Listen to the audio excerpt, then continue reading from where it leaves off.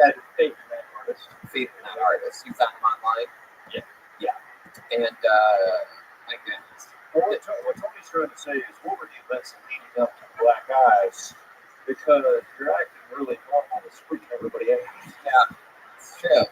You're acting like you don't have black eyes. Well, I saw people doing it online about 12 years ago, and I was like, I'm going to wait 10 years and see how it works out for everyone. And then, yeah, went for it.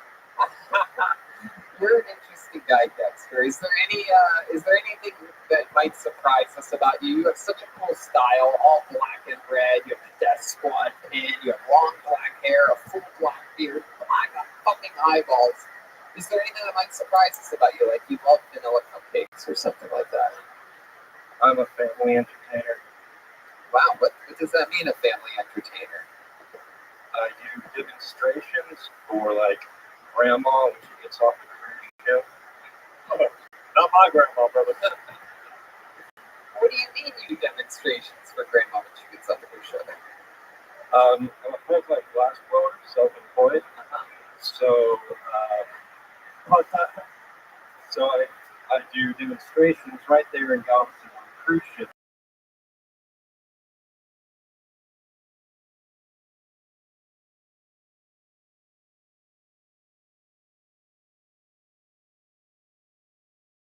So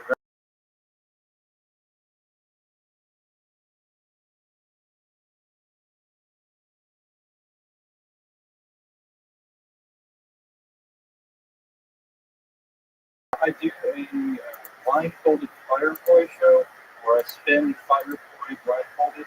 Oh my god. Well, man, I wish you would have brought some of that shit with you tonight. I'd let you spin fire. If he likes anime, then I just got weird guy bingo.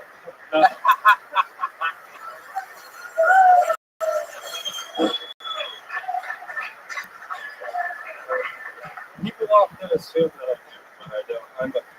I'm a patriot when it comes to animation. New York style, 1930s shit. Fucking love it. Oh, God. I have no idea what just happened there. I like Betty Boop. You like Betty Boop? There you go. There's a little something for you guys make go. What we're finding out is the audience has trouble laughing with me. That's it. Anything weird? Do you have like your butt tattooed white or something like that? No, I have an arm full of Melrose Garcia characters. I have the skeleton of Betty Boop over here. Wow.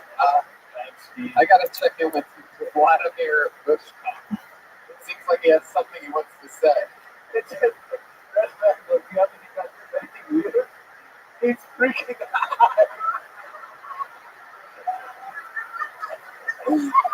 Vladimir, I have a pink skull tattoo. I guess we learned that when you turn 465, your mustache falls off out of nowhere. All right. Well, Dexter St. John. Dexter, by the way, Dexter flew in here on his own dime and stayed in Salt Lake City for the first time ever tonight, just to come here, just to be part of the show.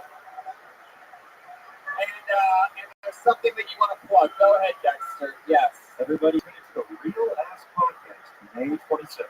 Yes, there you go. Yeah. One more time for Dexter St. John, everybody. Real Ass Podcast. Louis J. Gomez. Good friend Louis J. Gomez. I'm going to be hanging out with him at the end of June in New York City. What do you guys think? Back to the bucket we go, huh? Should we fucking do it? Should we find out who the fucking real killer here is in Salt Lake City? I thought he was going to say he had a Japanese tattoo that roughly translates to All right. Let's get back to someone that doesn't have black eyeballs. I guarantee you that. Put together for Brian Higgins, everyone. Everybody. Here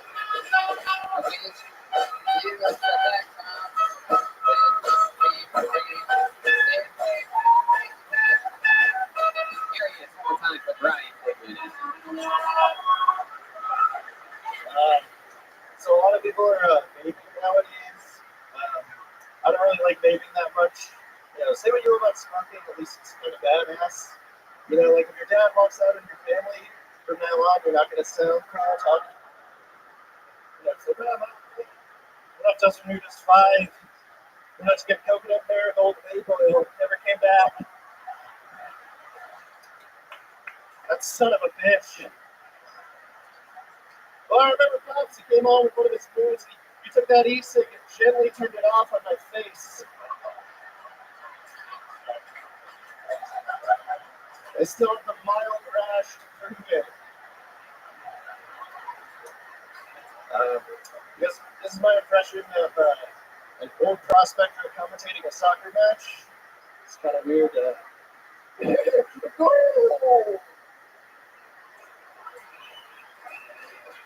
Wow, there you go. That's how it's done right there. Brian Higgins, you've been doing this a couple years, am I correct? Like 4.5. 4.5 years. Very fucking good. It shows. That's by far the crystal clear performance of the night right there. 4.5 years. All here in Salt Lake City? No, Connecticut, Boston. Well, I must heard of Connecticut. Cheshire, Connecticut. How did you fucking start in Connecticut? I did improv in college, and it was just a college of the drinks. Good for you, dude. Fucking. So, how do you go from Boston to? It seems like the common course would either be New York or Los Angeles. How do you end up in Salt Lake City? Well, I was kind of like super depressed in Boston and didn't do it that much. Right. Yeah. What's Boston? Yeah, Boston sucks. Super depressed because high school sweetheart cheated on you. No, you don't have to talk about it. But yeah, black basketball player, right? Yeah, it was Kyrie Irving. Yeah. But no, I moved back. You were just chemical depression, regular old. No, just like I graduated college and then just had a shitty retail job and then did like 2 open mics that did real bad, and then I was like, well, fuck. Yeah, let's get the fuck out of here. Yeah. And you clearly threw a dart on a map of America, and you're like, Salt Lake City it is. Yeah. It's like, what's wider than Connecticut? Yeah. You found it. What was the main reason stuff, you know? I moved out here to ski. You love skiing. I do, yeah. That's incredible. You do it a lot? Yeah. How long have you been here? Since last November. So 2017. Right. You have your own little place and everything? Yeah. I moved out here with that.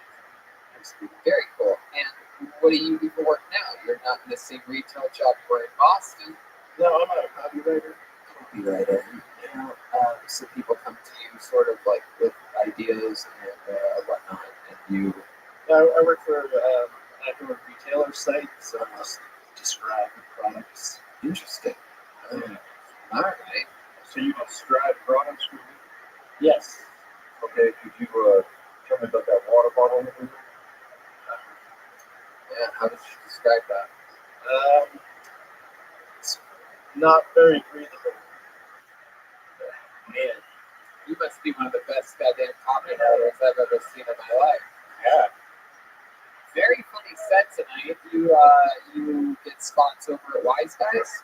Sometimes. Has Keith ever seen you before? Yeah. Keith there, right? Yeah, Keith. Yeah. He's a fucking awesome dude. Yeah, he really is. It's a great place. One of the best comedy clubs in the country. I go there at least once a year. Hell yeah, I heard there was just like our group. Yeah.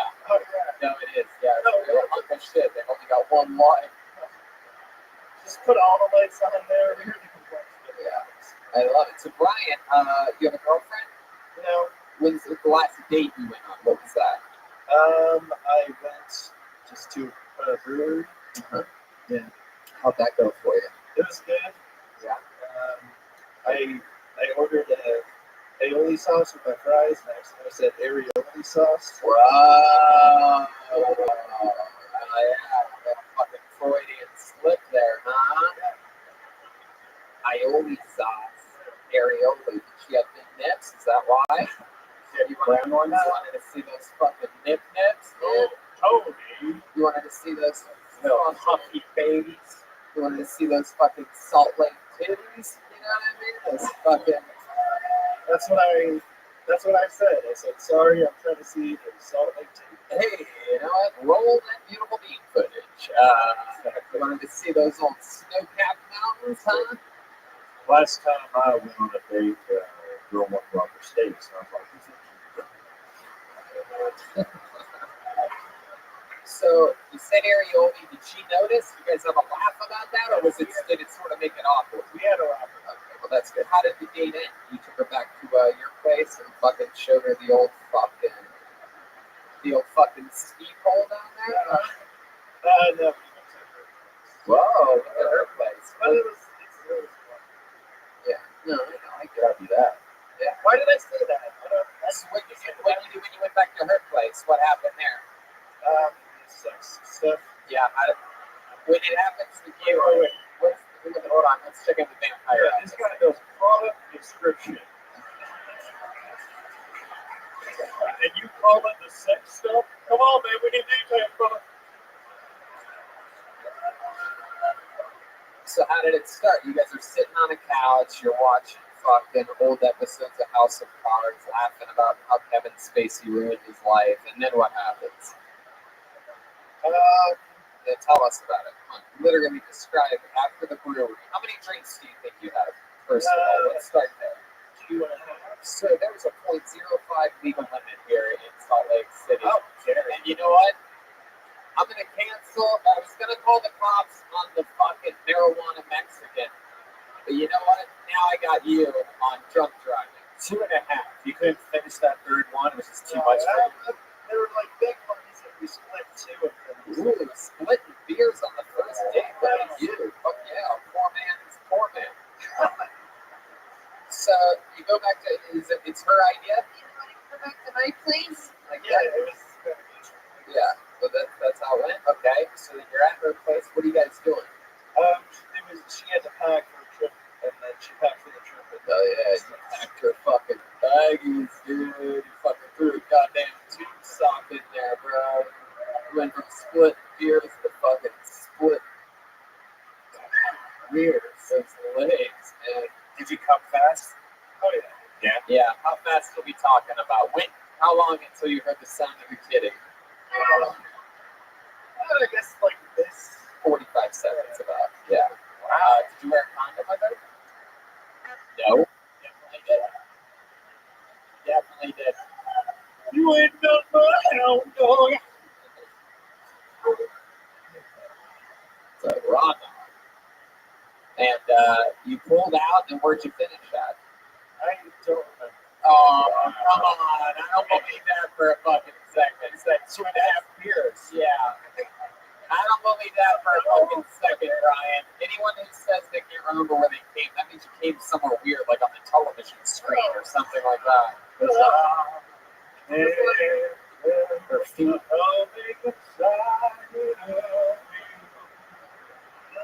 You think there's a chance you came inside of it? You're one of the newest baby makers here in Salt Lake City. I was trying to fit it. Aw. Well, Brian, I like you, man. You got a great goddamn set here tonight. Really, really fun. Great job. There he goes, Brian Higgins. Yeah.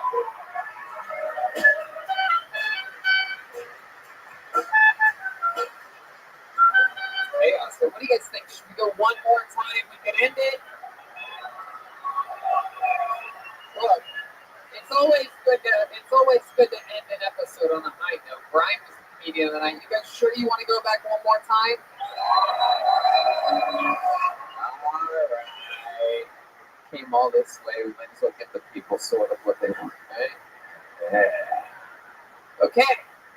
Ladies and gentlemen, the final comedian of the night goes by the name of Kevin Doughty. Kevin Doughty. Wow. The crowd goes crazy. Here comes Kevin. Oh, yeah. One more time for your final comedian of the night, Kevin Doughty, everybody. All right, I gotta tell you guys real quick why computers are gonna take over the world. I got my own theory about this.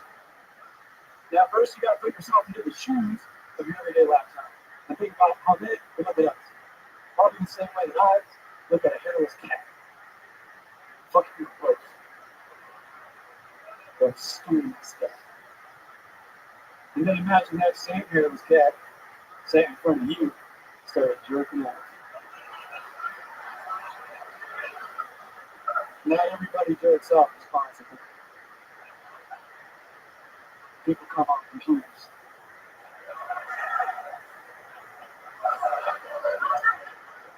Not all those computers survive. That's biological real quick. And the computers, by the future, we're going to look back to the computers of the past, and we're going to look at those laptops of today, their great ancestors. And all I'm saying is, how would you feel if someone came up with it?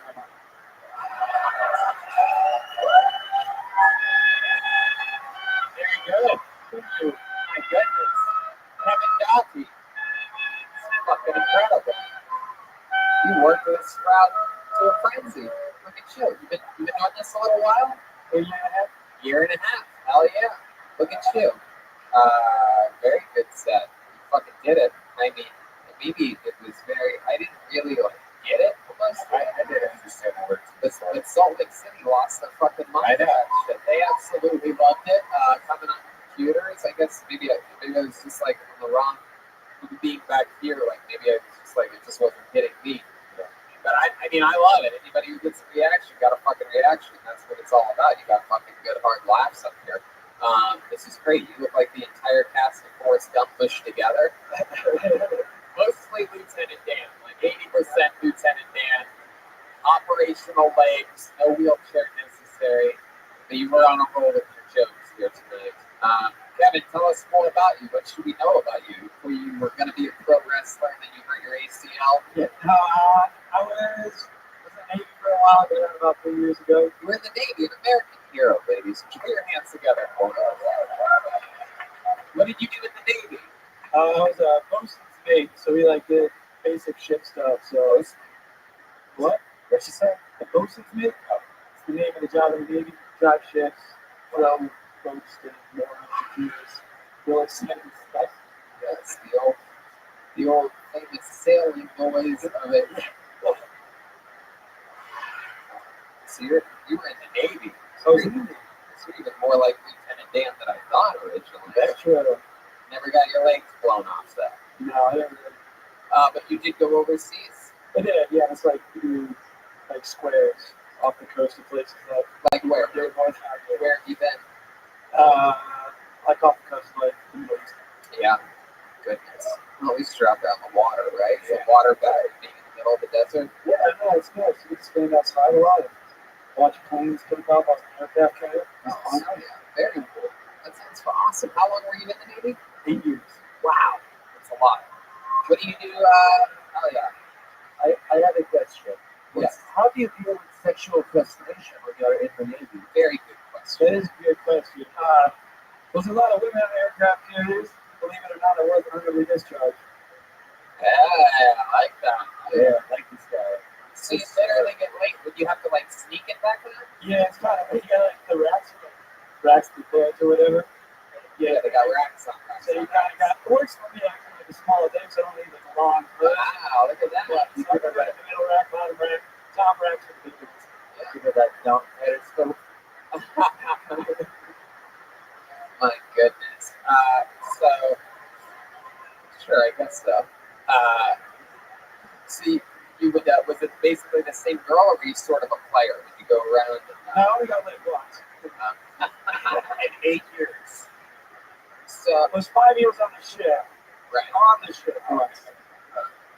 So what do you do now that you've been out of the Navy for a few years? Do a lot of traveling, do a lot of climbing and stuff. I work part-time. It's like a rock climbing guy in the summer, and he's milking that gyro. Wow, really? You're climbing a rock and someone on top's holding in shit?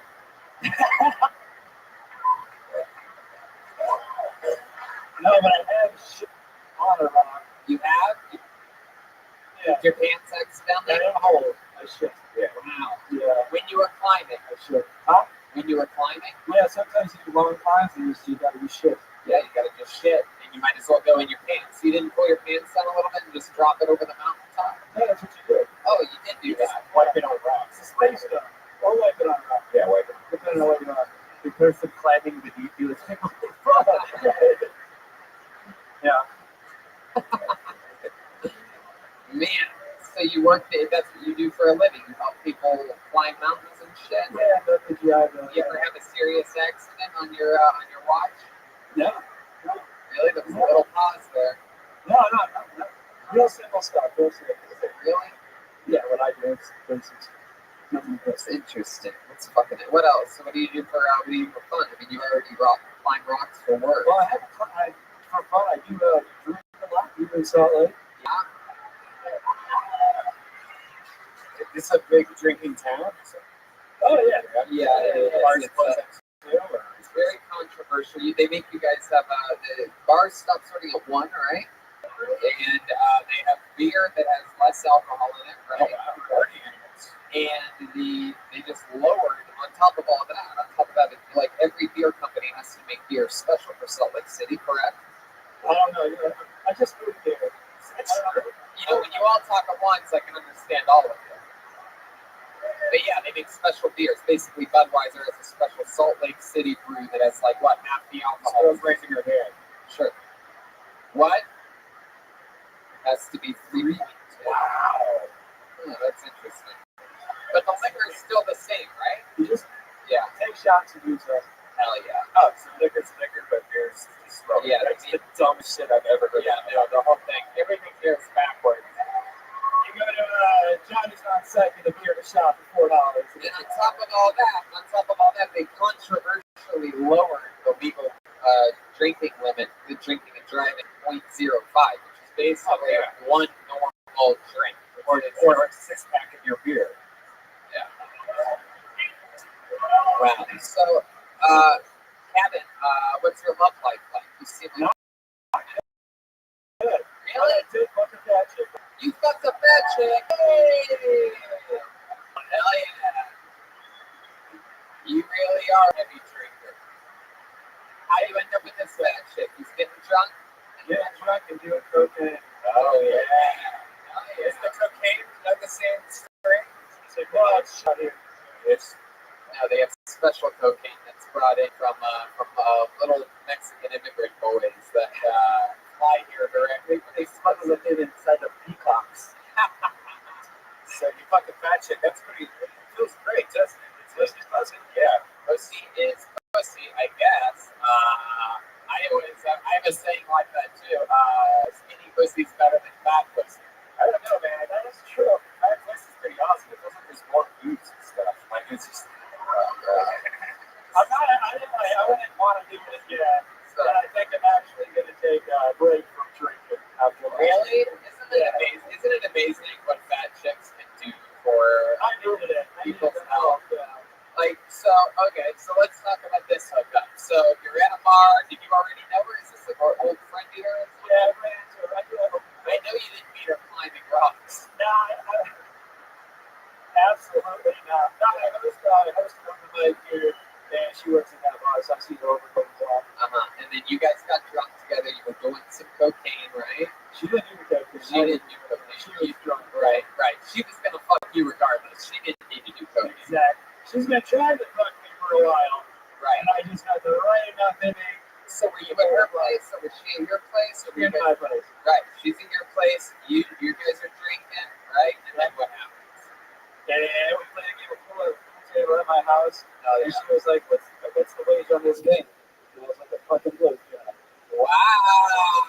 Love that. And then you beat the shit out of her in pool, right? Absolutely. And then you pulled your balls out of your pockets, and did she just blow you? She blew me. Started as a blow job, and then you're like, you know what? No, we did a blow job. We played another game or two. Woo! You had time to recharge and come again. Yeah. Oh, perfect. It was super. Like, good idea, man. Damn. That would have been so. What would have happened if she would have won the game of pool? I had to go down on her. Whoa! Then all of a sudden, the game starts and this Rocky's music hits. This is pure focus. Can't lose this fucking game.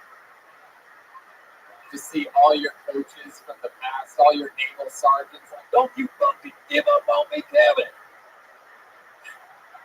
I will not let you drop down and eat this butcher's pussy. 8 years in the Middle East, you're going to have traumatic after all that you've seen 8 years in the Middle East, I will not let you eat this chick's pussy, Kevin. Save yourself, boy. Make that 8-ball. Put that one guy's eyeballs into the pocket. Woo! So you beat her in every game of pool, and then you fucked her. Yep. Now, did you sleep? Did she sleep over your place? That chicks are hard to get out. We all had it more ways than one. No, the night. Well, she stayed. We woke up the next morning and started drinking. She woke up the next morning and you guys started day drinking, and then what happened? Whoa! Damn! Yeah. Of course, she went up for seconds. My God. Fuck yeah. Well, you know what? We had a lot of fun with you tonight. I hope you get to fuck a fat chick again tonight. I hope not. Thank you, Tony. How about one more time for Kevin Gotti, ladies and gentlemen? And that's it. Anybody who wants a signed poster or pictures or whatever, a handshake or whatever you want, meet us in the front lobby in just a couple minutes. This has been the first ever Salt Lake City Kill Tony Live. We did it. Look at that. That's a goddamn standing ovation right there. That's respect. That's love. And that is how you get us to come back. How about one more time for the great and powerful Jeremiah Watkins, Vampire Illness. He's on social media. Jeremiah Stand Up. He's got Jeremiah Wonders. Reagan and Watkins, the new album coming out June 7th. You can pre-order it now. I pretty much just said everything. Is there anything else you want to say? Subscribe to my YouTube channel, youtube.com/Jeremiah. There you go. YouTube channel. Everybody's got one. How about one more time for Joel Jimenez? Join us on social media at Leslie Sorry. I'll bet you anything he's going to be at that Reagan Watkins pre-release party on June 6th at the Comedy Store. Album comes out June 7th. He's mostly sorry on social media. Anything else, Joel? Thanks for coming out. I think This was Joel's first time ever in Salt Lake City. I love Salt Lake City. I come back at least once a year every time to headline the amazing Wise Guys Comedy Club. I recognize a lot of your beautiful faces out in the audience.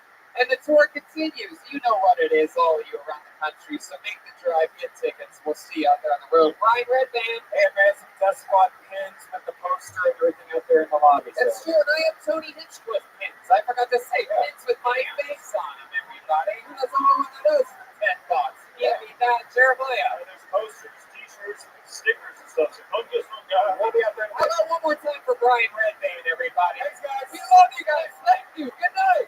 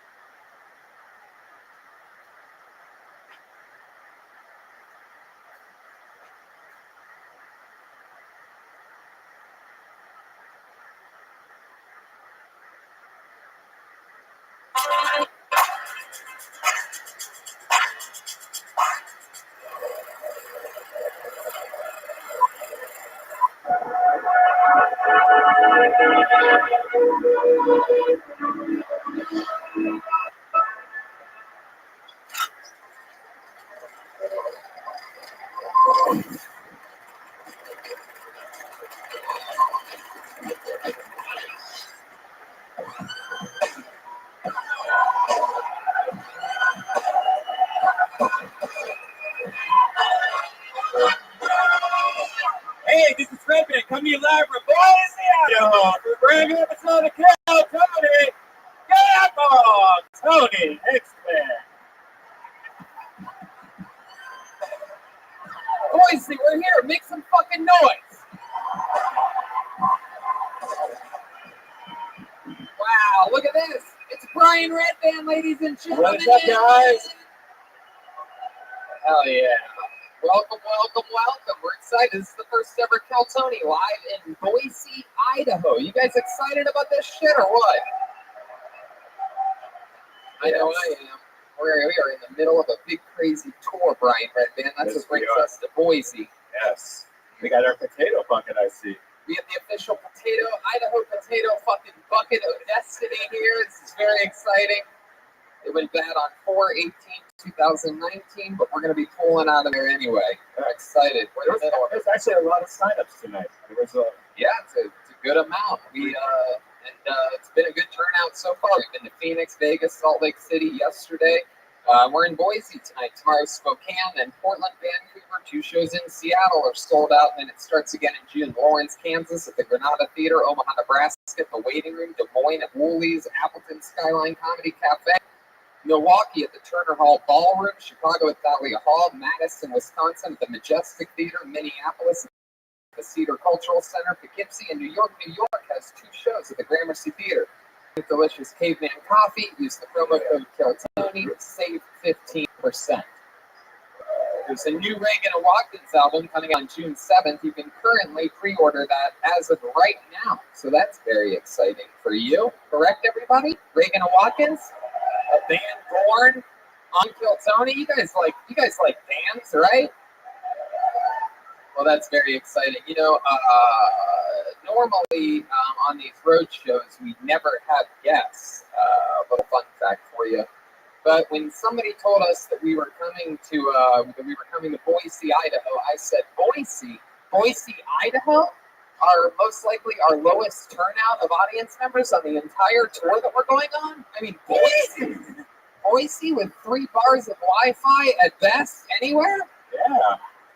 We're going there. I said we have to do something special for them. I feel like they deserve something special. So let it be known that as it looks, this is the only stop on the tour this entire week that we'll have a guest. Only you, Boise, get a guest. This guest is, if you're a fan of the show, he's one of your favorite guests that you've seen on the show. You know him from his amazing comedy specials. I mean, he's basically the granddaddy of live podcasting in front of a live audience. He has unbelievable TV shows, documentaries, and podcasts. You know him from Doug Loves Movies. You know him from Getting High with Doug. Boise, I present to you Doug Benson. You sons of bitches. Wow! Hey! Oh yeah! Because we got Doug. Because we got Doug. Because we got Doug.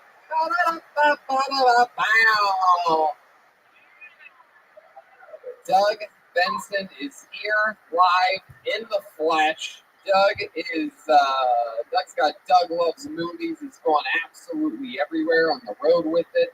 It's very exciting times. You are going to, lost my fucking notes. Look at that. Oh, I can say it. I'll be in Madison, Wisconsin on May 25th at Comedy on State. That is correct. Oh, Yeah. there it is. Yes. May 25th. DougLovesMovies.com. Touring everywhere. Yeah. Welcome back, Doug. This is It's so so cool. good to be here. I love Boise. Yeah, you literally. I don't want to blow your cover of being such a great guy, Doug, or get this audience any more on your side because they seem like they already love you. But let it be known that Doug came here because he looked at our tour schedule and literally wanted to stop into Boise, Idaho. He really does think it's an amazing city. Honestly, I still need a little more convincing. I don't really. I'm not that big of a Boise guy yet. No, It's way better than Salt Lake City, Utah. yeah, that is true. There you go. Fuck you, Salt Lake City, and your hundreds and hundreds more audience members that turn out. Well, that is true. Yes, that is. But we're happy to be here. Doug's here. I mean, it doesn't get much cozier than this for me when it comes to this show. Sitting, I got clowns to the left of me, jokers to the right. I think we're only missing one thing, and that's a band. Here on this show, we have what I like to call damn band in the land. Every single episode, they commit to being different characters. I never know what they're going to be. We never know what they're going to be anything. Maybe it's the return of some of our favorite band characters of all time. Maybe it's a brand new character. Boise. I would expect maybe, I don't know. Anything can happen. Let's see what happens all together, shall we? Ladies and gentlemen, I present to you one of the greatest things in all of comedy. It's the Kill Tony Band. Jeremiah Watkins and Drover Joel Jimenez. Let's see what's happening there. Wait, what? What is happening? Oh my goodness. Wow. We were in Salt Lake City yesterday, and I'm guessing these are a couple Mormon guys. Is this what's happening? What exactly can you help us out? Target employee? Hi, team leader of Target, Zane Roberts. How's everybody doing? Team This leader. is a serious job. The team leader of Target. That's fucking cool. That's great. All right. And what do we got back here? What is this little oh my God. I mean, you look like this is what Donald Trump looks like without the I don't know what you're missing there. This is something's going on. Do you want to hear my name or Yeah, what? yeah. I'm Thomas Alfonso. I work in the stockroom here. You're what? Thomas Alfonso. I work in the stockroom here at Target. Watch your tone, mister. Thomas Alfonso, and one more time, Zane Roberts. Zane Roberts. All right, Zane. Well, I'm excited. This is definitely the first time we've had Target employees on the show, correct? Am I correct about that? Yes. This is the debut of the. Then we have Doug Benson. We have Brian Redband. It's very exciting. This brings me back to the amazing Idaho potato bucket of destiny that we have here. A bunch of people signed up for the show to get the opportunity to do 60 seconds of stand up on this stage and then talk with all of us about your lives. Maybe we find out something that you want to talk about too. Maybe we find out something that you don't want to talk about. You just answer the questions honestly and we'll take care of the rest. You know your 60 seconds of stand up is up and you hear the sound of a kitten. Aw, isn't that adorable? Did you hear that? Let's hear it one more time. There you go. It's louder now. That means wrap it up then, or else you're going to bring out the angry West Hollywood bear. Oh, I mean the angry balcony bar bear. Is that the right reference? Balcony bar? Balcony bar? Yeah. The balcony bar. Yeah, there was another one also. Yes, the runner-up for that was the Lucky Dog Tavern. There's a couple gay guys that know what I'm talking about. You lucky dogs. The staircase is a perfect name for a gay bar, right? Just easy conversation starter. Hey, you come here often, you lucky dog? Just butt fucking immediately afterwards. All right. Anyway, there's a staircase right here down the middle. Don't try to get on the stage any other way. Take your time being safe coming up and down. That is a real cement floor. So take care of yourselves and one another. And you people at the bottom there, catch them if they fall. Please, this big soft guy right here, please. Just fall towards him. Yeah. All right, you guys ready to start this fucking thing? This is how it happens. We're live. For the first time ever in Boise. We got a balcony up there. Balcony, how are you guys doing? Wow, there's got to be at least 17 people up there. This is very exciting. It's the type of warm welcome we were hoping when I found out we got fucking Boise, baby. This is how it works. Okay, let's see what happens here. Put your hands together for Joshua Dickey. Exclusive? Yeah, Joshua Dickey. Here it comes.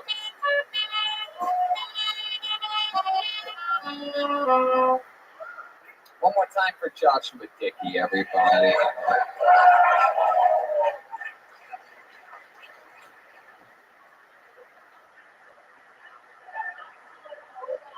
One more time for Joshua Dickey. Before we start this, let me remind you right now, There is no heckling from the audience from the comedian in 60 seconds. And one more time for Joshua Dicker.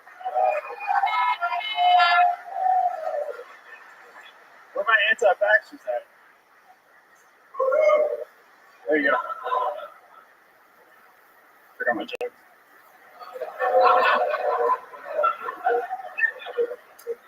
Where my dead kids at?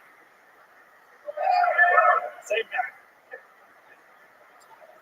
But I don't want to live in a world where black people are allowed to call each other N-words, but mentally handicapped can't call each other R-words. They get one word. Yeah. So I work in construction, and we got to turn our music down when it gets too vulgar, you know. But the framers one house down just blast drug cartel music. Nobody understands it. So that's all I got. Thank you.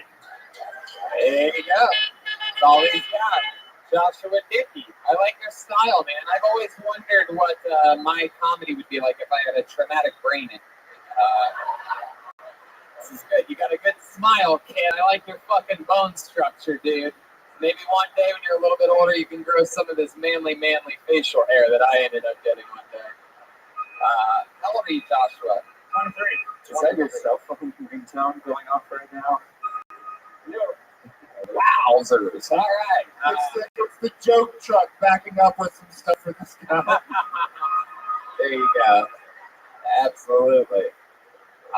So Joshua, let's talk about it. First time ever doing stand-up? Yeah. Hell yeah. There you go. Pop in your cherry. And you wrote it all out on that piece of loose leaf paper? Yep. Can I read it? Can I take a glimpse of I always feel that when somebody comes up with notes that I should get to examine the evidence, sort of like a judge in court. I mean, I got a bad memory too, obviously, but I mean, I think I could hold a minute of material in my head. Just the 1 minute. And they don't penalize you for going under. It's not Crayola. That's a good sign.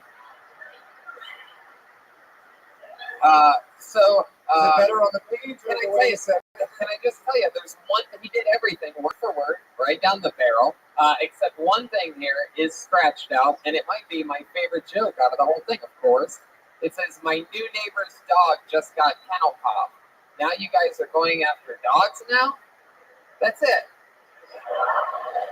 It's perfect. It's got it. Did Seinfeld write that one for you? I know people don't take their dogs to dog parks anymore. Because of the anti-vaxxers. That's gotta be, right? Wait, dogs can get measles? I don't know. I don't get it. Wow. So Joshua, your first time doing stand-up, how old are you? 23 fucking years old. That's great. And you work in construction? Yeah. What do you do? The paperwork? Yes. I'd rather do the work, actually. How would you get Adi?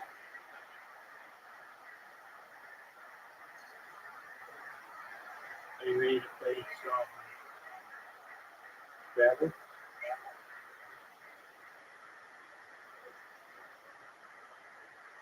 Okie dokie. There's a new film coming out tonight, which may not seem as exciting to you. I do quite enjoy it. The new ones have pretty big guest stars. Not anybody. Giant. Pretty big. Alright. Here. Yeah, it starts with you know you're gonna meet me one of these days, and that day may be today.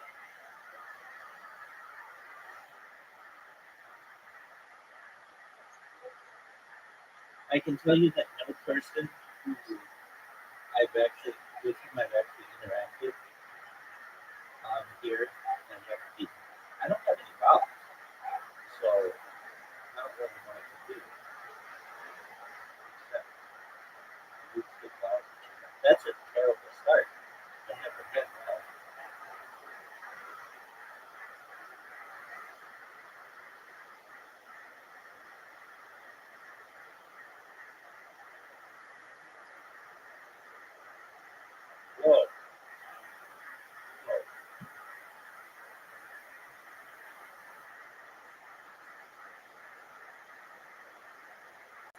startup like that. I feel like.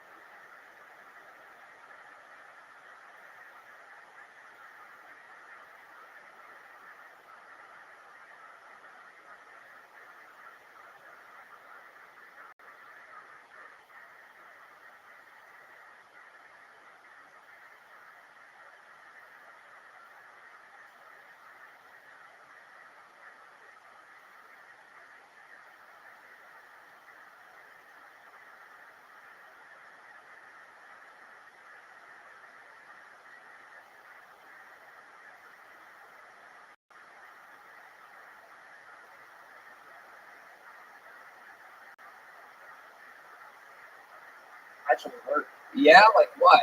Back-breaking work? What is that for you? Getting out of the car? Getting off the phone books that you sit on? How many women do you yell at during a day while you're working as they walk by innocently? I might yell at the guys at work. Oh, yeah? You're not cat calling? You're dog calling? No. Lucky dog? Did you say you're hollering? I'm confused. You said you're hollering at guys while you're at work? What does that mean? Get them to work. Getting them to work? You're like a supervisor there? Getting there. Really? How are you moving up the chain so fast at 23 years old? Well, Whoa. for plumbing, you gotta take 4 years of school. You gotta get so many thousands of on-the-job hours. You gotta get your journeyman exam, which is 2 exams. I'm on my way there, so Hell yeah. just got done with the 4th. You wear a hard hat while you're at work? No, I can tell. A few beams have definitely fallen. Okay. Good luck with your journey, man.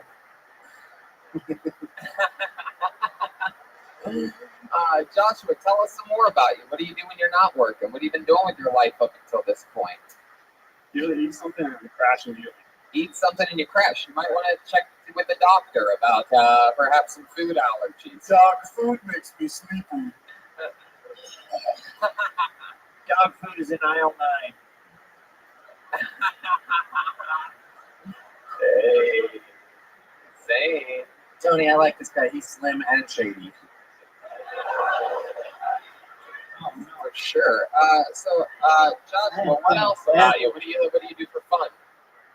You love yourself in music. The moment you own it, you better never let it go. Hey, make them earn it, you fucking weirdos.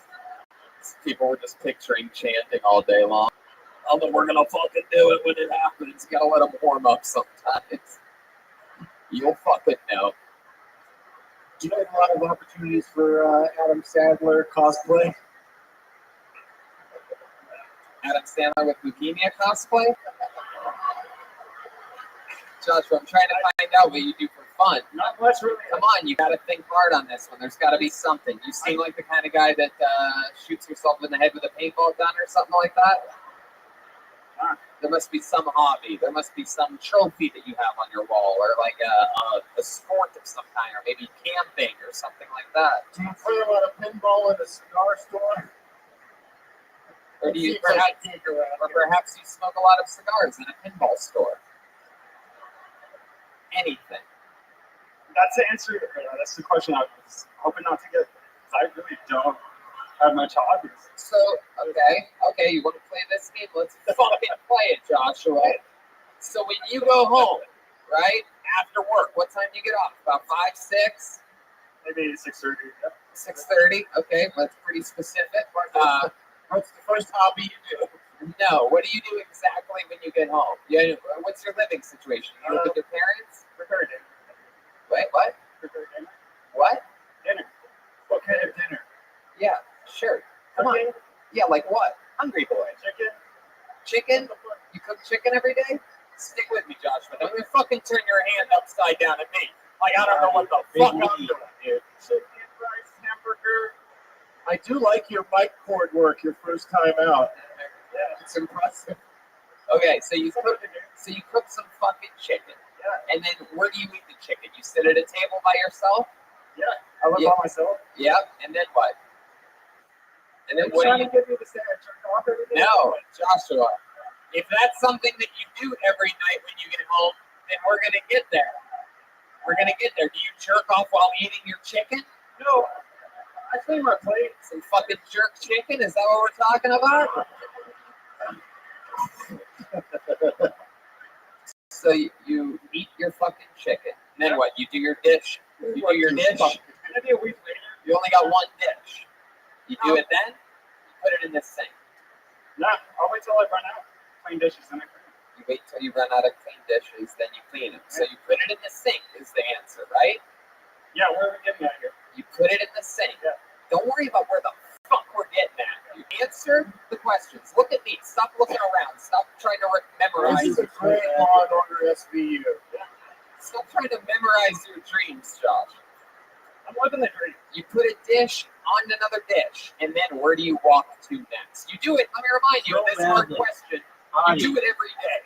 I sit down. Where? Crash in my life. Back at the table? I don't have a table. So you have a TV tray that you eat on. I You got eat your large chicken. chicken. Bar stool. I'm 30 getting to the road. I'm eating, but Yeah, I'm and then 30 what? getting And to then the what do road. you do? oh, I'm on Green YouTube Music a lot, like podcast app. Okie dokie. What are you expecting? I'm 23. Are you good at cooking Expecting chicken? something interesting? Or... Are you good at cooking? No. No? You just make yourself shit chicken? You jerk off on it? Maybe after I eat it. Because I was going to say that could be a hobby, the cooking, but he's not even This guy doesn't seem like he enjoys a fucking thing in the world. He just likes telling people what the fuck to do. When was your last girlfriend? Have you had a relationship lately? Like 2 years. 2 years. Why did it end?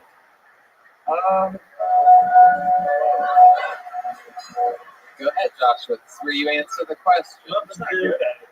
Not good at what? At keeping a relationship. Yeah, I don't really get out much. She got sick of chicken. Yeah.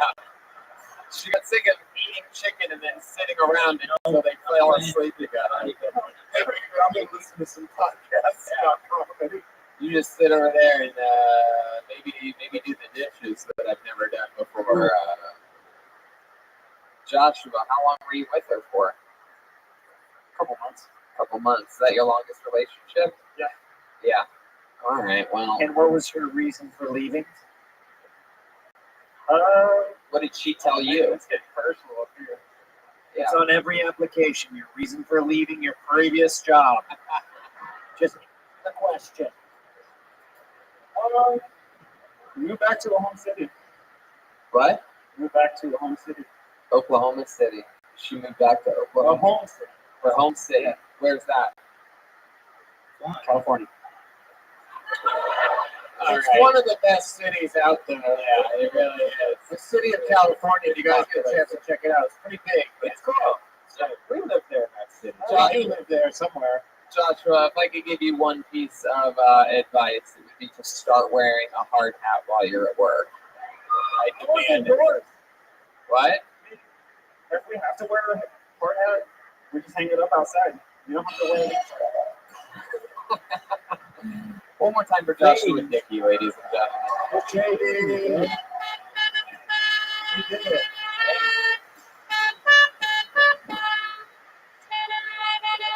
Yeah, there you go. For construction work, you really had a hard time pulling out a microphone out of a little clip.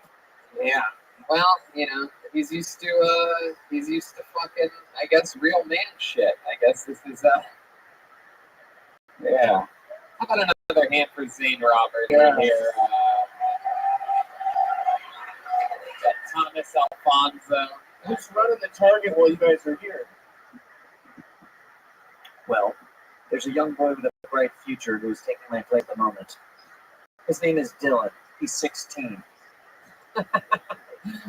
Wow. He's my apprentice. If he follows everything that I say, he could be me someday. You see this wedding ring on my finger? I'm not married. All right, I'm glad I asked. I'm married to Target 24/7. You got a problem with that? Meet me in the parking lot. Then what? Will I blow you? I don't know. I pulled a name out of the bucket. You guys having fun out there yet, huh? All right. Let's keep it moving along. Bring your hands together for Pedro de Paz. Pedro de Paz. Here he comes. Okay, my name's not really Pedro, but I thought I would just put something original for the first time. So can I go? Okay, guys, one of the things I want to say is it's hard to acclimate to this country because I heard about this dating app. It's called Blind Her. Dude, the pictures I've been getting are fucked up. That's how I met Josh. It's crazy. And then I tried out for the Olympics. Hey, bro, they disqualified me. They said I had an unfair advantage. I already made it over here. That's fucked up. It's bad. It's bad. Okay, let's go into another situation I had. They say this is a land of equal opportunity and it's fair for everybody. But has anybody been to that bathroom? The fucking urinal's like this high, bro. My balls are frozen right now. But the guy that was looking at me, I told him, hey, dude, it's cold. Trust me, it's much bigger when it's hot. You know what I'm saying? But, okay. Let's see. Uh-oh, here we go. There he is, Pedro. You did it, buddy. First time? For what? Exactly, that's exactly right. I told the priest I've been here many times. Be gentle. Wow, that's how that joke would have gone had you done it. But I guess you did do it. I'm glad you're up here. It's the first time we've had Mexican Joe Pesci on the show. I'm pretty pumped. Hey, bro, you know what's fucked up? When I was outside, they were asking me for my autograph, and I thought they saw me from Training Day, but it's actually the Willy Wonka chocolate factory. Wow, that's how that joke would have gone. I don't get it. Thank goodness you took these things out of your set. All right. Yeah, Pedro, let's slow it down a little bit. So first time doing stand-up comedy tonight? Heck yeah, there you go. First time, see? Trying to get them to like you a little bit here. Very smooth for first time. For sure. Got the smooth. But that's just his head. That's how we blend in, bro. Heck yeah. That's how we take your job. Wow. Jesus. Hey, wait a second. I'm all right with you. God. That's because I cut his grass at a discount. All right. Hey, nobody cuts my grass. That's right. I keep all of my grass. Zane Roberts. Yes, this is like if Pedro from Napoleon Dynamite never got elected class president. Hey, bro, but you know what? I still got a backup plan. I'm on Fupa Hunters. You're on what? Fupa Hunters. That upper pussy area, we all know what it is. Wow. Surprise, bro. All right. Very good. Clean up the pussy area. I like your Don't you keep up with it, dude. You're going to get a job real soon. In the parking lot. But I still want to meet you outside. Wow. All right. Easy, Angry Annie Bravo. I was hoping the push-ups at Target were really good. 0 for 7. This is incredible. You're you're like reverse. You're Scott Ryan, see, he lays them up there with confidence. He tries. Yeah. Well, how did I make it across the border if I wasn't confident, bro? Because you're a Mexican cheating. Oh, shit. I can't give you wishes, but I can give you something else. I don't know. No one knows what you're talking He's got a about. response to everything, but it never adds up. It's so weird. It's like the worst. How did I get across the Mexican border to get to the other side? No, that would be fun. I know. I accidentally. You fucking pushed it up. I was accidentally funnier than anything you said. Trying to be unfunny, and I can't even pull it off with you. Hey, let me tell you this, bro. When they told us they were building a wall, you know what I thought? Hey, I'm gonna finally get to work out those blues. Like, why? Why did you do that? Why would you? What's the connection? What are you doing? Reverse? What are you think you're gonna jump over the wall? What's happening? Dude, I'm like, joke's on you, Trump. I'm gonna fucking work out my glutes, dude. I'm gonna be so fit when I get into your country. but only my glutes. I could be working on everything, but I'm gonna focus on the glutes. Hey, bro, I can't tell you why, because then they'll know, and then I won't make it. It's like a Mexican fortune cookie. At this point, I'm pretty sure you can say the funniest thing in the world, and we're all gonna hold strong. Pretty much. I've never seen anything like this before. Tony, can I try to do one you asked me like I'm your owner? Okay. Oh, that's fun. Okay, Pedro number 2. Pedro, so tell me, what have you been doing with your life up until shit, we got a new boss for people. Wow, Pedro 1, worst thing you could have done is interrupt this part of the segment. You're digging yourself a deeper hole, but of course Mexican guys love doing that. So, whoops, oops, I did it again. All right, we're gonna just talk with Joel for a second here, Pedro. You just relax with that microphone. All right, Pedro number 2. What have you been doing with your life up until this point? Well, just doing it, and that's it, All right. How about you, Pedro number 1? What do you do for work? My work's kind of shitty. I'm a plumber.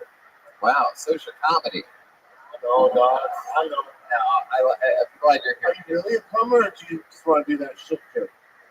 No, I'm really a plumber. As a matter of fact, I'm a Josh Dickey's boss.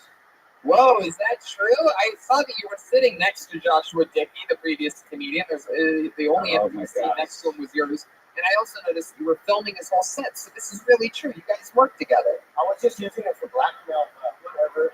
I think in your case it would be brown mail. But Were you the guy who heckled him? Did you heckle him? I wasn't, Did you say you look like my parole officer when you went on? Because that also doesn't make sense. You never make sense. it's true. This guy's I'll like, tell you what, he does look like my parole officer, but only when his pants are down. Why? Why would he? You just do it immediately after I pointed it out. what the fuck? But the real question there would be, why would you even know what Joshua Dickey's dick would look like? Why did you suck your own employee's dick? The parole officer I would get, but why would you know what Joshua's dick looks like? Unless you know one of Joshua's hobbies is him sucking his dick. Yeah, you definitely shouldn't. Finally got one. You definitely shouldn't be inspecting his plumbing. What can I say? I lay pipe for a living. He's always got one. Oh my god. Yes, He's he does. always ready and then fails. He responds in the beats of someone that has something.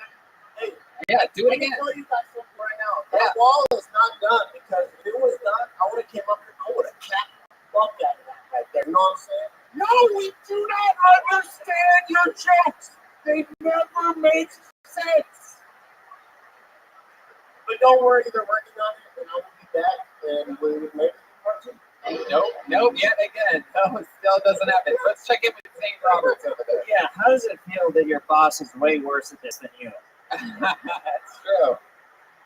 Pedro, so you're the boss over there. It's your first time doing stand-up. What do you like to do? You saw how your employee Joshua basically does. He eats chicken and falls asleep. Is there anything that you do off stage when you're not working that's fun, that gives you some relaxation, or that you find some joy in? Yeah, actually, I mow yards. I start at $20 an hour. If anybody's interested, hit me up in the back when this is all done. I'll get you a discount. You really did a thing with the cord like you just said a joke. That was more like you really want to mow their lawns. I do. But you really do, right? Like, I believe you. That didn't seem like a joke to me. Do you not mow lawns? You know what it is, bro? I haven't had hair in so long that it almost feels like I got just want to like dance around a little bit. Hey, one guy's clapping at that. He might be on mushrooms. You don't know. You can never really count on one guy losing the mind.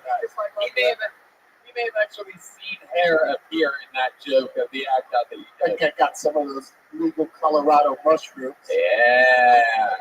Sneaking them over the Rockies. You're just like all the other white guys at the construction sites. They were asking for drugs, and I did put them on. Okay, that felt real at least. That felt real. It wasn't funny, but it was. Seems like a true story. So I'm ordering a MAGA hat right now. All right, Pedro. Well, you had your first time up there. You gave it a shot. I love your confidence.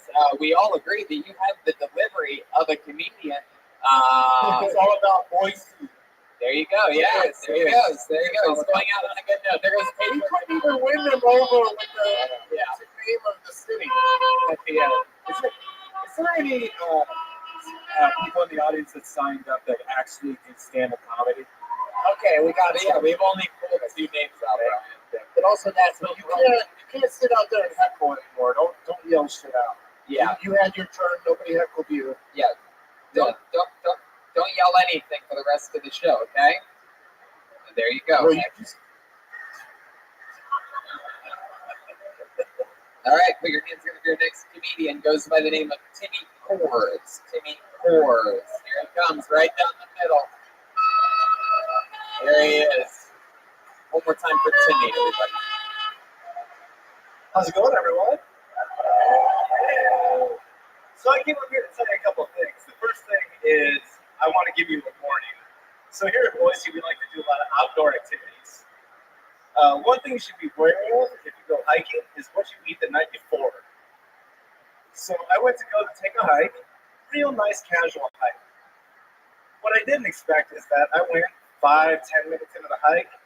I went to let out, a little something. It was not that. It was more than that. It was a little surprise that ruined my entire day.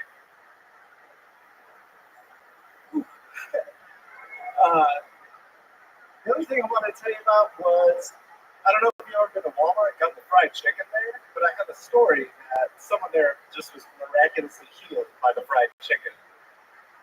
We were walking in, and this woman and her daughter came in. They dumped on these rascal scooters, immediately went to the deli, got fried chicken, and I saw them later in the store, and I saw the struggle. Go ahead. I saw the struggle, and she looked up and looked at the shelf, and she reached up to the top shelf, stood up, and I said, holy shit, it's a fucking miracle. I need some of that chicken.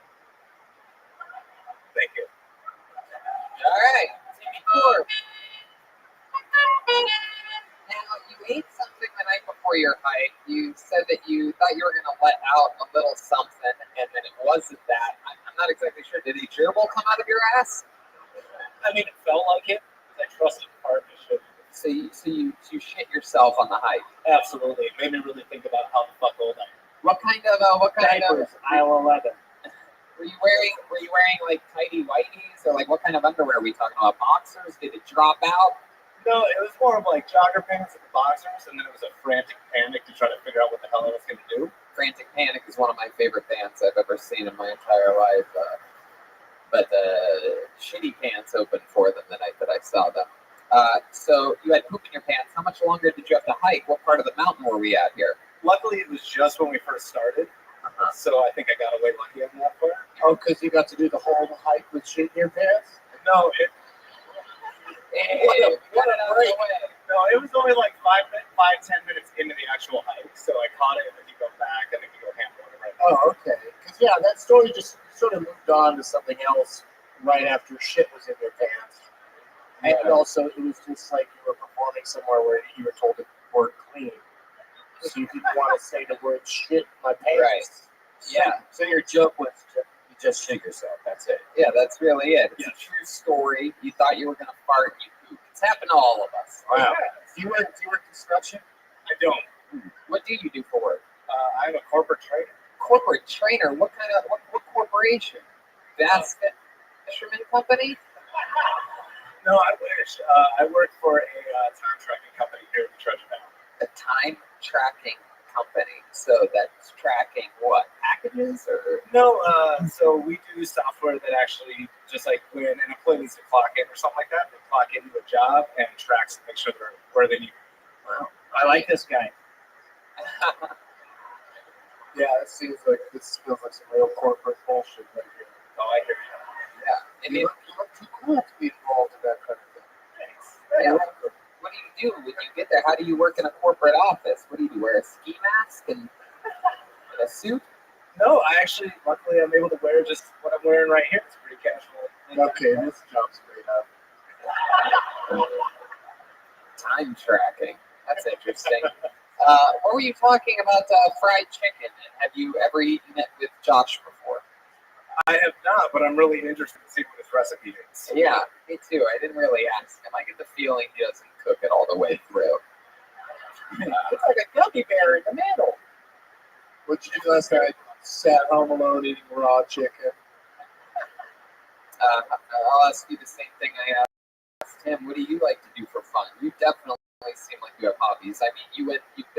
you know, in fact, you've been on one more hike than Joshua ever has. Yeah, that's factual. That's factual. What your hobby is? Yeah, of course. Building birdhouses. That's a good No, guess. that's a really good guess. Is It's it? not that handy. What is it? One of my favorite hobbies is I like doing like stand-up paddleboarding, or I like breaking clay pigeons and doing sporting clicks with my shotgun. Wow. Shotgun. It's a very Idaho thing. Yeah, no, I can tell. You ever shoot a potato before? I never have. That's the, if you do that, you become governor of Idaho. Is that how it works? Yeah, you have to shoot a potato with a shotgun, or else you don't have a chance. Welcome to Game of Thrones, Idaho, bitch. You gotta shoot it right in the eye. Target it.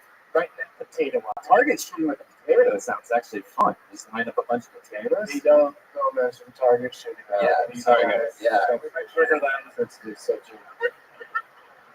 You guys don't sell potatoes, do you? Target shooting. We used to. Before the incident. The target shooting? Okay.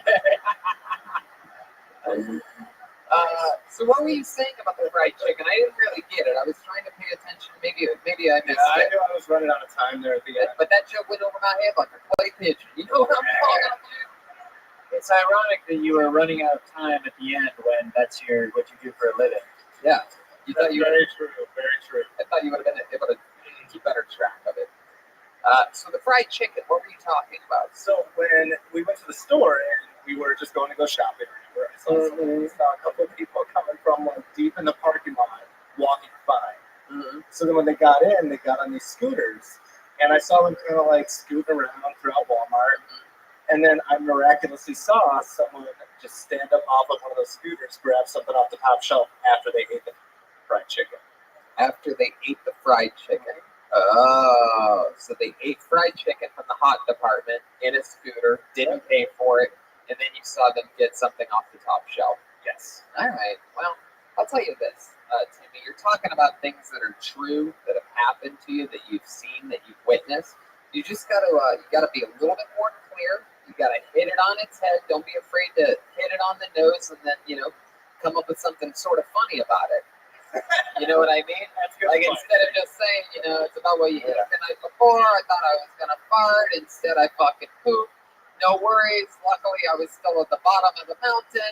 I had to go change my underwear, and then I went back up, and I accomplished my goal of shitting myself twice. See, that's not it, but you have to put something at the end. I think we should go to the poop master himself, Brian Redband. Yes, let's go to the poop meister. Yeah, could you punch this up? Yeah. Absolutely. You know, chickens, a lot of times when you eat chicken, there's actually poop in the chicken I did not. at Walmart. It's like, It's a Walmart thing. it's a Walmart thing. Everybody The does people it. that make it there never wipe their ass. They'll have the food there. They did a study on Dateline, like 80% of the food from Walmart had shit in it. Hold on, let me just find my bucket list here. Walmart sponsorship gone forever. There it goes. You really wanted that. I know, you're so proud that we lost it. Who needs Walmart when you have Target? Oh, that's right. Hey, look at that. It's teamwork up here. All right, Timmy. Well, was this your first time doing stand-up? It was. Look at that. First time. All three first-timers. There we go. Timmy, I like your style, dude. You think this is something you're going to do again? I would love to keep pursuing it. Well, there you go. Start going to fucking open mics. Get your shit together, all right? Sounds good. There he goes. Thank you so Timmy much. Chorus, everybody. Balls to sign up, telling true stories. Those first three guys combined, if they took each of their, strengths, you'd almost have a comedian. 100%. Or a joke. His honesty with Pedro's performance and beats, and with a little bit of Joshua's Sweetness. yeah, Joshua.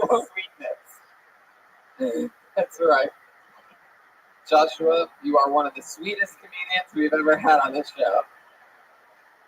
All right, let's see what happens next. Put your hands together for the one, the only Brandon Brewer, everybody. Brandon Brewer here. At least at the beginning, I think we have to think of it not different. I don't want to sound cocky because I am very cocky, but I'm not. I want somebody. I think you might be the one. You want to play again?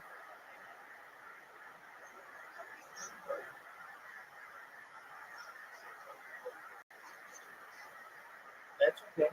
And I know that you want to make sure that the confidence remains high. So you just don't want to be. Because if not, then I'm not upset. So you're a very good friend. Okay. And before we do this,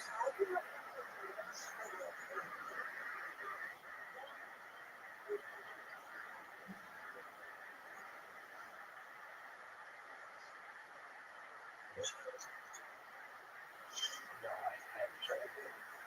I'm going to turn on the Nintendo token and we'll play again. But before so, how would you do?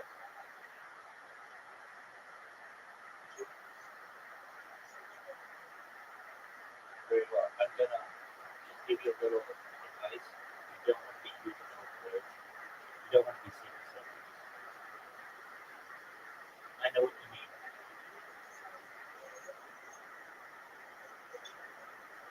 Yeah, you just don't. You don't. You yeah, just don't. You just don't want to be obsessed with everything. Your day was lame. You know, that's what it is.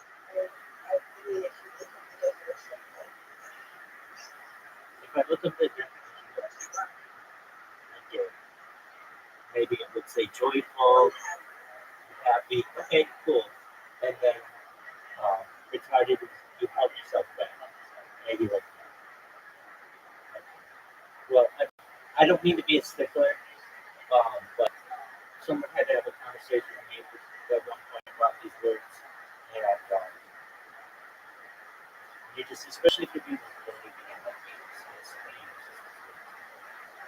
because this is going to go better. You want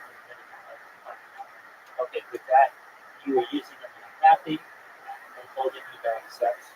That's absolutely fine. I am now going to put on the new Kill Tony, which I love. I didn't originally love this show.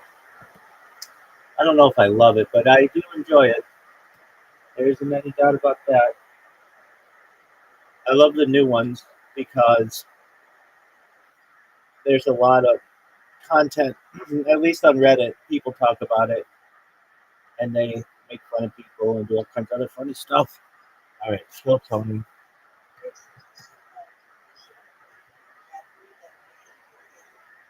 Now um you can say whatever you want.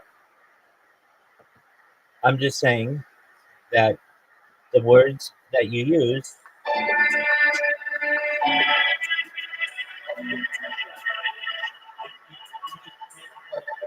describe it. And maybe you do, but I know that's not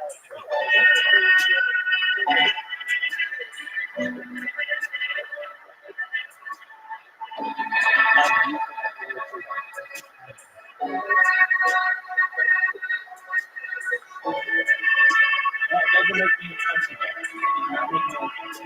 I just know that I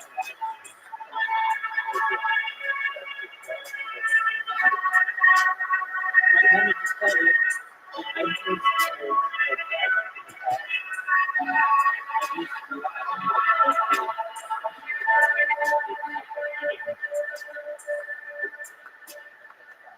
we have 4 seconds.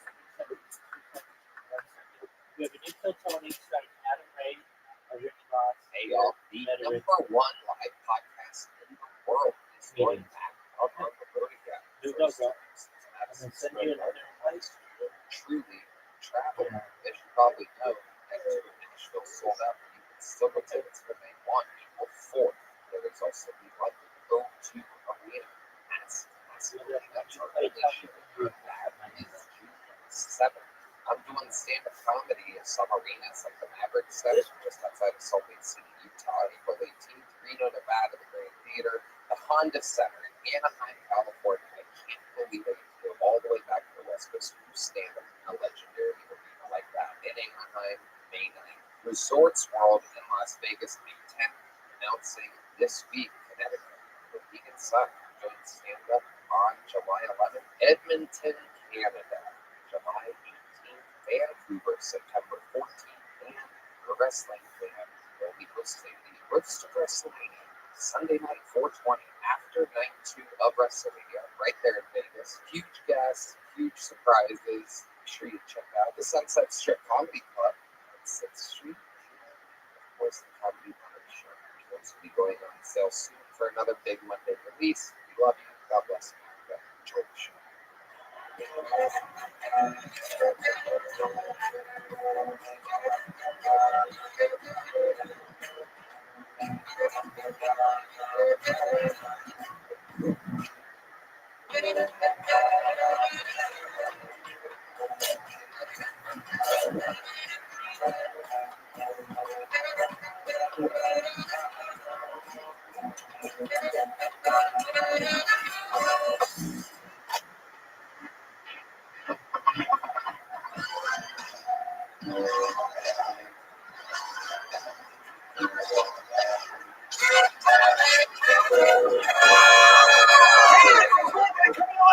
Comedy Mothership here in Austin, Texas. We're bringing up the I can't Tony. Give it up for Tony.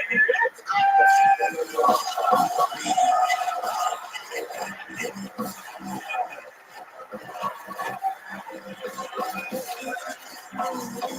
It's ready for the best fucking night of their lives tonight.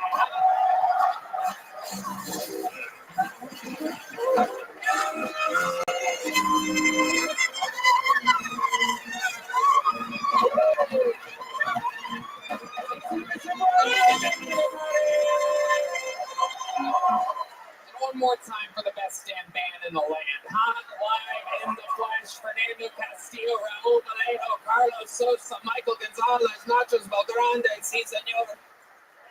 That's Big Mike on the drums. Huge. It's a little bit bigger every single week. He's growing like a chia pet. Matt Mueling on the electric guitar, ladies and gentlemen. Drum D's on the keys.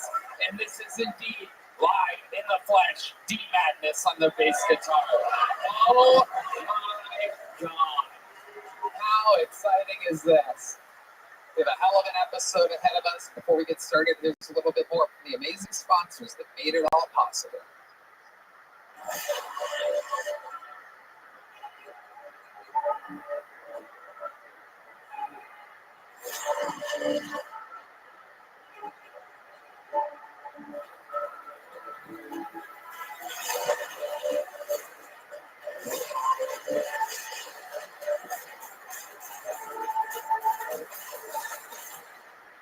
You guys ready to start the fucking show or what?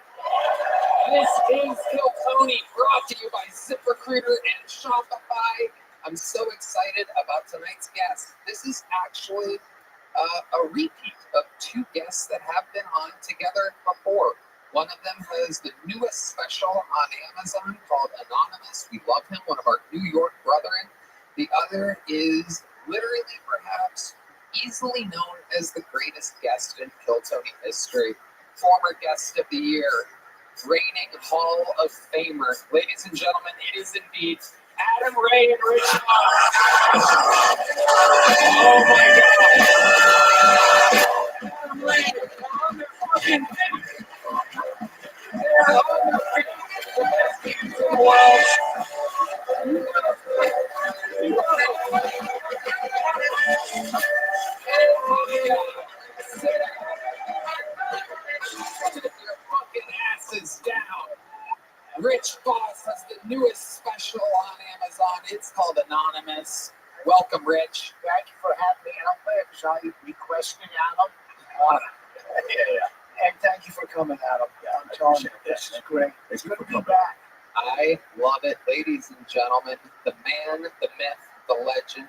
A lot of people mention his name when they're on this show. Where do I even begin? The great Tony Caruso's favorite comedian.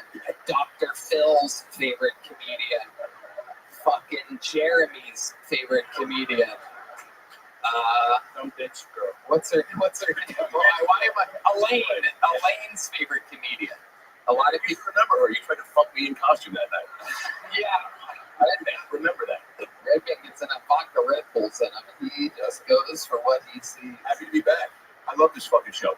Dude, for the sake We love and my wife, who loves this show, is seeing it live for the first time. And I give it up for her. She's fucking here. a very bad. We love her. Not gay. And my wife is home fucking somebody else. Even going for Rich Ross, that's a big deal. You let somebody step in. And I will not wait another moment before saying that Adam Ray just launched a 40-city plus comedy tour. AdamRayComedy.com. The man is fucking thriving. Me, got one of his film going. Dr. Phil is on tour. You can get those tickets at AdamRayComedy.com. All of these shows are unbelievable. Adam and I were door guys together at the Comedy Store 17 and a half fucking years ago. Just me, what were you saying? I was going over auditions that I wasn't going to book. I'm like, Tony, I got 2 lines as the waiter. Does this sound good? Yeah, food. Tony's like, you're not going to get it. You should quit and move to Austin. We sucked. But god damn it, we kept fucking working and nonstop every single night, having fun, cracking each other up, and fucking we believed in Joe Rogan. That's right. Thank God for him. That is correct. That's all it takes. A work ethic, a hope, a dream, and Joe Rogan. And I'm still a doorman. Yeah. 282 comedians signed up for the opportunity to be in this bucket. Absolutely anything can happen. We're going to let this young librarian pull the first name front row. Congratulations. And here it is. We're going to go wrangle that first comedian that is out of the bucket. But while that happens, just a reminder, if you don't know, they get 60 seconds. You know their time is up on the other side of the kitten. And they have to wrap it up, and also bring out the angry Miss Hollywood Bear. And then I interview them, and we find out more about them. These people out of the bucket have no idea that they're going on stage until just minutes before. But I do have a few regulars and special treats on tonight's lineup, and we will start this one with a bang. It is as big of a bang as it gets. Ladies and gentlemen, starting tonight's show, your first minute is indeed another Kill Tony Hall of Famer. He is indeed the record holder for all-time appearances on this show. Some people call him the Vanilla Gorilla, some the Memphis Strangler, some people call him the Big Red Machine. This is William Montgomery.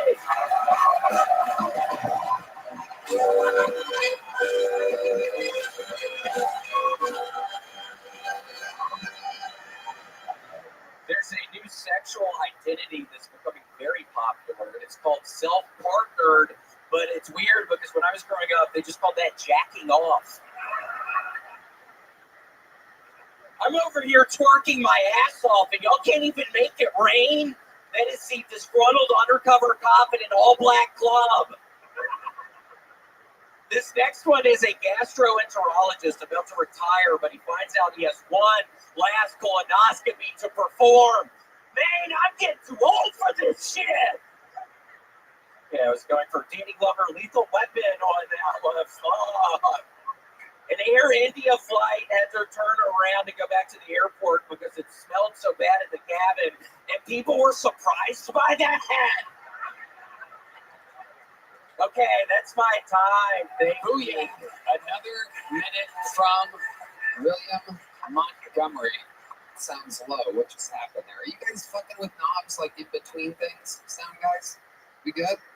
I mean, seriously, he's fucking with the knob! I don't know why you would turn me down and then you're like, I'm going up first and I don't fuck with the knobs! You know, keep me up. You guys are. I gotta do this shit right now, dumbass! Keep my volume up. Tommy, even earlier than I'm Keep it up. They yell at them some more, brother. Yeah, I mean, seriously, don't fuck it up. This is a big thing. Your wife is watching for the first time. You'll fuck this up. Can you do it once as Danny Glover? Hey, what y'all doing with the sound back there? So Wow. For a second there, I closed my eyes and I thought Danny Glover was here. It's absolutely incredible. I had no idea you were a master of impressions. What other impressions can you do? Oh, what do you mean, Tony? Yikes. Leave it in, Yoni. Filipino. Oh, hello. Do you want to French fried rice. French fried rice, yes. A very popular treat in Filipino culture. What else do you got? That's still Danny Glover, by the way. Yeah. Tony. Okay. Who was that? I was going for like Antonio Banderas or something. Oh yeah. Tony, where's my horse, man? That wasn't as good. That's a spot. I'm doing an impression of a guy that uses air conditioner. What the fuck is that supposed to mean? Oh, because I don't have air? If that thing was any drier, it'd be my wife's pussy. You roasted you, him, and your wife at the same time. She's not here. That's a triple threat. That is absolutely incredible. That's like French fried rice or something like that. William, how's this week treating you? It's wonderful. I'm up to 80,000 meters with the road machine, Tony. I am not stopping. I'm doing it every day. I'm doing 10,000 fucking meters a day. Nobody's going to stop me doing this. Wow. I'm feeling as strong as ever. I went to the fucking doctor last week. My blood pressure was okay. Those giant blood pressure. What was it at? I think it was 150 over 140 or something. What is it? Is that good? It's good. It's great. It's all good. That's some of the best blood pressure I've ever heard. Yeah, that is incredible. 150 over 140. Absolutely amazing. Wait, hold on. So your wife's pussy is really that dry? I don't know. I haven't seen it in 2 years.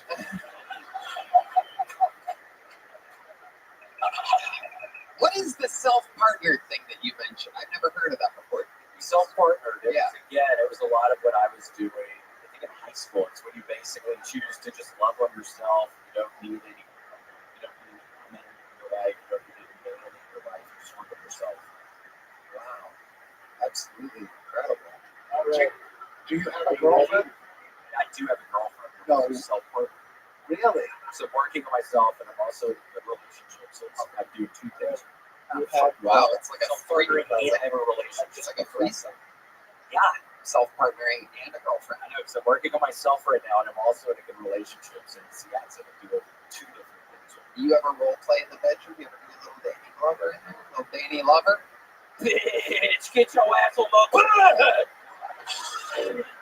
No, that's so good. Does she ever think she's having sex with a scallop? With a It's just because of how I look. scallop? No pigment. Yeah.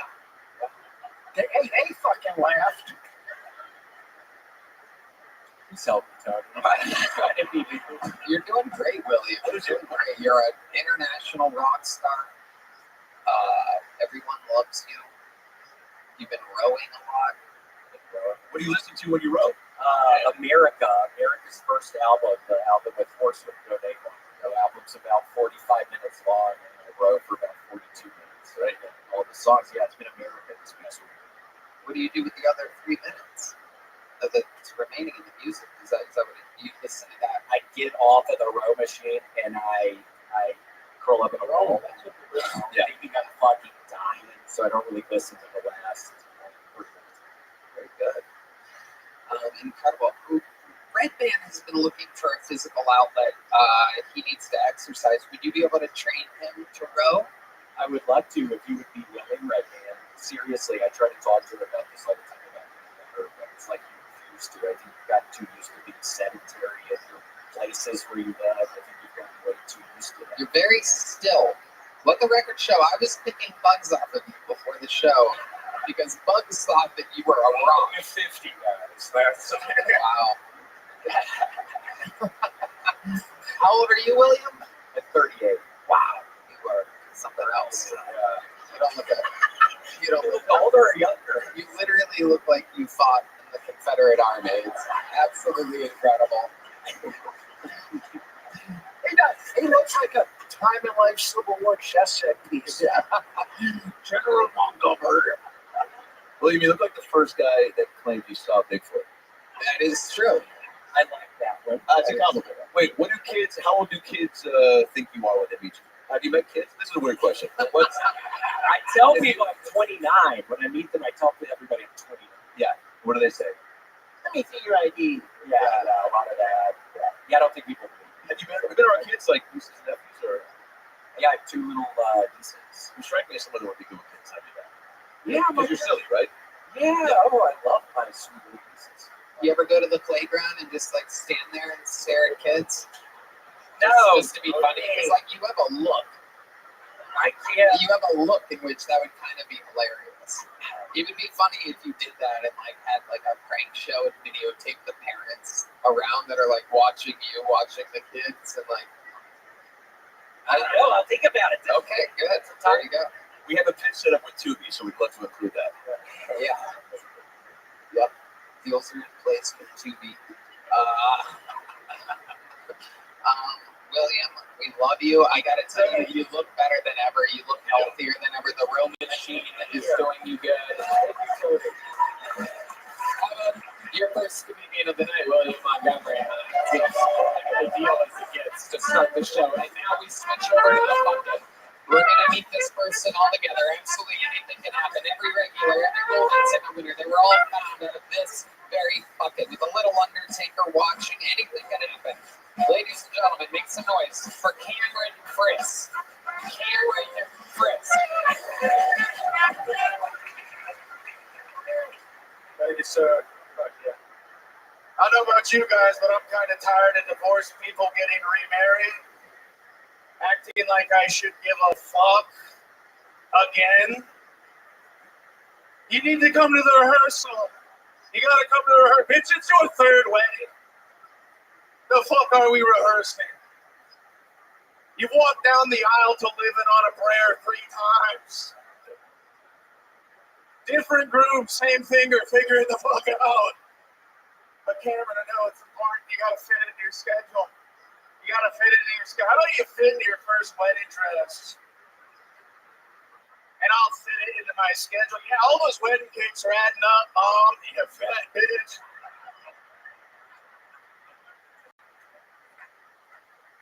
Yeah, my mom loves that joke. Yeah, my mom's always wanted one thing too, just for one of her children to be successful, which is always her because I'm an only child. I was like, all right, let me spitball you this idea. How about you have another kid and give this one to a mom that won't fuck it up? How about that? All right, I'm Cameron motherfucking Friss. Thank you, guys. Cameron Friss, a rare episode where we have 2 Confederate soldiers back to back. Absolutely incredible. The South has risen again. Do you know a lot of divorced people that are getting remarried? Yeah, I literally went to this girl's 3rd wedding. It's insane. It's white trash people love just fucking, I don't know, destroying vows with people. It's crazy. It's so wild. I've never heard of such a thing, Rich. Yeah, it's very funny, but when you came out like this, a little offensive. I apologize. You guys are so sensitive. What the fuck? You can't put your hands in the air a certain way around us anymore. Yeah, you better be autistic, man. Yeah. How long have you been doing stand-up? A year and 8 months. Let's go. Where are you from? I'm from Ojai, California. Oh.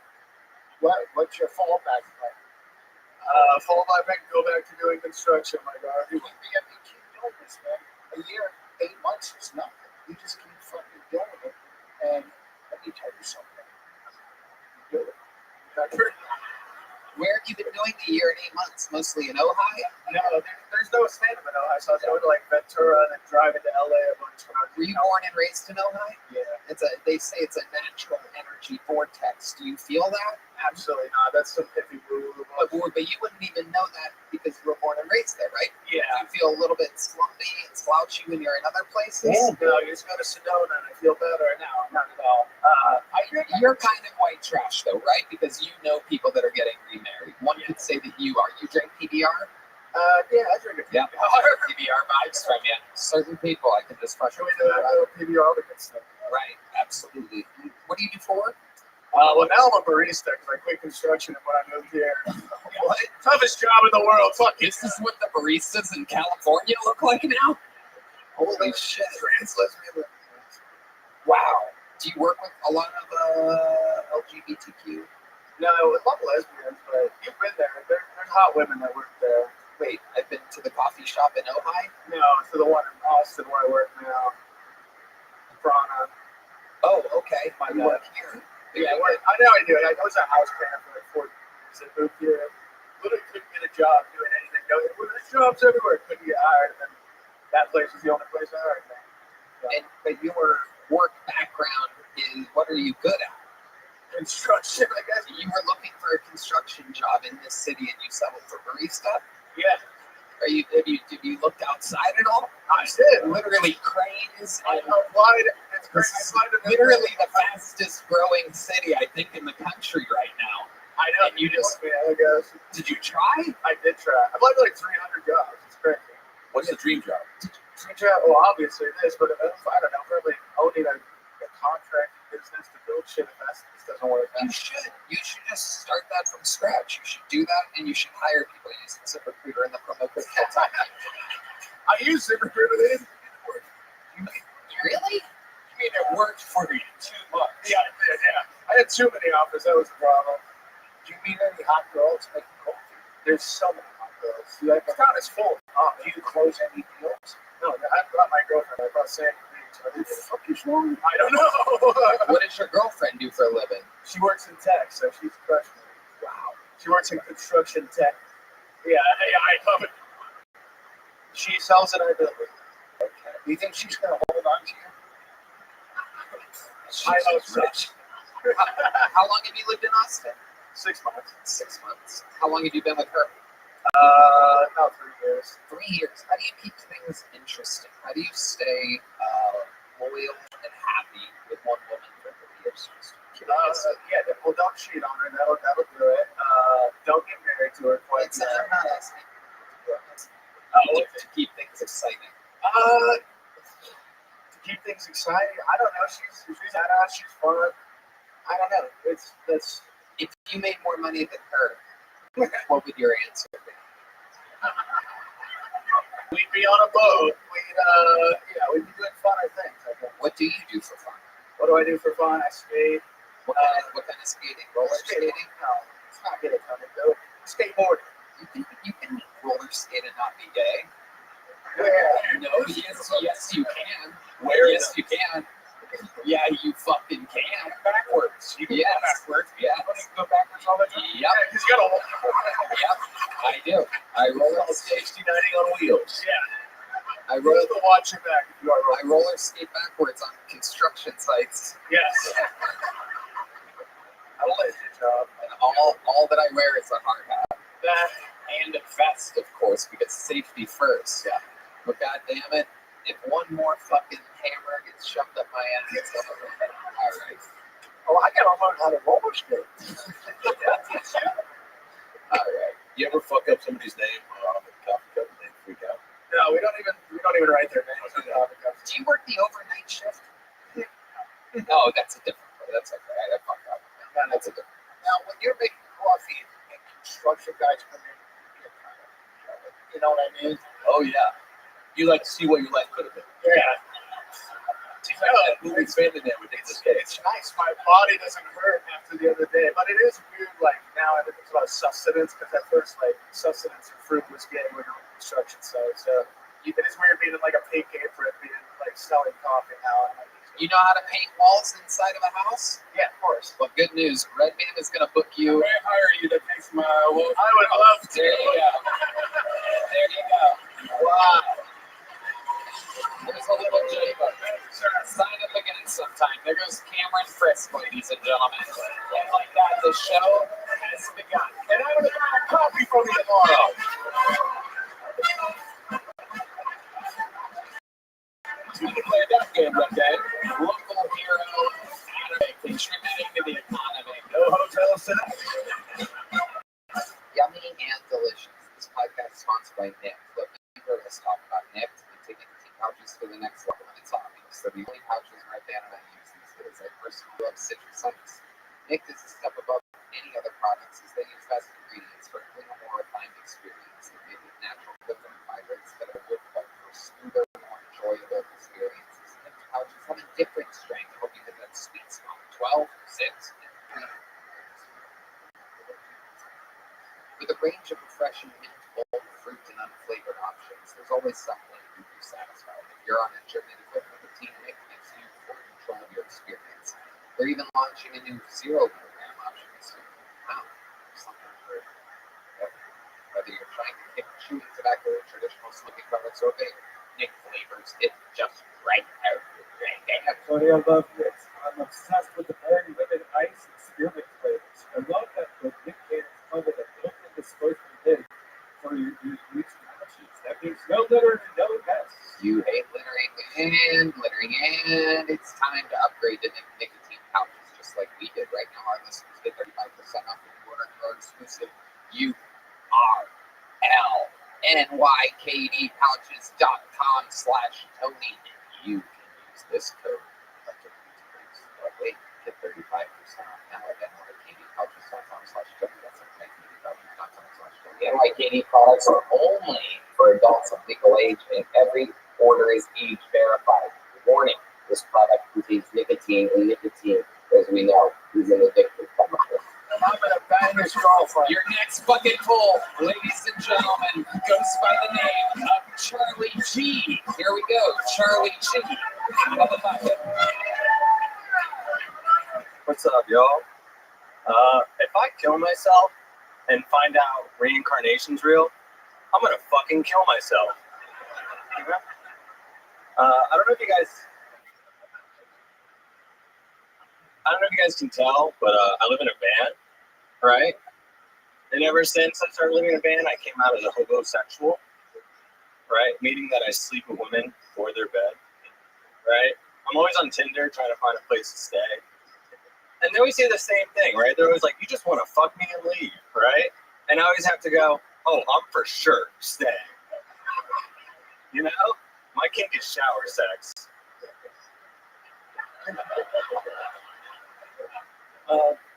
It is pretty like sketchy dating women like while living in a van, right? Like they never want to come back to it until they find out I have a cat, right?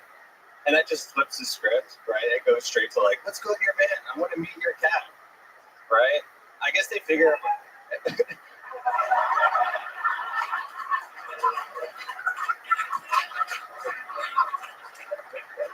Is there more to that? Yeah, You want to finish it? I guess they figure if I haven't killed cat yet, you know, Okay.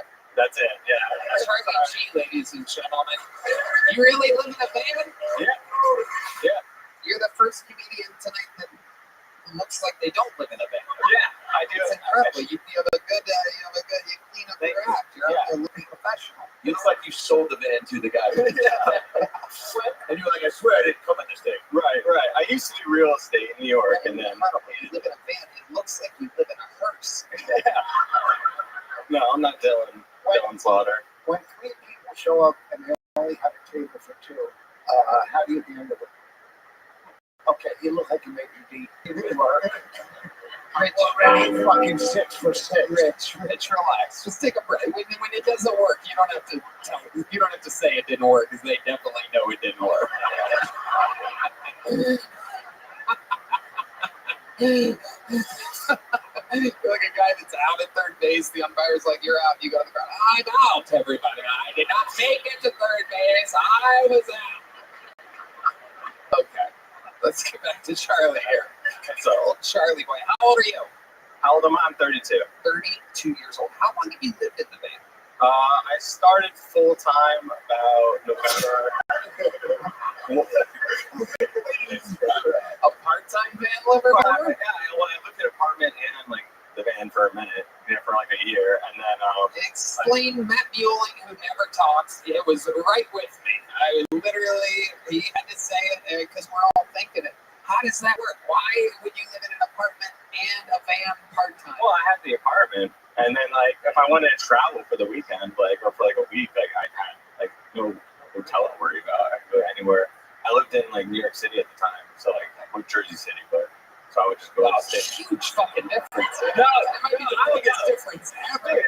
I mean, Whatever. that is absolutely unbelievable. The jump that just happened there. I'm living in a van, sorry, the sidewalk. But it's pretty much the same thing. Yeah, I mean, Now, with your van, do you have a fake cast and a couch? No, not at all. It's not that big. Thank you. wait. That's fucking one of the best jokes ever. What the fuck? What the hell happened here? No. You know what? I might want you to stay when the jokes don't work. After all, because that You don't get that joke? no. What's it from? The serial killer that had a fake fucking cast and a couch, and he had a van, and he would go to colleges. Go, hey, can you help me get the couch on the van? What year was this? The size of the Lance. No, I was what? What? Ted Bundy, right? That's what you're talking about? A serial killer from the 70s? Who thinks OJ did it? All right. Let's get back to Charlie G. So this guy is my favorite. Rich Voss is out here just fucking. Gotta throw guard. Fucking Ted Bundy. I mean, how far back are you going to go with your references? But the When I was 30. A lot of people don't know Julius Caesar lived in a van at one point. Okay, here it is. Charlie G, tell us more about your life. Yeah, I did like real estate for like everything out of college, and then I hated it. And I lived in van for all of last year. Started comedy last year. You love it. Yeah, it's great. You know, yeah, it's a 2006 Sprinter, so it's not a nice Sprinter. You know. Good question. The exact name is an important thing. Lord knows the difference between a Sprinter and an Econo van. The difference. We want to know exactly whether it's a sliding door or through the back door. No, sliding door, but there's solar panels, like a stove. Wow, solar panel. It's comfortable. I got a bed. Okay. Yeah. You got a bed. Yeah. Okay. Yeah, in 2020, how do you don't have to go, right? But back in the day. Yeah, how do you see the determinations when you're trying to live this in trying to come back? Like, what's the open lines? I mean, in Austin, I just go back to their place. Like that hobo section was actually. What if their place is like, my roommates home and like, it would actually really be better if you went to your place? Like, Yeah, which it's not my. I'll give you a ride to my place. And if you pick up a homeless girl, you can drop her off anywhere. Oh my God, Rich, what's going on over here? I made fun of you for doing old jokes, and then you just did the oldest joke ever. And I wrote it.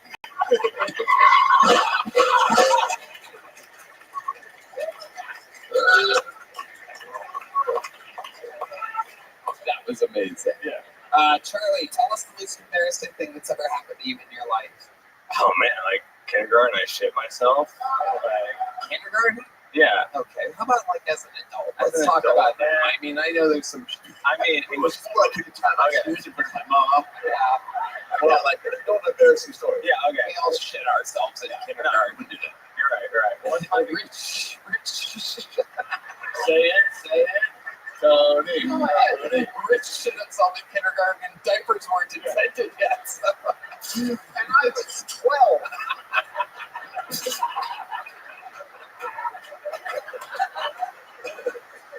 How about as an adult? As an adult, like one time in college, I shit myself. Wow. This guy just shits himself. Yeah. How many do you think I should make him shit himself right now in this story? How great is that? So, you see that red dot back there? Right. Yeah, see a little red dot? Right. I want you to stare right at it. We're losing deep madness. When you're blind, the smell of dung. You're right. All right, Charlie. Fun times. Congratulations. I really loved the kill myself joke. Yeah, That's a really, really, really good joke. Thank you. You know. Yeah. There you go. It also came out with confidence, as always. It's your first time on the show, right? Yeah. First time on the show. Came out, you had a game plan, that always matters. So good job. Yeah. Thank you. Appreciate it. Yeah. Good stuff. There he goes. Charlie G. Homosexual, kind of like, you know. He's better than that. If I kill myself, reincarnated, kill yourself is funny. All right, we having fun out there? Ladies and gentlemen, your next bucket pull goes by the name. Oh my God, I know what that noise is. The lovely Heidi, ladies and gentlemen. Look at that. The crowd goes wild. She barely does anything at all. It's unbelievable. She just lifted up the mic stand and sat it back down. Crowd goes nuts. You gotta love it. Ladies and gentlemen, your next goes by the name of Daniel Velasquez, everyone. Daniel Velasquez. Hey, I started stand-up a few years ago after my mom passed away. And the first thing my dad bought with the life insurance money was an orange pool table. Pretty cool purchase, but that was the first time I realized a smart parent died.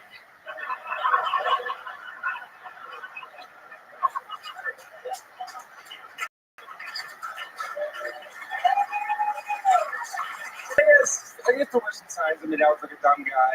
I didn't realize kind of how out of touch he was until he started dating again. Like, I got him his first iPhone, and here on one of the whole person dating apps. It was called like Our Time or Time's Up or something. And he immediately started getting spammed by bots. And I'd tell him like, hey dad, those are like bots, those are fake accounts. Don't engage with those. But he was like so foreign to the concept of bots, he was like, yeah, I don't care, they're a caught. I'm gonna fuck the bots. Thank you, that's my time.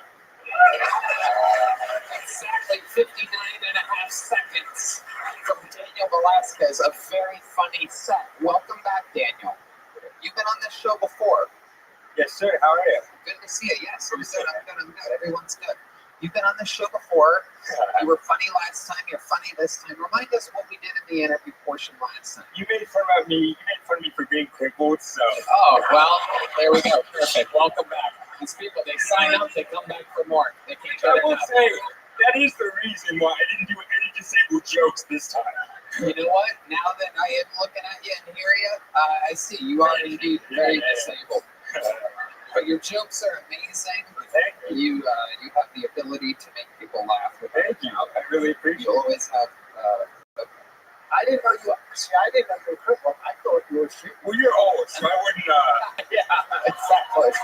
I know your eyes are going there, Rich. They are. I'm just kidding. I know that. You were funny as fuck. Appreciate you, boss. You were funny. You literally, I know you haven't been here very long, but you literally, in 59 seconds, said 8 more funny things than Rich Voss has said. It's incredible. I was killing us to the last guy. Jesus. Fuck, I'll sit here like this. Fuck. It's incredible. Daniel, you're so awesome. You are built for this. What exactly is your disability? Cerebral palsy. I love it. Okay, indeed. I love it. I am a big supporter of the cerebral palsy people. Perfect. You're going to swallow the secret show, no doubt. You didn't give it to me last time, so I wouldn't expect it this time. Redman didn't let you up at the fucking secret show?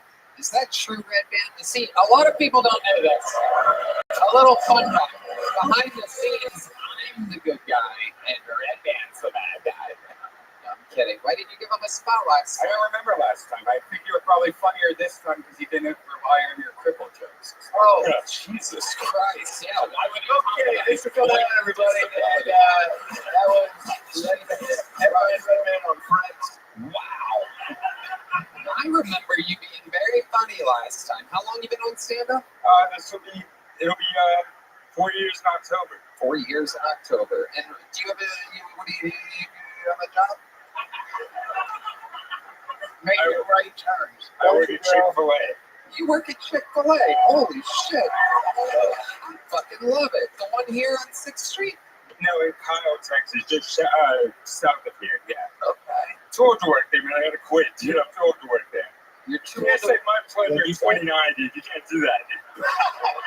It's fucking bullshit. You know, Gucci.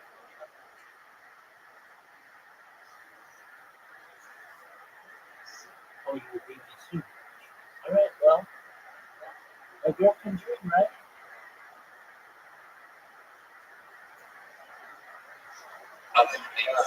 What's the achievement? Well, I'm glad you had something.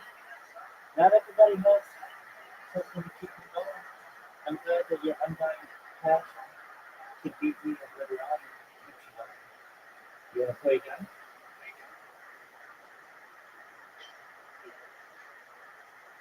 All right. I mean, we came close for that time. Do you want me to smack talk you or no? Oh, bro, you got down. Chick-fil-A uniform. Red polo, work slacks, lack of self-respect. Remember that time you accepted it? You know, So retarded. He's asking about his outfit, and then you hit the fucking chicken button. he goes, "Why would there be a chicken?"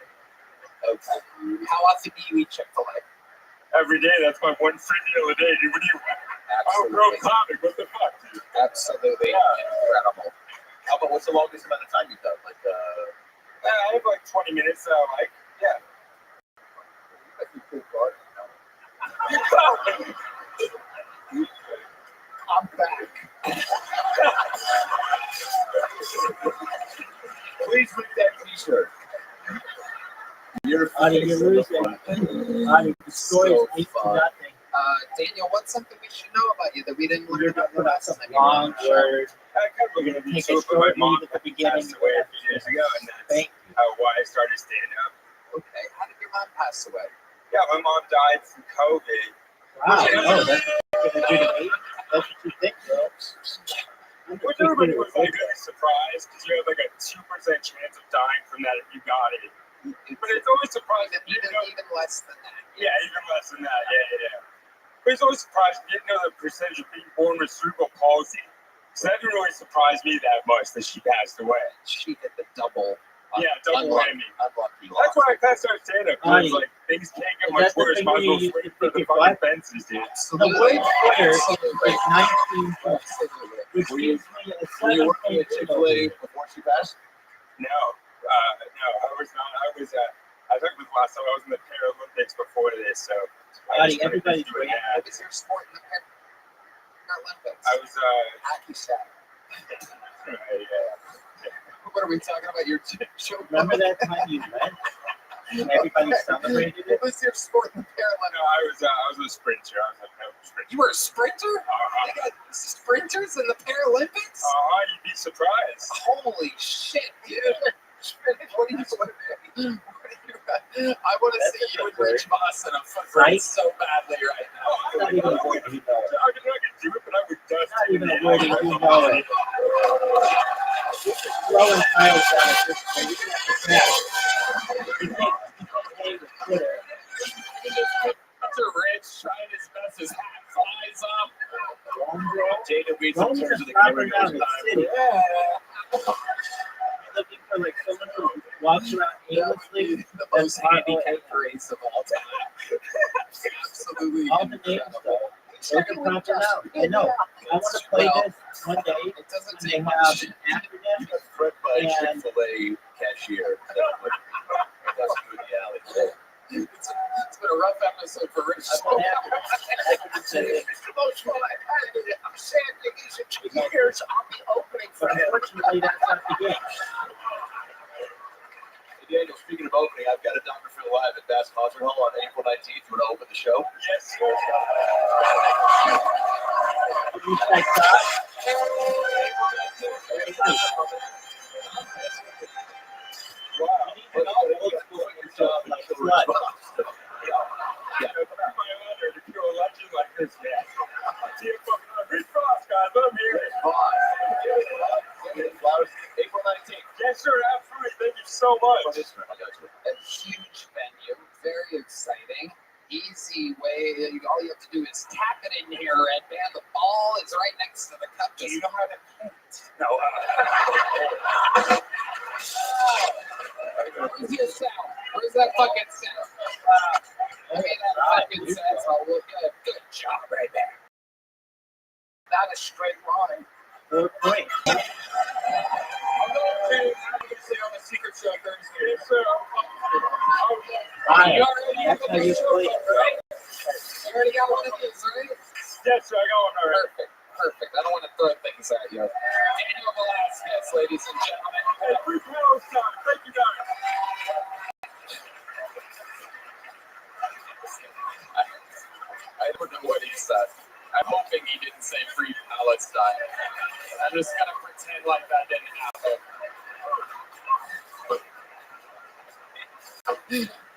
The boy's got some weird politics, everyone.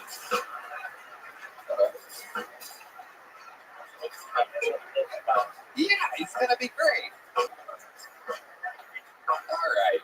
I mean, an amazing performance. How about one more time for Daniel Velasquez? Breaking news! Breaking news! Breaking news! Rabbi is up 62-39. Please continue. Your next comedian, ladies and gentlemen, is the brand newest golden ticket winner here on this show. This is indeed, in fact, his first time ever cashing in on his golden ticket. Ladies and gentlemen, make some noise for Colin Sledge, everyone. I'll watch them all together here. Colin Sledge. Thank you. I got fired from Chick-fil-A. Apparently, ladies didn't like the way the same my pleasure.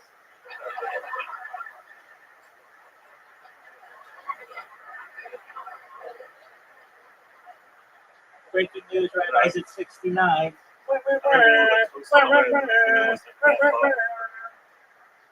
Interesting, you know. It can make girls think. I make girls think stuff like, hey, is that guy following me? One time this girl getting into my car for a date, she agreed to. First thing she said was, just so you know, I have pepper spray in my purse. It's like, just so you know, you shouldn't tell me where it is.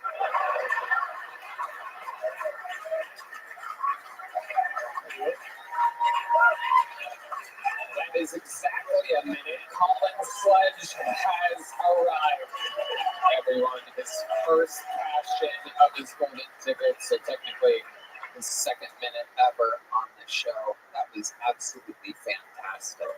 I love your delivery. It's very, very dry. It's unlike anything that we've had as far as regulars. Remember earlier you were like, Rome, you gotta be wet. Why doesn't it work? Just on that ass, but you make fun of yourself and you do more than one punchline every 3.5 minutes. So it's a totally different vibe. It's absolutely incredible. Thank you. You acknowledge that you're human and you make fun of yourself sometimes and real things, not just made up characters. And I love that. Colin, how's life been going for you? It's been pretty fun the last 2 weeks. I bet. Yeah, your life has officially changed. Tell us more about that, Colin. Well, so actually, literally the night I got the golden ticket, thanks, Colin, we almost got arrested going back to Houston. So I'm pretty sure the golden ticket got my friends out of jail. Oh, you're done, girl. You're done. Really? Is that true? Breaking news. Breaking news. Breaking news. Rabbi puts down the cue for Queen. 33 points. Keep calm and play on. Well, we got called over, and Two, pardon me, I couldn't hear you over your music. What were you saying?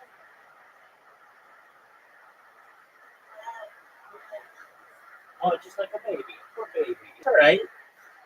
I don't look. Whatever person invented the fact that Q and you have to go together, that person sucks. But I use Q and I to my advantage. You're up, girl. And for anyone who's keeping track out there at home, it is 109 to 65. Just so everybody knows where we're at. Ought to do putting up numbers. They just got rent down. All right, here we go. Two, one I can name, one will remain nameless, but they. You don't have to name any of them. Yeah. The question was how many people were in the car. Okay, two other people in the car, not your other personalities or anything. No, they were real. They're real. Two real units with hearts and lungs and brains. Yes, and they both had. Are you driving? I was driving, yes. Okay, what kind of car are you driving? A Mazda CX-5. Oh, that's exactly what I thought. Okay, so you're driving to Houston, and what happens? You pulled over in Elgin, and that's like a real Texas cop, right? Yeah. Texas Highway Patrol right there? Oh my God. He was a big fan of you, actually, so that might have helped. Are you serious? You dropped the name of the show that you were on? It wasn't me, it was one of the other comments, but yes, she did drop.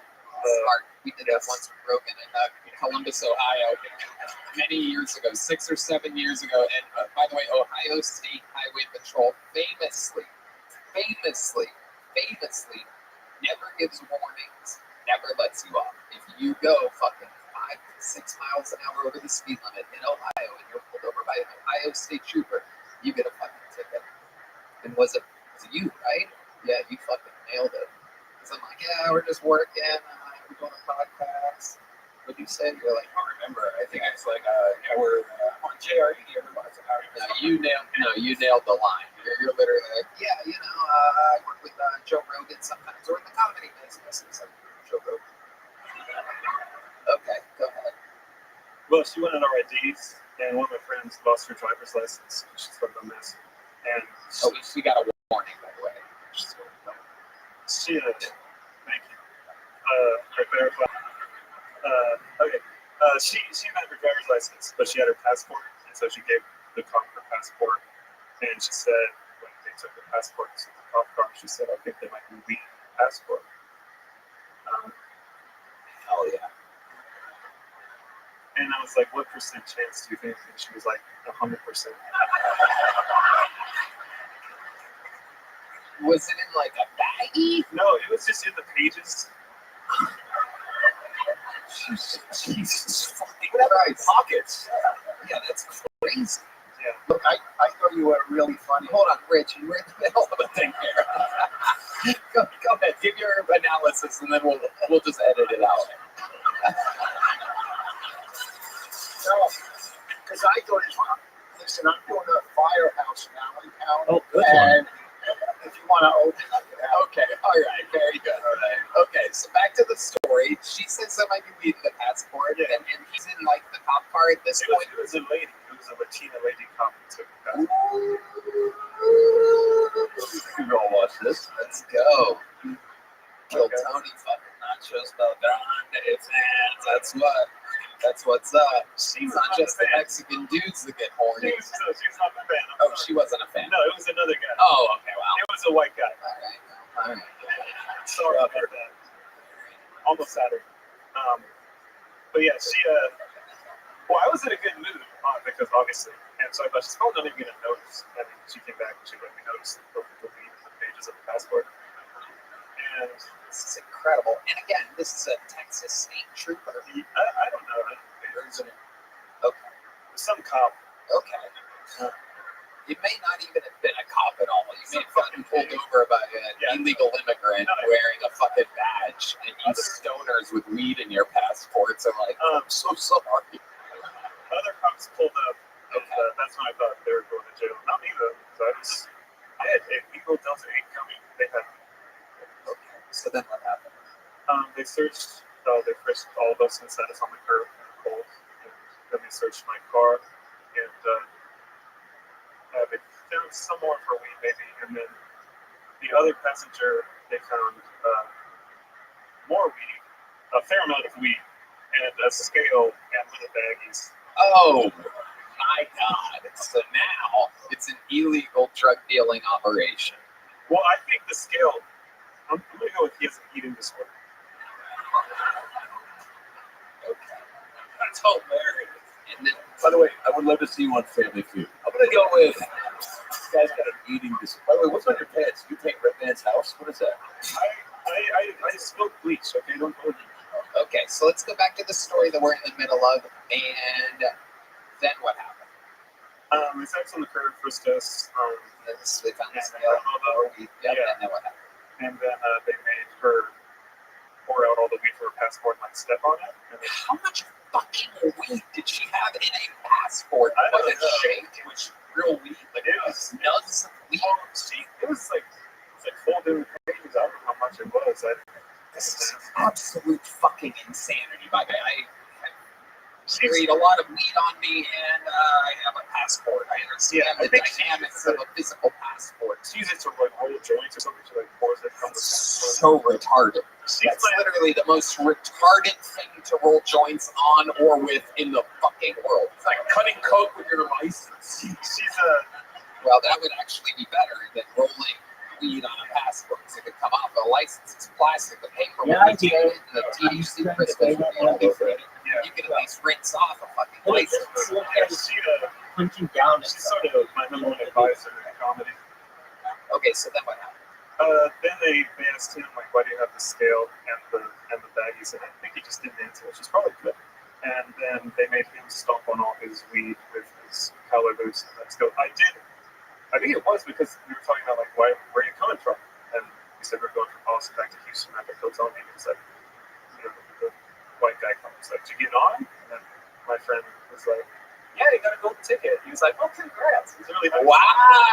Yeah, that definitely worked. That's what it was. He's like, cool, you want to shoot this guy for no reason? I'm a big fan of KT. I thought about being like, you can have the joke book if you don't arrest my friends, but I think that would be bribing a police officer.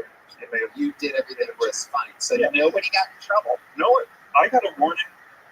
For what? What was the initial stop for? So my Mazda CX-5. That's a tail light that's out. No, well, yes. That's what happens. Yeah. So no, the headlights are always on. I can't turn them off, and so when the lights get switched off somehow, I don't notice because the headlights are always on. Absolutely unbelievable. I don't understand a single thing that you just said. Notice when your lights are on. Well, I know the lights are on because they're always, but the tires are behind me and I can't tell if they're not. Welcome to how you live in So we got a warning for that. They did get a warning for copious amounts of weed. I don't know what that's about, but All right, we have 15 pilots left, so not too many. And then I'm going to be both of your passes and calls.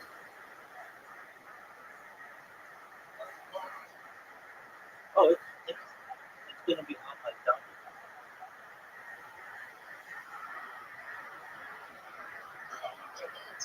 Okay, that sounds like that sounds cool, man. Dog, you're terrible at everything. So, darts should be no exception. I've won 31 straight games of Scrabble against 4 people. And I'm going for 32.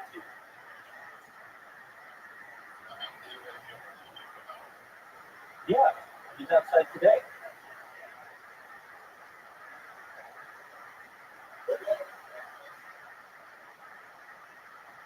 Instagram?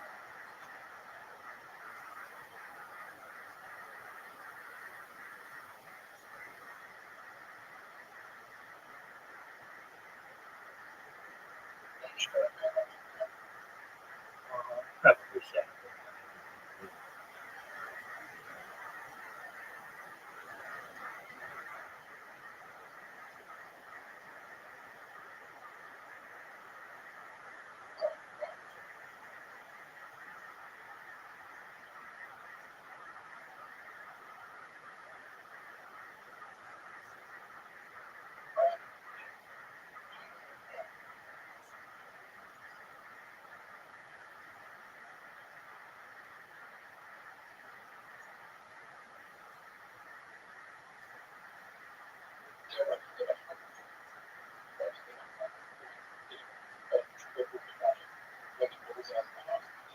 I've always wondered that myself. I don't understand.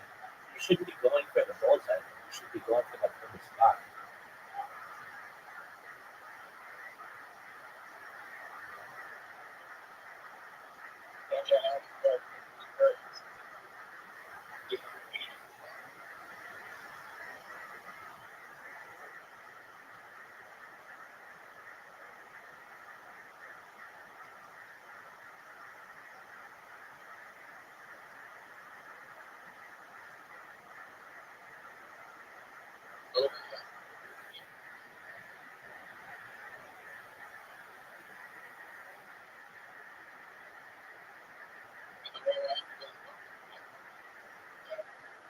All right. Well, hopefully everything will be fine.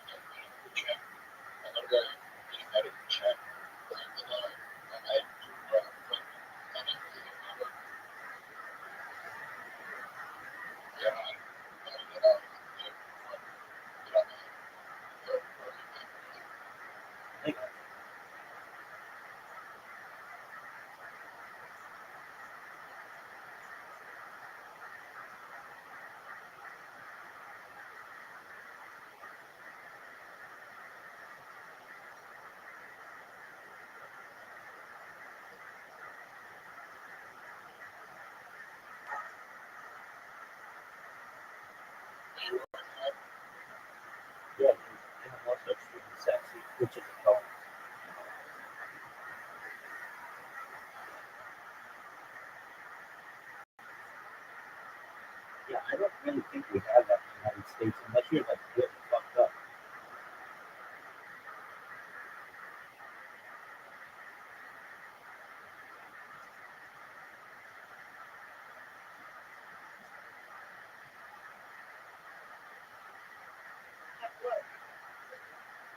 Working able, like having to take a test to show that you're able to work. Like, in the United States, basically, if you're a citizen, you can apply to any job and you get it. You don't have to take like a physical or anything, unless it's required for the position. But like the government can force you to do it.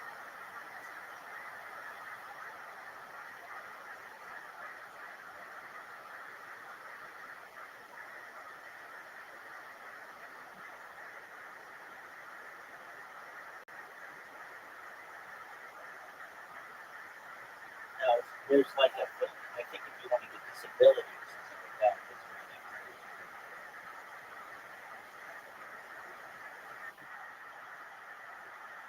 But people are generally incapacitated.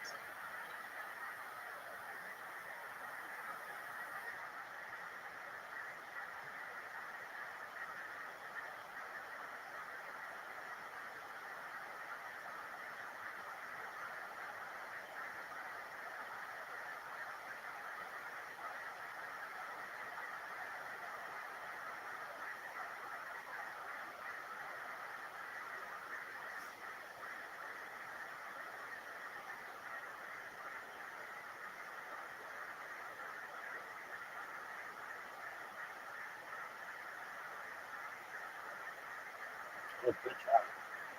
That was great.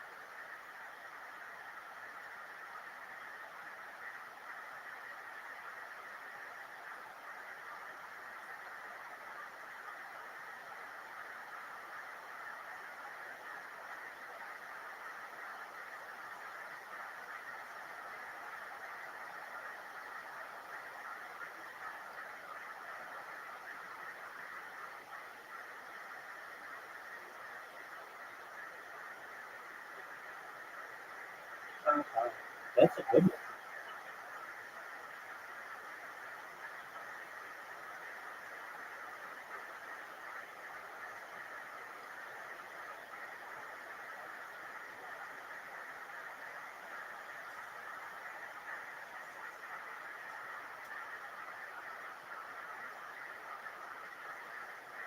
Dude, are you ready to lose?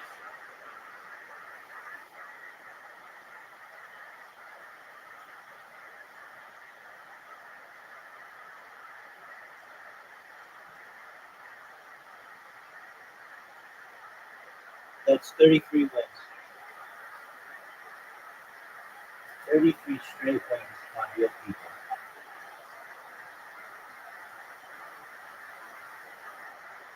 All right. Are you ready to play? Well, dude, are you ready? Are you a big time loser?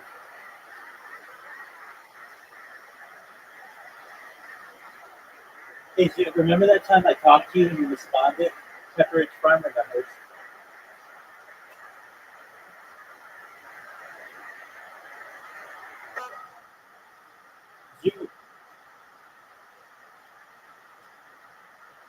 Did they teach you about communication in school? When one person speaks to you, generally the accepted action is a response. Are you aware of this? Oh, okay. All right. Yo, Pimp, how you doing, baby? Oh, yeah, I can send the invitation now that I know that you're ready to play.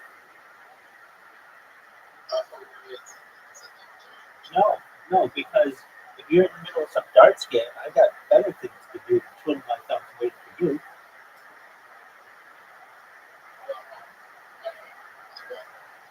You have the invitation. The onus is on you.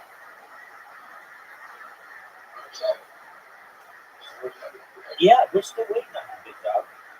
There you go, finally. Yeah, she knows. Dude, we're all gonna miss. You're not gonna make it on this show for sure. Dude, you can't make it. We all know that you can't make it, and it's an absolute joke that you think you can make it on the first shot. I haven't hit my first shot yet, and my first shot's better than both of yours. Because I don't have to go through the set.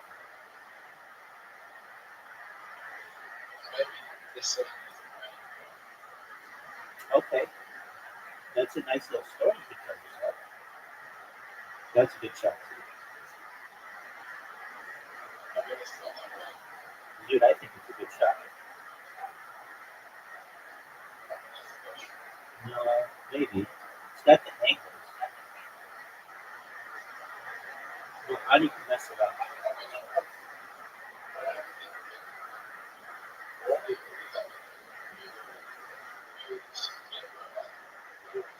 Don't touch my ball. Don't touch my ball. How do you know what you can do? Okay, that's a nice story. And we all enjoyed it. Now let's get into the real world.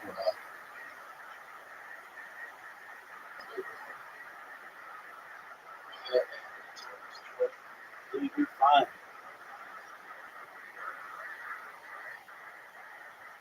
Oh, what a great shot, dude.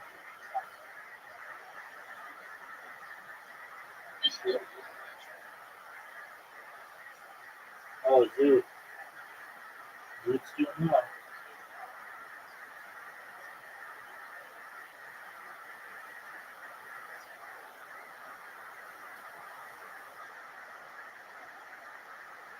Dude, for the win. Short. An incredibly short shot.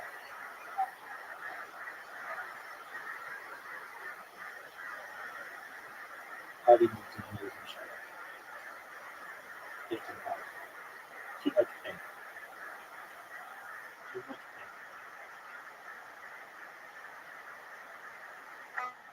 You gotta make the shot. Yeah. Dude, not only am I going to beat you, but I'm going to beat you back here again. 5 times. Look at this shot. Dude, did you like this shot? Dude, did you like this shot? Okay. Get ready to rate it a 10, son. Oh no.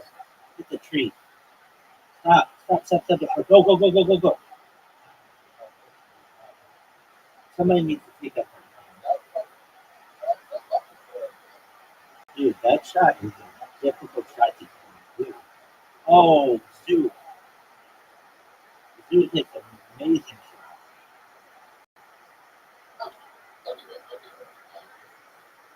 I give that one a 9. Oh, you hit it off the corner. No. Oh, dude, that's it. That's a 0. That's a 2.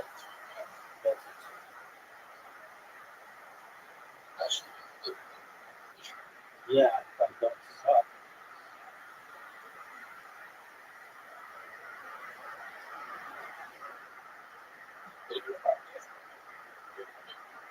Okay, that's fine.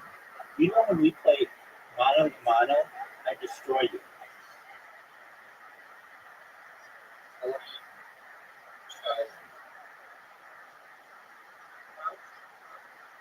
Mano to mano. That means hand to hand.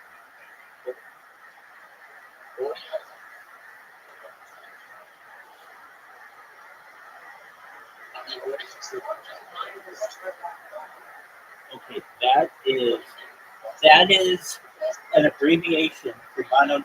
That is an abbreviation for mononucleosis. That's not. Oh, it is. Oh my word! Audie just left me.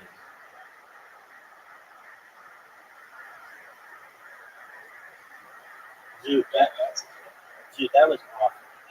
In the history of shots, that will go down. And this is one of the greatest shots we've seen today. Audie had one of the best shots I've seen on that.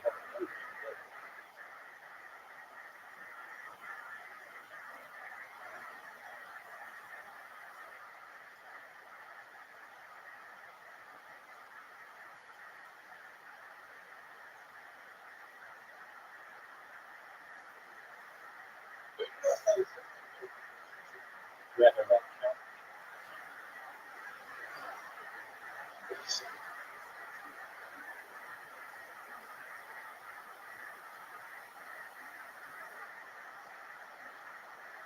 Oh, so you are fast.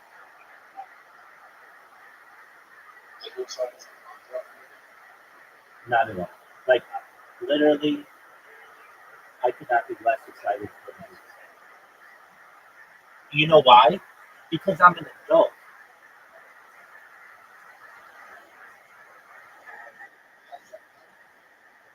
I'm even less excited about it.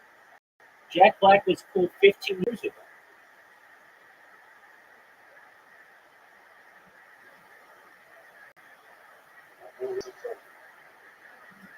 In School of Rock is like his only good movie. All right.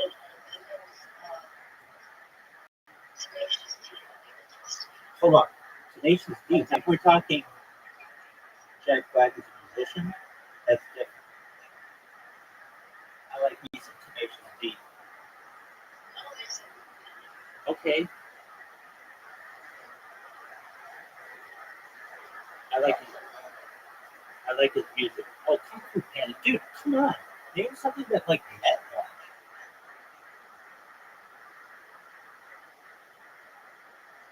Jack Black hasn't put out like a serious movie ever, has he?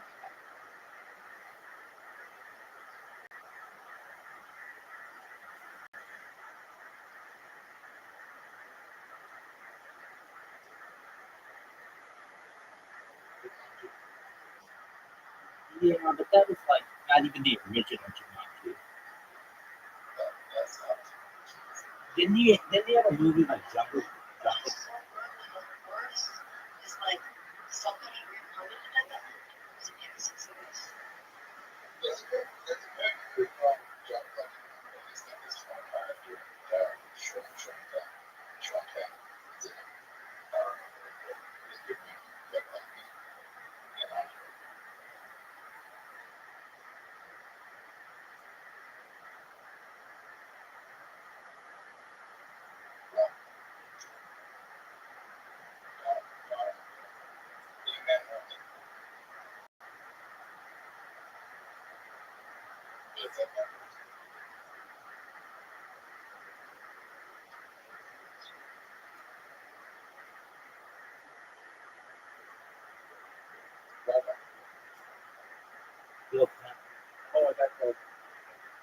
Hit it. Oh no! I mean, okay, that's a good movie. Maybe. I can't believe it. I never missed. But I was busy creating products. That is not what you want to do about this. We've made Zoot's life. Zoot. Okay.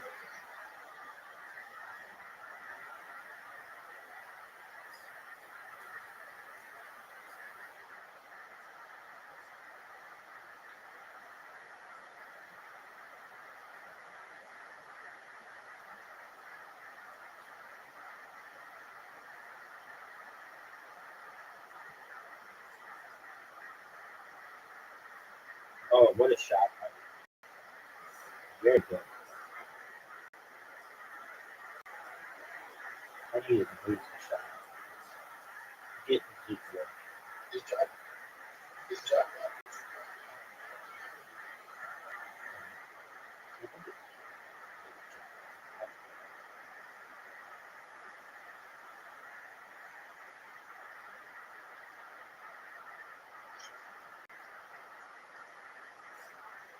Good shot.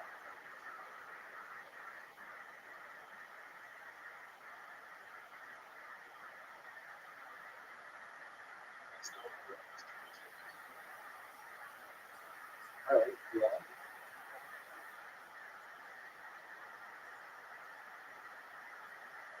It was a good movie.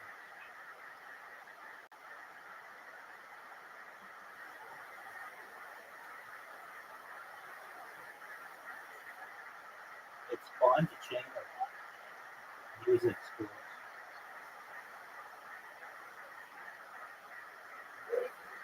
Yeah, there's school rights.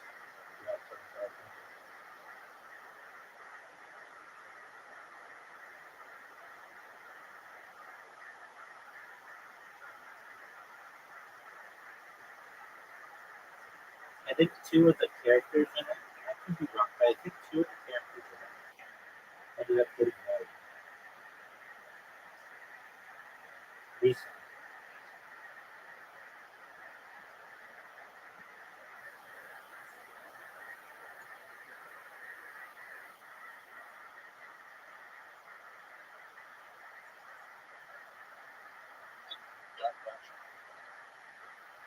No, that would be cool.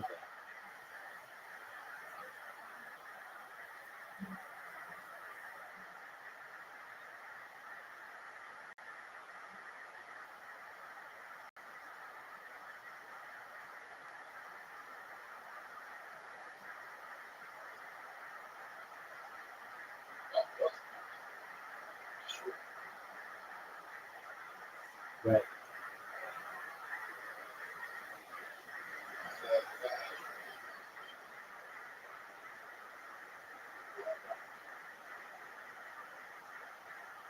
Right. He kind of outkicked his brother.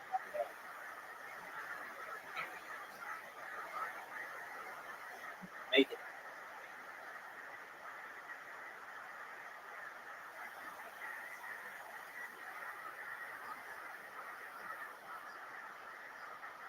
Uh-oh, Zoom might win because I wasn't paying attention. Oh. Boo! I don't know if the last one is.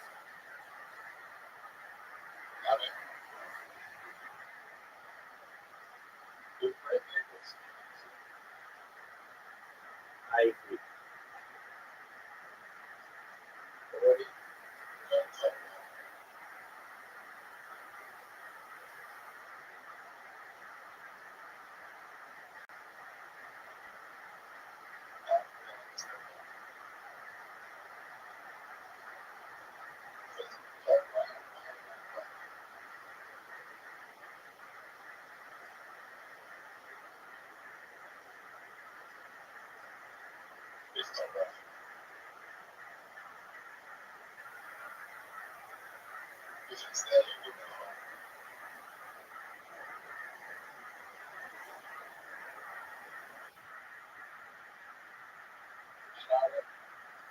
Yeah, so because I wasn't paying attention. Right.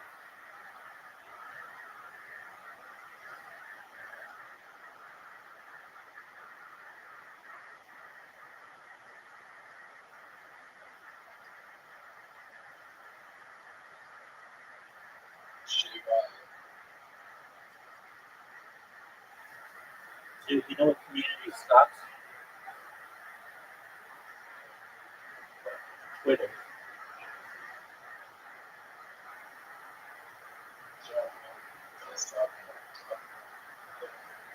Yeah, I remember. I am in the Telegram.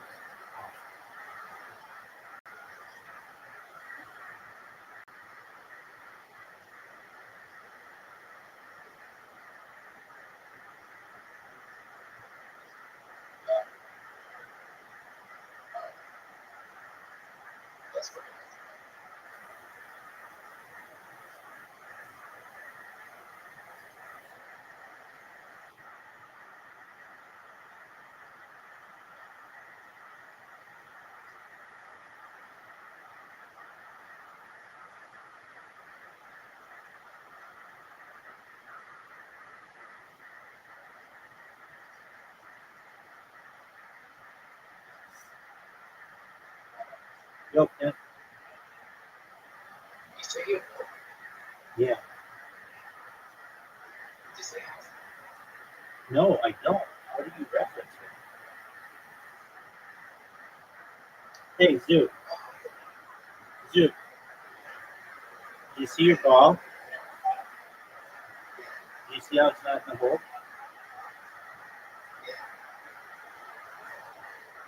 Do you see when I pay attention how I'm superior to you?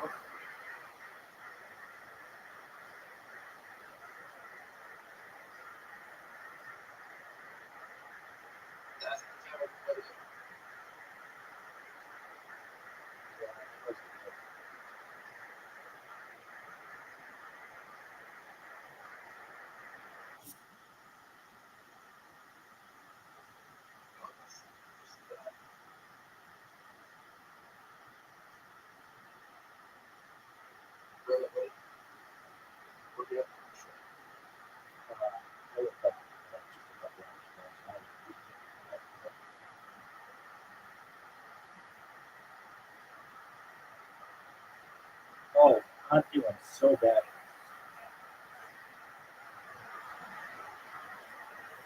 Dude, put us out of our misery.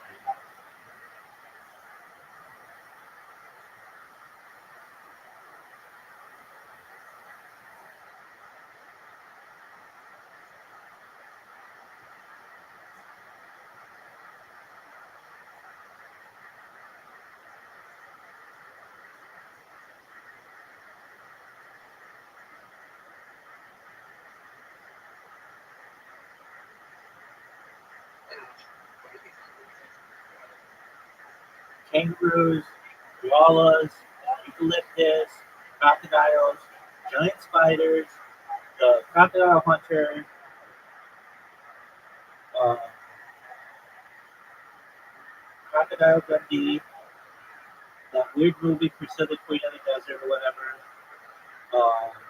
Mad Max, that prime minister who died who went swimming. I think of Perth being, the farthest city aside from Honolulu from any other city, major city. I think of the Outback.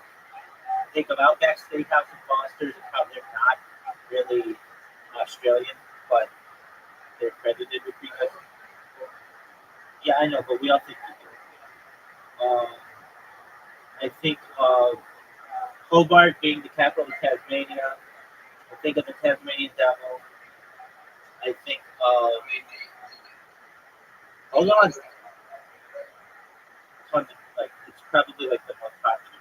It was the most popular beer until they did that whole thing with that guy or woman or whatever just like that. And now it's and now it's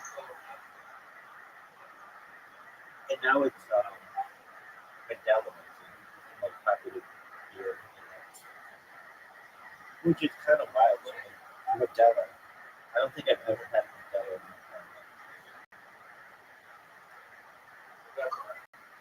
That's popular.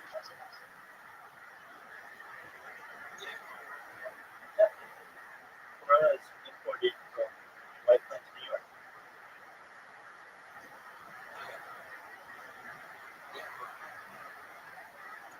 You put a lime in it.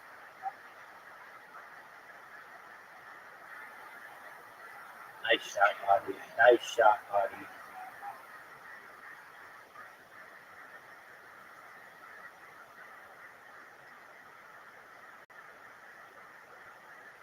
Jude's done.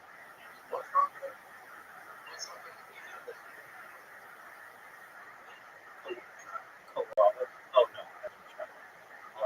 I never tried. You have? No. I mean,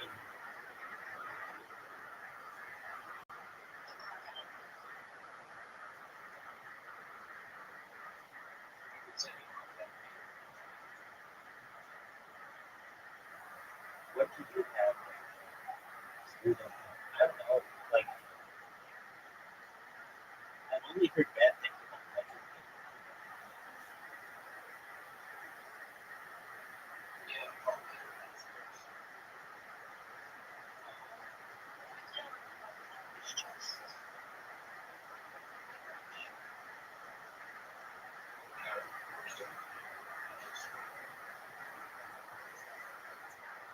Dude, what are your thoughts on this shot?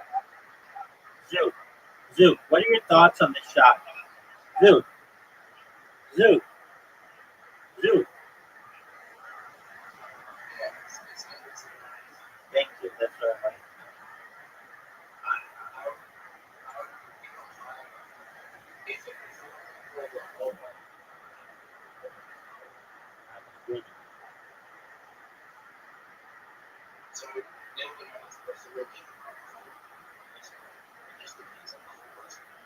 I'm in agreement.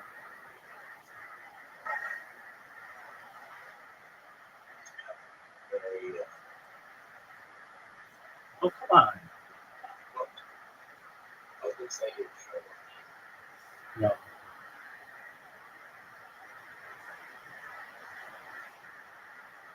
Oh, that's good.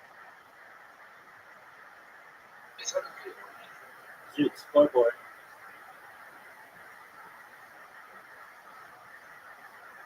All you can make this.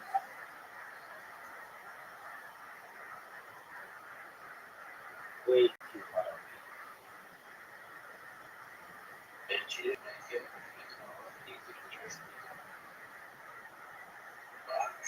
You are. If she makes it, you don't get hit.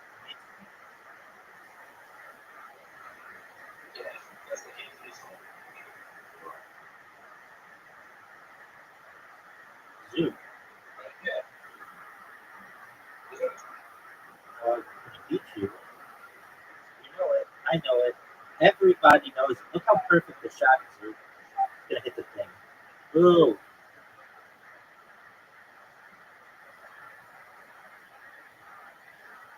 What does I don't know. I guess if like Hungry Jack's was kosher, I might eat Hungry Jack's just to see what it's like.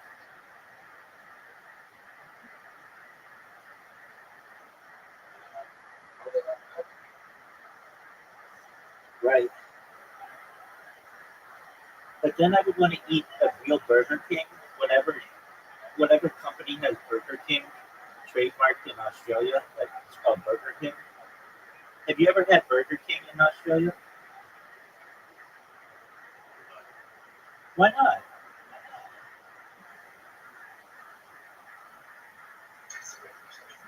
Yes, there is. That's why Hungry Jack's goes by Hungry Jack's and not by Burger King, because some other company has the trademark on Burger King in Australia.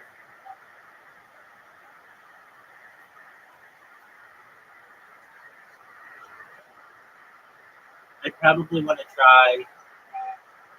I don't know. Is McDonald's the same, even though it's known as Mamakas? Okay.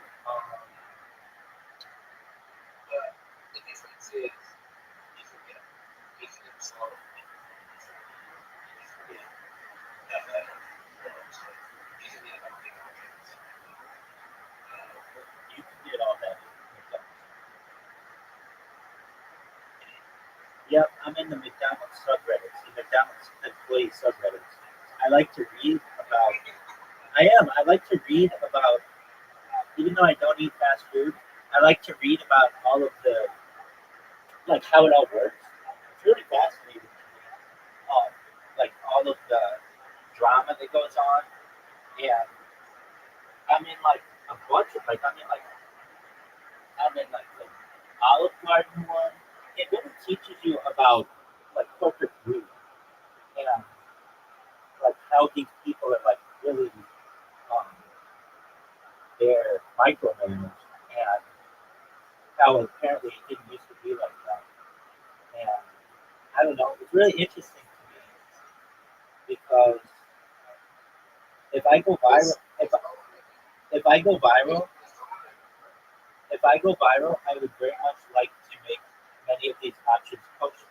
There are ways to do it, and so I want to learn about the behind the scenes ways of um, how to run these operations. Like they have kosher McDonald's in Israel, kosher McDonald's in Argentina, and I'd like to see one in West Los Angeles. I think that it could be very successful there. And if they did it, I would like camp out for it and live stream it. But I'd like to see more options. Like currently, of the major um, companies, the only kosher ones are, well, people will say Dunkin' Donuts, but that's not really a West Coast thing. Um, I don't agree with that. There's Krispy Kreme that is, and there's Baskin Robbins that is, and there's Baskin Robbins that is. They used to have this, well, they still have the store. No, no, but you could make it kosher. It's not that hard because they serve ham.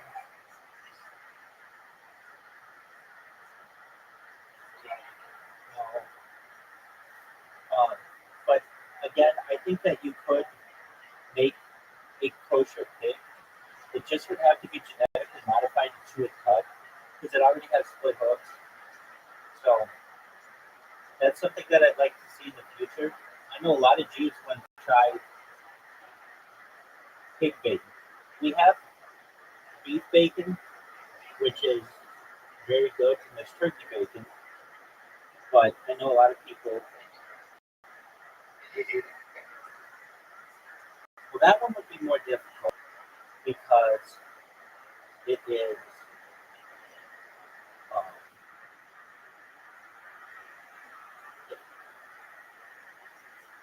it's not a kosher animal.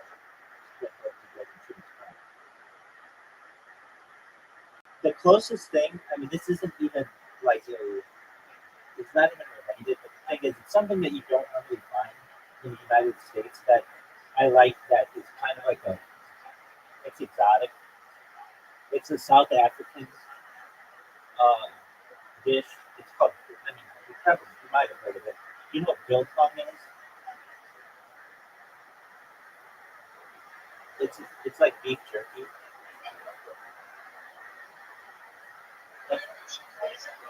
Biltong.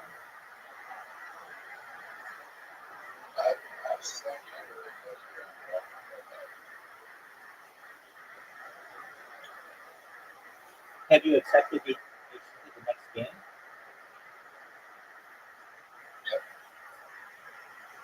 No, you haven't. There you go.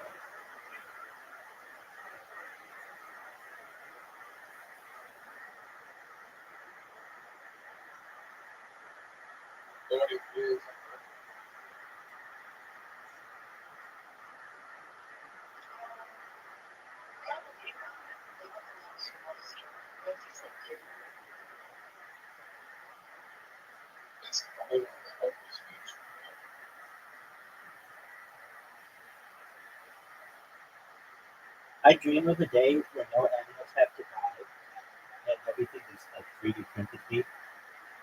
So in the future, I might want to have 3D printed kangaroos. I could do that. Dude, you know I'm an outside the box thinker, and that's something that they probably will have in the next 10 years.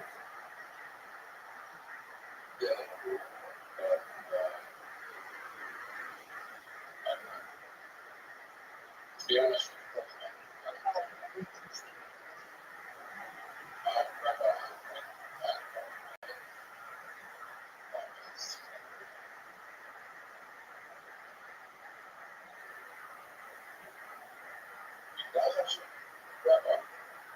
up, Dad?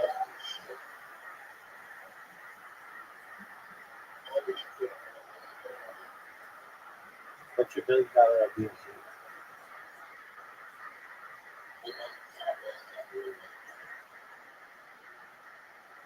I'm down for that.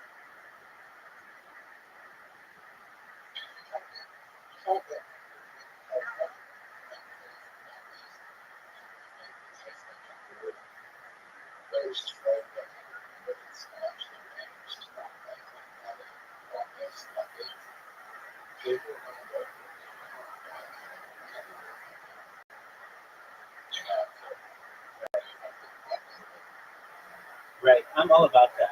I really would like to have plant-based cow meat, like that tastes like steak. That would be really enticing.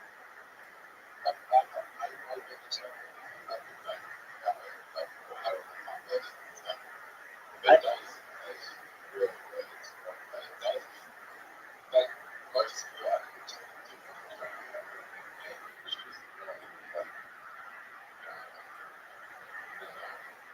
I have this well-made sausages that I like to have that are plant-based in Morning Star, and it's very good.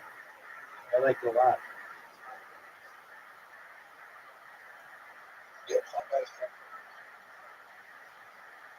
I don't understand why that stuff is so expensive. I think it's because of the market, but in my opinion, it should be cheaper than the real.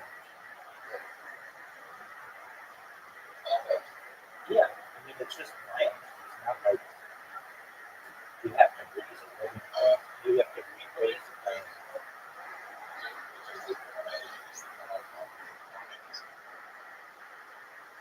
But I think that's arguable because basically all meat eaters eat plants as well, but not all plant eaters.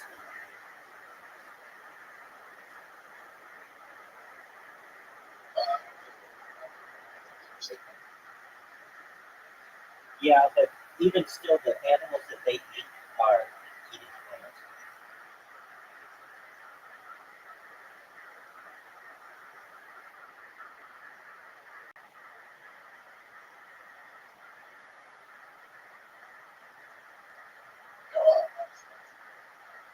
What were you thinking the other day, too?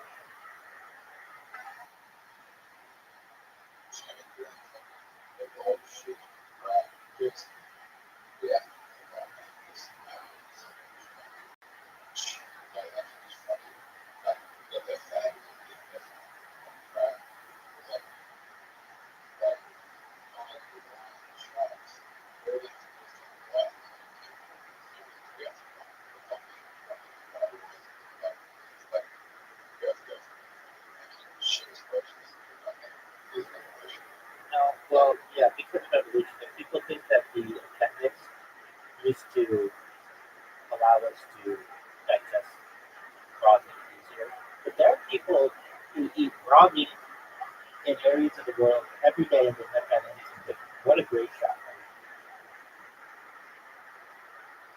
Okay.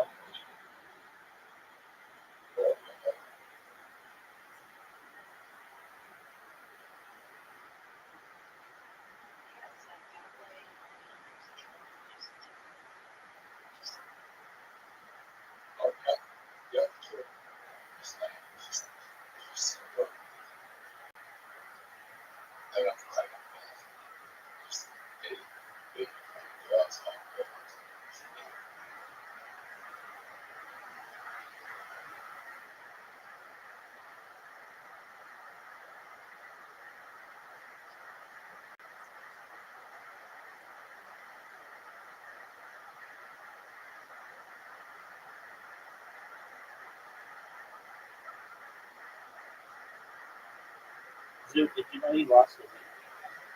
I don't like this one.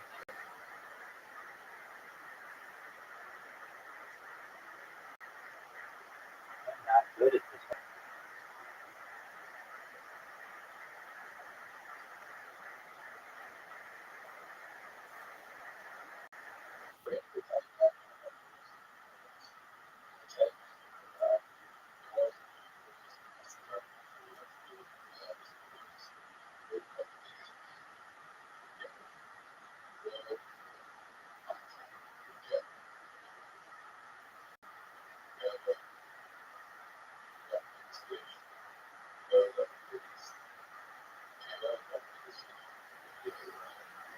I disagree with that. I think it was probably who was the biggest person.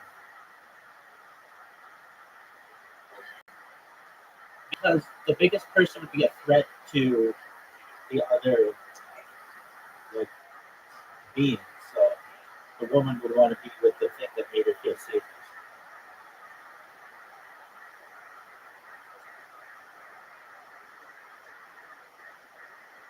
Dude, how did I miss that shot?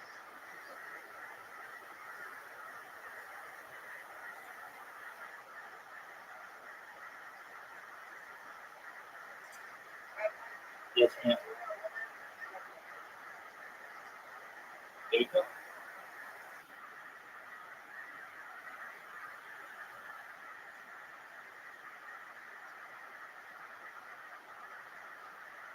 Marty, according to the state of California, I am a woman.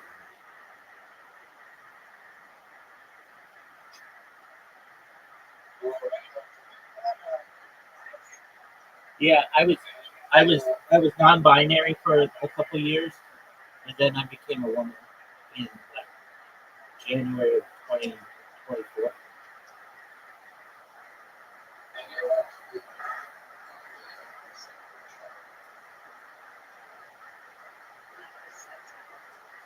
Um, it was just kind of a thing. Like if they're letting people change their genders, then why not change mine?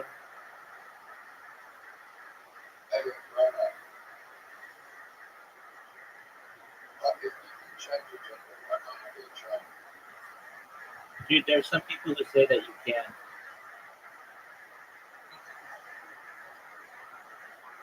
Dude, did you know that I beat you?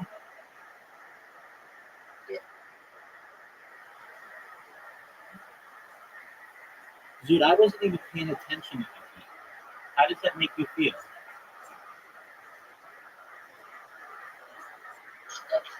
That's how you should feel. Dude, you know that you have an invitation and we're waiting on you?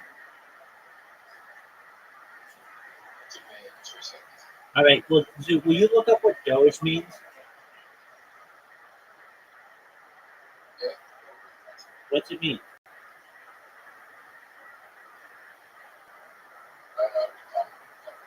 No, dude, no, it doesn't. I mean, I guess it's an acronym for that. But remember you used it in Scrabble the other day and we were like, we didn't know that was a word.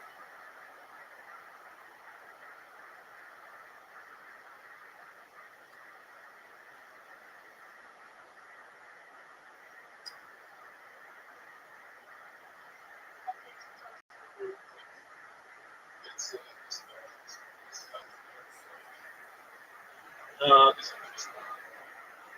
no, that wouldn't count. I have to look it up now because we've been used to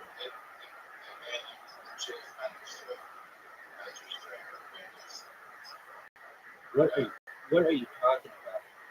It is not Venus, it's Venice or Genoa.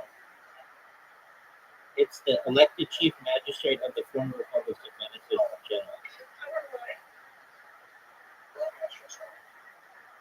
Yo, dog.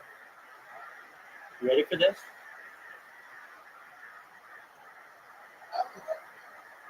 That wasn't good. Dude, you recognize that I'm creating robot accounts right now as I'm beating them.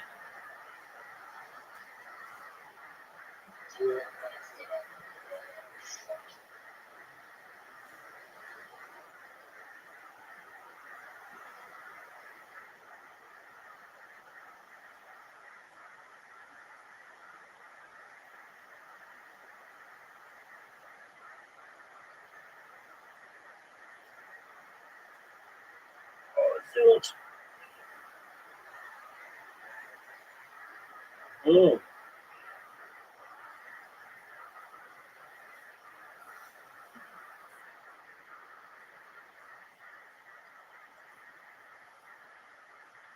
That's a good shot.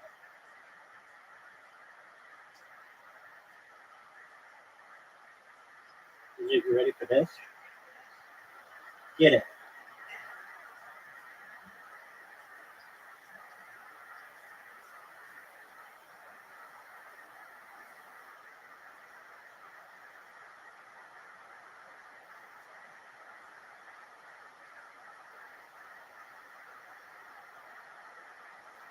Zoo.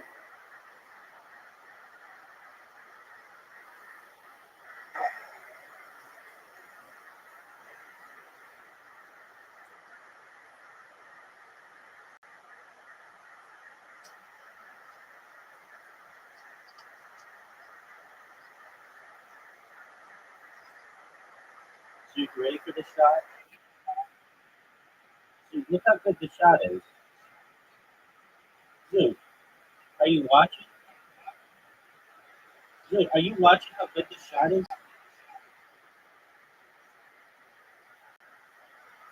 Zoo, rank it.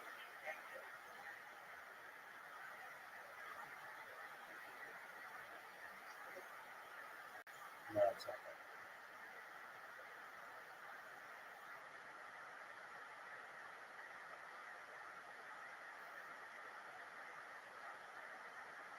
Zoo, did you see Five Nights at Freddy's?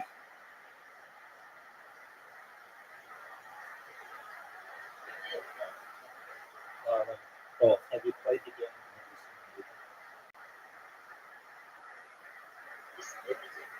I don't know. I haven't seen it. The whole thing.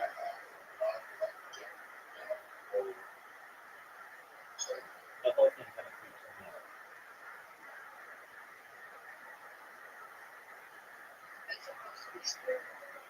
Yeah, like a creepy Chuck E. Cheese.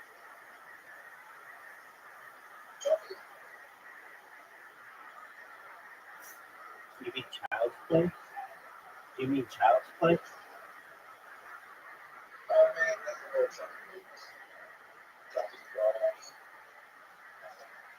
You mean Bride of Chucky?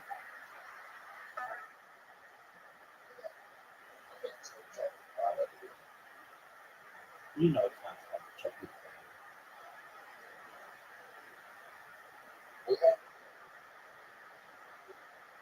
Okay, just like Hungry Jack.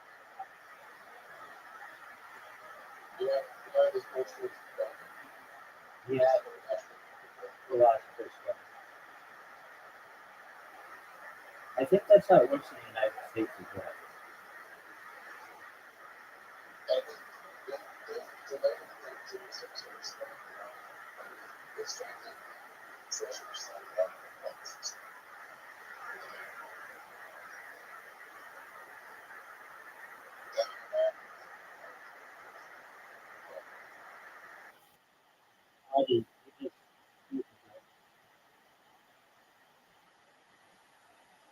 Hit my balls, dude. It's Zeus.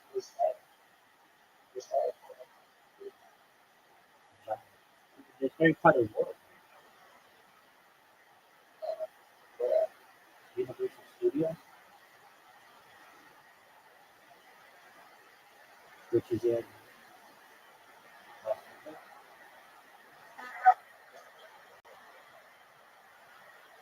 what is that one?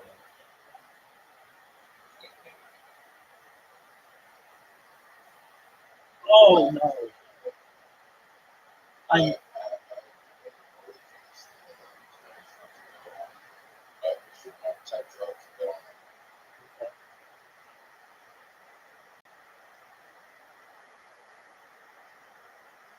Dude, show us how it's done.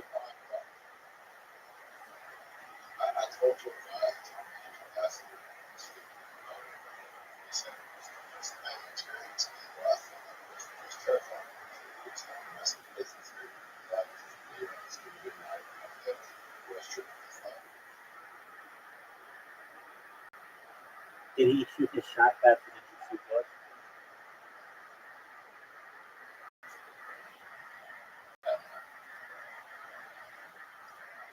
And dude, what are your thoughts on that shot?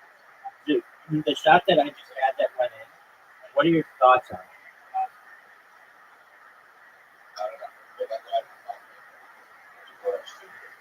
Okay. Do you know that we are all tied 666?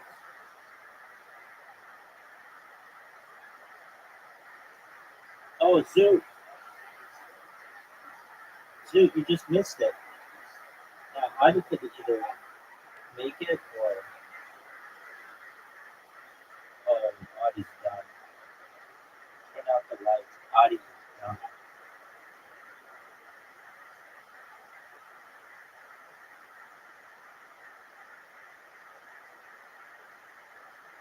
Oh, I don't think Audie's ever played before. Audie, have you ever played before?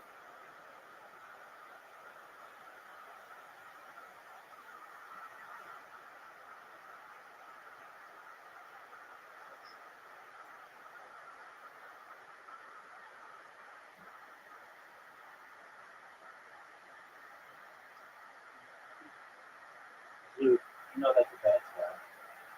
Dude, you know that's a bad shot. You know that it's going just like that. Audie, make it.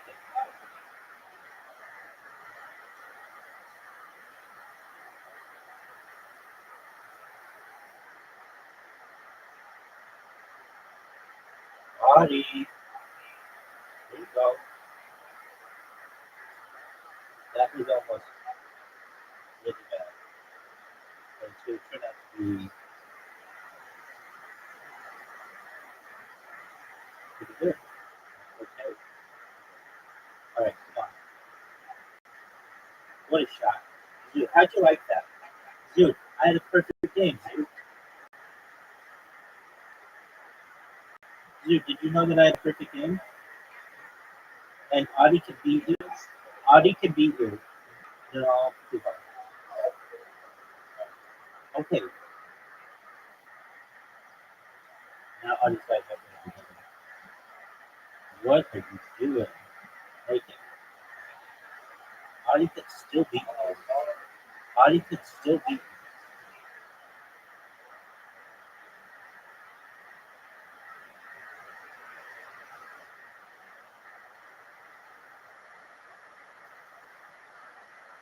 Audie can still beat you. Or tie you. She tie you. No, she's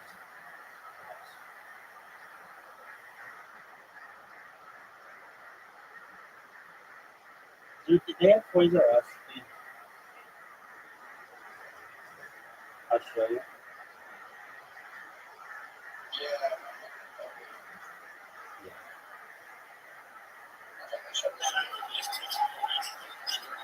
Just a moment.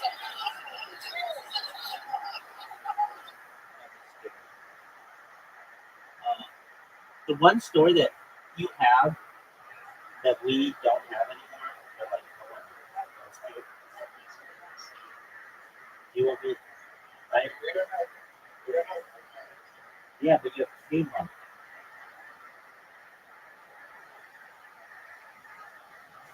Like all the Kmart shut down. Not all of them, like I know, I'm saying in the United States. There.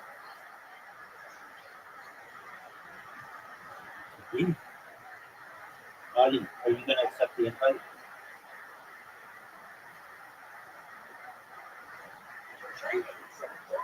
Okay. You can multitask, I'm sure.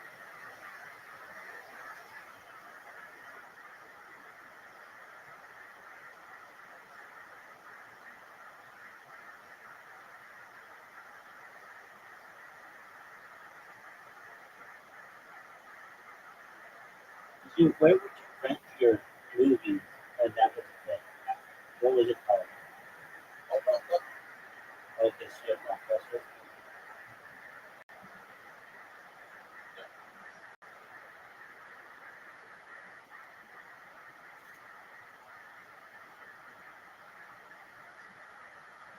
I have a joke that I said. Nothing.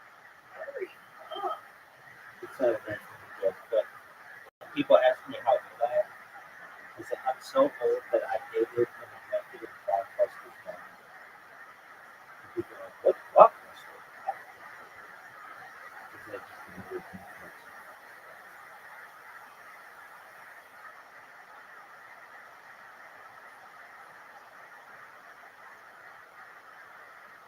There's still one Blockbuster in the United States. It's in Bend, Oregon.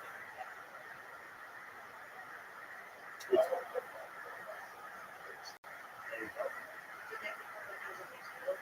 yeah, it's basically. I mean, you can still rent movies. I saw an interview with the lady.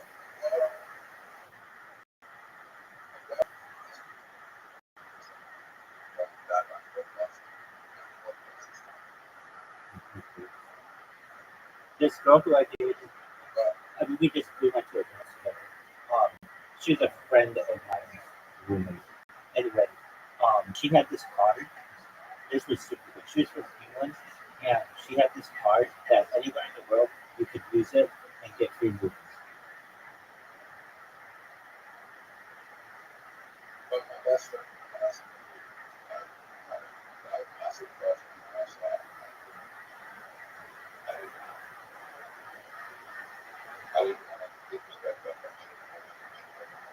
We missed out. Now you should holler at that dude. Dude, what are your thoughts on this shot? Dude, Zoo. Scale it. 0 to 10.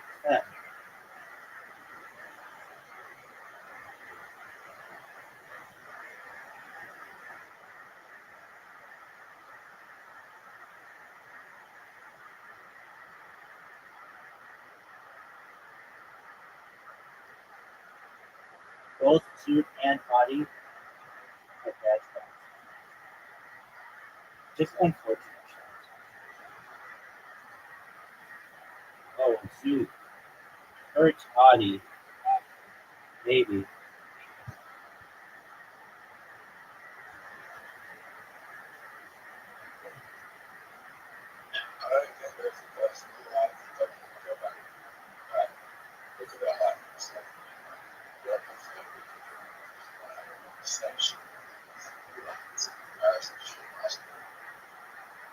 You know, I don't really think that. I don't really have to think that. I mean, like, maybe I wish I would have perhaps known things, but I didn't do anything really that I recall.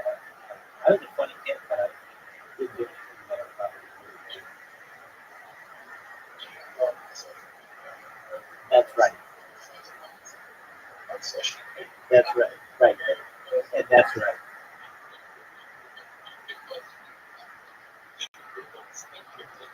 You're right. No, you're 100% right. There were no dick pics when I was a kid. I mean, I guess there were. This is a funny story that I have.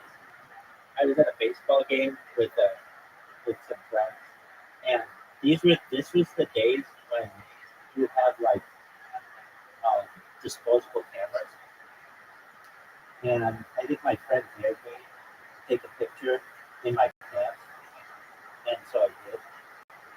And it did, like you didn't see the picture right away, and it would eventually develop, and so some person out there had to take pictures. My friend's older sister's friend. We went to school together, but like I guess technically that would be like child pornography.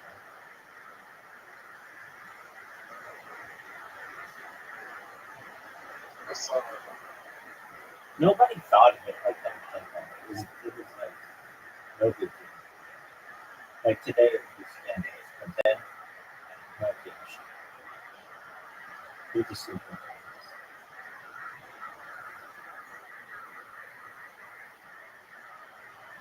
Oh, what a shot. Audie. That's a shot. Audie takes her first tee. Oh, no. Oh, it's just, welcome up.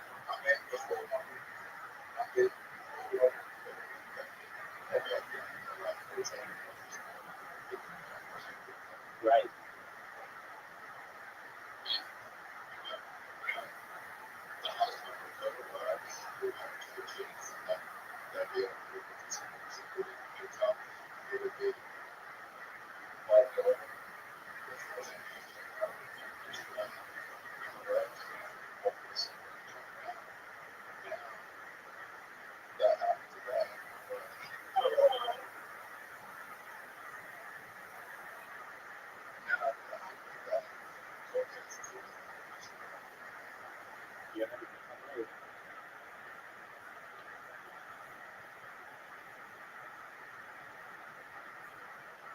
Oh, you're welcome, Zoo. You're welcome, Zoo.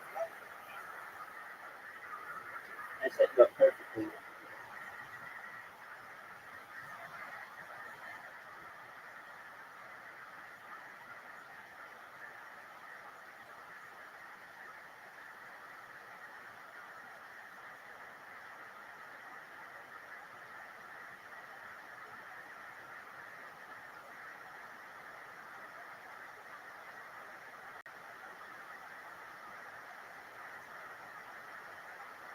Oh, come on. If Bobby mix this, Zoo wins it.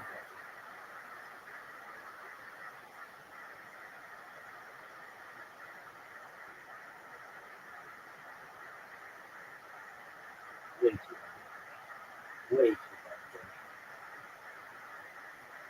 Right, Zoo. I'm gonna have to beat you on this last floor.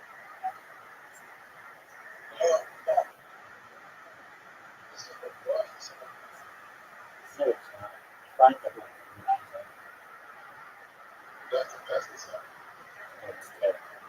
Zoo, what do you think of my shot?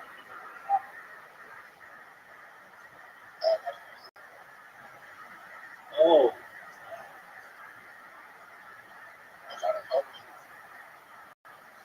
I don't think so. Body might. You know.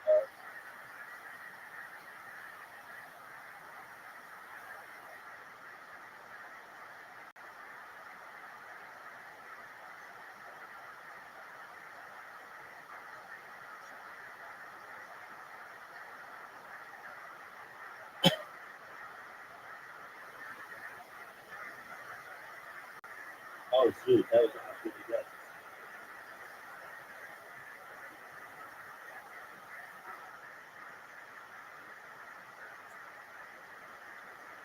Thanks, Robbie.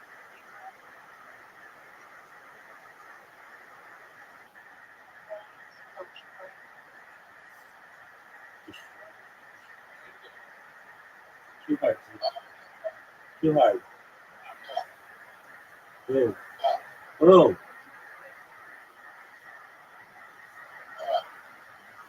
Ooh, okay, audience getting high.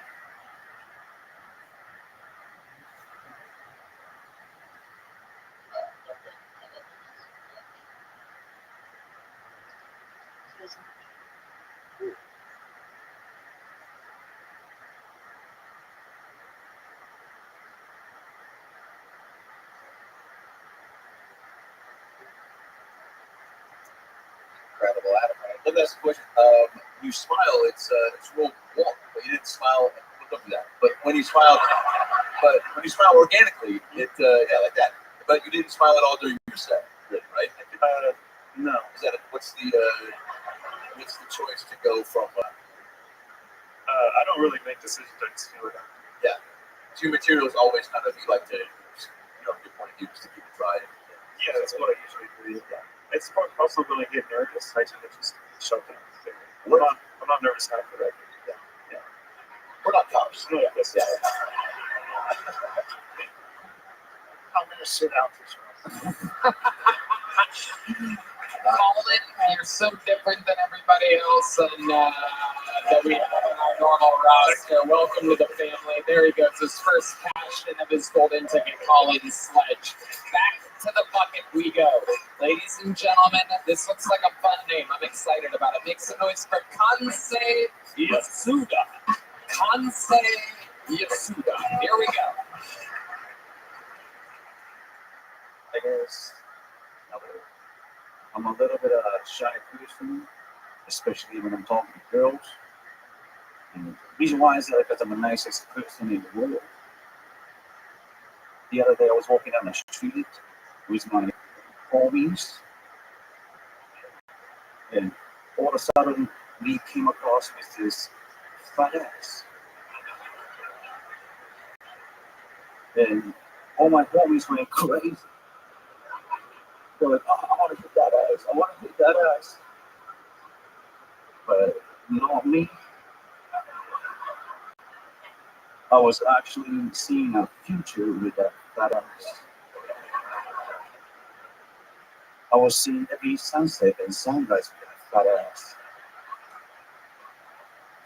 I was holding a fat ass child with that fat ass.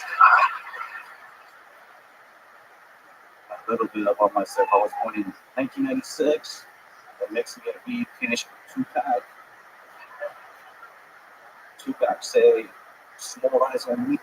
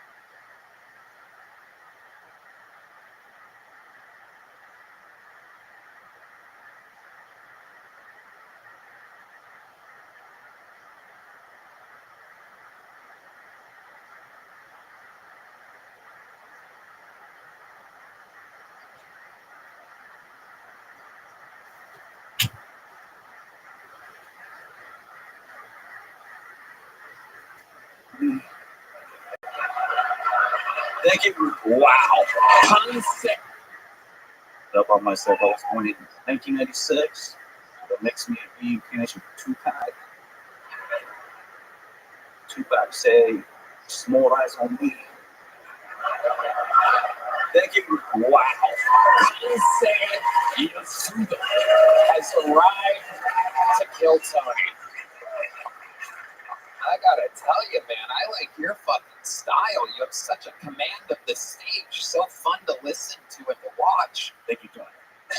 You're very welcome. You're welcome, Aaron. Thank you. I love it. Conce, how long have you been doing stand-up? 5 years. 5 years. Where at? That's Get it out of the way, Rabbi. Where have you done the 5 years at? Total 3 years and 2 years in Toronto. In Toronto? Yeah, in Toronto. Is that where you live now? Yeah, I live in Toronto. Toronto. Yeah. What made you move to Toronto? Why of all places did you pick that? Because I wanted to go as close to the United States. Yeah. Did you think about going to the United States at all? And don't send me away. Why would they do that? Because I don't have a visa. You don't need a visa to go to Canada? They have like a special kind of visa for me. What kind of visa is that? It's like a Asian Express. so yeah. They send a lot of Asian people. How's your day?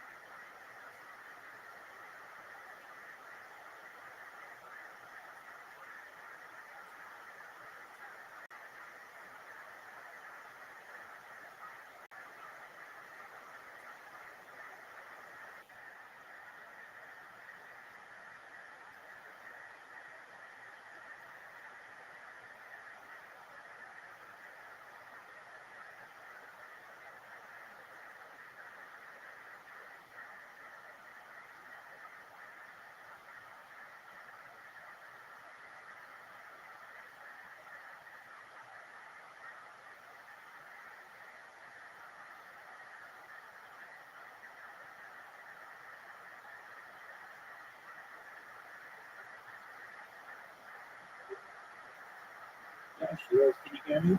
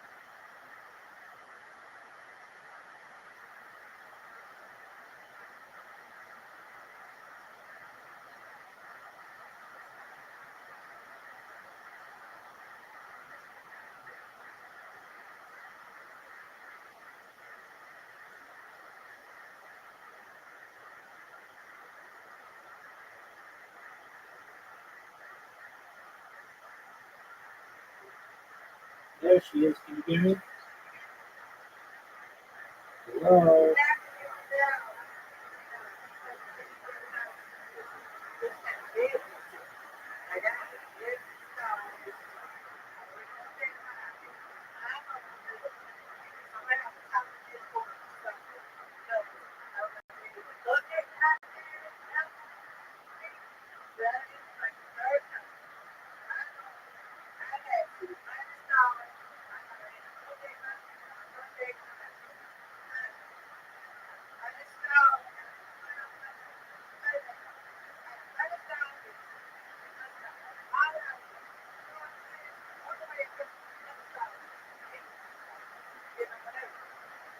Well, that sounds like it's been very frustrating. All right, well, I'm here to make your life a little bit easier.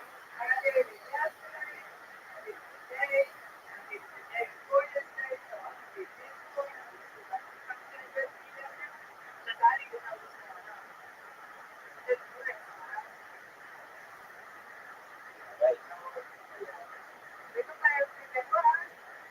She went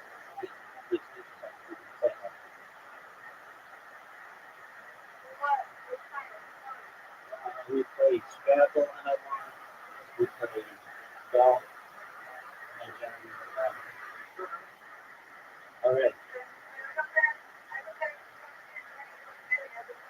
I know. Okay.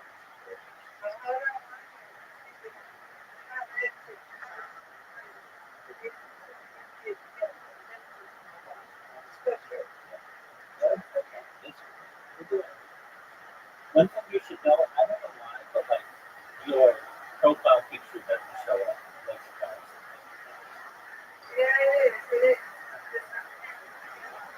oh, okay, that's why. There you go. Now it does. Here you go. You got it.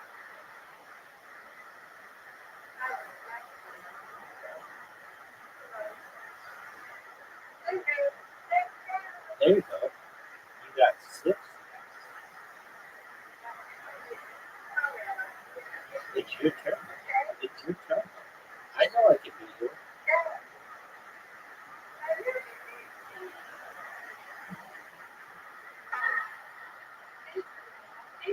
Oh, I'll do it. I'm good at these ones. I say that. When they're in the middle, I get a much better chance of doing it.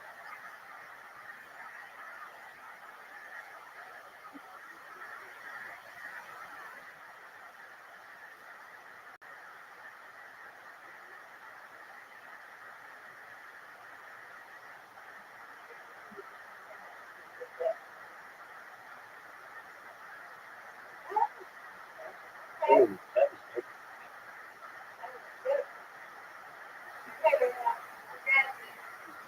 Bingo, bango, bongo. Bingo, bango, bongo.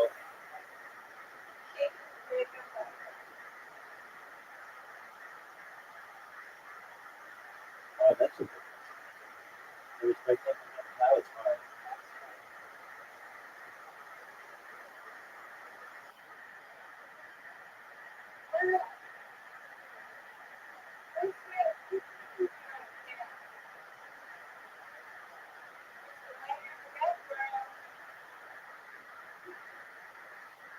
Two. That's 2.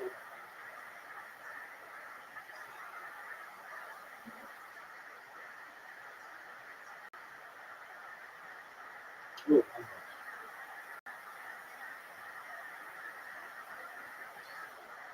you can do it.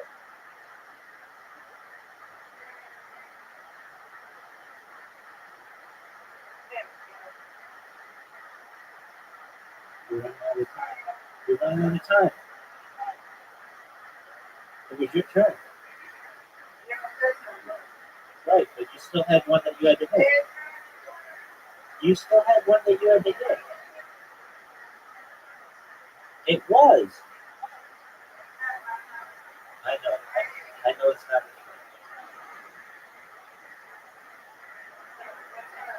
It's your turn. It's your turn. There you go.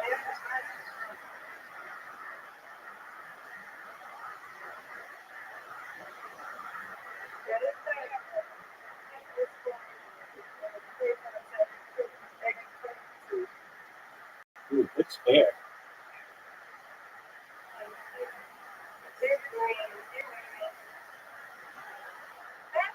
That's a good one.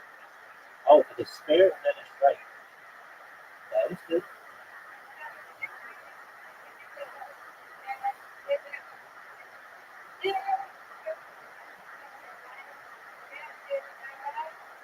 Get it. Oh, I missed it. Okay. So are you. There we go. All right, we have the invitation.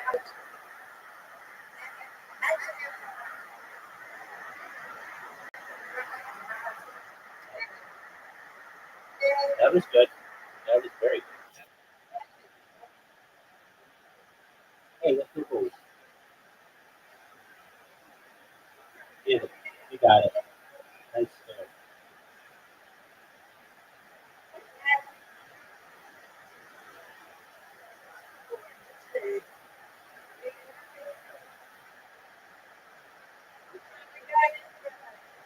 Missed it.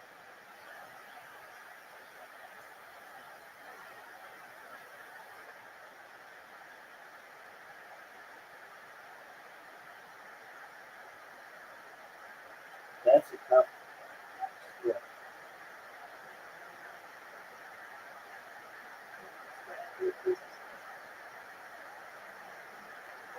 Oh, good job.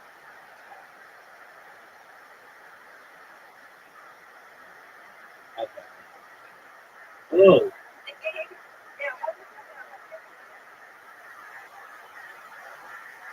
Get it. Missed it again.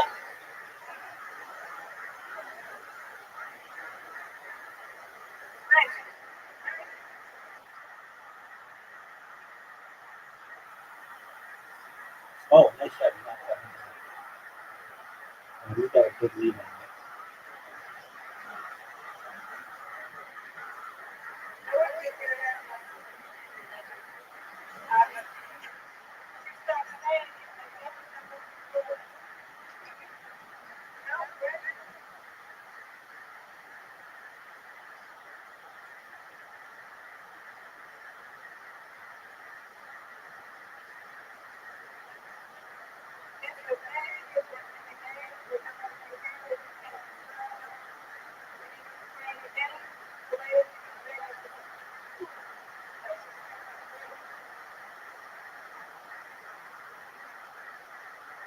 That's fair.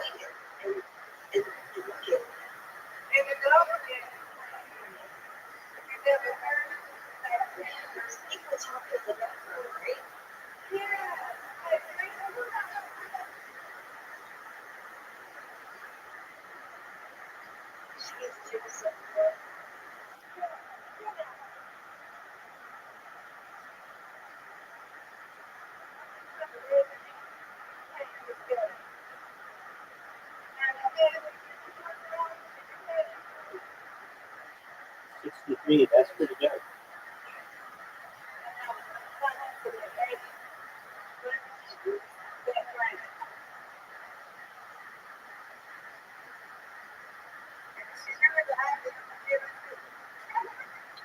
All right, are you ready for the invitation?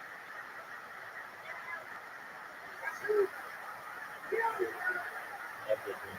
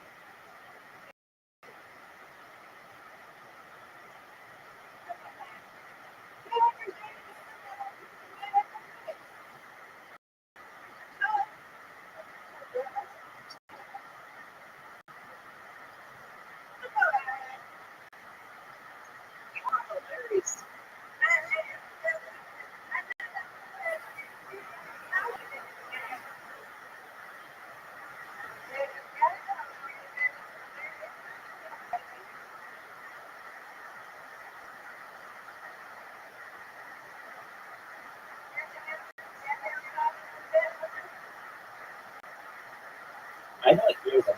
I must have my sound. Good strike.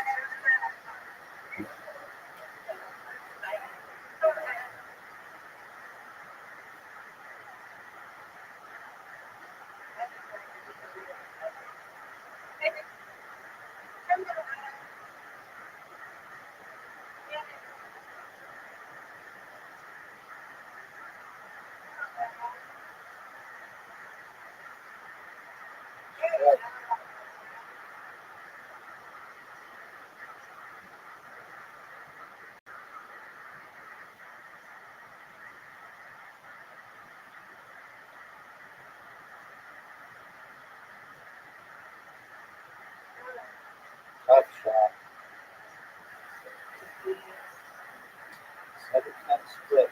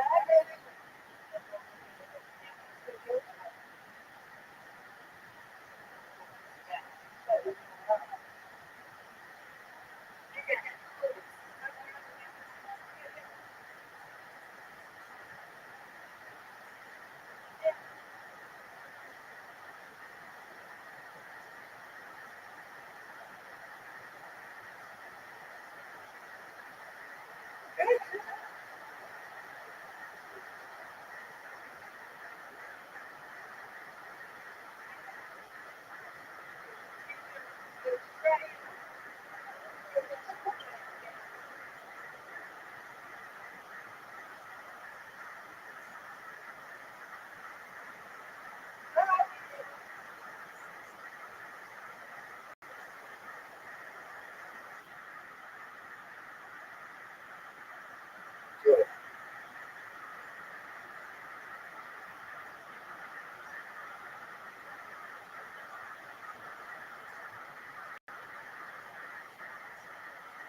Good.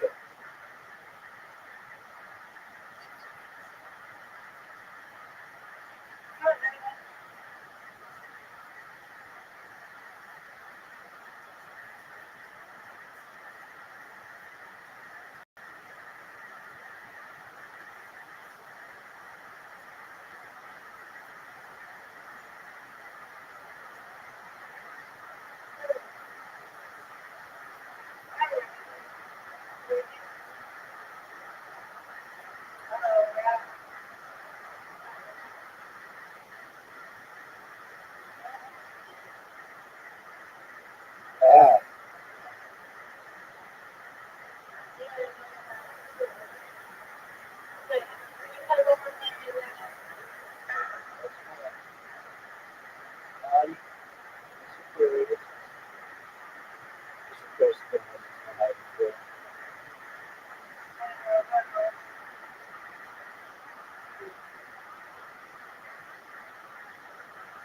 Good strike.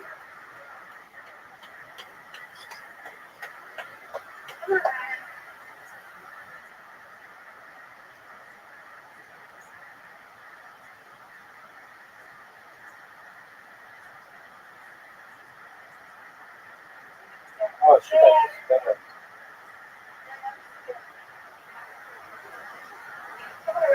No.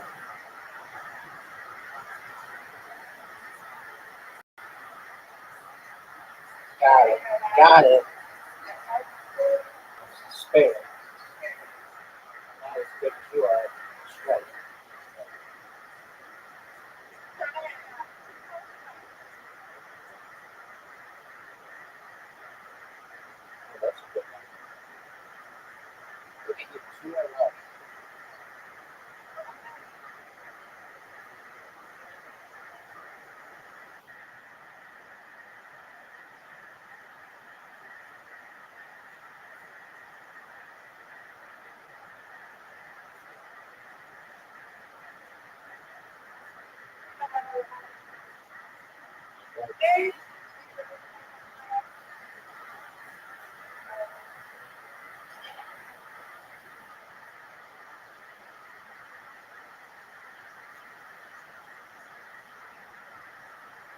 Wow, you have 54.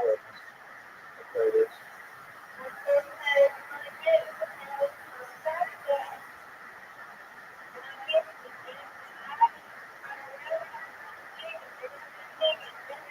I did not mean to do that.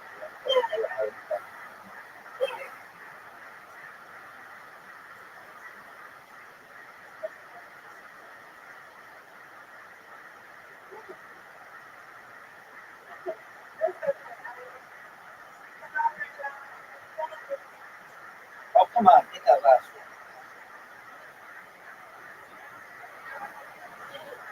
Got it.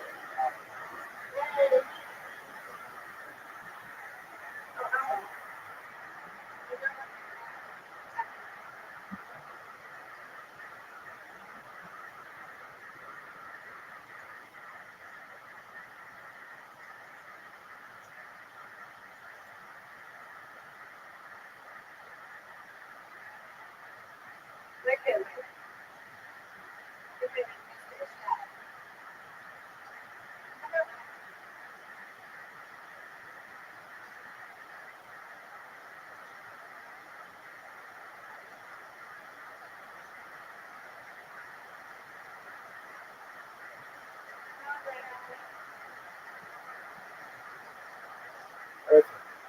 No.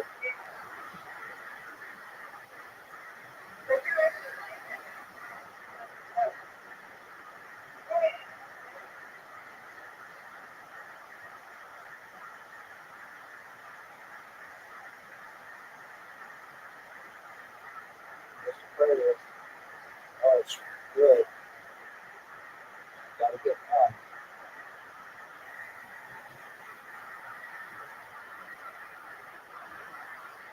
Perfect. Oh, that looks good. Oh, that looks good.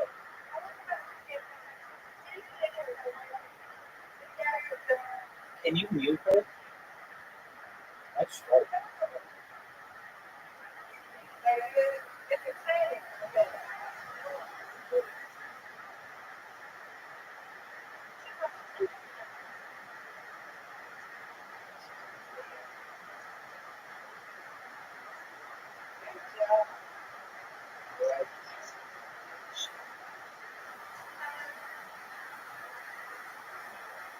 Uh-oh.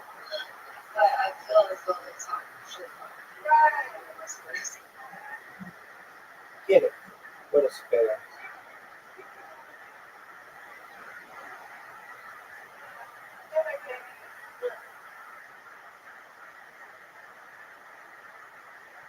All right. We got this thing.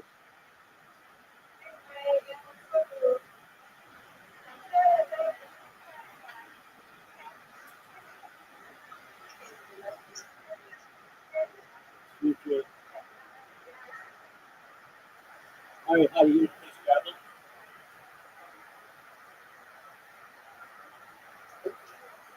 All right, give me just a second. I have to set up our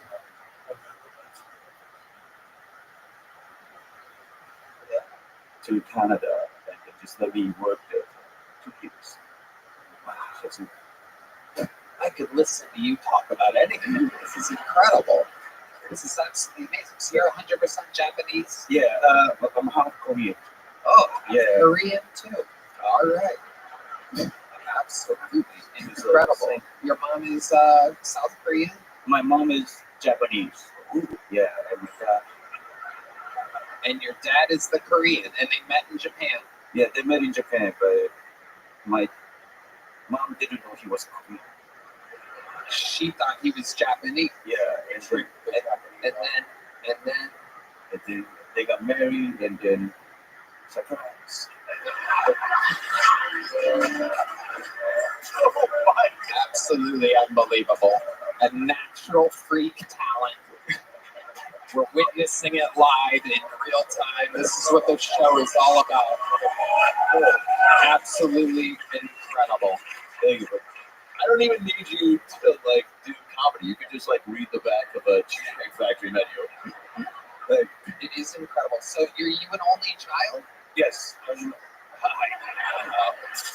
Because I think you're only allowed to have one of you over in Japan. So that's incredible. Okay, relax. Okay, all right. Okay. So amazing. And so your mom had you. And what do your parents do? They're still in Japan? Yeah, they're still in Japan. They own nail salon. Nail salon? They do that even over there? I thought they just came here to own nail salons. My God, they must be high-level nail salon people. That's incredible. Unbelievable. Rich boss. Are there comedy clubs in Japan? One in Tokyo. In Tokyo? Yeah. Do American comic work there? Yeah, they come around sometimes. Military, right? Rich is looking for a gig. Looks like I'm playing the karaoke bar right now. Shibuya. He sounds like a romantic. You have a girlfriend? I do have a Filipino Japanese girlfriend. Oh, wow.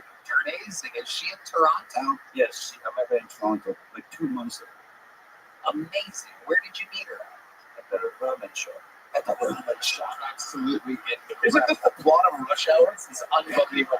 This is Everything you're saying, I feel like I've watched in a movie.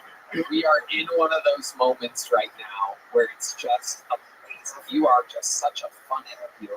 This might never end. I might keep you up there all night. This is absolutely amazing. So what does she do for you? She works at the ramen shop. She works at the ramen shop. Oh my God.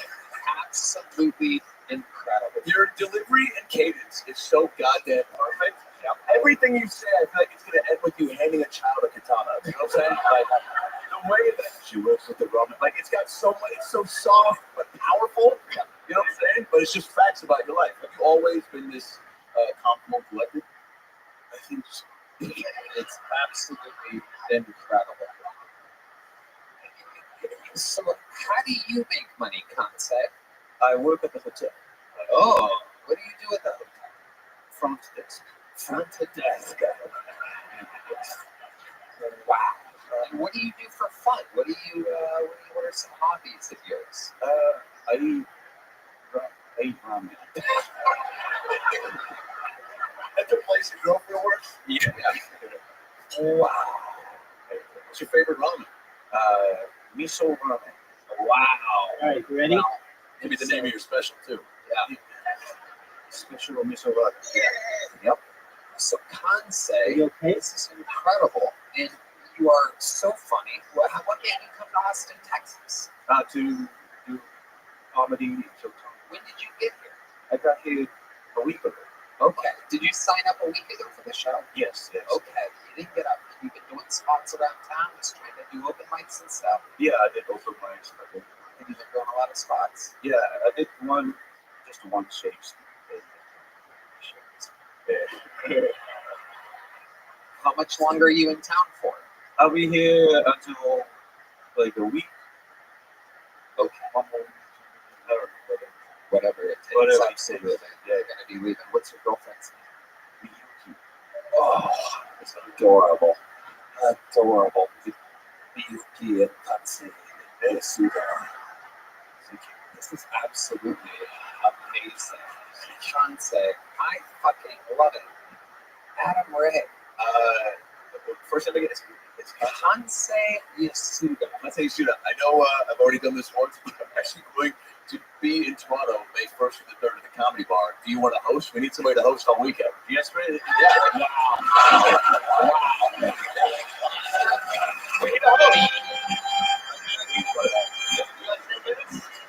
Yeah. Oh, 10 minutes. Yeah, 10 minutes. Yeah, for sure. Thursday, Friday, Saturday. Rich. Have you ever been to Allentown? Red man. I'd love to have you on a Secret Show Thursday.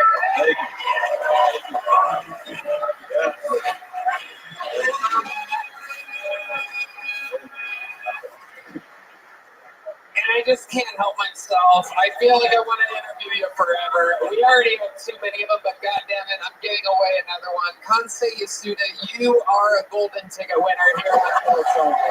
Absolutely incredible. This is a good show. The golden ticket. Allentown, Pennsylvania.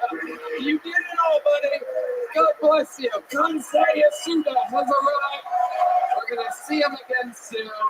Absolutely unbelievable, my friend. That is what it's all about. And now, someone's got to follow that. Your next bucketful goes by the name of Jim Talley, everyone. Jim Talley. Jim Talley is next. All right, how y'all doing tonight? Good? Fuck yeah, get off all party and crime, man.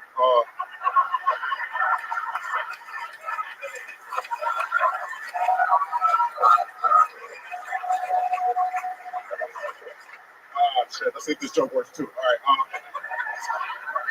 here we go. Oh, shit, my homeboy just came to my house the other day crying. He found a video of his girlfriend sucking a dick. I know, man, the fucked up part about it was the dick, mine. I know, man, hear me out. Here's where the shit got fucked up. I had to then sit there and listen to this motherfucker's critiques on my dick as if it wasn't mine. Motherfucker was spazzing too. He's like, how the fuck she gonna cheat on me with that? My dick way bigger than his. I'm just looking like, nigga's not little, right? Like maybe it's easier on our jawline or something, my nigga. Why you big shaming, nigga? Right? Like, I was defending an unknown penis, essentially, right? All right. Shit. Well, that's it, guys. Thank you, brother. Jim Talley. Wow. How fun. Very fun to go off of that rush hour energy in your opening. Very fun. Yeah. Welcome. How long have you been doing stand-up, Jim? I'm going on 3 years. 3 years. Where at? Houston?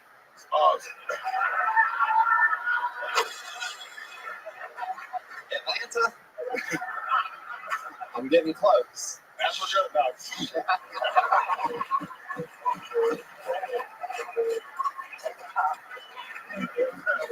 Oh my God, hilarious. That was funny. How you doing? Thank you, man. Where have you been doing stand-up at? I started in South Florida. I went to North Dakota for 1 year. Now I'm here. Wow, what made you go to North Dakota? I knew this question was coming. Yeah. Believe it or not, white dick, if I'm being honest with you. My sister married a white man. Yeah, dick was so good, I moved there.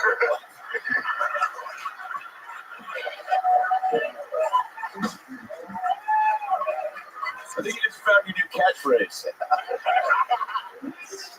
Take us through that process. What made you follow your sister up to North Dakota? See, that's an interesting story. So, they met in South Florida on one vacation. I used to live in Africa, right? Yeah, just that happens to make that. But no, so they met in Florida, and he fell in love with black pussy so much that he went to Africa. And then she moved back to North Dakota, and life was cheaper, and I was tired of Florida, and I was like, you know what, I want to go to North Dakota. He was in South Florida, and this guy, according to your exact words, loved black pussy so much that he left South Florida, a hot spot of black pussy, to go to the actual fucking North Pole of black pussy. Exactly. Africa. Exactly. Oh my God. I know. They're still married to this day, goddamn. Wow, that is incredible. Shout out, Justin.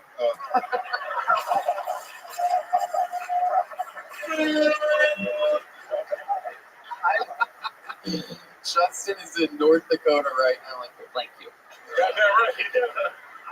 Goddamn right. He looks like a white Pete Davidson, if I'm being honest with you.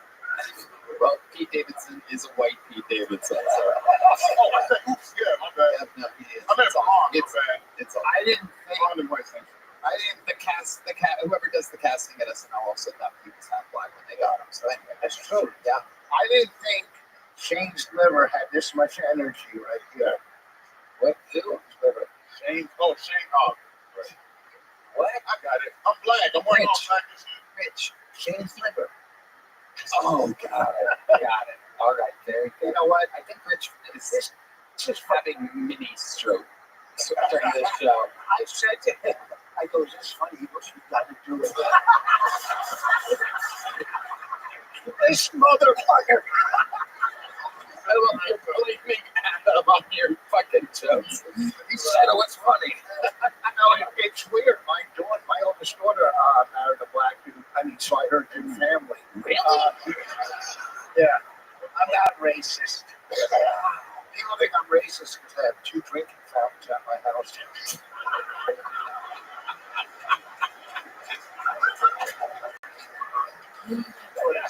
No signs above them. Jim, what did you do for work in North Dakota, Jim? I work for AT&T. Okay. Worked. And what do you do now? I am working for another company in sales. Okay. Very good. And do you have a steady girlfriend? I do. Yeah, she followed me up from down here. And now you live here in Austin, Texas. How long have you lived here for? I just got here December 31st. December 31st. And what made you want to move to Austin, Texas, of all places? Stand-up comedy. Right. And you love it. How old are you? I'm 31. 31. Wow. You're really young. What's that mean, Tony? I don't know. You could have said anything. I would have said that yeah, it works. You could have been 25, 55. You really could have been anything. Have you ever been a volunteer firefighter? I'm getting volunteer firefighter vibes. Sunglasses down. Yeah, I'm up here. No, it's okay. Yeah, I know. I do look like a security guard right now. I can cut it or uncut. Jesus, Rich Voss asking the tough questions over here. Where do the sunglasses go on? You wear them outdoors, or is it just for show? For show? No, I was actually wearing it, but like, dark now. Yeah. Were you ever racially profiled in your time in North Dakota? Surprisingly, no. No, because before I cut my hair, I actually had blonde hair, and they just not used to seeing black guys up there, so I didn't look for anything. You had blonde hair? Yeah, Cam Patterson told me to cut it off, and he said my hair looked like it had hits. Don't laugh at that. Fuck that nigga. I just play. I look good. Jim, you're so funny. What's something else we should know about you before we let you go? Shit, I just said I grew up overseas. You speak French? What did you just say? Wow, what other languages do you speak? An African dialect called Hola. Right now, don't you play that shit? Oh, wait a second. No. Just hold on. Let it do the fucking thing. I want to hear you. Lines and shit we're about to come out. What can you say in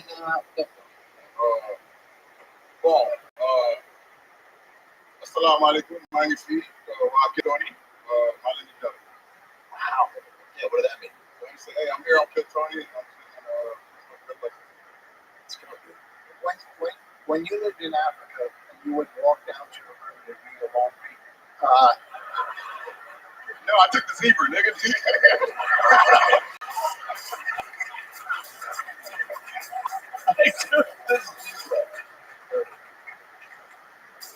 What else can you do? I know how to do nunchucks. Really? I swear to God, I don't have them long, but I do nunchucks. We do have nunchucks. I had a feeling. We have a special. This place is unbelievable. We have a special Kill Tony toy box where we have all the things we might ever need, ladies and gentlemen. Oh my God! Give me a single spotlight, Keno.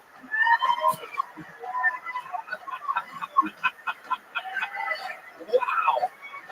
Holy shit! This is incredible. He could have played both characters in Rush Hour.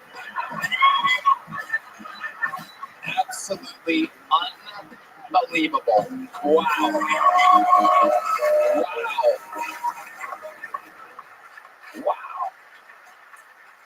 Well, yeah, you kind of did it. Yeah. Yeah, that's good. How long have you been doing that? About a year and a half now. Let's go. Does it ever come into play or come into, Well, I just use it for Kill Tony now. That's what you fucking did, yeah. Absolutely. Nunchuck there you are. Jim, wait, what? Rich? You would have thought the last guy would have done that. Yes. You would have Rich is literally doing a different podcast tonight. He's listening, but you can't see, but he has a little headphones in. What's the longest set you've ever done, Jim? I'll be honest, 36 minutes. 36. Okay, but you're on the secret show. Wow, ladies and gentlemen, absolutely unbelievable. Jim Telly has arrived. Here's a big joke of Jim. Thank you so much. Signs are beginning to come back. We need more Jim Kelly in our lives. It's so much fun.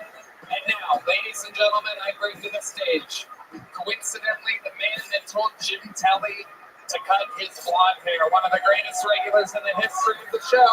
This is the one and only Cam Patterson.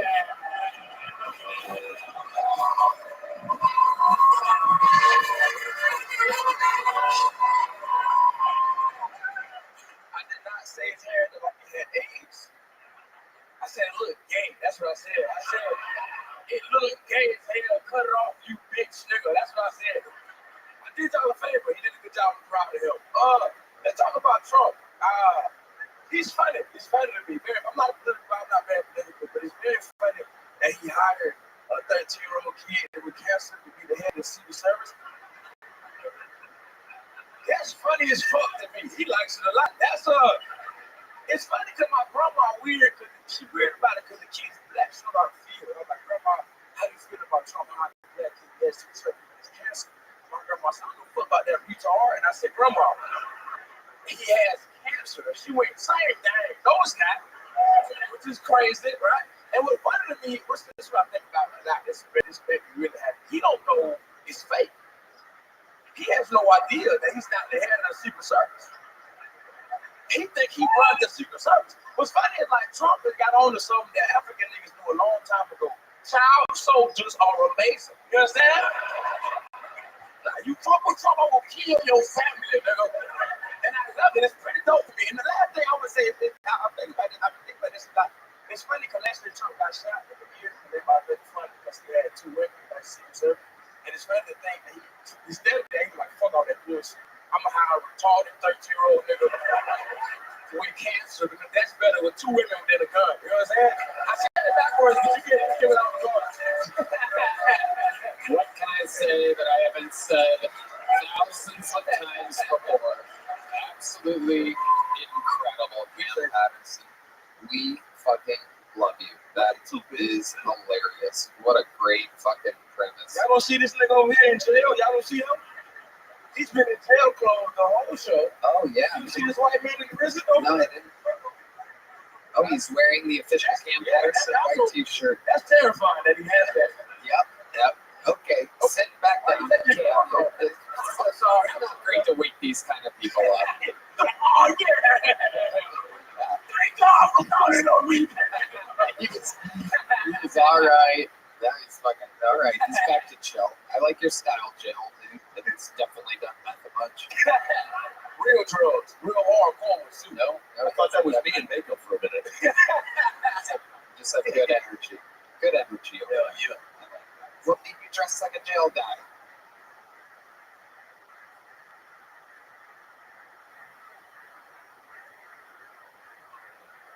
They show Kill Tony in prisons? Yes. With the right phone. You snuck a phone in prison and you watched Kill Tony? Right. He didn't have a phone at his house. Okay. Wow, I love it. Teaser. What a night. This is a wild night. There's guys that watch Kill Tony while in actual prison, wearing a prison outfit. This is absolutely incredible. For this guy too. It's amazing. Or he gonna stab all of us. Either way. What is doing? He humping something. That was scary. That's my son over here. Nigga, I was terrified. He humped the air over there. That was crazy. What brings Foss first, please? I don't know if it's a prison outfit. It's fucking cool-outs. You got shorts. That's a prison outfit. And the street continues.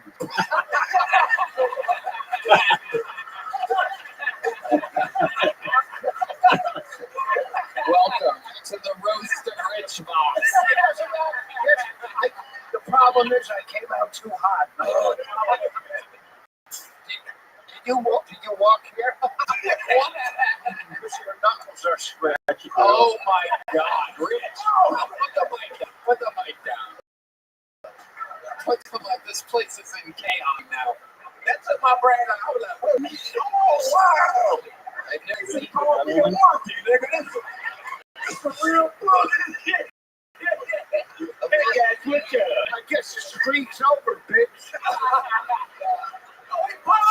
Oh my god, this party is out of control. I've never seen D. Magnus clench his fist before. He's back here ready to defend his sweet, sweet Cam Patterson. He fight a fuck the shit out of Adam Ray. He don't know what the fuck I'm saying. What the fuck that happened? I swear to God. You gotta be close, babe. You gotta be close. Oh my god. Holy shit. Cam, I mean, you've done it. We've done so many interviews. I gotta tell you, I fucking love that new joke. Absolutely incredible. Super topical. Right on the fucking dot. 13-year-old with cancer in the news all week. The fucking State of the Union and everything. You nailed it. Adam, anything? Yeah, great new big thing. I mean, actually, always said to myself, something. You're absolutely killing it. An unstoppable force.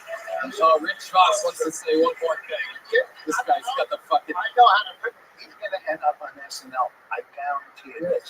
Rich. That's not even a thing anymore, Rich.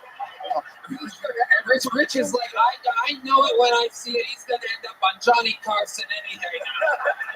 I swear to God, this guy, we need to get him on Star Search. He's gonna be Star Search. Oh, I swear to God, when Merv Griffin finds this guy, it's gonna be incredible. Oh, I swear to God, hey, I want to book you at the Last Supper. I swear to God, hey, you know what? You should perform at the Dinosaur Factory. Rich in the Allentown. There he goes, Cam Patterson, ladies and gentlemen. Oh my God, what an episode! We're having fucking fun tonight, ladies and gentlemen. Your next fucking roll. Whoa! Wow, really tiny getting big pops tonight. The ladies lover, the dudes lover. Absolutely incredible. This guy's going to jerk off right now in the bathroom. It's absolutely unbelievable. Your next fucking poll has been on the show a couple of times. You know, it's just so fun every time this young lady is on. Ladies and gentlemen, make some noise for the return of Juanita. Everybody, here we go.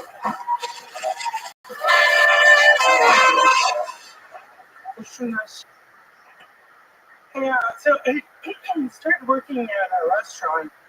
I'm annoyed with my manager because she doesn't say anything to the little kids running around. And I used to be a corporate manager, and I would lie.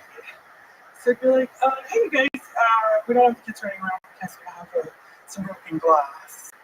Or, hey y'all, we just had a service dog eat a piece of Oreo cheesecake and diarrhea all over the main dining room. We're going to want to keep the kids right here. Hey y'all, our buster is a registered sex offender. And she's really horny. And your kids are super hot. So we're just going to want to keep them neatly stayed right here at the table. Anybody uncircumcised? Yeah, me too.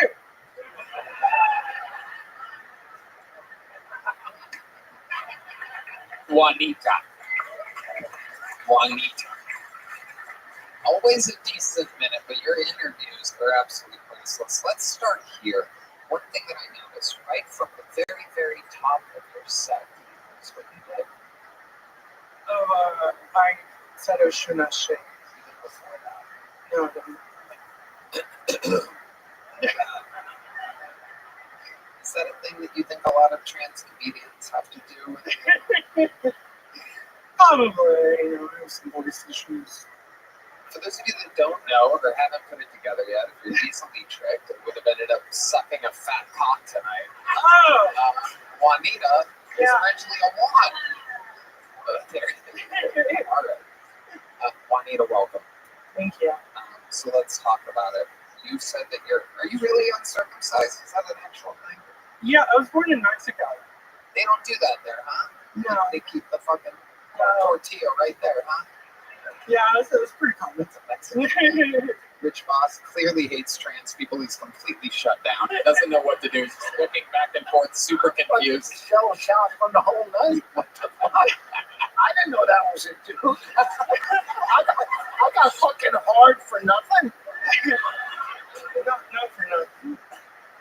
Oh, whoa, hey, whoa. We'll be right back.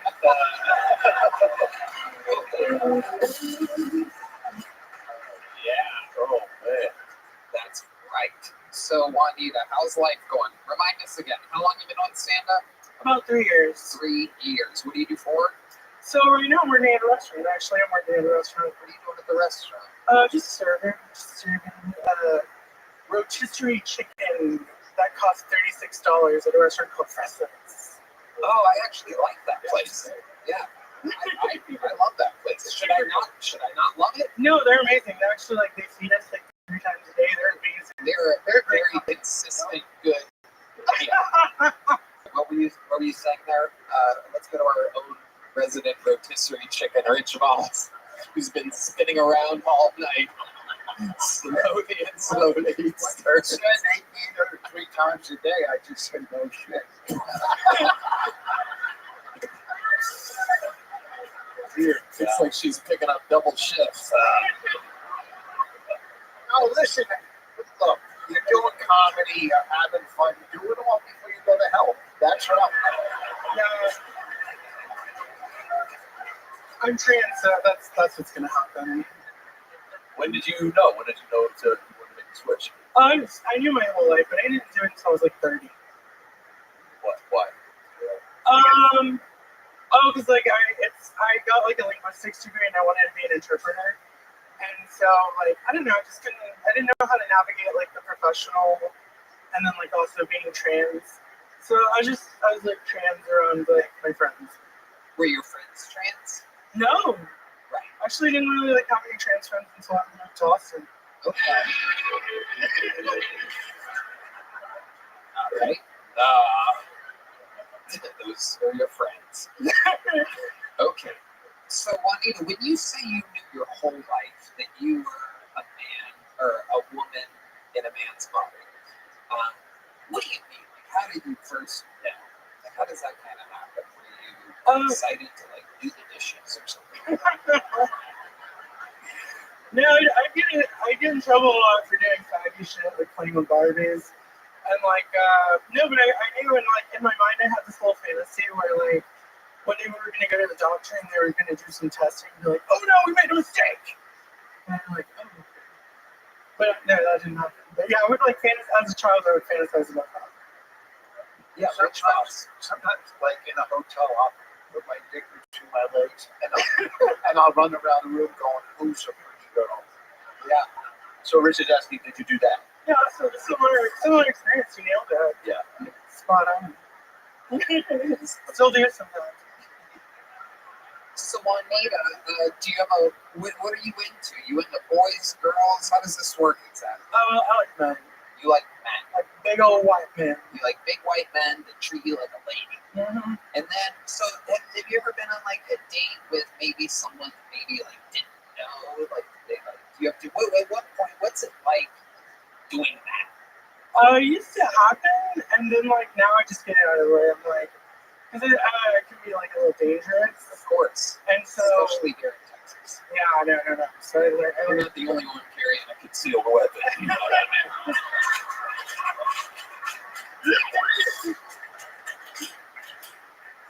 Yeah, no. That's definitely happened before. So you get it out of the way, right? You get it out of the way early. What was a close call? Was there ever one where you said? No, I think the only thing I can think of is just sometimes I can kind of I used to be able to tell when a guy was about to grab my crotch or something. I'm oh, before you do that.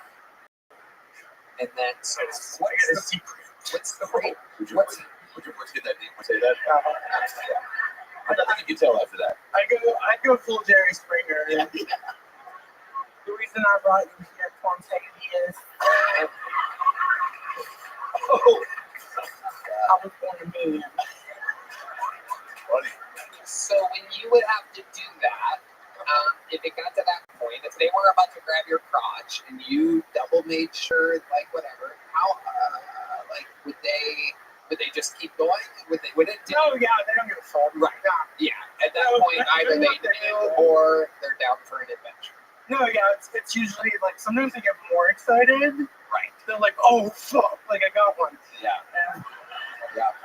And Yep. Come for the chicken, stay for the beef.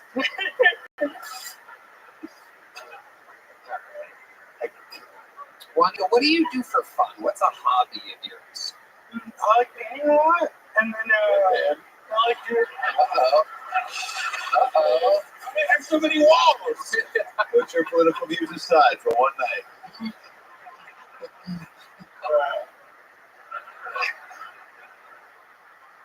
You like painting? What else? Painting, I like doing karaoke. I like doing. What's your karaoke song of choice? Do you go boy or girl on that one? Are you doing fucking Celine Dion or Dion Celine?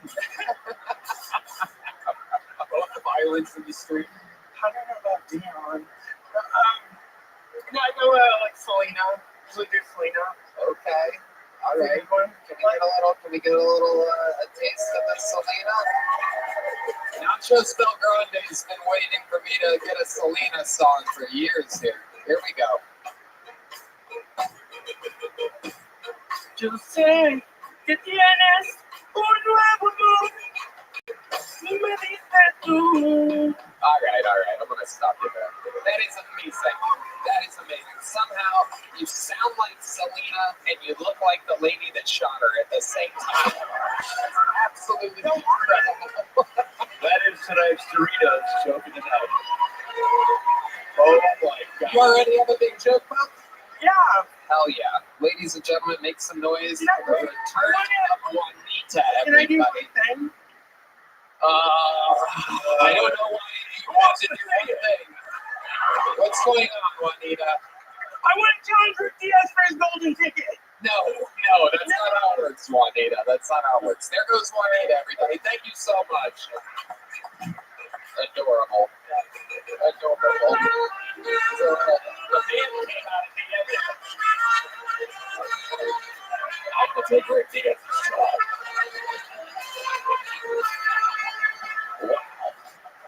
All right, your next fucking poll. Looks like a new name. Looks like the name of Lisa Smith, everybody. Lisa Smith. Here we go.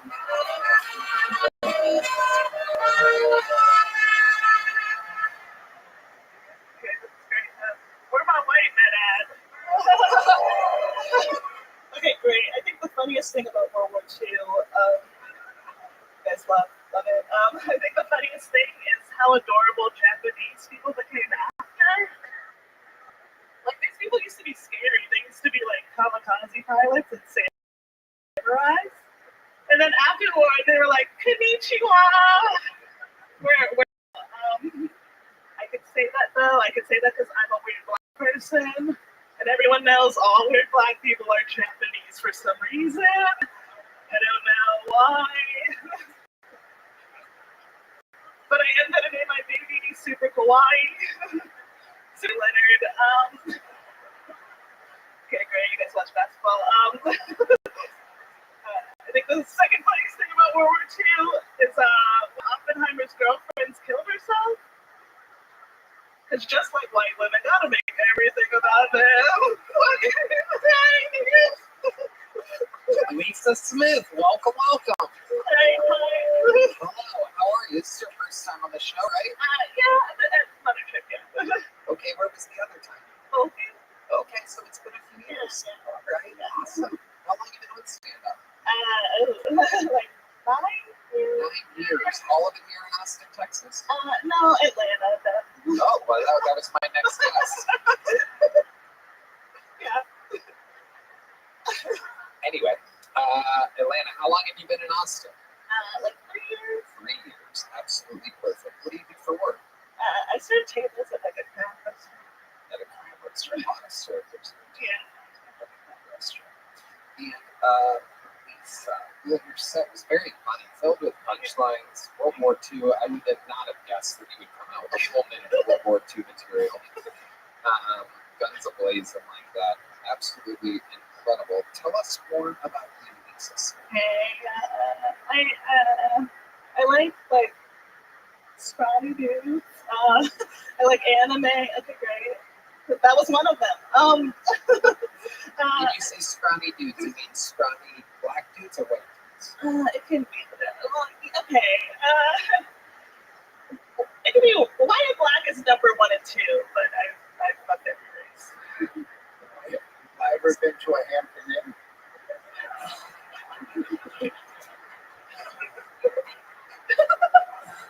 Lisa, you're into anime. What else? Let me ask you this: when you say scrawny dudes, how scrawny are you talking? What's like the smallest guy you've ever hooked up with? If you had to guess his weight. 130-ish. That's pretty light. Do you know who Heath Cordes is? Yeah. I know. That's a tiny, tiny little boy. Where is he? I don't know. Is he here? I have eyes on Heath. He might be under one of your tables running around. Let's pick up little things that people drop. Do you have a job? What do you do for work? She works at a crab restaurant. Server at a crab restaurant. Oh, she's What? What's your position? Server. A server at a crab. This moment is brought to you by the Rich Voss School of Comedy, where anyone can listen and then just say whatever they want, and then follow it up with I'm back. Classes are going on right now, Monday through Wednesday, 3 to 3:15. How much? You're so likable. I could see you on SNL. They got like 4 of her on SNL already. That's exactly what SNL wants on SNL. There's a lot of me in New York, yeah. Yep, no doubt about it. Lisa, tell us something crazy about your life. Tell us something wild. What would surprise us about you? My whole family's crazy. 3 bitches trying to fight me before I left Atlanta. How did people try to fight you for? Okay. Oh yeah, this is gonna be great. Well, one thought I was trying to fuck her girlfriend. Do you do that sometimes? Do you hook up with chicks? No. I hear my voice. I know. I'm straight. And then one, I did fuck your boyfriend. And then the last one, I don't know. I think she thought I was better than her. Why would she think that you thought that she was better than her? I think my voice sounds fluid, but I'm bored. But I think that kind of gets flat. Black people. They don't. Is this true, black people? The black people look very confused. John D's. Are you the child of May Gray and Cam Patterson? It is. I was so proud. Yeah. How long has your hair been like that? It's really like great quality. It is incredible. Is there a barber shop at the Underground Railroad that you Wow, even John, you're not gonna laugh at that. Wow. Jesus, John. John's gotten too used to the show. 4 years he's gotten to his fucking head. Used to laugh at jokes like that.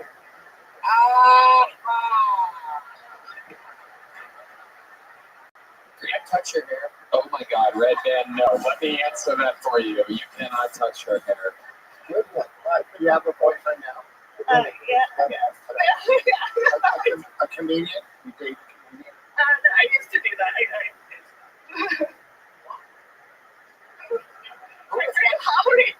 What's that? That means, are you trying to go on a date with her? Are you tolerating her? Oh, no, I couldn't handle that.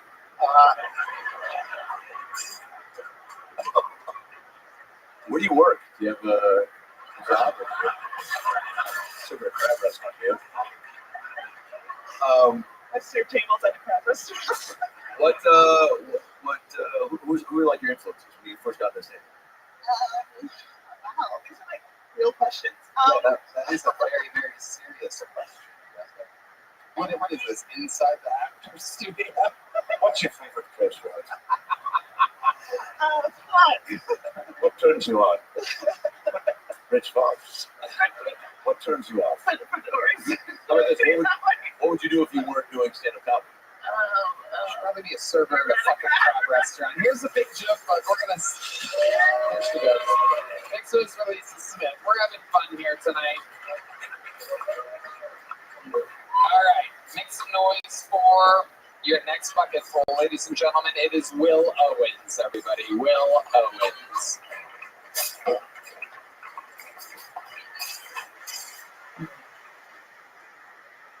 Shit, I hope all y'all doing well. I'm feeling great. My wife and I just finished adopting an at-risk youth. Yeah, we got a little crack baby at the crib and shit. Every morning before work, I pick them up, take a deep breath, get a little contact high and shit, better than coffee.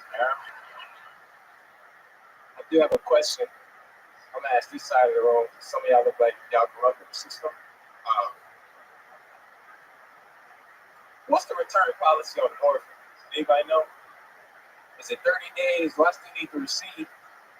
At this point, I'll take store credit. This one there got to go. They told me he was refurbished, good as new. Yeah, he came out that box broken. All right. Oh, before I get out of here, someone please take a picture of me so my wife doesn't come cheating.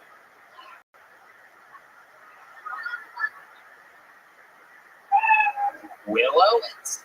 You have one more? I was gonna say, just send her to pick 3 hours.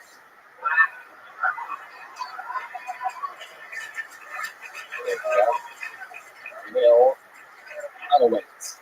So you are married? Yeah, man. And you really have a kid? Yeah, it's not a crack baby, though. I mean, that was my next question. It was, when you say orphan, you adopted it? No, that's just a joke. I just write jokes. Okay, all right. Relax, Will. Jesus Christ almighty. That's why, all right. That's why I was here. Okay, relax, Will. You're doing okay. Relax. Relax. You're not in court right now. Relax, Will. It's okay. I'm going to take, I want this to go good for you too, Will. How long have you been doing stand-up? About 2.5 months. Where at?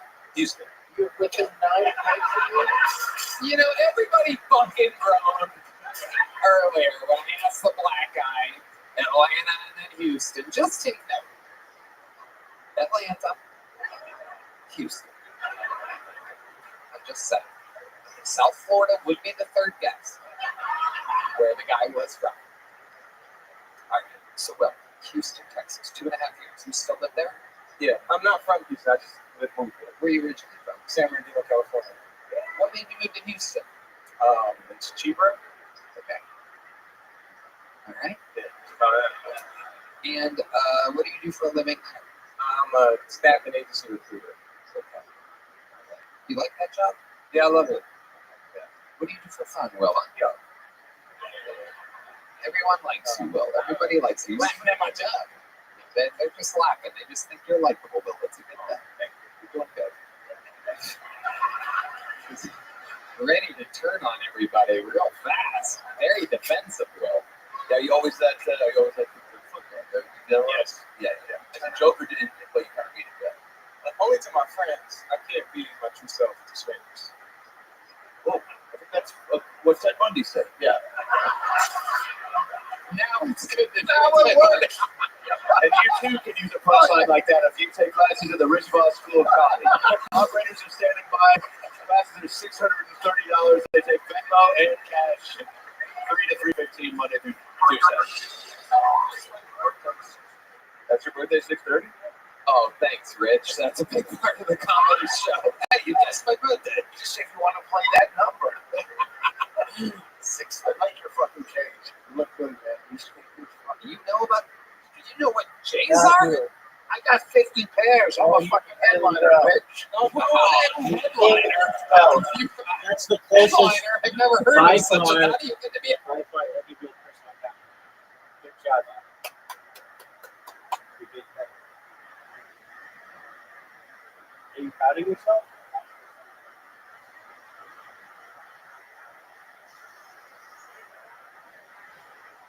You're good on you. Just give me a moment to adjust my robots. And I might give you another shot at this work. to be a headliner? How do you get to go up last at the comedy club?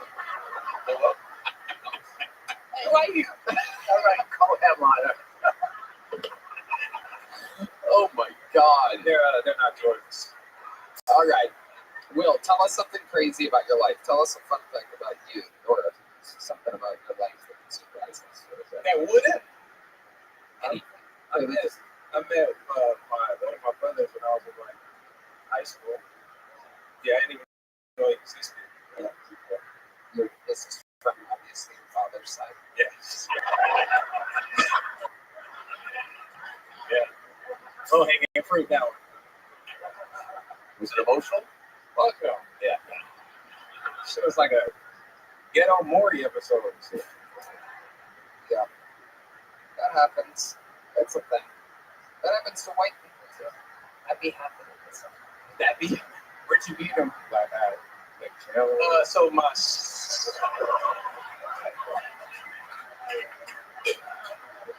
The Red Band School of Comedy is taking submissions now at the Sunset Strip. It's a 20-minute course. You get a certificate at the end. What made you meet your brother then? Was that your dad's idea? No, I don't think either one of us knew he existed for real. My sister's good friend, she was hanging out, and my sister's good friend's mom walked in, asked her name. She told her full name. She was like, "Oh, are you related to Willie Owens Jr.?" And she was like, "That's my dad." And she was like, "Oh, you want to meet your brother?" And then she was like, "Little nigga, come in here and meet your sister." And my sister called me like, "Little nigga, come in here, meet your brother." Yeah, but we're cool. Wow. What I said about that happening to white people, it doesn't matter. It's not exactly like that. You guys kicked it since you reunited? Yeah. Talk to him one time. You guys find that you have a lot of things in common? No. Okay. Well, what else? Anything else? Other than staff and recruiting, do you have any hobbies or anything? Just for being a father comedy right every day. How old's your kid? Two. Is that Will Owens the third? No, it's a All right, are you ready to go? Were you happy when you found out you were having a girl?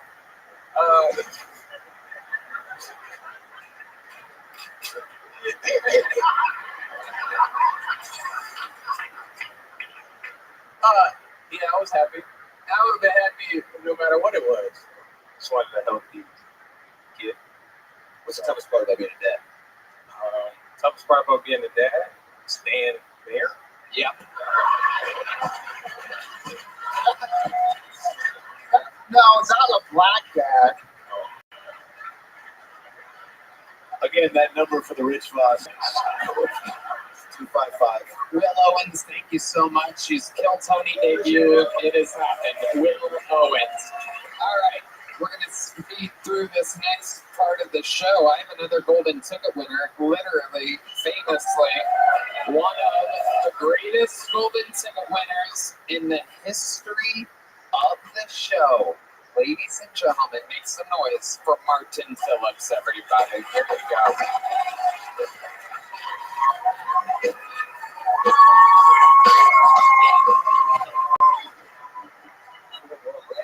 What's up? Yeah, very cool. It was Ash Wednesday recently.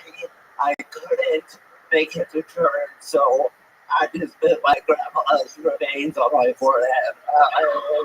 It was just great thing that it's the only ash I had. Anyway, I had a lover, not a fighter, so when someone tries to fight me, I try to have sex with them. And then, like, let's use that fist another way. Let's meet in the middle and not just fisting. Anyway, no, I don't think I can fight many people. I think I got old people and children, so if you're under an 8 or over 80, stay the fuck out of my way. 59.5 seconds for Martin Phillips. These people are dialed in, super professional. They do 100% all-time batting average. That's Martin Phillips. How's life fun, Martin? You look fantastic. Oh, now he's corduroy. It's corduroy. Yeah. Now he's Friday, dude. Nothing better than a corduroy shirt on the first 85-degree day of the year. It was cold in the morning. Okay. Okay. Air it on in the morning. Yeah. You dress up in the morning, and then no matter what happens, I pick my outfit, okay? Okay. Stick with my fashion. Nice old black. Wow, dude. fuck yeah. Favorite colors. You colorblind or anything. Are you talking shit right now? What the fuck is going on exactly? Motherfucker, what's going on? Are you going into a funeral? You are so lucky I don't understand what you're saying. They look great. What is happening over here? Just because you fucking can't take the shirt off, right? Just because you can't unbutton your fucking buttons after you get all dressed in the morning. Come on, buddy. Oh, God. Oh, no. Oh, no. One other time. Oh, the Queen's going on.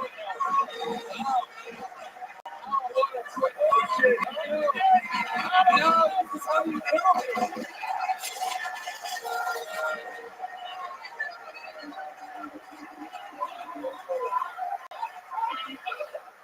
How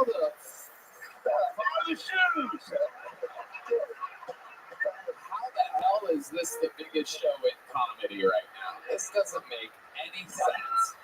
We have fucking dudes with cerebral palsy taking off their shirts to standing ovations, and Netflix is like, how do I get involved? This is absolutely incredible. The top part is going to be busted back up. Right. Yeah. It's going to be. How do you think about that part? You're going to see Juanita with a new green corduroy do-rag later. Just wrapped around her head. Or that could be your new clothes. Oh, yeah. I think it's true. Take off the pants. I do that sometimes. I do that with respect culture. I take off the pants. Hell yeah. Has anybody ever tried use wrestling? Oh, okay. The right spot.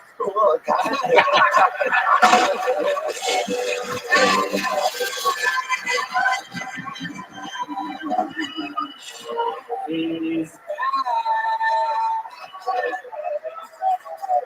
back. Martin Phillips, a cold-blooded assassin. You are truly the fucking man. Is there anything else crazy we should know about you before moving on? You know, all you guys. They love you. Yeah, dude. You know, I've been doing so well lately. I don't think I have to substitute anymore. I think. Yeah, I love that. No more substitute teaching. You're on tour. You're doing the road a lot. You're selling tickets. Yo, can I say this? Mark Phillips did a Dr. Phil live in Las Vegas in January, and he came out first, and the place, 4,100 people, went fucking nuts when he came out. Yeah, Dude. he's a superstar. He's a superstar. Your beast, Mark. He's so nice and funny, man. A superstar. Yeah, so I said retire. Not substitute teaching. Yeah. But crazy thing, one of the last days I substituted, I did something I've never done before at work. I shit my pants at the job. And you were teaching? Luckily, it was at the end of the day, because I don't think I'm going to hit that from the kids. I think they would have known.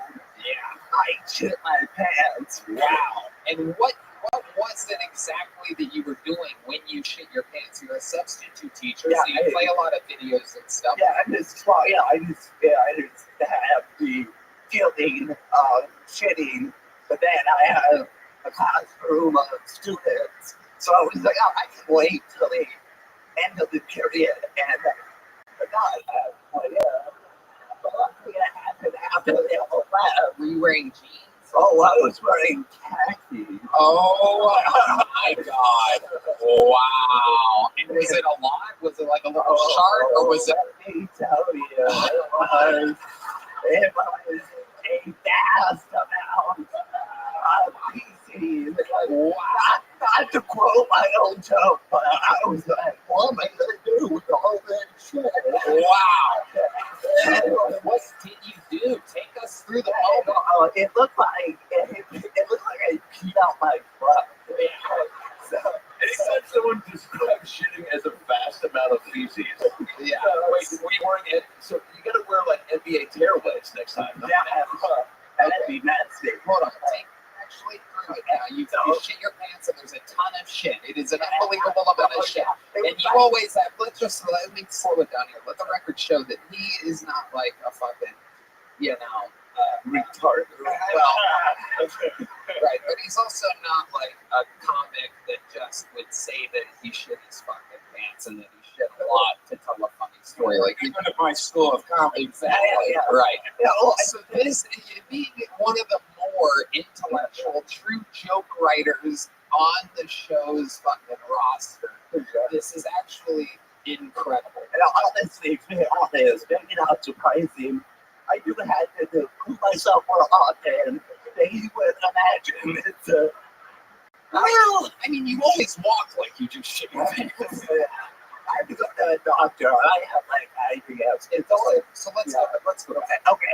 What is it? The last period of the day? Last period. Right. Last period. Okay. And you like, and you're Bell rings, kids out, and I'm like, okay, let's go. Right. And I start to the door, and I'm like, oh, shit. So how did you get out of there with all that shit in your pants? Well, okay, Was it running down your leg at all? I don't think I walked slowly. It's that I waited a few minutes for all the school buses to leave. Wait. You know there was one kid left behind who was like, Mr. Phillips, are you okay? And he was like, Fuck out of here, kid.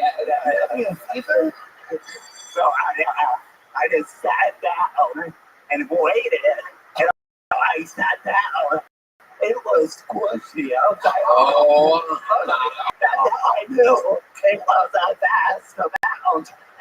All that. But how do you get to your car? Don't you have to like clock out? What does substitute teachers do? You just bounce, dude. I guess. I don't know how it works. So what's funny was I sat in the teacher's chair. I waited. I got up. I left a wet mark on the teacher's chair. oh my god. You have to obey it from Home Alone. So he finds out it was a prank by a student. He probably didn't think it was by the guy who substituted for him that day. Right. But I had a life whole life. I tried to, I don't think I did not follow through the chair. So who knows what happened to it? But anyway, I think it's a sign that it would give up substitute. yeah. That's God telling you it's So, you left your mark on that school. Yeah. You left your mark in the community. I walked with my knees bent like that. Which isn't much different than normal. I got nothing. I think it helped the shit. So, luckily I have a seat protector on my car, so I can sit on the seat. Wow. Then I threw that out after I got home, and then I just went straight to the shower and threw everything away. And yeah, washed up, and nobody knows at that school. That's off the millions of Well, people. they don't They know. They don't know the middle school I was at. So, Incredible. Martin, what can I say? You fill our hearts every time you're on, just like you fill the backside of your pants. Yeah. We love you. You've done it again. Martin Phillips, ladies and gentlemen. All right. You know what I'm in the mood to do? I'm in the mood to do something fun here right now. And I know we're running late, and you people got here hours ago. You want to end it now? You think we should do something fun? Prison guy, what's your name? What is it? Officer. Oh, offender. Offender. Okay, I wanna, the guy in the green shirt, make a little space here. Make some noise for offender, everybody. A minute for offender. Come on, there you go. Get to the microphone. There you go. No, right there. Your time starts, offender. Come on. Hell, fuck yeah, dude. Oh my fucking God. I want to say this, I did my time like a man. That's right, take that, Brittany Griner. Couple things about prison you should know, in case you decide to go. Farting is considered for flirting. I had to learn that the hard way. And I let one rip. I heard a dude way down the way, he said, hey, I hear you calling my name down there. And if you didn't laugh at that joke, I guess that's one of those moments in life where you should have been there. Because that shit was funny, but I was scared. You know what I'm saying? I hated when guards make me strip down. Because they never tipped. I felt like that shit was rude as hell. There is one more thing I will say. Go right ahead. There is a sound. You've done your time, but we're sending you back for more. I appreciate it. There is one sound that haunts me to this day. It's not the sound of a man getting raped or two men enjoying it. What? Too many, what? Two men enjoying it. Two men enjoying it. Okay. Yeah. Oh, it's actually the sound changes when you walk. Yeah, it sounds like chink, chink, chink. Okay, offender. I give you a shot there. Yeah, that's the Rothschild School of Comedy is. That's actually, he actually is a double, he's got his, he went to both schools. Okay, offender. Let's talk about it real quick. How long were you in prison for? I did 13 months. 13 months. What did you get sentenced to prison for? I had 2 grams of pot, one of cocaine when I was 26. I was on the run for about 6 years. Okay. In Alabama, it's a felony. In Alabama, no yeah, doubt sorry, about my voice sounds so. You're okay. Don't worry about it. We got to fly through it. Okay. Yeah, go ahead. Okay. So, how long have you been? Did you find it in prison or before? Yes, sir. So I found it in prison, and luckily I was like a low-level offender. So I was able to go out into the free. I was in a work release camp after a certain amount of time, and I was able to go out. Thank you, Rabbi. Yeah, keep going. And I was able to go out every day into the free world, and I would work at this chicken plant, and I would listen to Kill Tony. I didn't even get to watch it. And Michael Later was actually the comedian that convinced me, like gave me the inspiration. Amazing. The late, great, one of my favorite humans ever, the great Michael Later. So, you did that, so you found it there. Was it somebody that recommended it to you? How'd you find it? I've actually believed that, to be honest with you, it was JRE. I think I'd seen you guys on there. You were talking about it, so you tried it out. This is way before you guys came to Texas. Have you ever done stand-up comedy before? So I've been doing stand-up now. I moved here 2.5 months ago, and I've been doing it every day for 3 to 5 nights a day since I've got here. That's how you do it. I love it. Sir. Yep. I went in 3 years. I live on my short bus. I dedicate my life to this. This is you live on a short bus? Yes, sir. I'm an Alabama, and it checks out. I love it. Yeah. I love it. And do you have a job? No, sir. Comedy is the career and passion that I'm choosing, so I'm dedicating all of my time. How do you survive, though? How do you make a little bit of money to survive? What are you just committing crimes? Oh, it's gonna be. No, come on. Tell us the truth. You know the show. You know it's better when you're honest. Tell the truth, yeah. So, I sell some of the best goddamn weed that I grew my motherfucking self. You're growing it in the short bus or outdoors? No, I used to live in Oregon. I was a professional pot grower. So when I went to go turn myself in, I drove my short bus across country. When I got done, I went back to Oregon. And I had to get my license. I had to do a lot of steps to move here to Austin to follow this stream. So I literally the past 3 years been dedicated to try to get. How old are you? I am 36. 36. You know what? I'm gonna have you paint Red Band's house. Hey, I'm more professional than that one. No, I love it. I'm just kidding. No one's letting you in their fucking house. Come on. Come on. Let me maybe. You get it. Come on. Maybe John Cena, if he's having a John Cena lookalike party. That's a compliment. Where do you get your material from? So like I honestly do have all of the prison material that I do, but I have my normal stuff as well, and I practice every day. I've been out on the street like literally barking for the past week, so I'm sorry my voice. Barking to get people into the comedy show so that you can do a spot. Is that what you're talking about? Or are you literally barking because you're on crystal meth? No. Okay. No meth. Right. Yeah, I mean that's. Do you still partake in things? Are you still kind of a party boy? No, sir, just marijuana. Just marijuana, 100%. You don't drink. PCA. Sure, but you don't drink. You don't do coke anymore. No, sir. So I do drink a little bit, officer. Okay. Sorry. Since you're a Kill Tony fan, I'm gonna let you off the hook. Yeah, I appreciate it. Okay. Can I tell you one thing that I really have? Like, it's special. It's really good. Okay. Do you have like a Kill Tony bingo board? Yeah.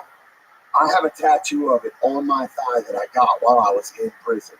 You have a Kill Tony tattoo? I have to see Kill it. Tony bingo board. Y'all want to see it? Yeah, just Let's fucking go! show it. What the fuck's going on? Let's do it. We're running out of time. Ladies and gentlemen. Wow, that is fucking incredible. That is the actual Kill Tony entire fucking bingo card. That is unbelievable. That is incredible. I got your life together. Well, I guess so. I love it. I love it. Offender, congratulations. It was a big joke, but there you go. Oh, Jesus. Right off his fucking face. Sorry. You're okay. Case is up. You're okay. We gotta finish the show. Go ahead. Fine. Get out of here. Wow. One more time for Offender, everybody. Making dreams come true. And now, ladies and gentlemen, this is it. The moment you've been waiting for. A show that featured 2 golden ticket winners. The closer went first, so I guess there's truly only one way to end an episode like this. And that is with, unlike Offender, a guy who's still trying to get his American citizenship. Ladies and gentlemen, this is the Estonian assassin, the one and only, the great and powerful Ari Matti.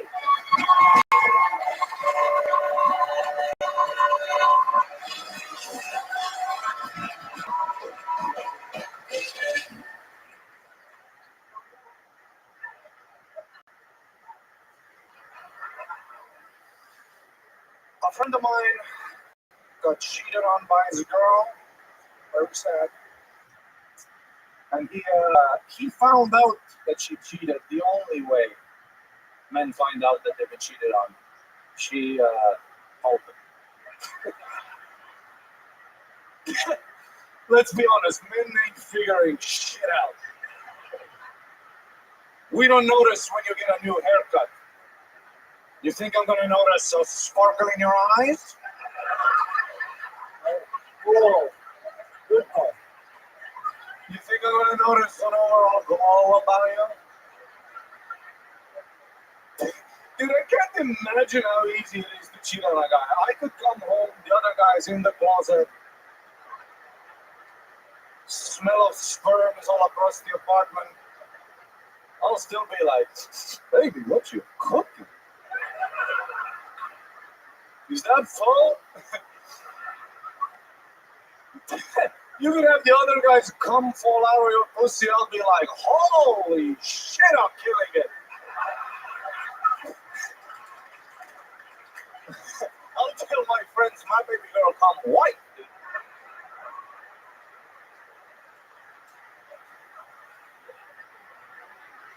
Cheating on a woman, though, different story. They can tell. Even if they don't have evidence, they'll just look at you.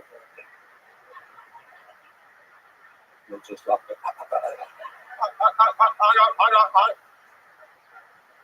Dude, if you want to cheat on a woman, you gotta meet that other bitch in like Guadalajara with a fake passport, You gotta destroy the evidence after. You might have to drown that bitch. You might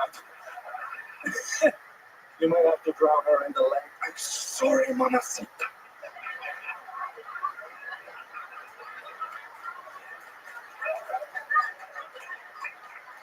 Put the bitch right now.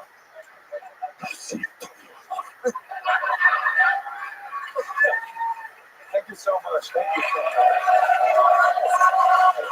Fucking crazy.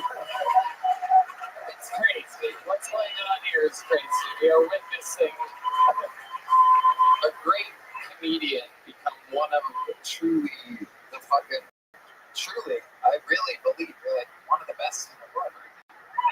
It's crazy. We're watching it happen in real time in the public eye. It's pretty crazy. It is crazy. You're a superstar. Yeah, my life, dude. 12 fucking years. Nobody wanted me. The festivals didn't want me. Fuck JFL. I hope you fucking burn to hell. Yep. They did, by the way. But they went bankrupt. Somebody bought him. I hope he dies too. I've auditioned to every fucking festival. I've been to London, Melbourne. Fuck you. Nobody wanted me. And then I finally found this motherfucking hardcore comedy community. Yeah. That's it. You chased it down.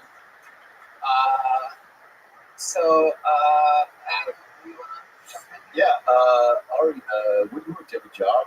What's do you Okay. All right. No, do you get recognized? Like you mentioned that, like you're obviously like. In Austin, yeah, but I think it's like the Tony fans. They're always so cool. You know, they want to be cool. You know, they want to run up to guys. Always weird. Yeah, what is your demo live? All men. It's all men. Yeah. Men always after shows in the corner. That was a great new tag. I noticed.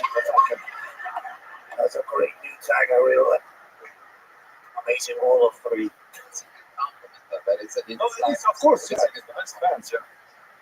I'm gonna go off of. I'm gonna cover something here that I did notice this week, and Red Band has brought it up on the screen. The Estonian MP. What does that stand for? Main prime or something. I'm blanking what he's done. He's something with money. But he's in the government. No, he's in the fucking European whatever commission. The guy's haircut is fucking crazy. I know everybody's been sending me this fucking meme this whole week. Yeah. Have you guys seen this fucking haircut? I know people do this a lot in Estonia. I mean, in modern day politics, you gotta stand out. Yeah. He has a really hot girlfriend too. Really? Check out the girlfriend. I bet he does. He's got that kind of energy. He's got fucking party boy energy. I know. It is a crazy haircut. But if you're in front of a commission from a small country that nobody gives a fuck about, this is a great start. You gotta stand out. We're gonna put the picture of him over the screen in this part so that people can fucking fathom what the hell we're talking about. Because it is a goddamn absolute architectural. It's an architectural. Is that a word? Architectural? It's like the guy who farted at O'Fender. Yeah, just say your name again. Oh, this is the prisoner, right? Yeah, that's the guy. I thought, and yes, you are very prison. Ari, anything else we should you want to say before we put a ribbon on this episode? Killers of Kill Tony, amazing. You know? Yeah. Dude, we go out sometimes to party. Dude, you should check out the crew we go. It's David Jolly, me, and Martin Phillips. These bouncers don't know what the fuck kind of Avengers are walking in. It's just the blackest guy you've ever seen. A fucking Nazi and a crippled. It's like a fucking anecdote when you walk into bars. Yeah. And I love the way they look at Martin from the distance. Like, what the fuck? How fucked up is this guy? And he's gotta be like, I'm not fucked up, I'm just like this.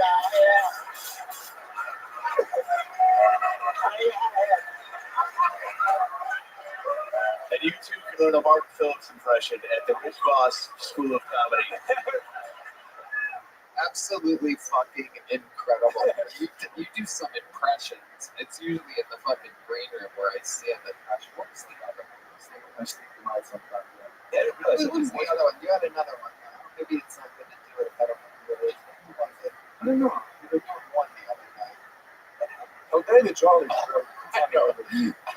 I know that you're the David Jolly. God damn! Hell yeah! Sorry, you like. I mean, there's no. I mean, I could go on and on, so I'm not going to. Thank you to all the fans. Thank you for supporting me. You're watching it in real life. A rock star, an international superstar.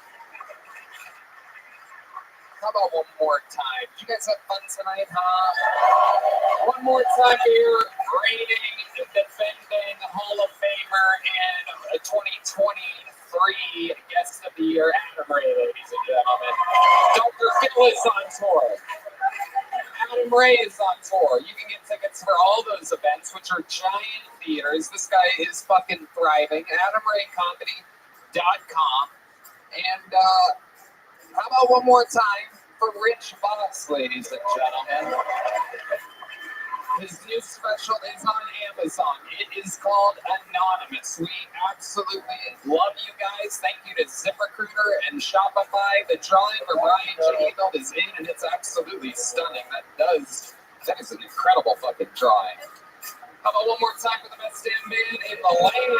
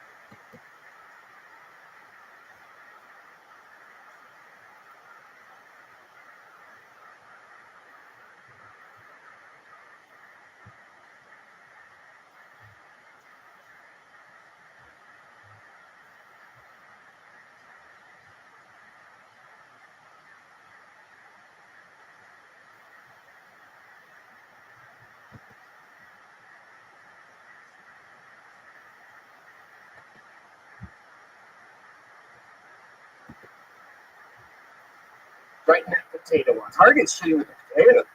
That sounds actually fun. Just line up a bunch of potatoes. Hey, don't mention target shooting. Yeah, sorry, guys. Yeah. We might trigger that.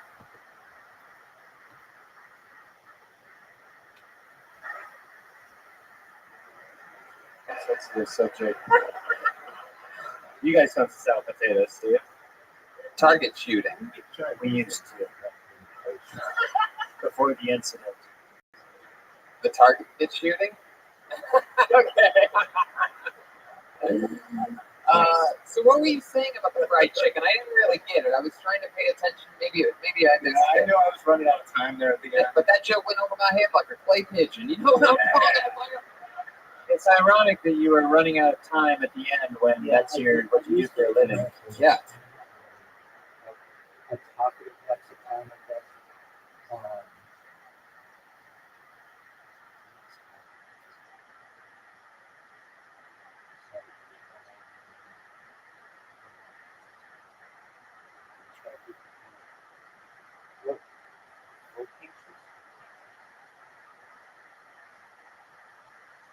Look, I want to be a very not loquacious, which means talkative, but something that needs to get very loud vocabulary. That's not loquacious.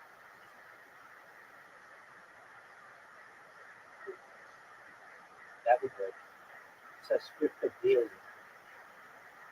It just got someone who uses all the time.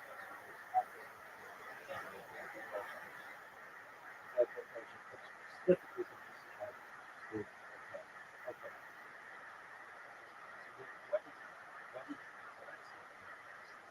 What is loquacious consequences?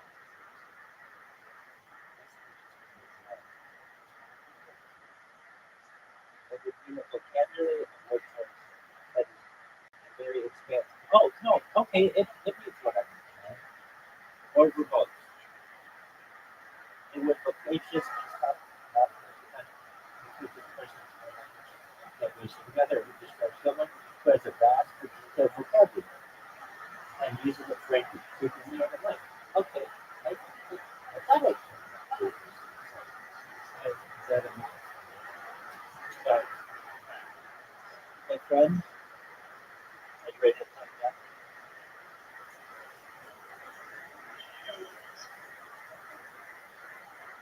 I like the message. You thought you would Very true. Very true. I thought you would have been able to keep better track of it. So the fried chicken, what were you talking about? So when we went to the store and we were just going to go shopping, remember, I saw a couple people coming from like deep in the parking lot, walking fine. So then when they got in, they got on these scooters. Saw them kind of like scooting around throughout Walmart. And then I miraculously saw someone just stand up off of one of those scooters, grab something off the top shelf after they ate the fried chicken. After they ate the fried chicken. Oh, so they ate fried chicken from the hot department in a scooter, didn't pay for it, and then you saw them get something off the top shelf. Yes. All right. Well, I'll tell you this, Timmy. You're talking about things that are true, that have happened to you, that you've seen, that you've witnessed. You just gotta be a little bit more clear. You gotta hit it on its head. Don't be afraid to hit it on the nose, and then come up with something sort of funny about it. You know what I mean? Like instead of just saying, it's about what you ate the night before. I thought I was gonna fart. Instead, I fucking pooped. No worries. Luckily, I was still at the bottom of the mountain. I had to go change my underwear, and then I went back up, and I accomplished my goal of shitting myself twice. See, that's not it, but you have to put something at the end. I think we should go to the poop master himself, Brian Redband. Yes, let's go to the poop meister. Yeah, could you poop punch this up? Yeah, absolutely. Do you know chickens? A lot of times when you eat chicken, there's actually poop in the chicken at Walmart. It's like, it's a Walmart thing. It's chicken a Walmart food. thing. Everybody People knows that make it there never wipe their ass, so half the food there. They did a study on Dateline, like 80% of the food from Walmart had shit in it. Hold on, let me just find my bucket list here. Walmart sponsorship gone forever. There it goes. Really wanted that. I know, you're so bad that we lost it. Who needs Walmart when you have Target? Oh, that's right. Hey, look at that. It's teamwork up here. All right, Timmy. Well, was this your first time doing stand-up? It was. Look at that. First time. All three first-timers. And there we go. Timmy, I like your style, dude. You think this is something you're going to do again?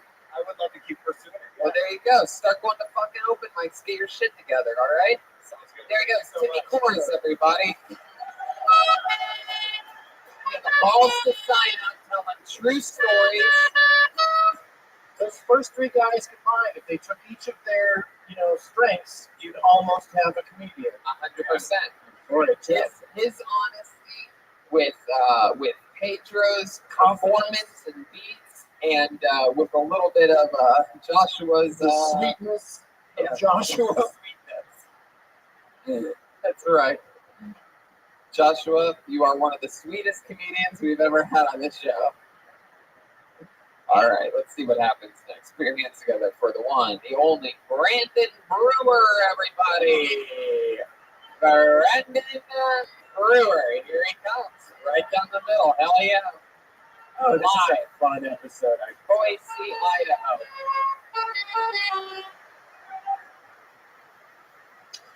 You called me a comedian. I am not a comedian. I just like to make fun of my wife. So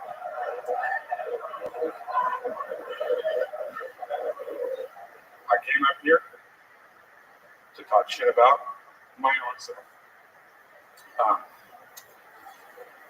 Oh man, is my beard weird? We'll talk about the content first.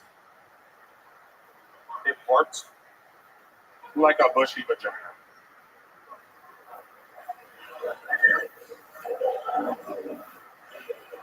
Indeed. I'd like to talk about the anti-Hitler I have here. Very fun to own. This is my life. So,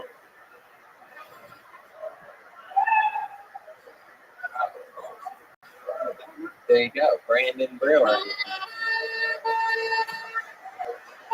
Wow, Brandon, how dare you? Everything. I'm going to start this off by checking in with good old St. Roberts. Yeah, how many strokes did you have during that set?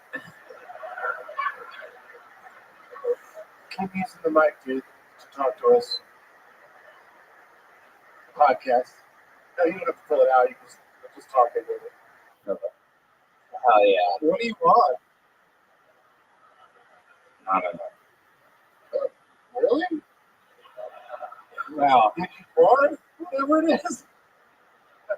I take it back what I said about Salt Lake City. All right. I like this. Wow. 2 walkouts. Oh, there they go. Wow. People just leaving, asking for their money back. Brandon, you are the first real life baked potato that's ever performed on the show. It's very exciting. You are like if Action Bronson drowned in a kiddie pool. You are. Do you really have a wife? Step up to the microphone. You don't need it. Why don't you just sort of like casually stay closer to the microphone? Have you ever seen a stage or a microphone before? You got this. I believe in you. Let me ask you something. all the time. I love it. How long have you been with your wife? 4 years. 4 years. Let me ask you something. You ever titty fuck your wife? Hell yeah. Has she ever titty fucked you?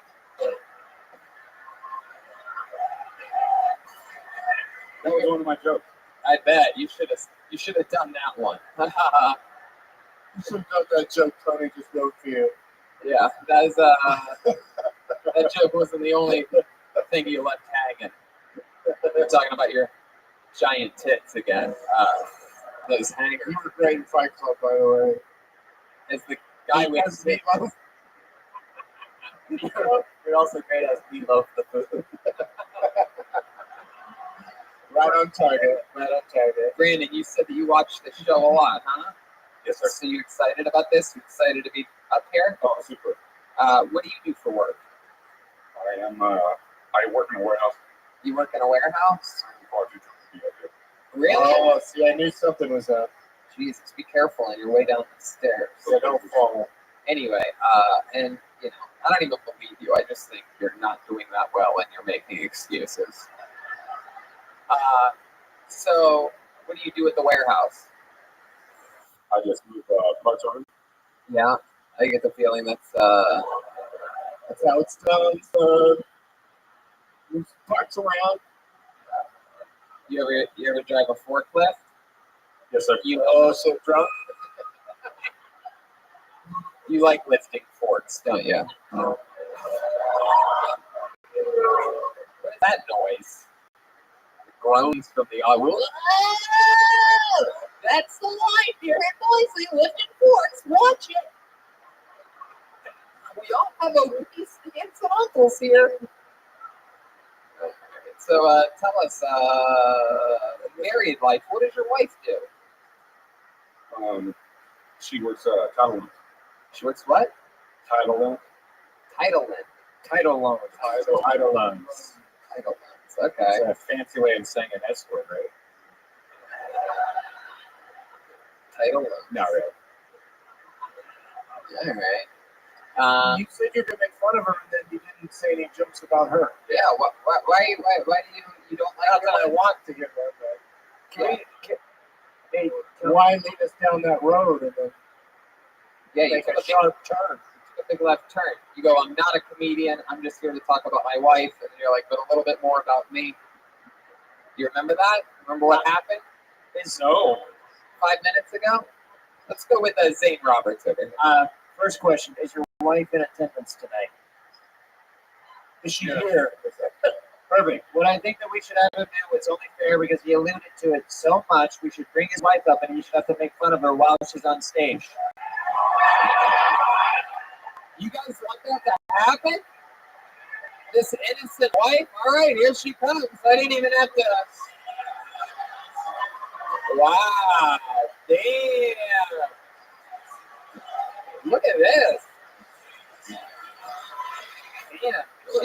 She's pretty fucking cute. What are you Wow. How'd you get that? How did that happen? Good Lord. What the fuck? What are you doing with this guy? Yeah, you don't need the mic anymore. Give it to her. She met him when he was in the Insane Clown Let's talk Posse. to her. Yeah, no, you're great. I loved you in 500 Days of Summer. The end of 500 Days of Summer. What is that movie? Hey, so you'll love it. If you follow the trajectory of the movies that Tony's been watching on this podcast, Pitch Perfect 2, 500 Days of Summer. Yeah, what the Perfect 2 was 3 months ago already. 2 months. I'm just saying, let's keep a mental track of this. It's whatever HBO 2 plays in hotel rooms. That's my movie selection. So, what's your name, sweetheart? Tessa. Oh, Are you worried he's going to actually make fun of you? Oh, so that's why I didn't do it. Let me ask you a question, Tessa. If he was going to make fun of you, what do you think he would make fun of you about? What do you think his primary focus would be? Is there ever anything he busts your balls about around the house? Like what? I'm controlling. A little bit closer to the mic. You're a nerd who reads. I don't read. But You don't? Oh, keep telling us. Glasses. Keep telling he likes them. Keep telling us things that he makes fun of you about. You're controlling. That's all we got out of you. You said everything, and then. Wow. Well, what are some complaints you have about this fucking loaf of bread that you married? His eyes look like vaginas. Look at this fucking guy. He looks like a founding father up top, and the bottom half looks like a "Where's my father?" Never found his father. Yes, fucking Thomas Alfonso. You're needy and he's needy. Yeah. They both have. You can't hit the target every time. Tessa, can you tell us something weird about Brandon's penis that only you would know? Is it like him? Is it just one giant ball? Wow. Wow! Hell yeah. Who wants to see this growing dick right now? What?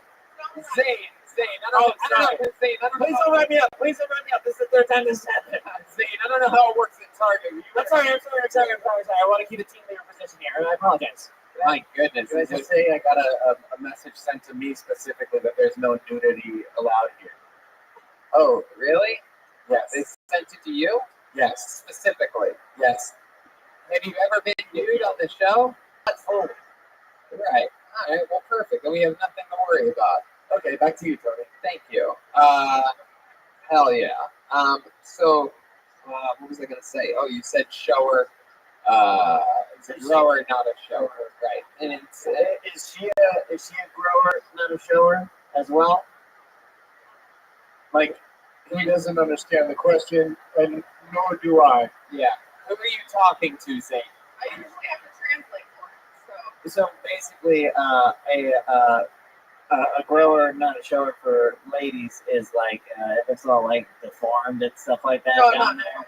But then like blood starts to flow and then it's like, hello, Rabbi. There is that something? An extended labia? No.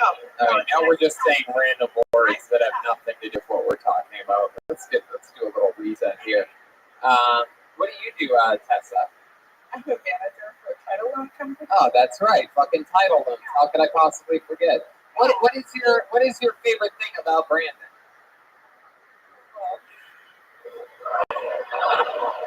Wow. Wow, that was a heavy sigh. This is the most romantic date I've ever seen. I get to take care of him. He's, Well, that's what you get as a mentally retarded. I'm sorry. Please don't write me up. Please don't write me up. I apologize. Wow. So he says you're controlling, but basically you're his nurse. I'm like his mom, but better. Yeah, but better? Better. Yeah, because his mom isn't gonna. His mom doesn't know how to drop it like me. My God. You guys get along with each other's parents? Whoa, man, this is like a real life episode of Roseanne going on out there right now. If it was a little bit more white trashy than the original Roseanne. True that. True that. What's the white trashiest thing about you guys? What do you guys have, like champagne bottles of Capris and cargo shorts. Okay, just go whenever you want, Zane. Very good. Just talk whenever. I don't know. We shoot guns all the time. Is that it? I don't know. Consider white trash, I guess. I get that's pretty I good. don't watch you. I don't know who you are. Jesus, I don't watch you either, lady. My God. I only That's the most white trash thing I've ever heard. Whoa. Whoa, whoa. Way to turn on me. Take it easy, lady. My God. Right, I don't know who the fuck you are either. By the way, that's the meanest thing you can say to Tony. Yeah. I don't know who you are. You'd I've never rather heard be of you. killed than be treated with indifference. Yes, because I think The that name of the show is Kill I'm Him. super famous. You know me, super.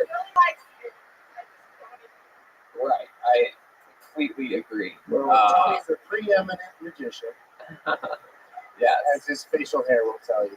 yes, exactly. You got shot on the lip, right in the middle, so no hair grows there anymore. Very good. Yes, absolutely. It's a more common thing than okie dokie. Trying it again.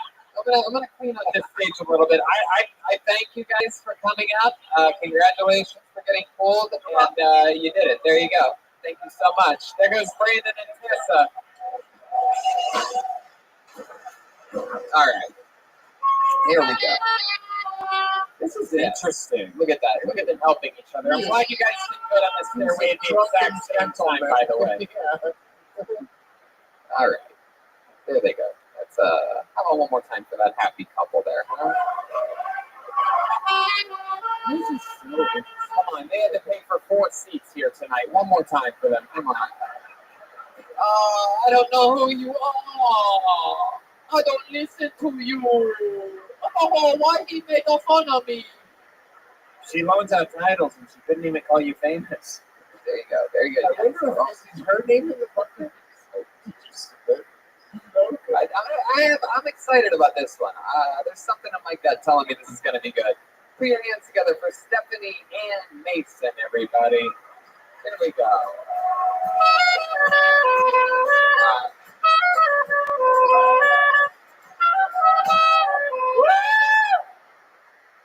I like to start off every show of mine with a toast. So raise your glasses with me, if you will. True greatness comes from truly great struggles. So here's to getting through true struggles and reaching out for greatness. Cheers! Woo! I've known a lot of fucking struggles. My greatest strength is my greatest struggle. I have the gift to gab or shut the fuck up. Yeah. And I snort, which is like the greatest cock block ever. I once snorted in the middle of a blowjob. I had to ask how I felt, instead of like you snorted on my dick. No. There's actually a term for excessive talkativeness. It's called logorrhea. And you can remember like gonorrhea because it doesn't come from my mouth.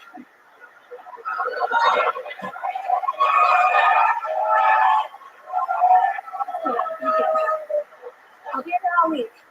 Listen. Anyways, yeah. So I used to be a prostitute shooting up meth. What?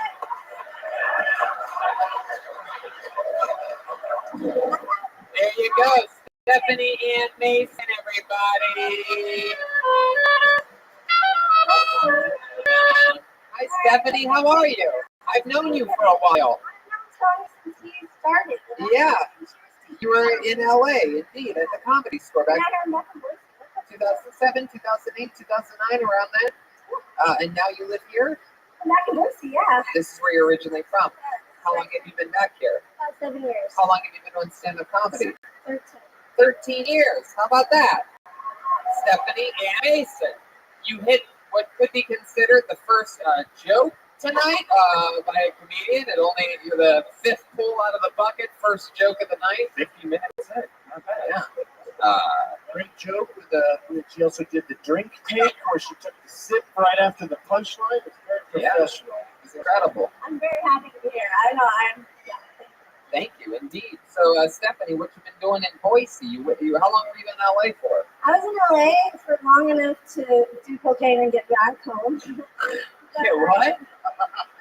Yeah, did you just do a little right then? Pretty much, I got sloppy with cocaine and I had to come back home for a little while. But yeah, I mean, I was doing the belly room. If you remember, I was doing pretty all right there in LA. And he got the house sitting gig and I got sent back home. Who got the house sitting gig? The 46-year-old helicopter pilot. Oh. Is this voluntary? Because I am so turned out right now. I apologize. But no, yeah. So and then I started doing the funny bonus here like a long time ago. And then, yeah, I did. You know, I worked with Doug Stanhope. Anyways, yeah. All right. But yeah. So what do you do for work here in Boise? I'm a server. Yeah. Where are you serving at? I work at Terry's Cafe. Whoa, a lot of Terry's Cafe fans here. Very good, dedicated clap from the audience. What's one of the specialties over at Terry's Cafe? By the way you breathe, I'm guessing it's the bacon. Snort? I should have said snort, not breathe. No, I was like, dude, I need to do more cardio. No, if I was going to make fun of a woman for being fat, it would have been the guy's wife who was up there. What? You don't even see me. You don't even hear me. You don't know what the fuck I am. You didn't even fucking hear that. What you don't know can hurt you. You know, I told me I hate to hop on the roast bandwagon, but she reminded me. Oh, shit. Oh, we're just kidding, Tessa. We make fun of everybody. How about the name for Tessa? She's beautiful. You're beautiful, Tessa. You're fucking beautiful. 500 Days of Summer has Ellen Page in it. That's a beautiful, beautiful woman. There you go. I bet you do. You look like you stayed out in the sun for all 500 days. So tell us more about you, Stephanie. You're recovering what? Heroin? You were a prostitute for real? Yeah, so I came back from LA and I became a prostitute shooting up men. Wow. How much did you charge? Like 40 for like hand jobs? Yeah, let's You don't charge for meth. Let's go over the menu here. So $40 hand jobs. Let's get an answer out of you. So, what are the prices on your menu here? So when I from when it started to when it ended, and let's let her answer, guys. I see the wheels turning over there. Well, I started because it felt like cab money was getting paid for it already. I was like, you're giving me $40, like I could just pocket that and walk the fuck home. So I started doing that.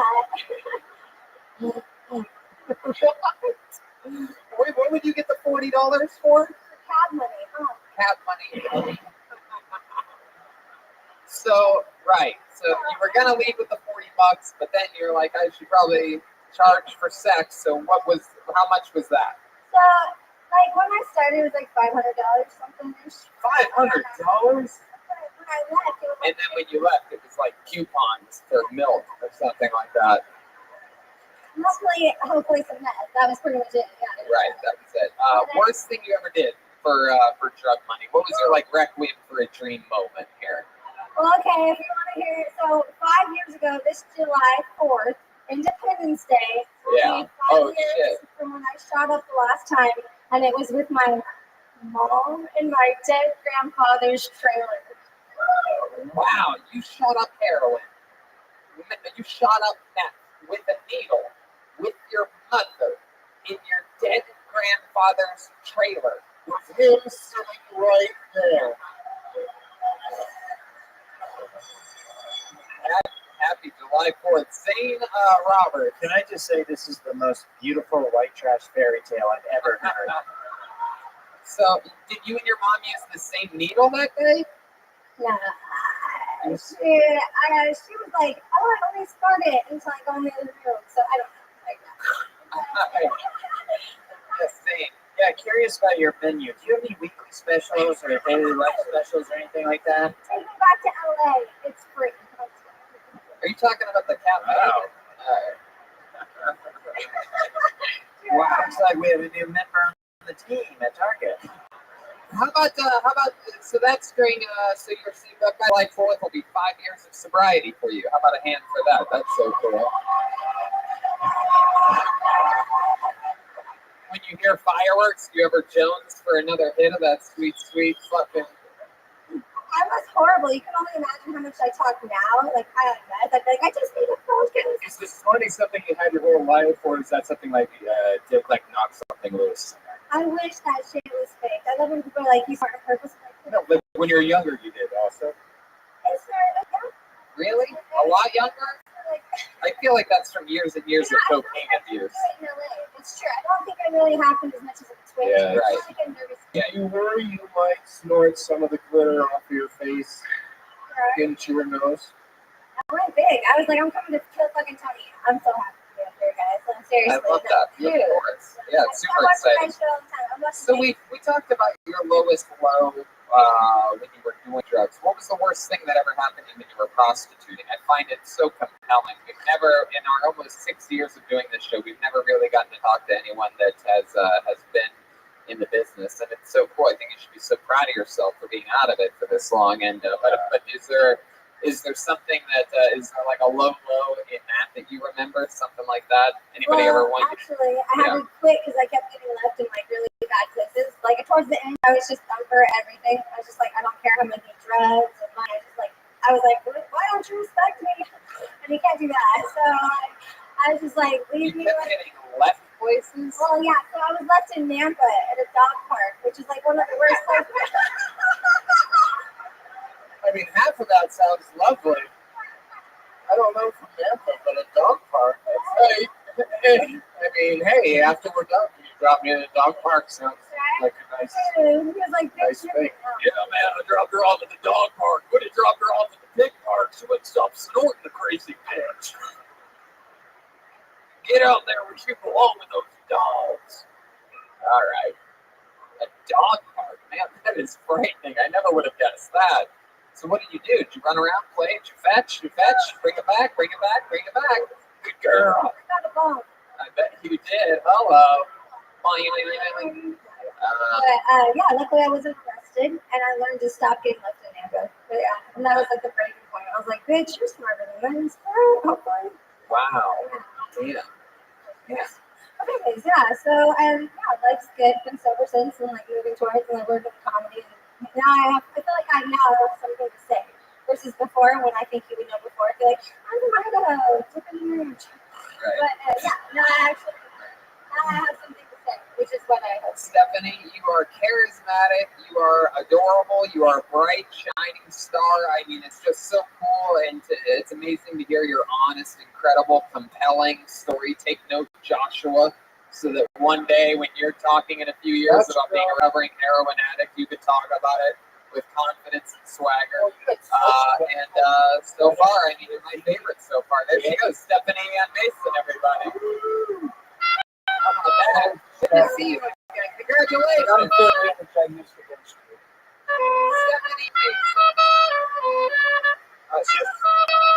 Just give me your number. Yeah. Your sleep number? Just kidding. She doesn't have a mattress, guys. I love it. Oh.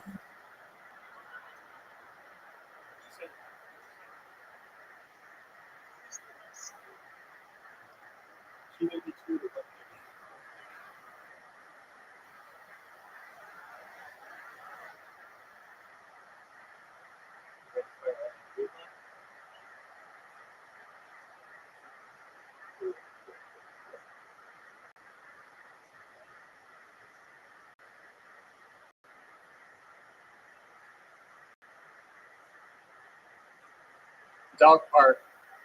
Okay. All right. Pull another name out of the bucket. One word name. Put your hands together for Pinky. Pinky. Ah, here comes Pinky. Right down the middle. Come on, Boise. Let's make some fucking noise in here.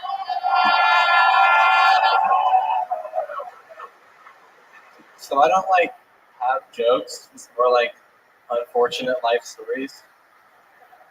So like I've grown up in Idaho. I've got 5 brothers. We're not like Mormon or anything, but my parents don't know what condoms are. So my mom homeschooled us. So that was fun. And being homeschooled is like really cool because you can like sleep in later. The only problem was you didn't really get like an education. Another downside is I wasn't like really good with girls. I did get a girlfriend when I was about 15 though. Her name was Hannah. Hannah was cool. I don't think she liked me very much. She would like run out of the room whenever I came into the room. So that was cool.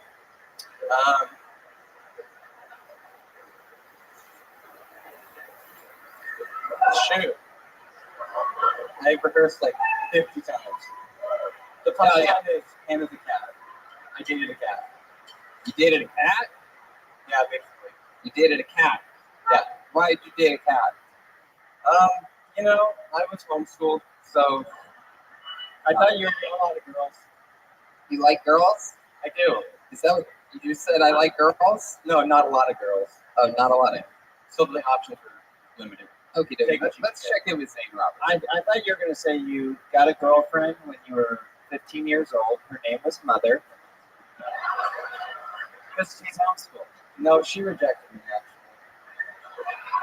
All right, let's talk about it. That's funny. That's funny. You tried to hook up with your mom before? You tried to go back inside of her? Well, I didn't go that far quite yet. I was going to work up to it, like hold her hand, hopefully, and see where we go from there. So you have 5 brothers, all older than you? Is that what you said? No. You're in the middle? I am the second oldest. Second oldest. And what did you say about Hannah? That you were 15? I was. And how old are you now? I'm 19. 19 years old. Holy shit. Is that your time doing stand-up? Yeah. Wow. Congratulations. Thank you. 19 is a good age to start. You have a good look too. You have a silly looking face. You sort of look like a young Quentin Tarantino. Yeah. I've gotten that a lot. You look good. You look goofy. Yeah. I was soft. Wow, what's that thing you're doing with your hand? Are you sure you like girls, dude? What's going on? It's that deep. I'm trying new things out. I mean, it's okay if is girls your thing, or you a little bit more experimental? You in the closet out? Is it okay to come out here in Boise? Will you survive? I heard that there's there you go. I heard that there's a battalion of biker bars around here that might not like to find out there's a 19-year-old what walking around here. I saw a guy do one of those things the other day. And he wasn't shooting a jump shot. What Tony's trying to ask, were you homeschooled or were you homo-schooled? Well, I was homeschooled, and I kind of lean more towards girls, but I'm willing to experiment. Oh, you're gay as fuck. Okay. Cool. Oh, I got it. Heck yeah. This guy has a russet potato in his ass right now. Just talking to us like it's nothing. You know what girls really want is to be leaned towards. They want to be in the game. They want to have a shot. I have a question for him. And this is totally hypothetical, but what would you do with a target team leader if you had one night with him? Probably talk about my feelings. And then stock his shelves.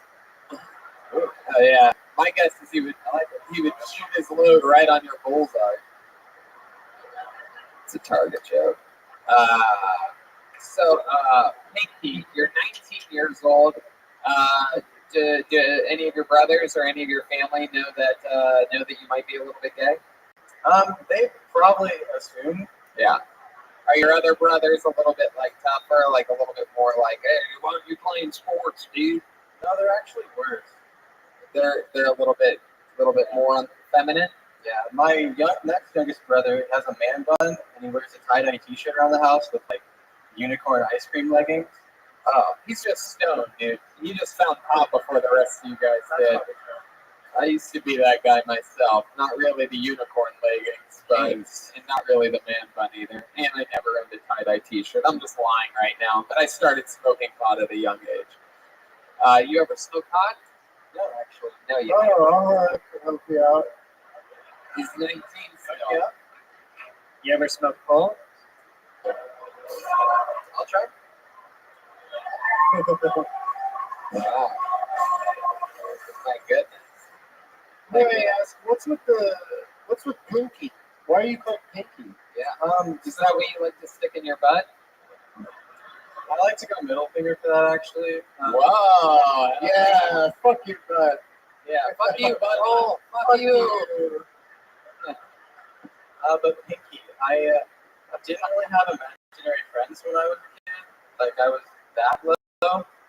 I had imaginary enemies, and Pinky was my imaginary enemy. So, what would you say to your imaginary? It would be something that, like a everyday conversation that you would have.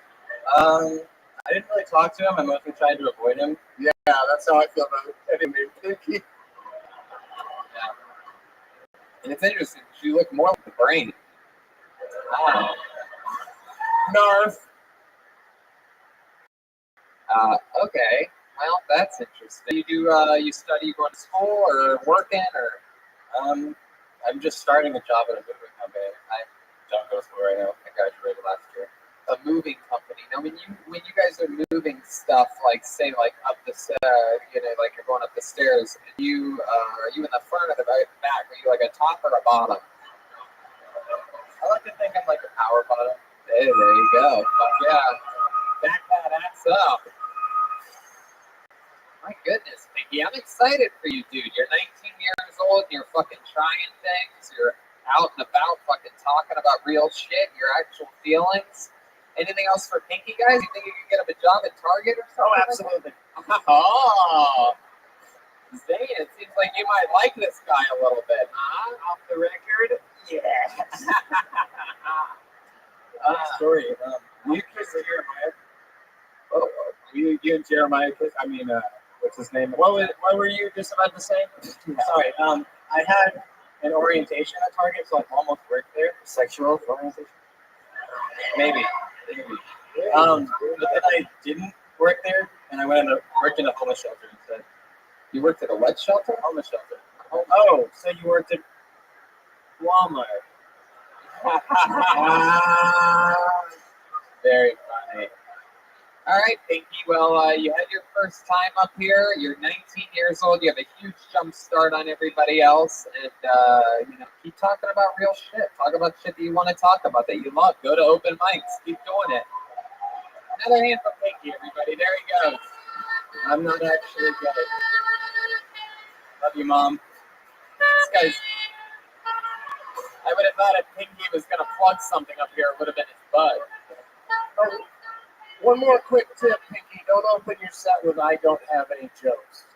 Yeah. It's probably Yeah. But otherwise, you're on your way. Yeah. Have a little bit of goddamn swagger at the top end. There you go. One more time for Pinky, everybody. Sweet guy. He might be. I'm gonna go up on a limb here and say, earlier I said Joshua Dickey was the sweetest comedian so far. I might give Pinky the sweetest comedian so far award. Quite a little gentleman. Put another name out. Put your hands together for Nick Daniels. Nick Daniels. You got a big pop from the audience. I'm excited about this. One more time for Nick Daniels.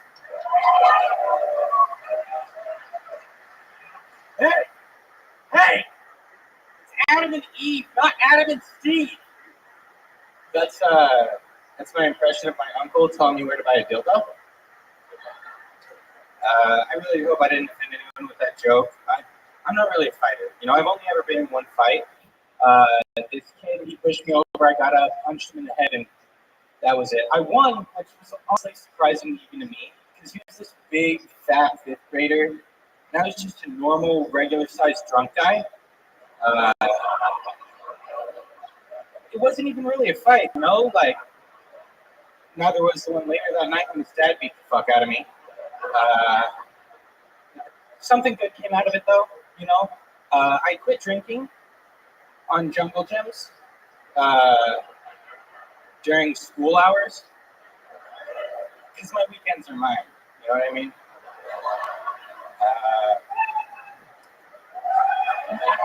Hell yeah. Nick Daniels. Fuck yeah. Welcome to the show, dude. That was great. Thank you. Hell yeah. We better hurry this up before you complete turning into a werewolf. I guess I just really didn't understand the first joke. Adam and Eve. It's Adam and Eve, not Adam and Steve. That's my uncle telling me where to buy a dildo. Adam and Eve is the sex shop. Oh. So buy it there. Don't buy it at Adam and Steve. Their dildos are terrible. Right. Because if you were going to use the dildo, it would be for your butt. Yeah. Or it would be for your butt or for pinkies. Have you ever seen Pinky before? Have you ever seen him at Adam and Steve? I haven't, no. Anyway, why would your uncle help you buy a dildo, though? I'm a little confused. He's a nice guy. Yeah? He's helpful. I like that. How long have you been on stand-up? About a year. About a year. All here in Boise? Yep. Right. And what do you do for work? I'm a locksmith. A locksmith? Yeah. A real-life locksmith? That's true. Man, you help people in crazy situations. That's interesting. What are some of the crazier things that you've seen or anything like that? Have anybody ever locked all their kids in a trailer accidentally or something like that? Or no trailers yet. you ever walk in on a mom and daughter doing meth together on 4th of July? No, unfortunately not. Yeah. How long have you been a locksmith for? About 6 months. Oh, okay. Have you seen anything crazy yet? One time, this guy hired us to get into his house for him, and we unlocked his garage door, and his wife was on the phone with the police, thinking that someone was breaking in. Oh shit! Yeah, it wasn't great. She was all sad. You say you didn't try to the doorbell first or something like that? Well, he didn't tell us that there was anyone in there. Did he know there was someone in there? Yeah, she didn't like him. Oh, yeah. Did she have a restraining order or something like that? No, he lived there. I guess they had a fight and she locked him out. Police ended up showing up and they dealt with it. I just had him pay me. Hell yeah, you're damn right. How much does it cost to let someone into a house that $50? $50. Fuck yeah, that's all it takes to fucking sort of win that argument. How much would it be if maybe you got, really wasted one night, did some poppers with a guy named Pinky, and locked yourself out of a Target? How much would it be to get inside of a Target? A Target? That depends on the kind of lock it is. Are locks getting harder to pick nowadays? Honestly, no. They're getting easier? Yeah, a lot of them are really easy. The only ones that I have trouble with are the electronic ones, and that's just because if they fail, you gotta kind of just break them. Yeah. Wow. You ever use your locksmith abilities for anything a little bit shady? You ever break into an ex-girlfriend's chastity belt? Hey now, look at that. No, honestly, I learned how to box because I wanted to be a magician when I was a kid. You did? Do you know any tricks? Yeah, I know some tricks. Can you do a trick right now for us? You guys want to see a fucking magic trick? I know I do. Here's a little bit of magic from the amazing Nick Daniels. I'm really excited to see this. Oh, it's a cigarette magic trick. Uh-oh, cigarette. What's going to happen? Whoa! What's that? It doesn't work when I'm behind you. Yeah, I know. You guys totally in on it. That was just for the three of us. Everyone else saw What happened? Really have that trick on lock. My goodness gracious. You have a girlfriend, Nick? I do, yeah. You're a good-looking guy. How long have you been with this girl? A month. Wow. Where'd you meet her at? Comedy club. Oh, is she a comedian too? She is, yeah. Oh, interesting. How long has she been doing it? About a month. About a month. Oh yeah. I was hosting the show that she first did her first set on. Oh, cool. And then that night, you're like, you were pretty funny. What do you say? Pretty much, yeah. I have the keys to your heart. Let's do this. Yeah. What'd you guys do the first night you hung out? Do you remember? The first night we hung out, we went and got some drinks. Yeah. And then went and watched David Tell at her house. Wow. Oh yeah, little insomniacs over there, huh? Staying up all night. Yeah. Then you went to work on their chest. Did you guys hook up that first night? We did, Yeah, you probably only made it, what, 20 minutes through David Tell until you started throwing fingers up in that? Yeah. Yeah, that's how long it takes. You're recording this in your set, and then you're gonna just drop the camera. I love it. It's great. Is she in the book? Oh, yes, she is. She's in the book. That's so cool. Is there any like secrets of like locksmith, like a vending machine you can push it twice and open it up? Yeah, is there any special tricks that we would be shocked to know about that allows easy access for anything? There's a type of lock that pretty much every new house has on it. Smart lock, and you can just open it up with a pair of pliers and a flathead screwdriver. Oh my God! I shouldn't have said that. Wow. I'm robbing all of you tonight. Crime skyrockets in Boise, Idaho after Kill Tony. That's right. Crime has skyrocketed 1,000% because there was one crime in Boise here today. Police are searching for a male between 5'6" and 6'3", white. Good luck. Hey. There's only white people here. Yeah, it's true. Wow, people are going crazy about that. We have some proud racists in the audience wooing at the fact that it's all white people. Jesus, all right. I love it. So, anything else crazy about you, Nick, that we'd be surprised to know? Any fun facts about you? Fun facts. I don't know. I play Magic the Gathering. I beatbox. You beatbox? Can you please, for the love of God, give us an example of the beatboxing that you're able to do?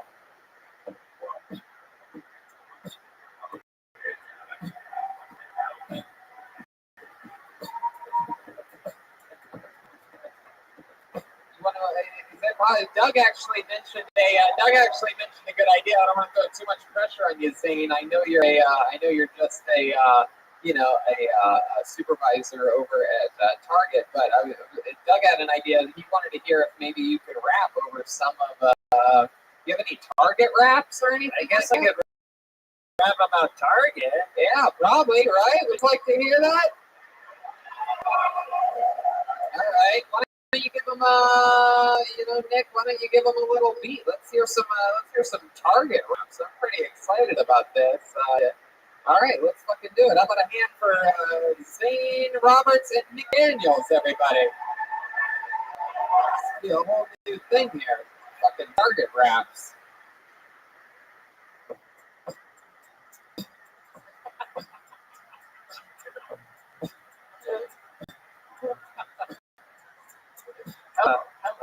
Hello.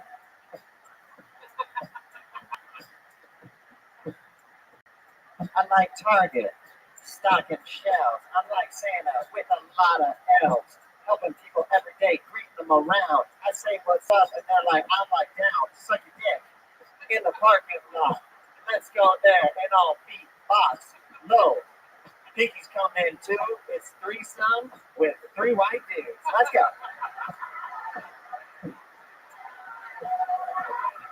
You motherfucker! I knew you had it in you, Zane. I knew you would summon the fucking devil. Of course he can do it.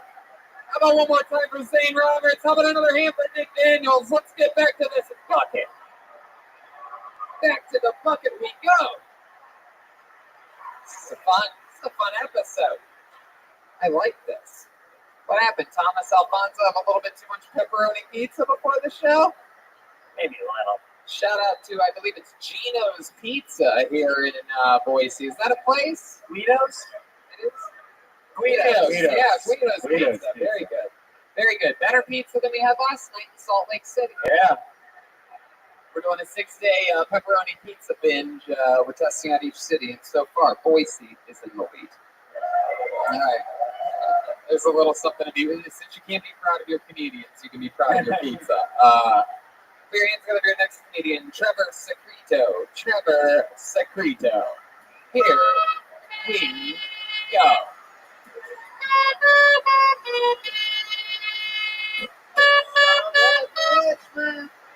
Hey, one more time for Trevor Secreto.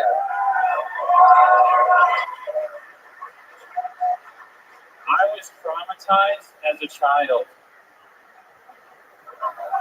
When I was about 2 years old, I saw this TV show called Tales from the Crypt. Yeah, a few people know it. There's this creepy puppet on that show. It's got rotting skin, and when I saw it, a lightning bolt shot up my spine, and my goose pimples turned into real huge pimples, and I was so scared. And my mom, being the good person that she is, tried to help this little kid out. Like, don't be scared, little guy. It's just a fake puppet. You don't have to be scared of it. And that's like, Mom, the grenade already went off, and this soldier is a home.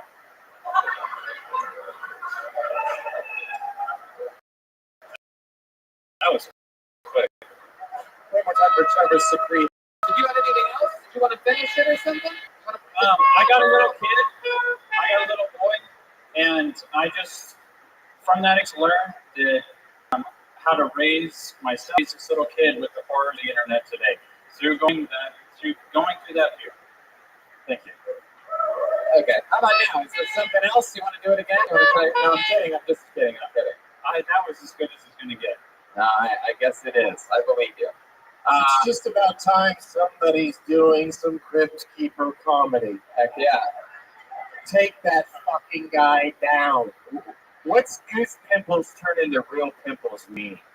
I had a different line, but that was just what I improvised in the fear of the moment. You know, I've been trying to conquer that fear since I saw that weird puppet, and that's what I came up with in front of all these. Trevor, a lot of people would tell you that they hated your set tonight. I wouldn't. I think it was amazing. I've always wondered what it would be like if Jeffrey Dahmer and Timothy McVeigh had a baby that became a nurse, and a nurse that injected poison slowly into his patients without them knowing. No, I'm just kidding. You're a good-looking guy. You look like someone mushed together all the cast members of Big Bang Theory. If you're wondering what I was trying to think of that whole time, that's what it was. I saw you noticing. Anyway. I have social, what's that word? Social anxiety? Asperger's. Yeah, all that. Plus, hey, don't knock Asperger's until you beat them. Yeah, they make people stand up out of rascal scooters. So, Trevor, how old are you? 25. 25. First ever time doing stand-up? Yes, sir. Hey, how about a hand for that? There you go, Trevor. It's good. That's better than, whatever you did up here was better than 90% of people that start. Hell yeah. So, is this something you've always wanted to do? You love comedy? Yes, sir. You seem more of like a drama guy. I always envied the drama kids, but I was in welding class trying to be a tough guy. You were in what? Welding class. Welding. Yeah. This is literally the beginning of a dramatic film.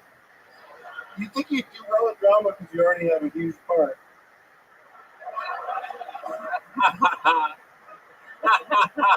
That's so good.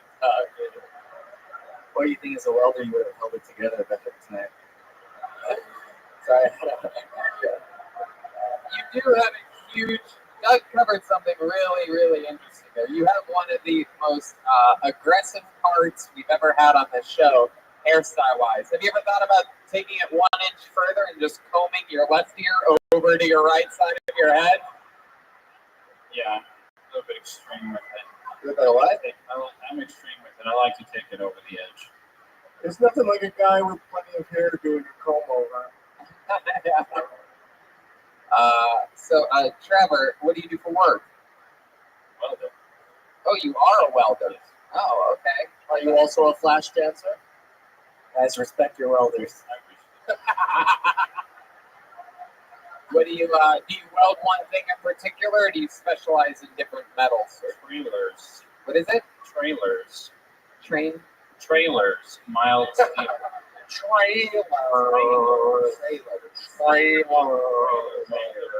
Wow.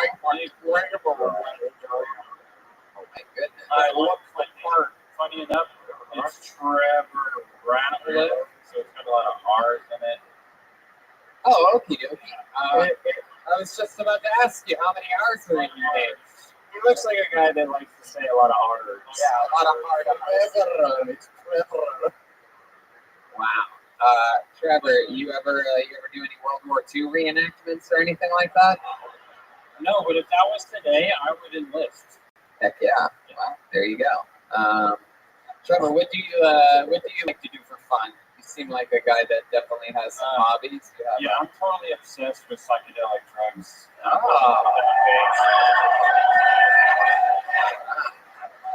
It's my obsession right now. Well, we all play our very, very large part in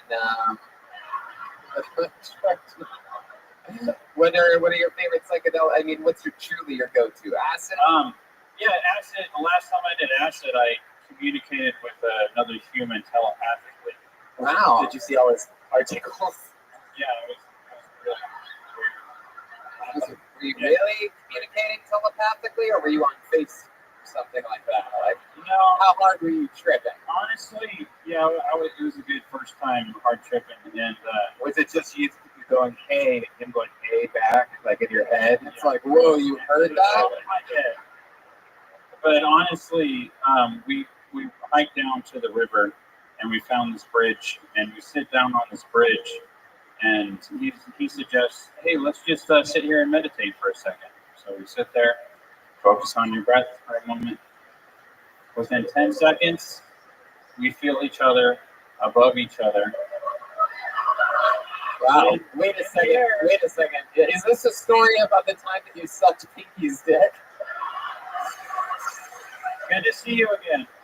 Sitting on a bridge, dude. Let's just, you know what, Trevor, why don't you just sit there and meditate? I'm not going to do anything. You just sit there and open your mouth and close your eyes. That's all.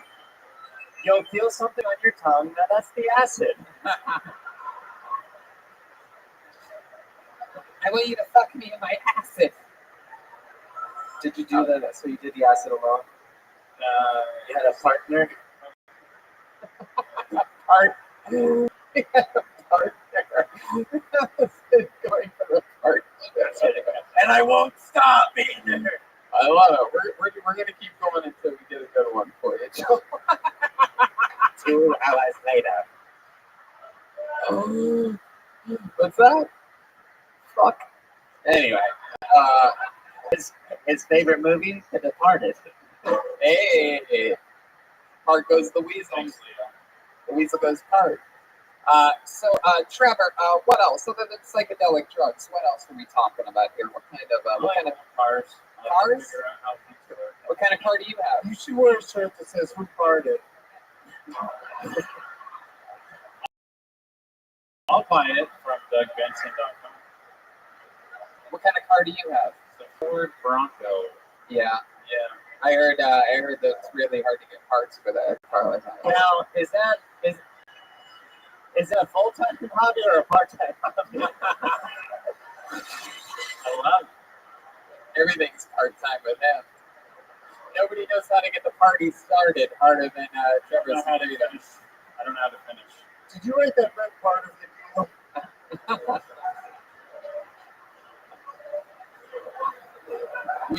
Which part of the book have you read?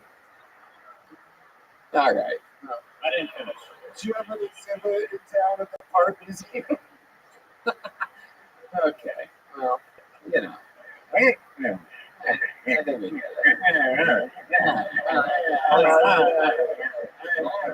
Tony, is it time for us to part? No, it's not.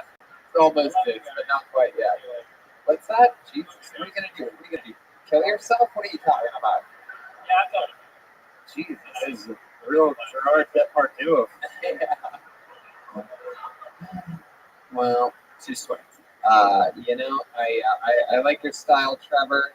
First time doing stand-up. I'm excited for you. I had no idea what you were talking about, the Tales from the Crypt thing at all. But you know what? For a first time, you covered one subject and you stuck with it. You didn't jump around a bunch. You committed, and you're a reasonable human on stage. Thank you. So keep working at it. Same thing I told everybody. Got to do it more. A lot of first timers here, but there's open mics in Boise.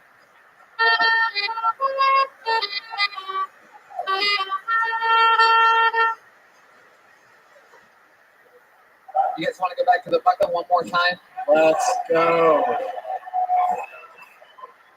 One more time. Let's do this shit. Put your hands together for your final comedian of the night. I wish Danny Brown was here. Okie dokie. Anyway, back to this part. Your final comedian of the night. Put your hands together for Muffin Top, everyone. Muffin Top. Interesting name. I'm excited to see what happens here. Not seeing movement. Muffin Top, you coming from up there? What's going on here? I think Muffin Top is scared up, huh? Pedro wants to go up again. Blacklisted. Pedro, 0 for 24 tonight, is convinced that if he has one more chance, he'll fucking nail it. Holy shit. You two guys brothers? Okay, perfect. Good. That would be frightening if you weren't. All right. Your final comedian of the night. Put your hands together for Nate Ford, everyone. Nate Ford.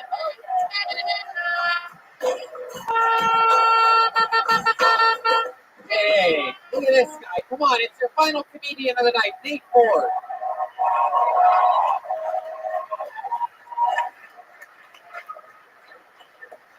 I love pot. The reason I say that is because I am out.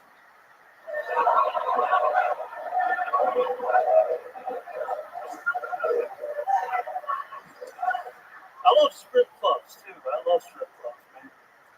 I think a great name for a strip club should be called Sorry Dad. But he had like a lovely announcer. On the stage now, disappointment. Give her $1, make her inner child smile.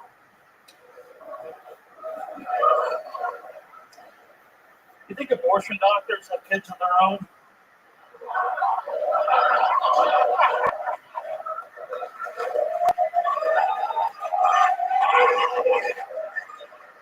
You sure, honey? It's real easy to do it myself. It's free. You're right, they're human. They have kids of their own. Do they bring your kids to work day? This could have been you. Good night. Fuck yeah, Nate motherfucking Ford. Showing them how it's goddamn done. Look at you. Look at you, big fucking baby bear you. Aren't you the most adorable goddamn thing we've ever had on this show?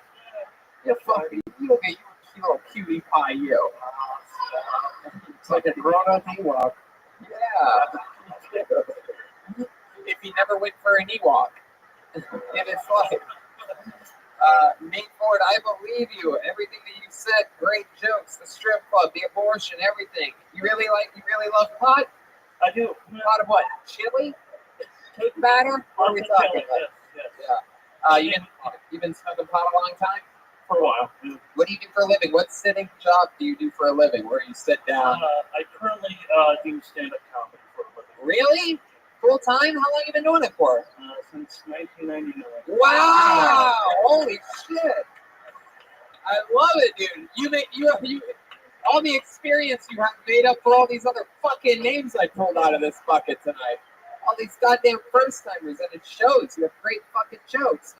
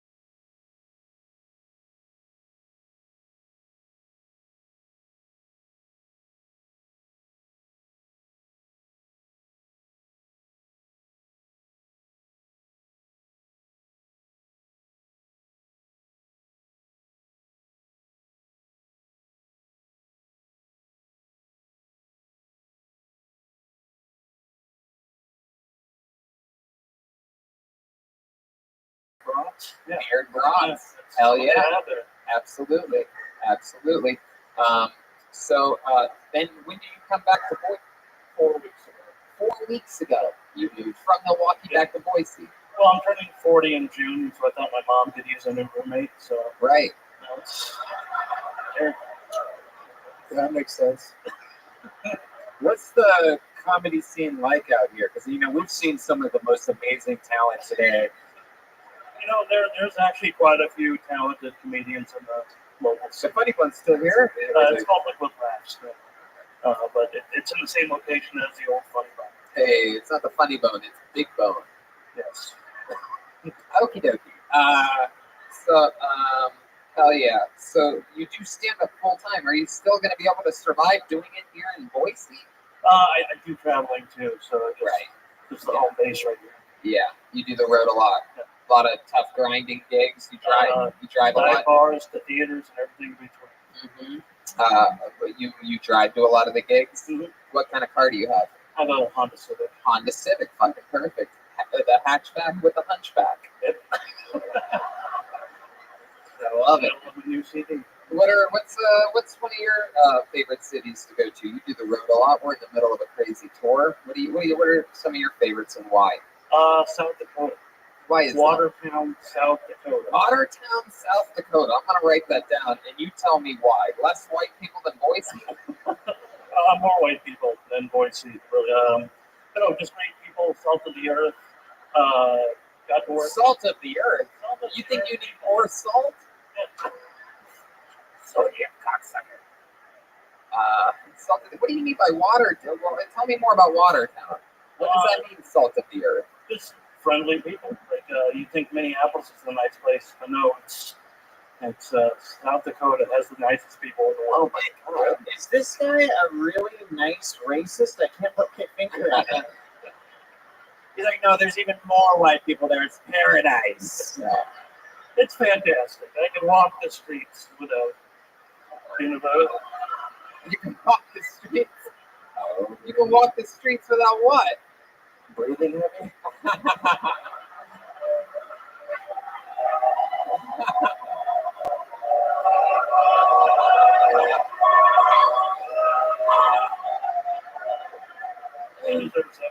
Yeah. Dave's got his foot behind his head. Wow, that is so fun. So, Watertown has, and I don't think you're a racist. These guys will make jokes about you being, KKK. I think you're XXXL. I don't think you're KKK. I think you're KFC. I don't think you're KKK. I think you're A&W. Where's the place we ate at today? What was that diner we went to? You guys ever been to the, what was that? I don't know, but you can have an honest meal there. Yeah. It just said eat on the side of the building. Yeah. Famous diner between here and Salt Lake City? All right, fuck it. I'm looking it up. Do you know what we're talking about? Famous diner between here and Salt Lake City? It's right next to A&W. Wayside Cafe. Wayside Cafe. That's right. I'm telling you, that's a Yeah. fucking baller-ass diner there. Did you ever hear it? What's it? It's called Goldie's? The screw you ate though, because they were out of food. Stay in the chest. Nate, what do you like to do for fun? What are some other fun facts about you when you're not doing stand-up? I like to watch movies. That's about it. I like that. Yeah. I like that. It's a sweet hobby. Yeah. I like doing theater performance. Really? Oh wow, you do that? Yeah. What are Community theater like the airports. what are some roles that you take? Did I see you Fiddler under the roof?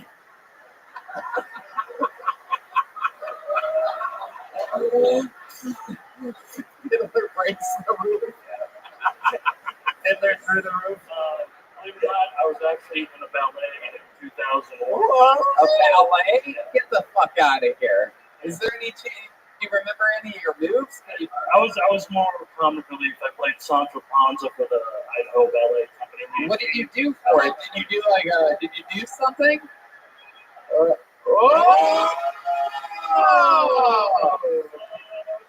That was a play. Did you know how to? Did you know how to like catch somebody and like anything like no, that? but they took a big sheet and they threw me up in the air quite a few times. Wait, did you wear the sheet before they threw you up in the air? Nope, I just landed in the middle like a trampoline type of thing. And how big were these people that could throw you up in the air? My goodness. Were you this big back then? Probably bigger. Wow, damn, look at you. That's pretty fucking good, man. And by good man, I mean John Goodman. Yeah. I thought the only rolls he did were dinner rolls. All right. You got that? Yeah.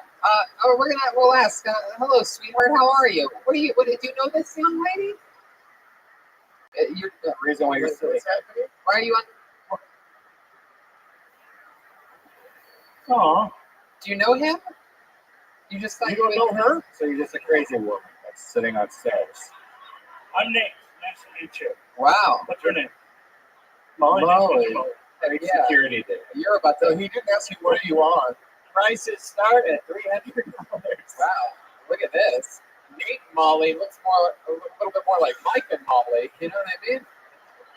I love it when you laugh. That gun goes fucking ballistic. That's a beautiful thing you got going on there.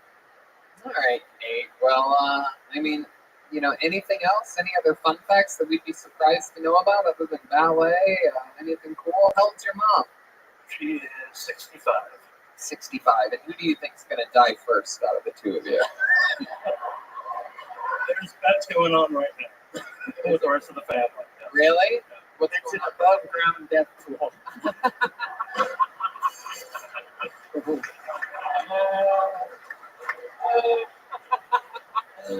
An above ground death pool. You ever go swimming, Nate? You ever go swimming?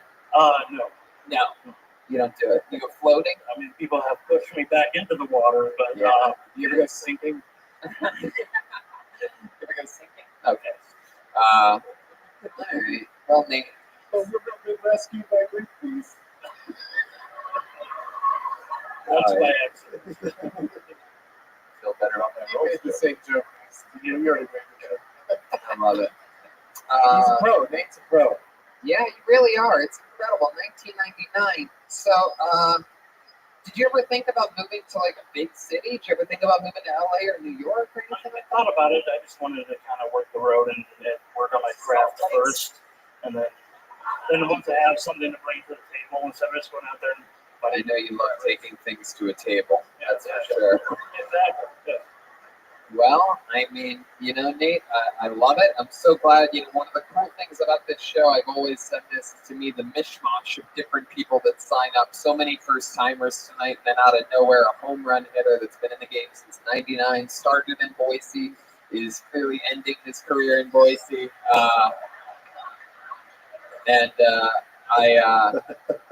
I just think it's awesome that you signed up for this show. I think it shows a great amount of respect for the show, and I think that in return we showed a great amount of respect to you. Unbelievable performance tonight, great jokes. One more time for Nate Ford, everybody. Did you guys have fun tonight, huh? That was a weird one, Tony. Well, there's one thing that I forgot to tell you at the top of the show that is really fucking cool, and that is that house artist Ryan J. Ebelt drew official Kill Tony tour posters that are going to be for sale, being signed and delivered right back there. If you want to make a regular straight line, whoever wants one, there's also band posters, there's official Tony Hinchcliffe pins, there's official Death Squad glow-in-the-dark pins from our friends over at the Great Rockin' Pins. There's also Feminist Stacy, a few t-shirts still available, limited amount on those, and the tour posters and all the posters. And we're going to be back there flying through, signing those for you. If you want a picture, if you want a handshake, we'll fly through it all over there. Just make a nice straight line. Hey guys, how about one more time for the great and powerful Doug Benson, huh? Yeah. Come on! Motherfucking Doug Benson!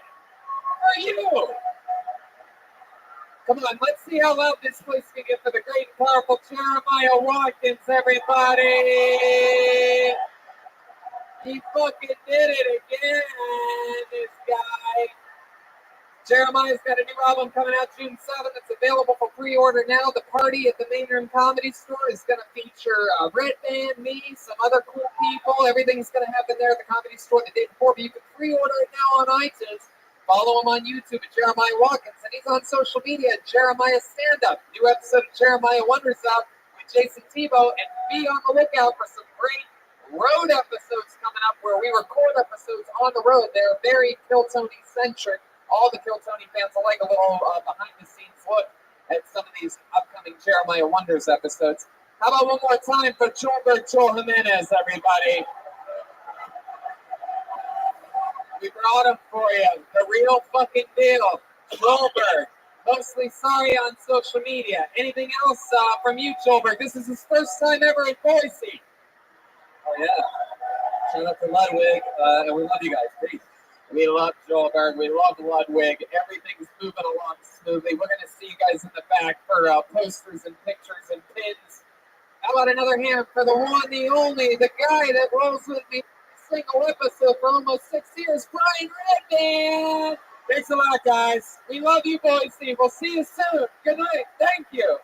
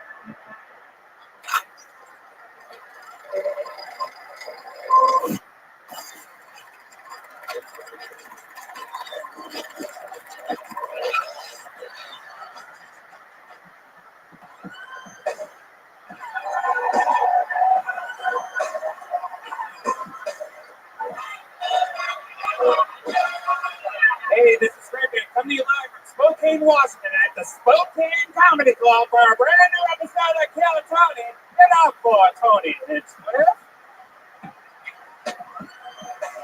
Spokane, Washington, we have arrived. Brian Redman's here, everybody. What is up, everyone? You guys excited? You're at the #1 live fucking podcast in the world.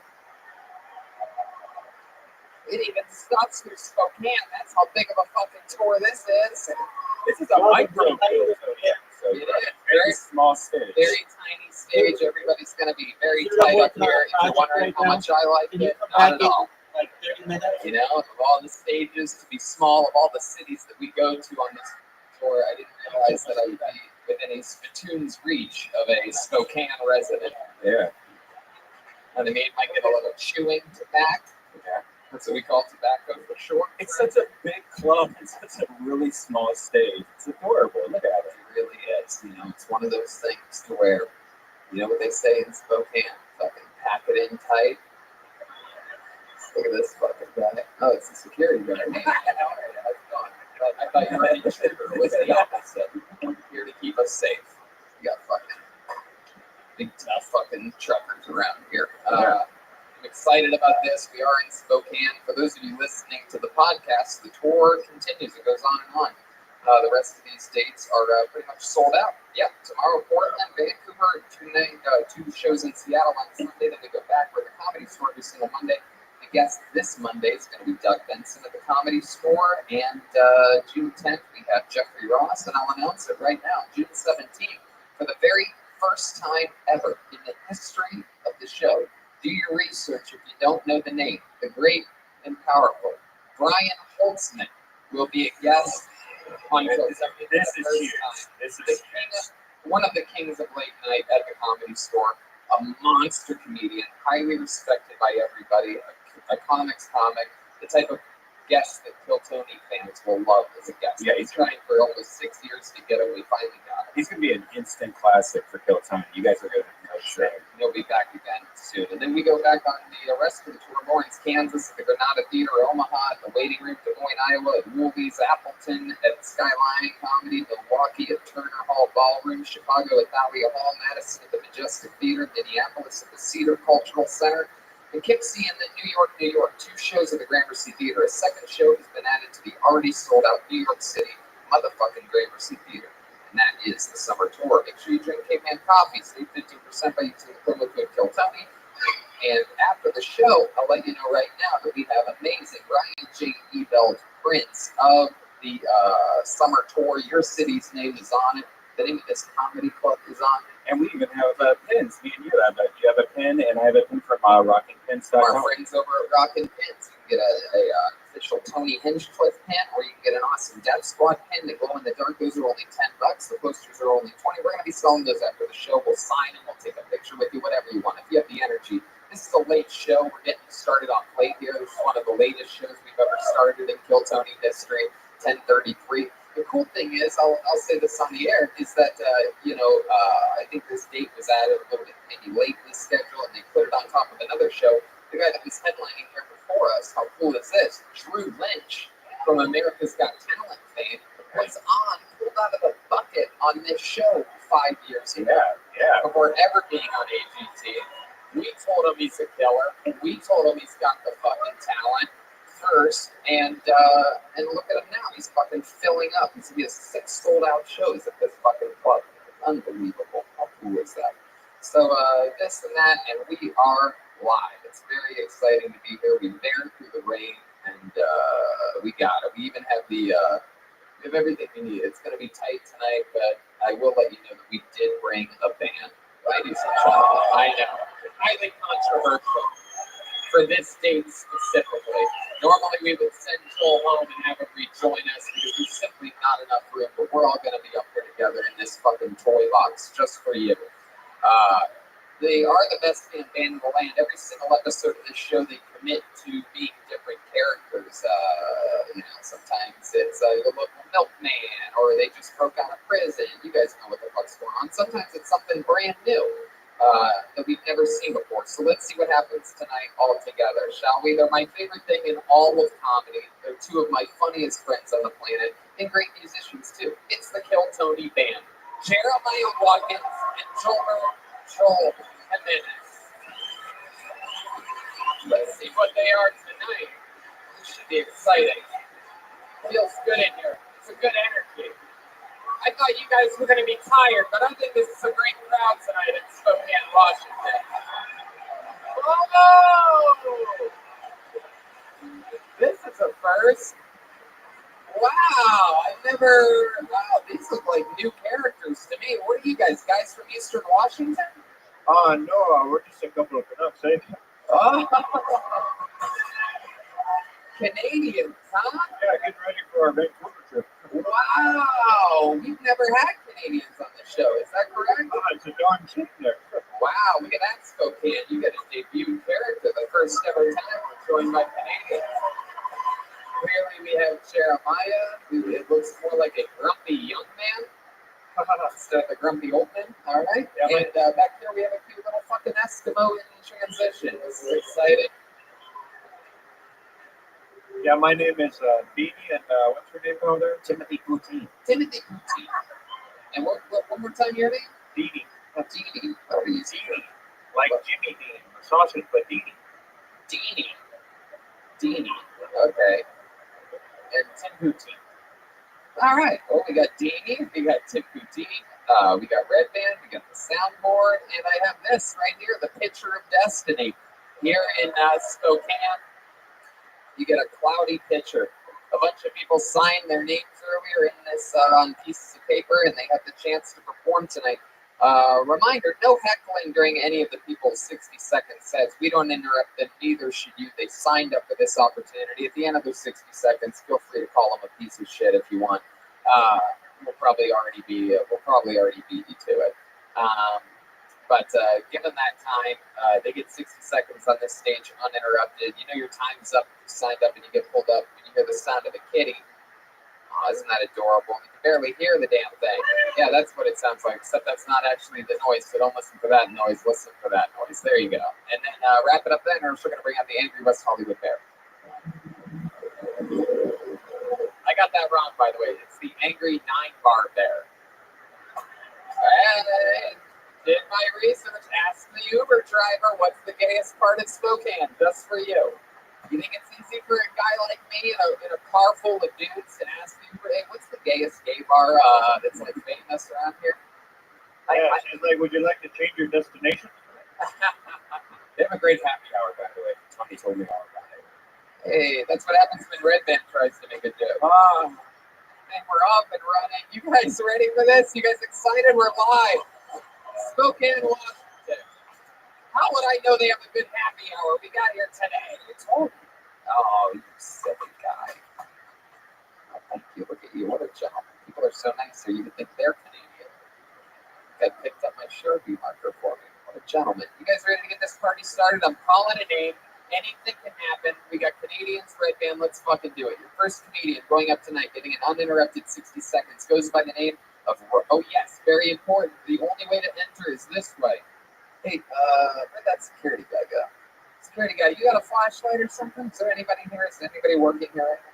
The entranceway is that way. Good luck finding it, really. I mean, this looks built like a fucking, like an old Blockbuster video or something like that. It's Circuit City. I don't know exactly what this used to be, but for some reason, the only entranceway is all the way that way. So just picture it in your imagination. Don't fall. Look down. Don't trip. Don't hurt yourself. Put your hands together for your first comedian. He goes by the name of Robbie Cooper. Here we go. Maybe it's his first time. Maybe it's a comedy veteran that we should all know about from Spokane. Can't wait. Let's see what happens here.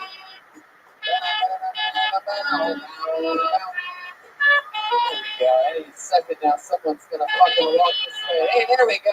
Hey, here we go. I'm excited. The show has begun. This is Robbie Cooper. Spokane, how we doing? All right. So I'm a parent. Any parents in the crowd? All right. Congratulations, you did pull out. So one of the first things I learned as a parent is that babies, when they get cold, they pee. And if it's a baby boy, they pee everywhere. In the first 3 days of my child's life, he peed on 7 people. And I said, son, I'm so proud of you. I know people with specific fetishes that would kill for those numbers. Now, I'm pretty sure Tony's about to say that he doesn't believe anyone would fuck me to produce a child. Joke's on you, Tony. My son's adopted.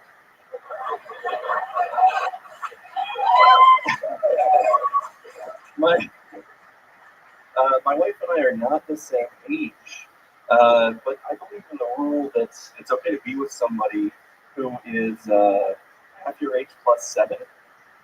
And that's why I told my son it's okay for him to fuck 8-year-olds. Okay, little twist there at the end. A lot of math there. Never been quite the algebra guy. Can I just say, I thought this stage was small before you got up here. And now I can feel the condensation booming off of you. Like the temperature over here went up. Very humid. Very humid. You're very hot for a guy built like a snowman. It wasn't raining today. He was just sweating. This stage ain't big enough for the final, let's say. Oh. So let's talk about it. How old is your adopted son? He's 2. He's 2. Yeah. And how long ago did you adopt him? Brand new or brand used for like Refurbished babies? What is it? What are we talking about? Brand spanking. Brand spanking new. Did you get a white baby? We did. Did you get to pick? Was there like a thing? Was there like was there any black babies available? Were they more expensive? A little bit cheaper? You see, I had to say expensive first, or else I'm racist. They said, "Oh no, Brad Pitt got the last one." What? Brad Pitt got the last black one. Yes, I know Brad Pitt comes all the way up to Spokane to get his babies for sure. I would. Yeah, how does that work? How long have you been with the lady that you're with? 7 years. 7 years. Married for 7 years. Married for 7 years together. Is something. I mean, I know it's a personal question, but you couldn't make a baby. You couldn't. Have you ever tried Fairhints.com? Yeah. I don't think they were around back then. I don't think you were sponsoring. No. So, okay. Have you ever tried it? I've not. I mean, the medicine. I think, are you having a problem with the sperm count or getting it up? What's your biggest problem? Is it you? Actually, they couldn't tell us. Is it her eggs? Did you eat all of them? A good-hearted breakfast joke. It's a good, honest meal. You know what I mean? Did you drink too much Surge back in the day? Surge. I remember Surge. Yeah, we just got it in Canada. Was it a problem getting it inside of her? Because you could have just taped it in there, so when it fall out when you moved or something. Are you talking about his penis? Yeah. Yeah, you've never done the old penis tape? Everybody knows about penis tape. Yeah. What was the deal? What is it? Is it you? No, they couldn't tell us. They couldn't tell you? Yeah, the doctor said that 1/3 of the time it's a man, 1/3 it's a woman, and 1/3 of the time they don't understand what it is, but it still works. So like the science is. And she's Asian? She's not. She's a white lady. Oh, she's a white lady. Oh. Is that man? No, I don't know. I thought I heard something about age. Oh, half age. Half your age. I thought you said half Asian. Before you adopted, were they like, "Will you be able to feed this now?" Oh, never mind. You can have the baby. Yeah. So you have a brand new baby. Worried that it's like you ever watch those scary movies where the baby has like a fucking like it's a demon or something like that. You ever hear that when you're sleeping at night? No, don't worry about it. He's the best boy. He's the best boy. Wow, isn't that nice? Aren't you a sweet guy? The women's vaginas are soaking wet like you are right now. Have you seen the streets? What? Have you seen the streets? The streets? Yeah. Yes, the streets are wet. What are you, the fucking weather guy? No shit. We're in Eastern Washington. Rains here a lot, right? Oh, really? Really? No? It's a Seattle thing? You guys have different clouds over here? Is the winters really bad here? Yeah, they are. They're really nice. I've spent a couple weekends here in the winter. Yeah, they're not bad for you. Look at you. You're a fucking one of those room heaters. You are one. I run hot. You're a furnace. You're a human furnace. Has anyone ever called you that before? That should be your new nickname. No, but I'll take it. The human furnace. That's badass. You look like before pictures of Tom and Bert Kreischer. You look like something that they would send to each other to like make fun of one another. And just like, hey, this is you, dude. Look at this one. This is you. I don't know what you're talking about. This guy's a model in Canada. So, Robbie, what else? How long have you been on stand-up? 60 seconds. 60 seconds. First time ever, everybody. How exciting is that? He did 60 seconds. He talked about his real life, real things, his adopted son, having a girlfriend, all the stuff. I didn't see that one coming. Did you, Tony? Like, I really thought that you were a seasoned comic. Like, those were really good jokes. I'm so nervous. Really? Oh, yeah, the seasoning that you felt was just everything he's eaten lately. This set brought to you by Lowry's. Look at you. Big bear. Hey, there it is. There it is. So, Robbie, tell us something else interesting about you. You have any anything fun facts about Robbie that we'd be excited to know? You seem like, what do? You ever do a little fucking ice cream eating competition or something like that? What are you talking about? No, I'm lactose intolerant. Okay. What is the fun fact about you? Ice fishing. I have. What's it? Sir? Your pizza. What's it like being lactose intolerant and also having breast milk? Oh shit! That Canadian's getting hot. So Robbie, got an answer for me. What do you got? What do you do? What do you like to do? What do you do for work? I'm a teacher. Yeah? College professor. College professor. Holy shit. What do you teach? I know it's not nutrition. Human development. Human development. Yes, I can develop you from a medium to a triple X in no time. Wow. That's incredible. What is human development? It's something he can't do, obviously. Yeah. That's why he had to adopt the kid. Yeah. Granddad, you're gonna hurt his big heart. You're gonna break his enlarged heart. It's about who knows. My goodness, human development at college. So what is that? What is human development? It's the study of how humans develop. Oh, okay. Like I mean, like evolve or just grow. Like, what do you mean? Through the lifespan from prenatal development all the way till death, how people develop, Oh, where they learn and learn social skills. fucking interesting. Can you give us a little fun fact that probably none of us know that sort of is like really interesting that you teach in a course throughout a year? Like one little fun fact, like, oh, you know, when you're 75, your fucking like veins turn yellow or something like that. So one thing is the majority of older adults, like 70 plus, still have sex, and older adults who still have sex live longer. And so I always tell my students that if they love their grandparents, call them and tell them to have sex. Hell yeah! Wow, that's interesting. That's a good little fun fact. You're never going to be elderly, Robbie, so you're never going to have to worry about that. So have all the sex you can now. Anyway, Robbie, incredible set especially for your first time, man. You did it all right. You're talking about real shit that only you can talk about. Incredible. Way to get the party started tonight, Robbie. Thank you so much. There he goes, Robbie Cooper, everyone. We're all running. Yeah, amazing. So cool. It's amazing because, you know, he was better than everybody on last night's show in Idaho. Like, Wow. You know, like, Every city, every single person put together was not as good as him. so far, every city we go to, you shit on the city that we were at before. I don't know. Do you think those people aren't going to listen to the podcast that they care? All these cities are like, well, fuck you guys. All right. Somehow this name looks familiar. We're going to see what happens here, though. I can't imagine us seeing this guy before. Maybe it's someone with the same name as someone that we've seen before. Put your hands together for Graham Cox, everyone. Graham Cox. Maybe it's just a porno guy.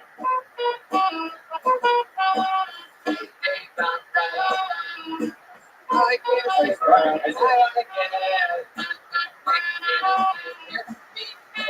Wow, excited. One more time for Graham Cox, everybody.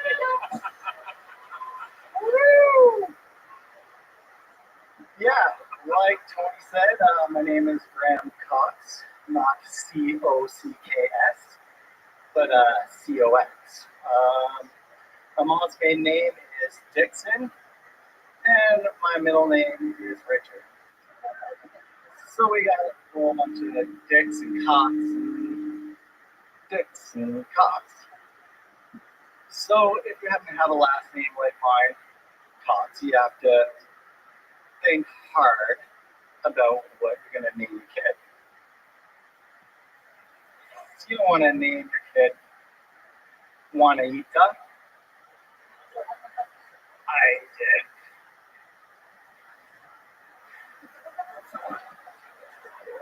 Okay.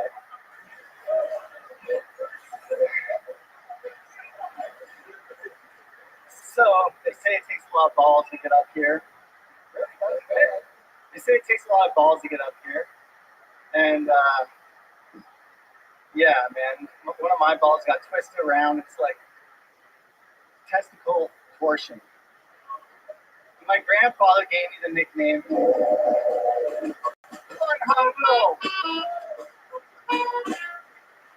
Wow. Fuck yeah. I mean, pretty exciting, Graham. First time doing stand-up? Yeah. Wow, that's so cool. It's very exciting. I've always wondered what it would look like if Chuck Norris fucked Pocahontas. So, this is all... Can you turn around? Can you turn around real quick? I just want to know what I'm about to make fun of. All right, cool. All right, face that way. I'll just tell you everything. He looks like the father of the Wendy's girl. You mean Dave Thomas? go. Let the laughs breathe, everybody. He looks like Dog the Bounty Hunter's lawyer. He looks like Willie Nelson with the Vietnams and producing hits. He looks like what the Spin Doctors were based off of. He looks like Willie Snelson. My friends call me Grammy Green Gables. That's a nickname given because I'm from Prince Edward Island, Canada. Yeah. Did anyone ever tell you look like if Kid Rock was trying to be an undercover cop? You look like. Oh. Like now? You look like I fuck kids, Rock. There you go.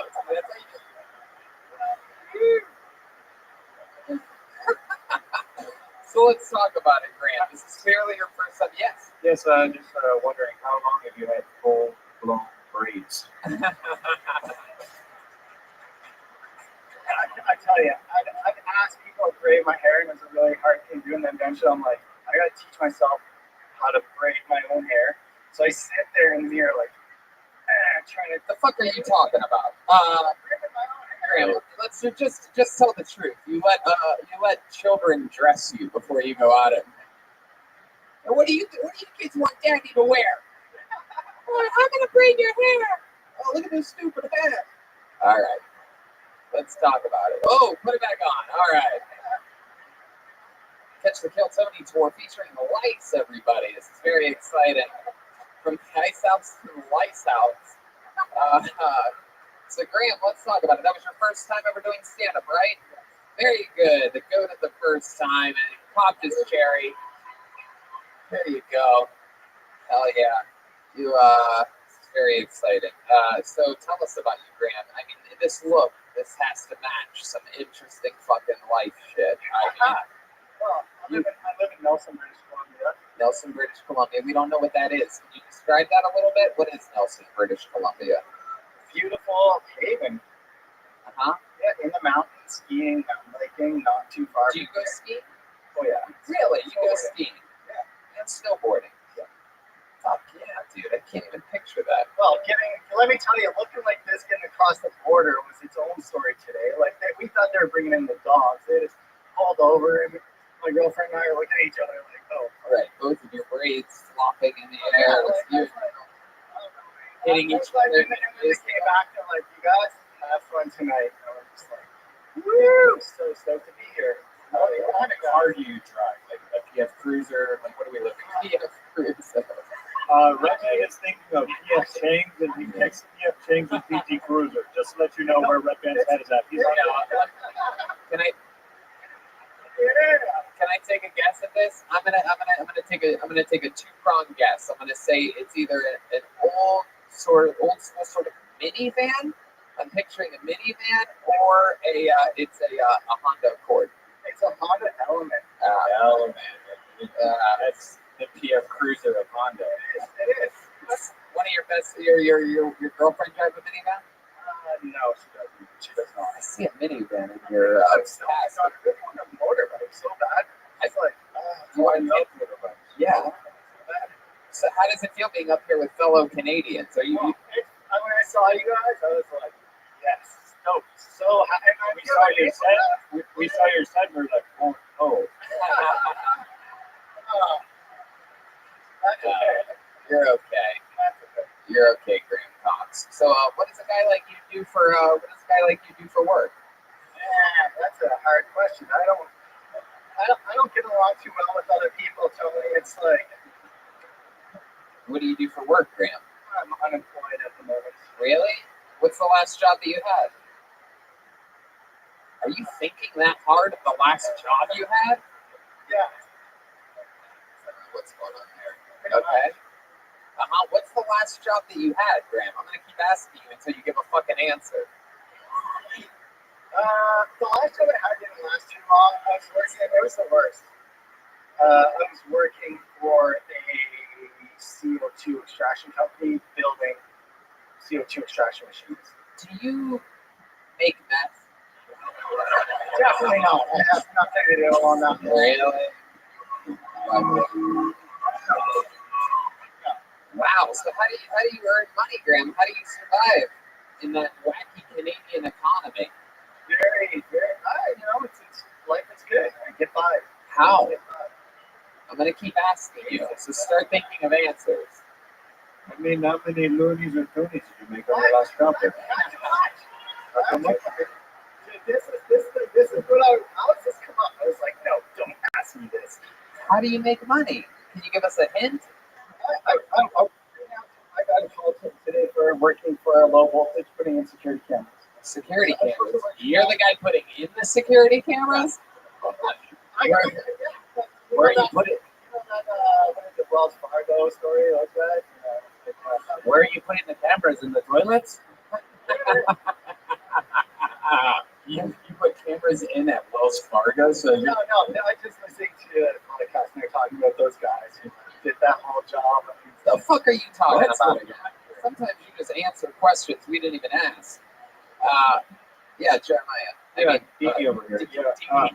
So you had one part of your set where you really tried to understand what the joke was, but you said Isaac Cox, and I still can't figure out what that means.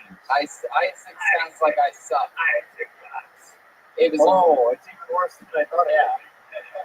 It was really. Okay, I just needed clarification on if that's what it was. Yeah. Okay, got it. Yeah. Isaac Cox. My friend today, he's the one who told me about wanna eat a Cox. No, I like that one. Yeah, that was good. But it's all about how you say it, right? Like just how you pronounce it, right? Because how it comes out. So Yeah, if a guy named Isaac and you go Isaac, Isaac. it's a different way of inflection of saying it. Different territories pronounce it different ways. I understand. Yeah. True story. So my cousin named his kid Isaac, and my uncle was like, "What's your name, kid?" And my cousin said Isaac. And my uncle was like, "Are you fucking serious?"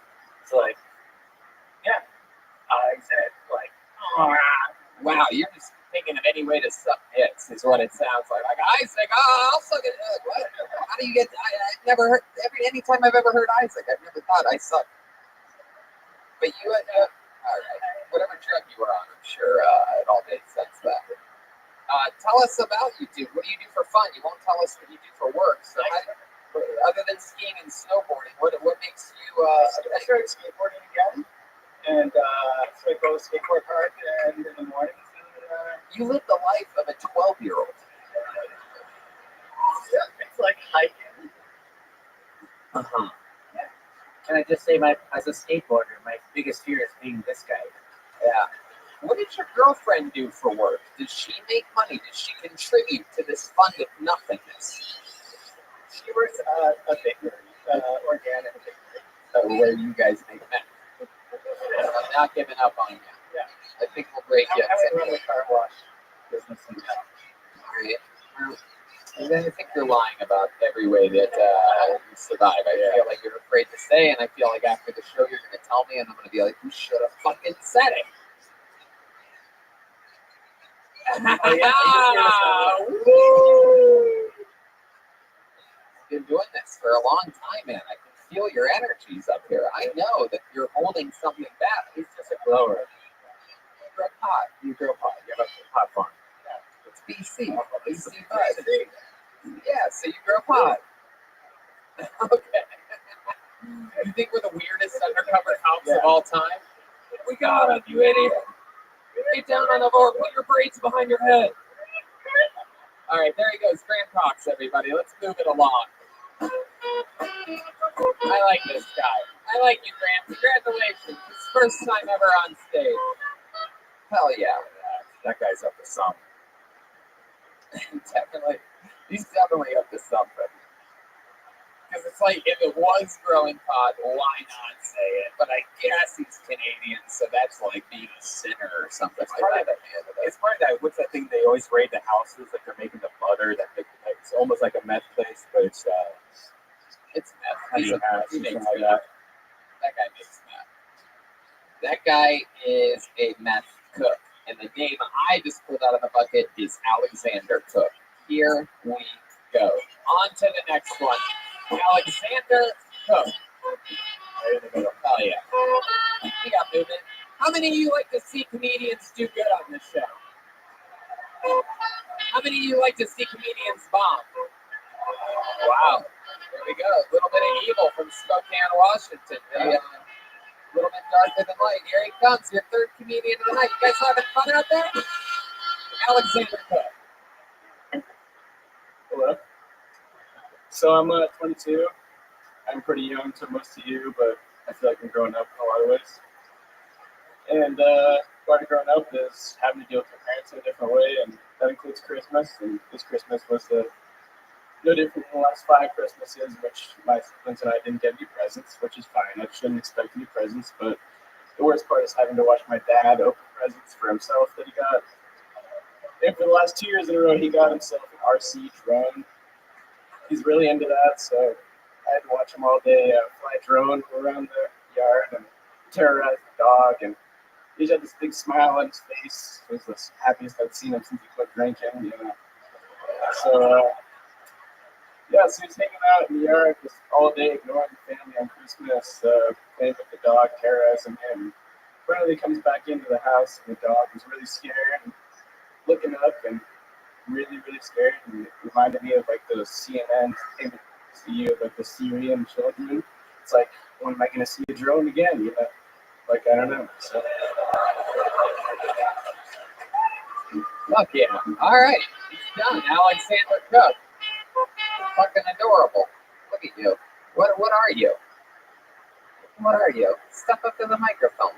Look at you, you little fucking little bull like you. I'm not speaking that. What are you? Where are you from? I'm from Montana. I'm from Missoula. Ooh, Missoula. That's a little bit of a drive, isn't it? Oh, only 3 hours. 3 hours. And you came here for this. You're in Spokane one night only?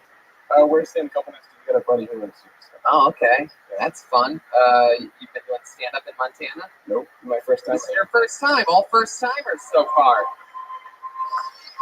It's fucking fun. Is that true? How old are you? I'm 22. 22 years old. So do you still expect presents at Christmas? You still live with your parents? No, I've accepted that. It's been, like I said, for like 5 years since I've got presents. Right. I go to their house for Christmas. But you live by yourself. I live with my girlfriend who's here and travel with me. Very cool. Happy lesbian couple indeed. That is so exciting. That is so cool. You guys ever scissor? It's the only thing we can do. So. How long you been with your girlfriend? What is it, 3 years? I don't know. Wow. 7 years? Wow, good response. Oh, wow. Is that her? Wow, she's annoying as fuck. My goodness. You should break up with her. We should have our first ever on-stage breakup with your girlfriend right now. It's going to be an awkward drive home. No, I'm kidding, guys. I'm kidding. Just joking. So tell us about you. What's your story, Alexander? What you been doing with your life? 22? Did you go to school? I did for a little bit. Yeah, you went to Montana school. Would you master in bear fighting? I didn't get my master. Yeah. What'd you learn? I went to music school for a little bit. Yeah. What'd you study musically? I was a singer. Really? Oh wow! Can you sing us a little clopper right now, just a cappella style? You have to. If you're wondering, you have to. No one gives a fuck.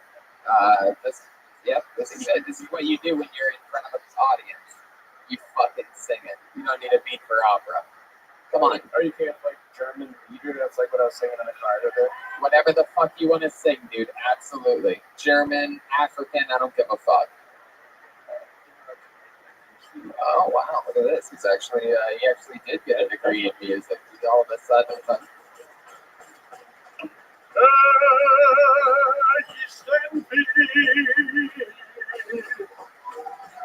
him a little more. Why are you teasing us? That was very small. I like rap bands more. I mean, all right. Clearly, this is your first time in front of an audience or in show business or anything like that. These people wanted you to fucking belt out something. You just got buried by a red band. What's just happening? That means basically anybody here can sing better than you. La, la, la, la, la, la, la. You can all do that. Isn't there something like amazing that you could do that would bring this crowd to a fucking frenzy right now? I don't know. I can like show my butt or something.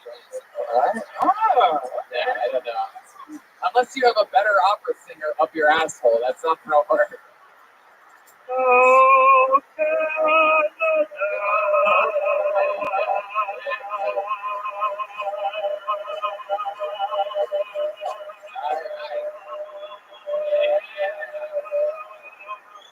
See that?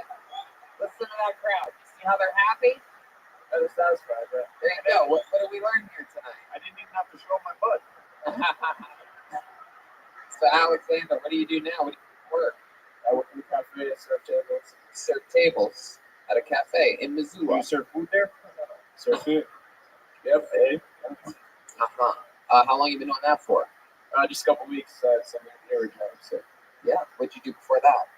Same kind of shit. Same kind of shit. So what's the goal? You have a music degree? You're waiting tables? What are you probably gonna move out of town and finish my degree somewhere else. Yeah, where are you gonna go?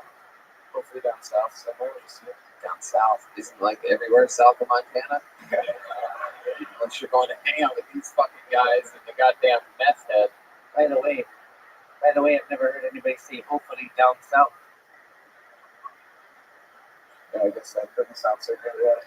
You just gonna move anywhere south of here? Yeah, I get a few cities. New Orleans, Nashville, something like that.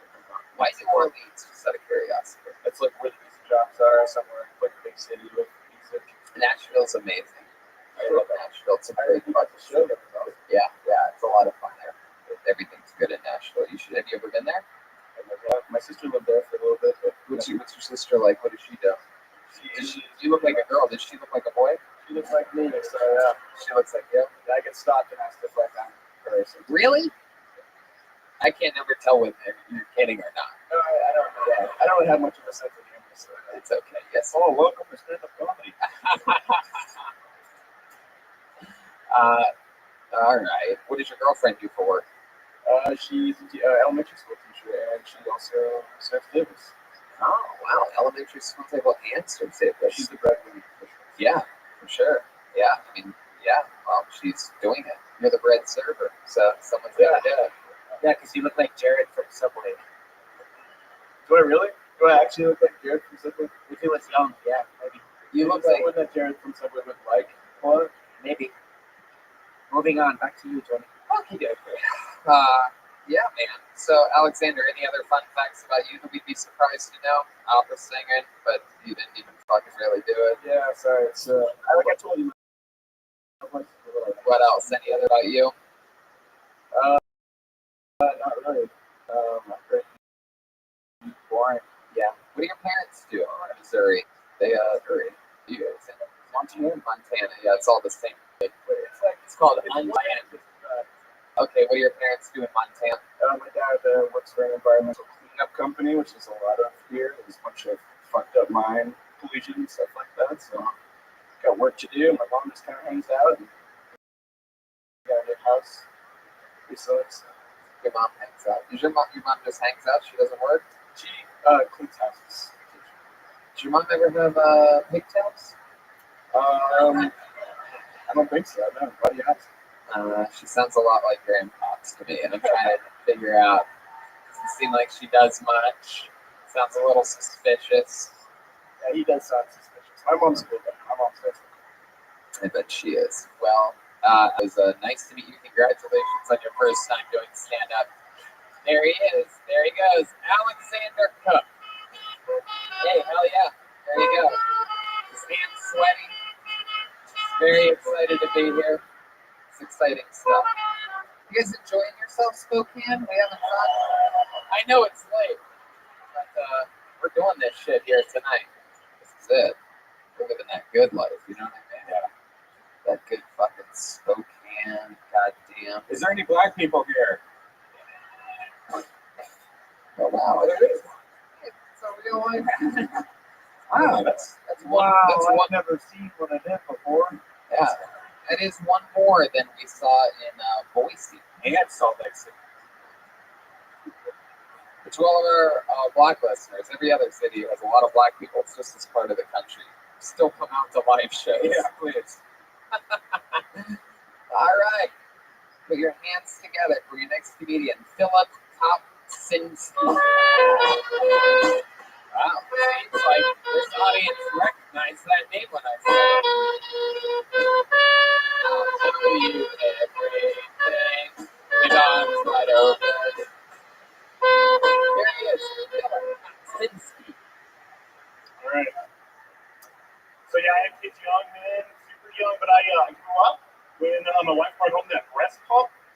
That is a lot of life coming into you, man. You know, like a little funnel on a bottle, just right there. You know, little tube goes like a car battery.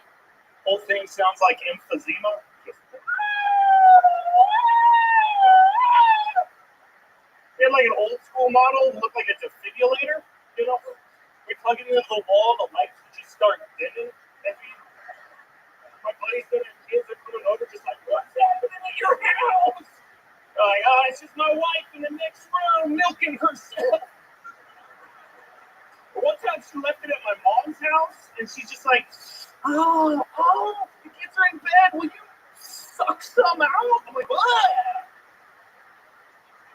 But I did it. You know, I'm a good husband.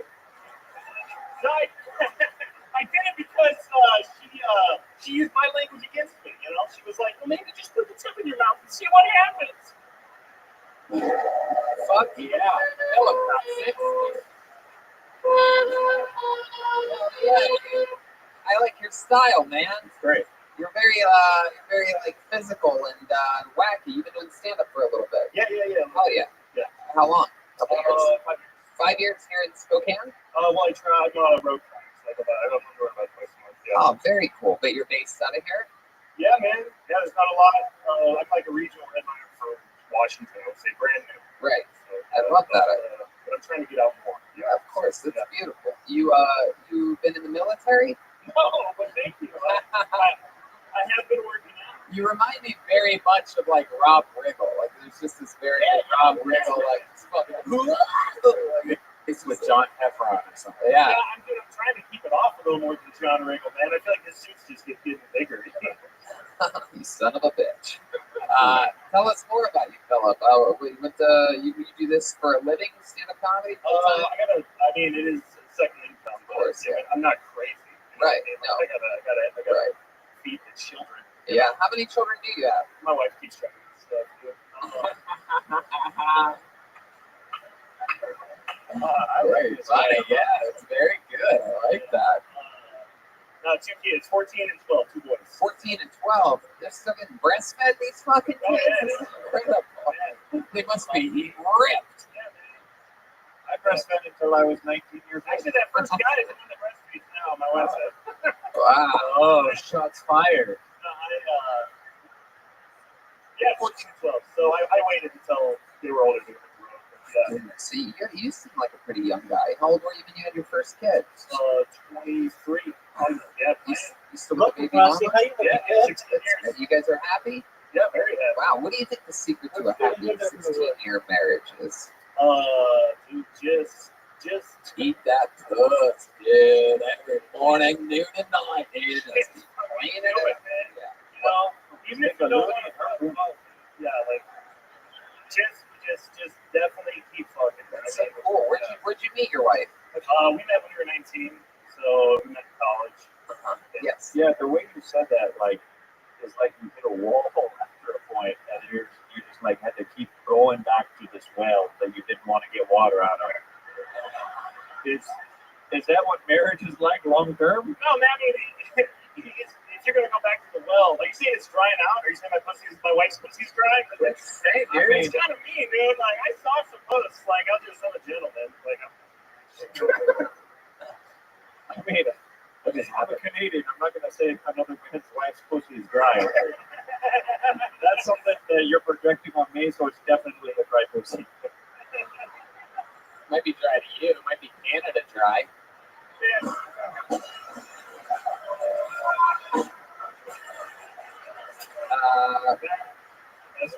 So Philip, you seem like a guy that has hobbies. What do you do? Like canoe up rivers? Like what are we talking about here? I ski and snowboard lots. Not Spokane, regular. So, and then I have a ski ramp in my backyard. So yeah, that's.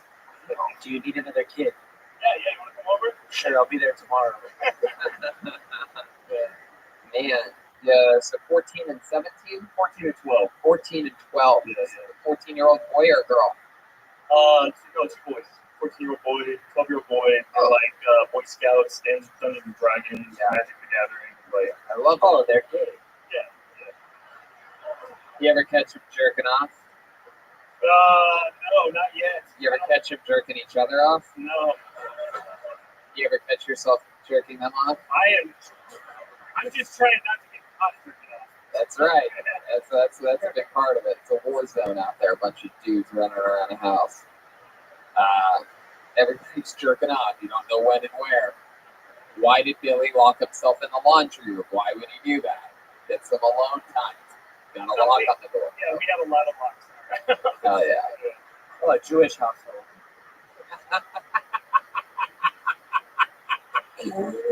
Oh, it's so funny. They don't get it. I don't think they have Jewish people here. I don't think Jewish people really. I don't think Eastern Washington is one of their meccas. We were at Einstein's Fatal earlier. That's right. It's true. Let's see how the laughter stopped when we were on Einstein. They say stand for this. Anyway, man. So what else, Philip? Any other fun facts about you that you'd be surprised to know? I used to be a small town news reporter. So Whoa. Okay, can we do something fun? Can you take that mic out of the mic stand? And can you give us like an impression of just you honestly how you were like as a news reporter, like right down the barrel? Like, I mean, you just pretend like you're doing like a field piece live at Kill Tony, like, and you are live at the scene and they're just shooting a little, they're about to toss you. No, I was a newspaper reporter. So I had to interview people. I can do this too. Okay, let's try it anyway. Okay, and now on the scene, live at this big comedy podcast takeover, it's our special correspondent here at ABC News, Philip Kosinski. Hi, I'm Philip Kosinski. Here at Kill Tony, we're just here for Failure tonight. We've seen a lot of it so far, and we're going to probably see a lot more. Thank you. Back to you, Tony. Wow, very good. And that was Philip Kosinski. Live on the scene, on the ones and twos. There he goes. Yeah, share one more time for Philip, everybody. Thank you, Philip, for coming. Great set. Come on. One more time for him. That's a 5-year comedy vet right there. Coming up here, showing you how it's done. Funny during his set, funny during the interview. Not funny enough for this guy, obviously. Get the fuck out of here. Look us up. With arms wide open. Okay, it just says one word name. Is somebody going to come to the stage? One word name? Here he comes. You signed up one word name. Fuck yeah, one word name. Here he comes. The name is one word. Yeah. Oh. He listens to the show a lot.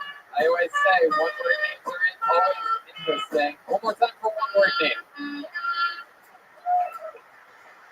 So, the term active shooter has me a bit confused.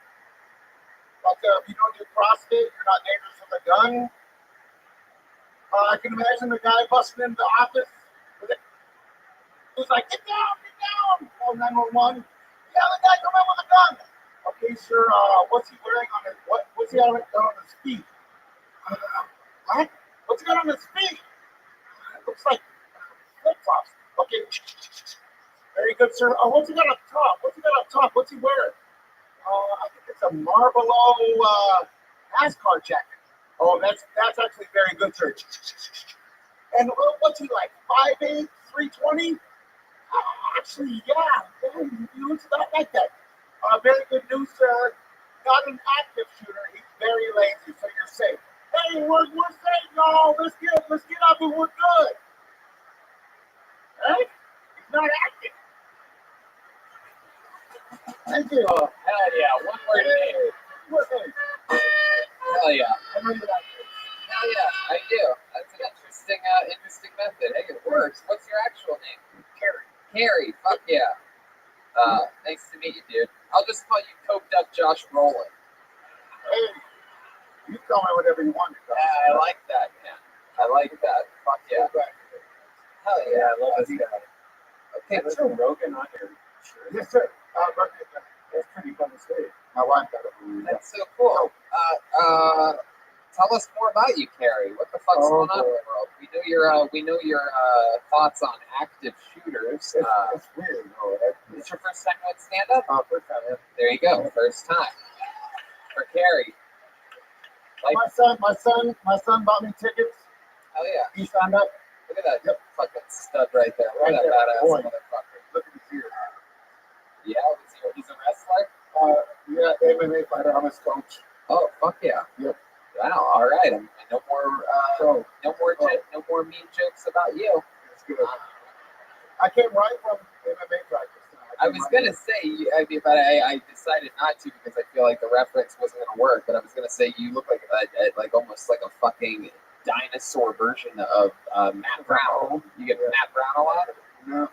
No, your son loves it. See, he's the actual MMA fighter. And he's fucking dying. I'm just going to watch out. It's a good reference. It's a dinosaur version of Matt Brown. You'll Google it later. Okay. Remember I asked you if Kill Tony would ever come here? When I was doing stand-up here? I asked you that. And here you are. I love you guys. Sure. Fuck yeah. Well, you know, we're still on the we're on the show right now, live. So, Carrie, tell me more about you. You, for a day job, you a roofer? Commercial irrigation. Commercial irrigation. Yeah. So, okay. I was close. Oh, you're close. Yeah, pretty close. So, and you're outdoors a lot. All day, every day. All day. How long have you been doing that for? 10 years. Wow, 10 fucking years. You do like the digging, or is it more like what run machines? Yep. Run machines. What kind of machines? Excavators, bobcats, skid steers. Yeah. Oh yeah. My God. You work with bobcats. So that's like a fucking bulldozer, right? Yep. That's so fucking like manly. You have like a lunchbox, like one of those hard shell lunch boxes. You take it to work. Intermittent fasting, so I don't take lunch to work. Whoa, that's so badass. I learned from this guy. Oh yeah, absolutely. That's so fucking cool. We're gonna check in with the Canadian Deanie. Oh over yeah, here. I've never met a person that I like more and been more terrified of at the same time. You ever have to use any of your? I mean, you are for you podcast listeners. Like I said, this is a real fucking man right here. This guy's got a man head. I'm a pastry chef too, though. So I don't really make wedding cakes. Yeah. Wow, you make fucking wedding cakes? Yeah. With like rifles and rear naked trolls. And I do the national anthem for all of the local amateur teams. You sing it? Yeah, in all the cage fights, I sing that anthem before. Can you give us like an example of like your final, like your big part of the song, like the land of the free and the home of the brave, like the big part of it? Come on, I'll just sing a little bit. Yeah. Oh, see, can you see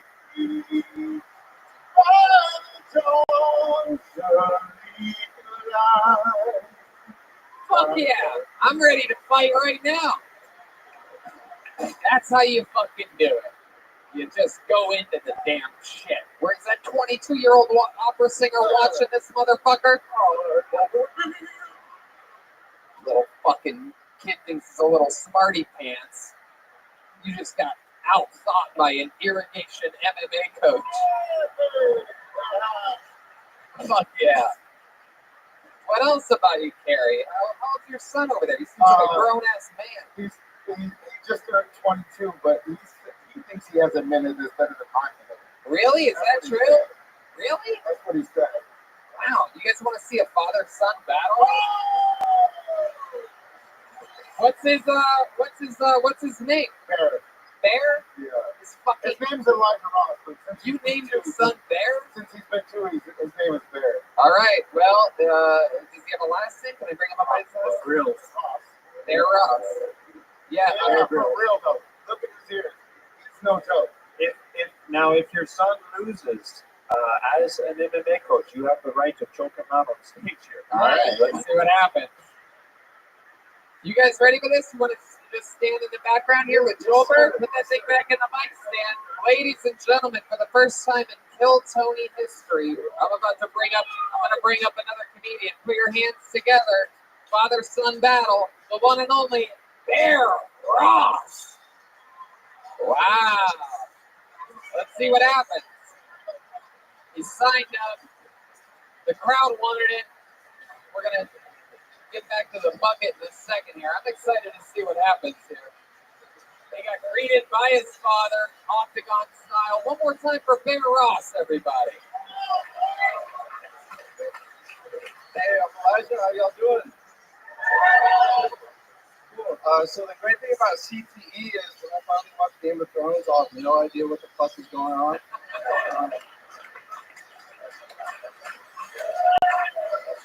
Yeah, holy shit. Stevie Wonder would have a lot better luck doing this. He'd have no stage fright.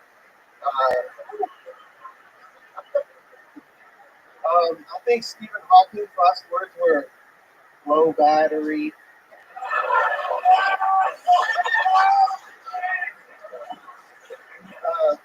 Me and my girlfriend were having an argument the other day. It was which licorice we like better.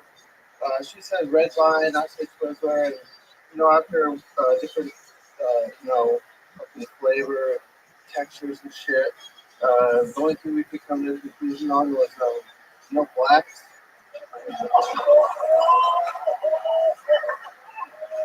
Wow. Look at that. Holy shit. How cool is this? That's great. That was unbelievable. That's I think one of the most heartfelt moments in the history of this show. Yeah. Normally, when his son buries his father, it's because he died before him.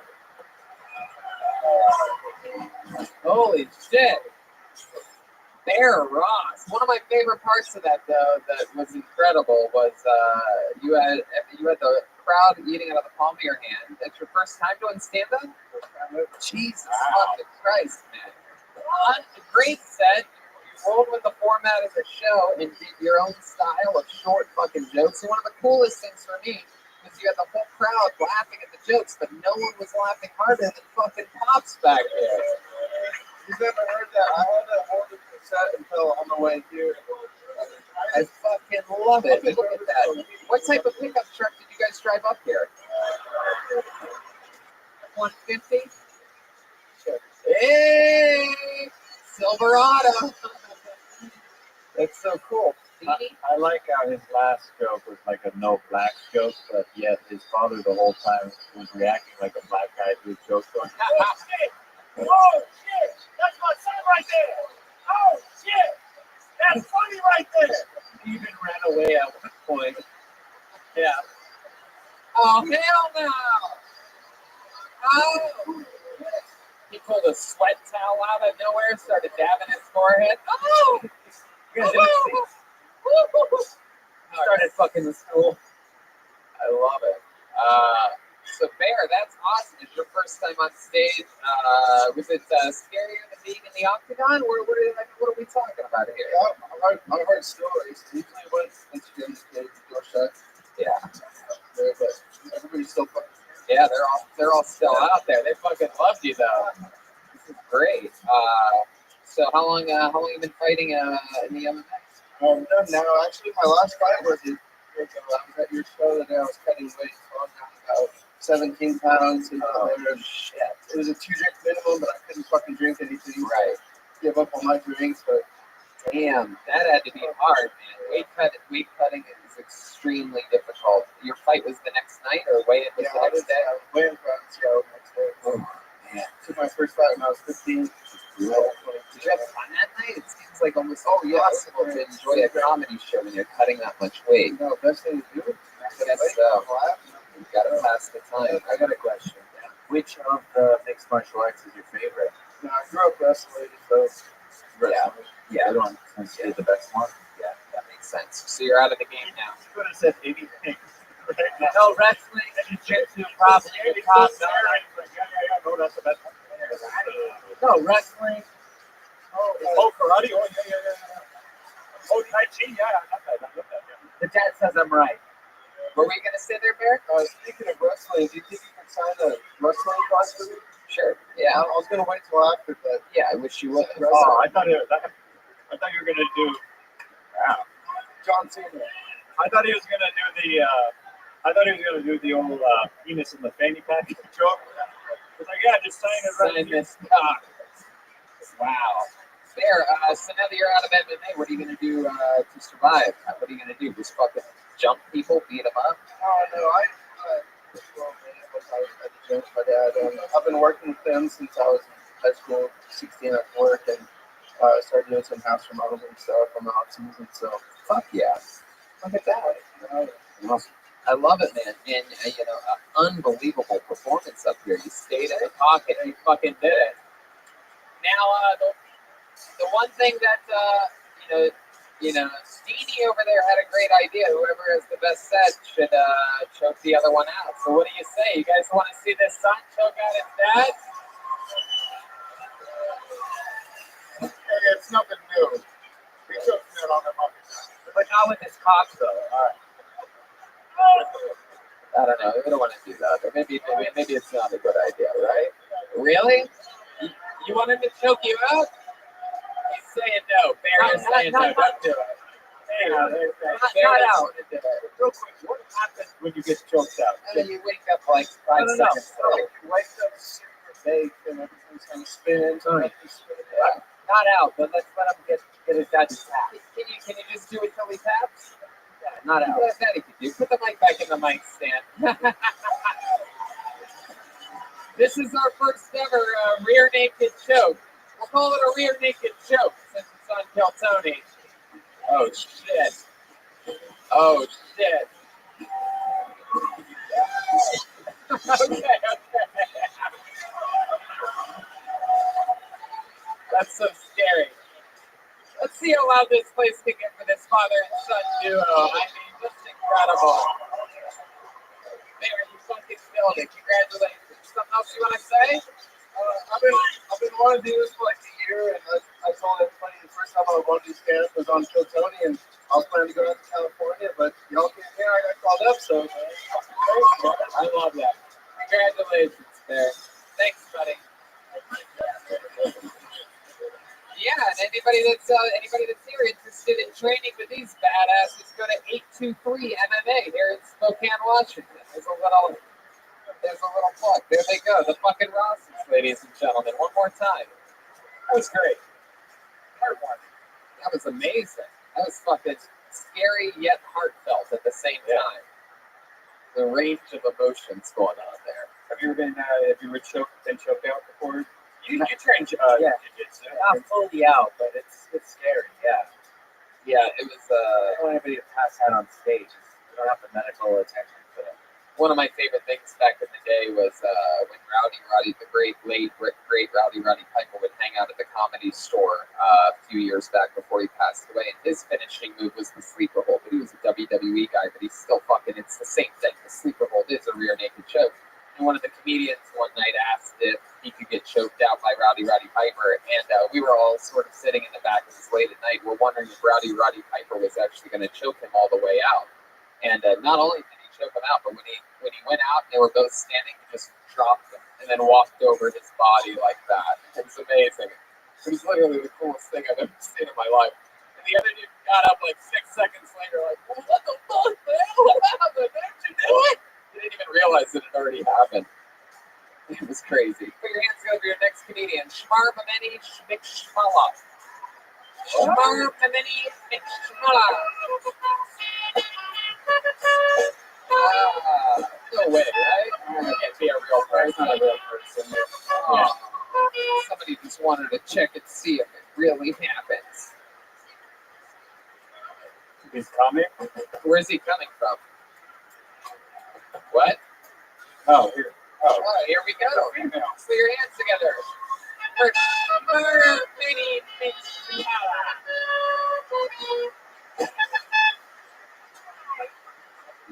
Hi guys. I'm so happy that you could all be here on a Thursday night on It's Motion.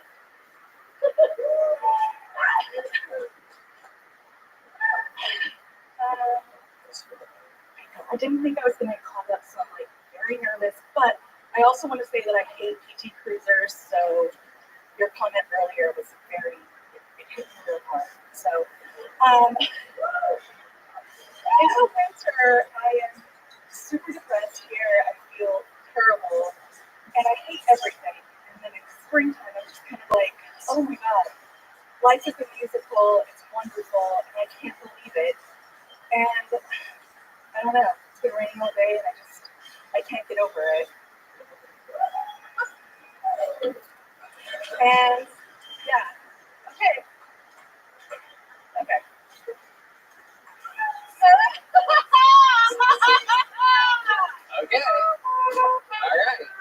we are.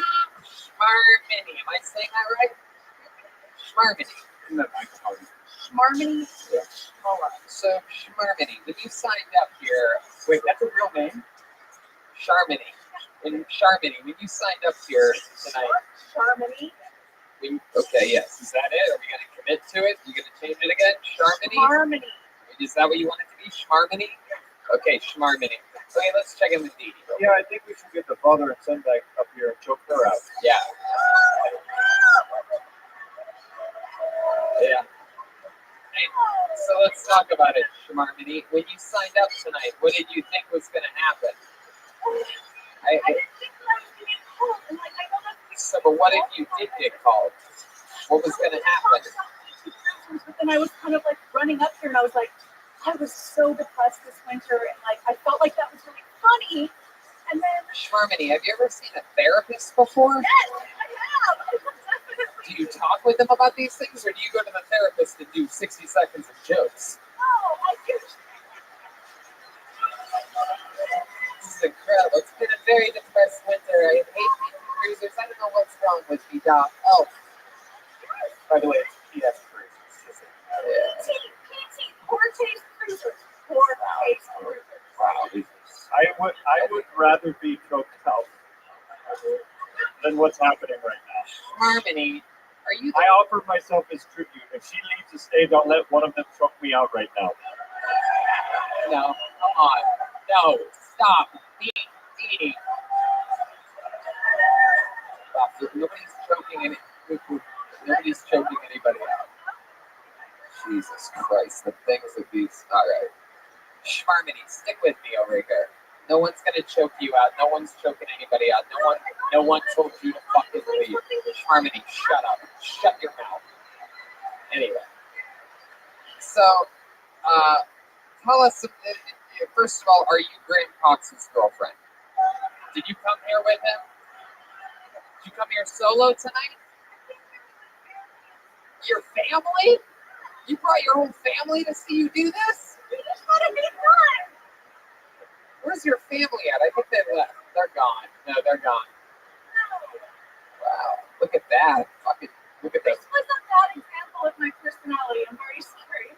Oh, stop it. What's a good example of your personality? It's still happening. You can save it still. Please to the end of it. It's like terrible. I'm sorry. Oh my God, stop apologizing. Heart palpitations. Jesus Christ. Stop saying I'm sorry, Schmarmini. I'm not your abusive boyfriend. Stop apologizing to me. Schmarmini, tell us about your life. We'll figure out things we can talk about next time. This is your first time doing stand-up, right? Thank fucking God. Sorry. Stop saying I'm sorry. You gonna Josh Meyerowitz? You have no self-control? Anybody ever tell you you have a little fucking touch of autism, huh? Yes. They have? Yes. Are you autistic? No, but I don't know why. I don't know why I hate PC cruisers so much. Listen, Wow. Oh my God. Listen, I'm a Canadian, and this has already been waking me stories up here. So, Schmarmini, let's talk about your life, okay? You came here with your family, blah blah blah blah. What is a day in the life of Schmarmini look like? I work. Yeah, where do you work? In the tip of the microphone, Schmarmini. There's two things to remember: in the microphone and oh, I'm sorry. I work up the hill at a medical laboratory. Are you one of the patients? No. Did you escape from an asylum and came down here? I feel like I'm trapped in the Matrix, but no. No. Are you talking about you trapped in what, a straitjacket many days of the week? No. Just the like thought that we all have to like work all the time and like. Do you smoke pot? You do. A little bit? Sometimes, not enough. Have you ever done mushrooms before? No, actually. Just on a pizza. I can tell. Schmarmini, you seem very high strung. What do you do like to relax? What do you do to be zen? I guess I should look into that. I don't know. I don't do like. I don't do much to relax, and that's probably. What do you do for fun? I'm about to go to Santa Barbara and hang out with family. What are you gonna do in Santa Barbara? Jump in the ocean. Yeah. Shmarmini, do you have any cats? What? Do you have any cats? No. You have walks your cat on a leash face.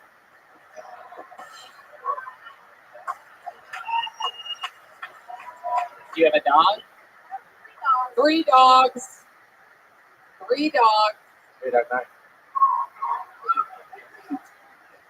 Okay. So, Shmarmini. Tony, Yes. real quick. He just got pointed out. She actually walks her cat on a leash. This lady right here. Yeah, the one that's pointing at you. What in the world are we paying attention to right now? The darkness of a Spokane audience during a live show. I mean, I cannot even fathom what's going on over there. Joel, So you seem very sort of like closed off from your emotions, eh? But what's like the dirtiest thing you've ever done in your life? Like, are you into sex? Like, what kind of crazy shit are you into? I like that. Good question. Shmarmini, right into the tip of that microphone. Like butt stuff or like other things, feet? I feel like I'm just like into monogamy and very Yeah, but when you're monogamous, how dirty do you get? Yeah. not dirty at all. What's something wild about you? What's something that would fucking surprise us, Shmarmini? Never been titty fucked?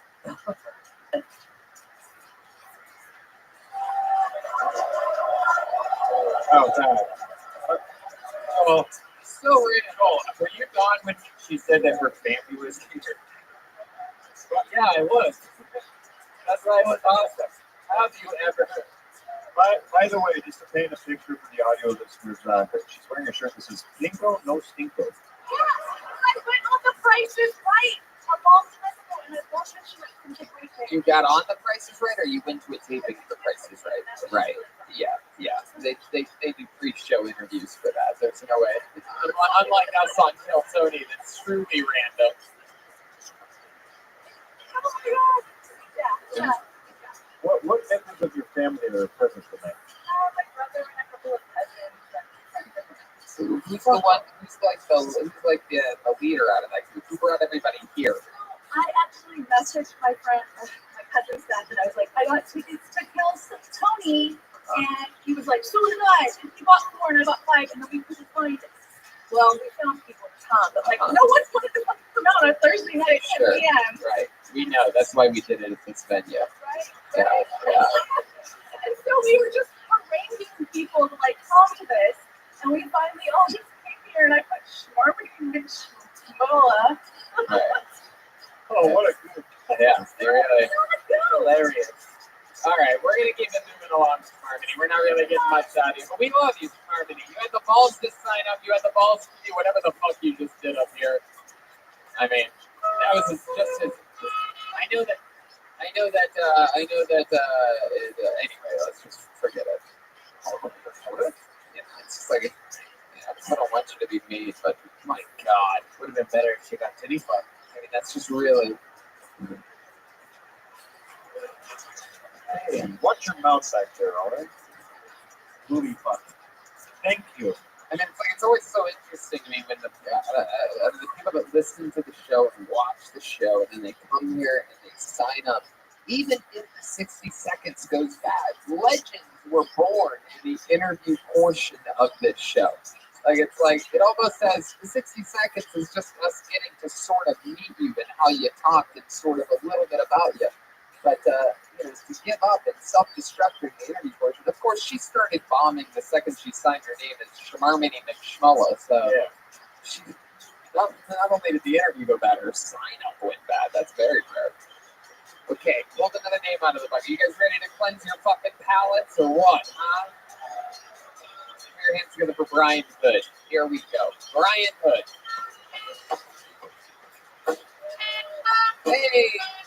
Hey! Here he is, Brian Hood, everybody. All right, so I'm sure most of you guys are very familiar with what the herd is, right? I had a different idea for the herds. I wondered, like, what if it were possible for every male in the world to ejaculate at the exact same time? Like, what if that were possible? Because you know that for the next 6 minutes to an hour, there'd be true peace in the world, right? Like the sun will be shining, the birds will be chirping, there'd be calm across the universe. But then, of course, there'd be the cleanup. I mean, that's a lot of tissues, towels, and roommates' t-shirts, is all I'm saying. So, but on a different note, like, I'm sure, like, a shared experience you guys have, like, you'll be driving down the road, right, you know, and you look in your rear view mirror, and you're like, oh, shit, that's a cop. That's definitely a cop. It's cool, you know, 10 and 2, the speed limit, you know. And then it gets a little bit closer, and you actually realize it's like a minivan or something. You're actually pissed off. You're like, how dare you be a minivan? Are you serious? All right, there was more of that. Is that the end of it? Go ahead. Shit. And then you hear the screams from the trunk. You're like, you shut your mouth. I'll pull this car over right now, and I'll slit your throat. I'm not kidding. Big dog. Big dog in the house. How you living, Pip? All right. What?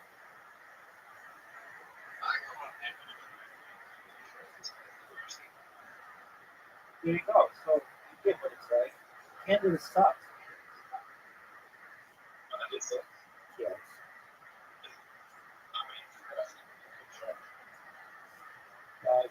The grass is like, yeah.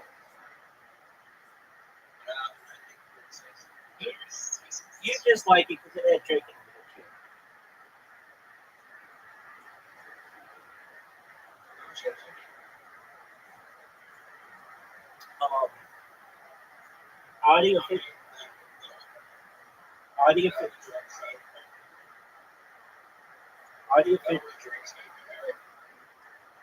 Audie officially got closer to beating me, and this today she came into 12.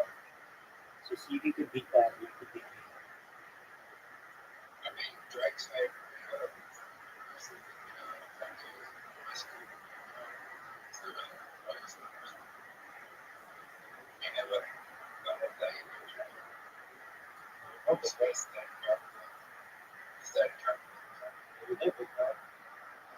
You think you can make it within 12 with me? Audie got almost beat me. She got within 12 with Peter.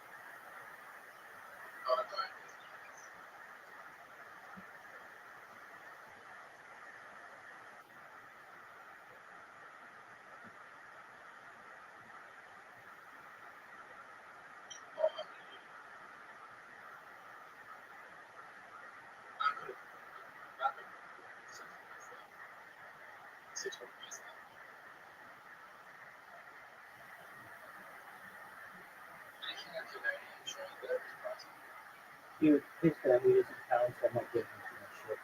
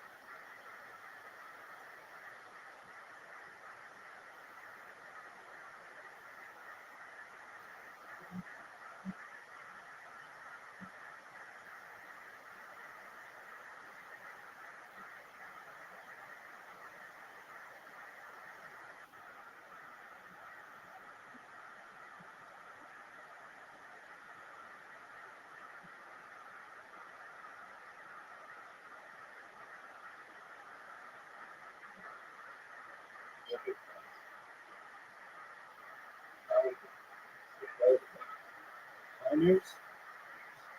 I think it's like multiple people who hone something. Honing means like the focus.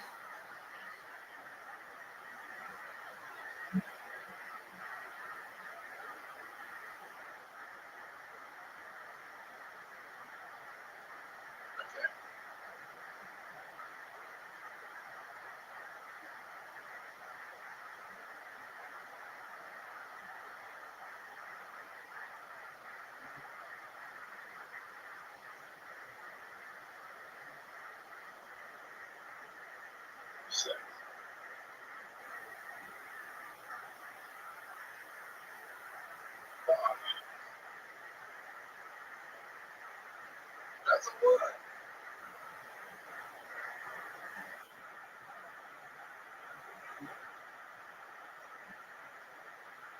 Oh, that's it.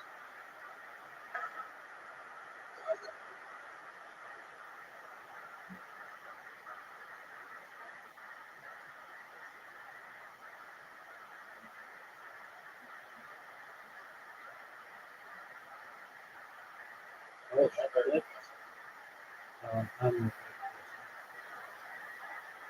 Yeah, that's a little bit narcissistic. Oh, for sure, Dad. I'm gonna give you that. But have you met me? You know anywhere?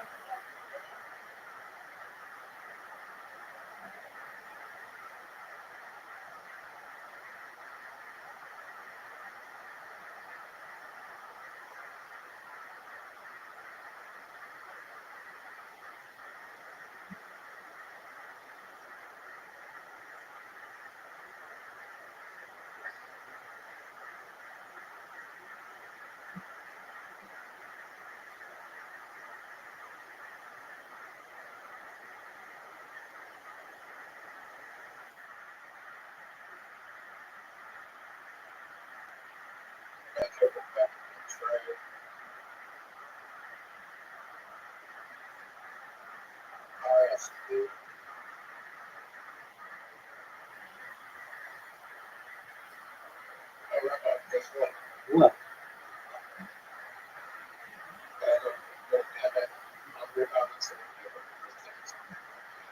Very good. It's great with that.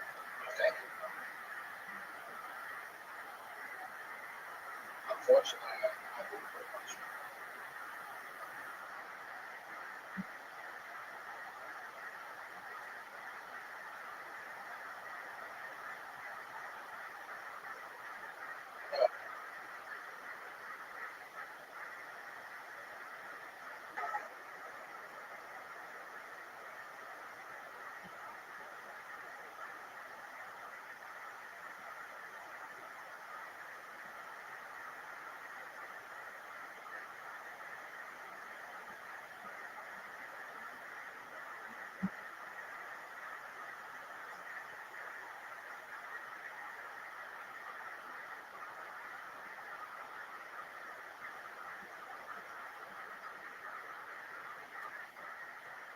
You're in trouble.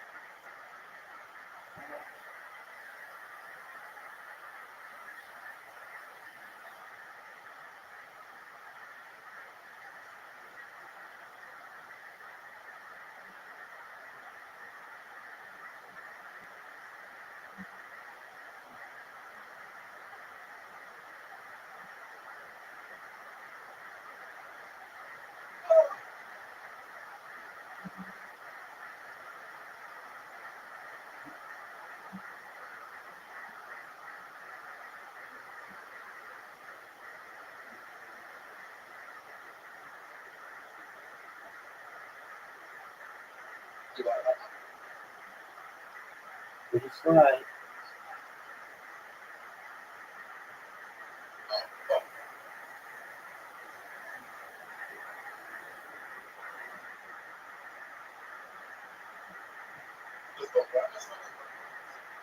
Yeah.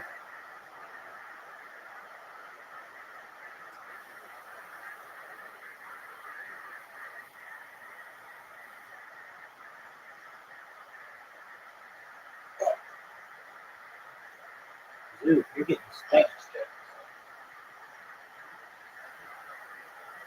Dude, you're getting spanked.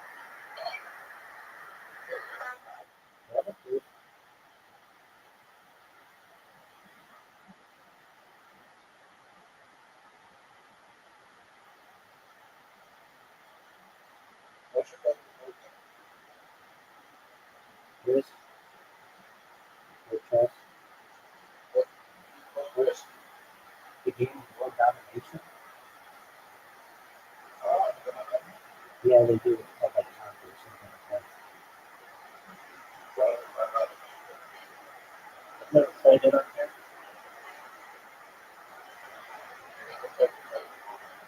Correct. You do or you don't?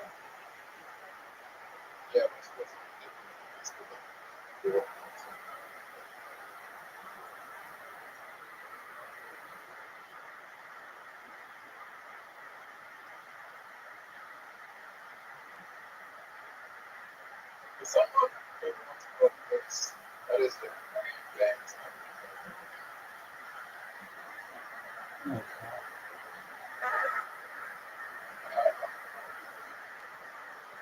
Because at the end there's world peace.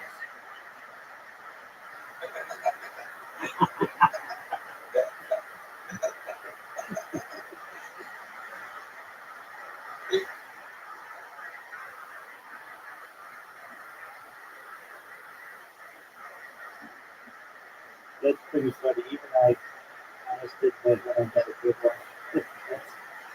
It was cute.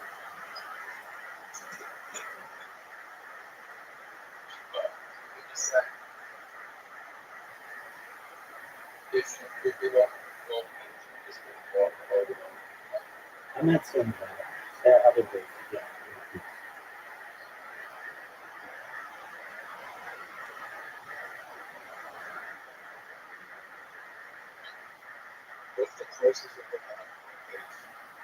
Probably like before civilization started.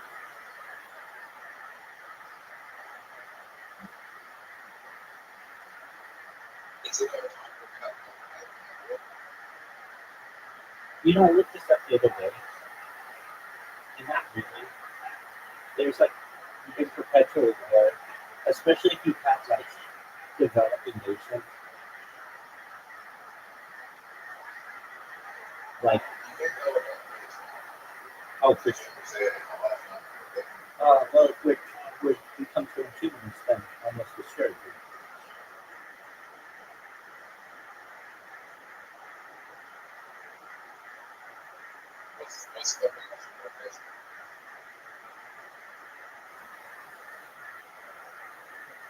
Desire for power, control.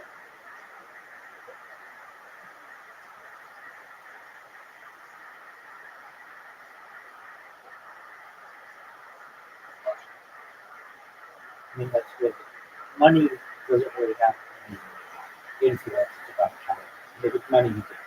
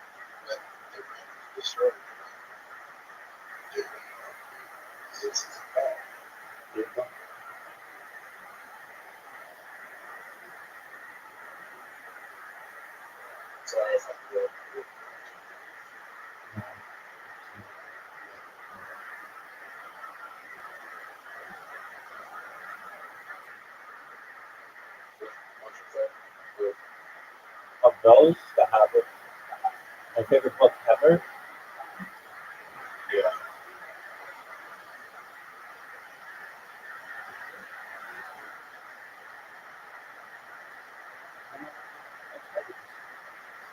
I really like the book, The Game by Neil Strauss about pickup artistry. But I'm like more into like glossaries. I like the dictionary. I like the sources. Just one book. I like religious books, but I don't want to choose one. I like the gambling restaurants.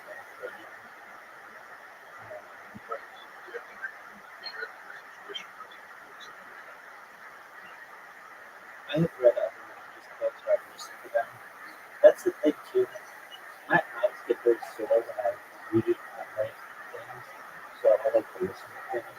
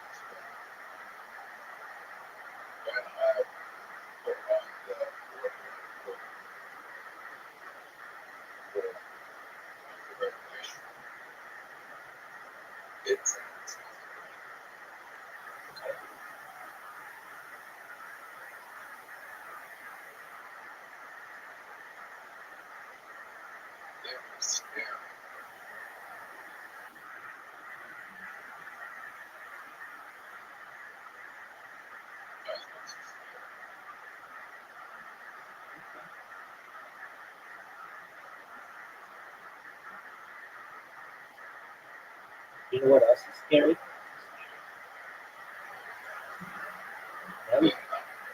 That, that you, yeah, that religion badly, dude.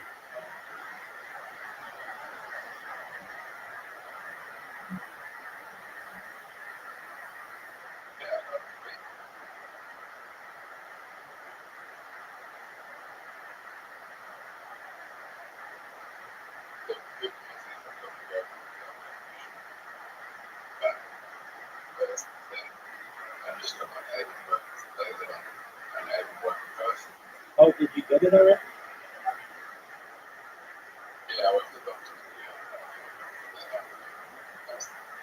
Oh, that's tight.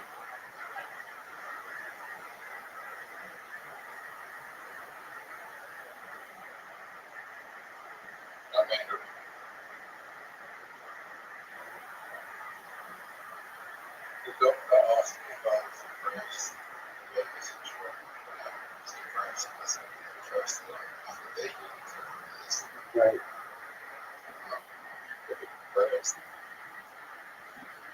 Did you tell him that you're depressed because you have a baby in Scrabble?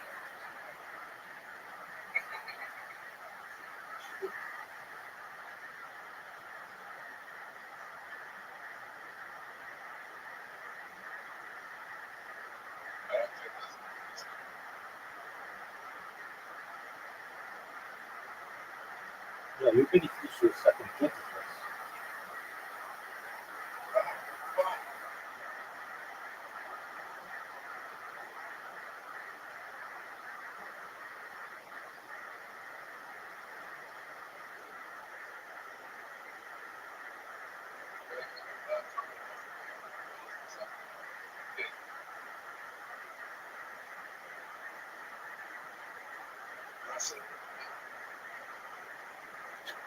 Like a chick?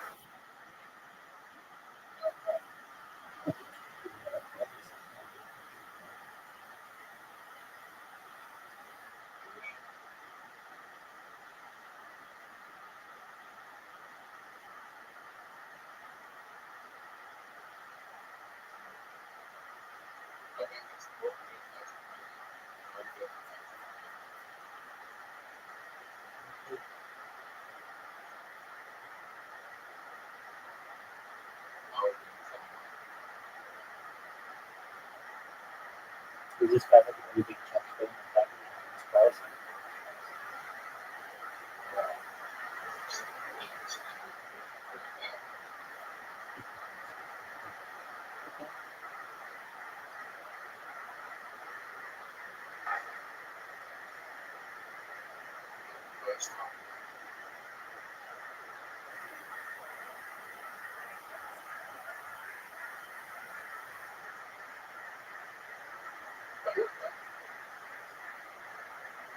Wow, sweet.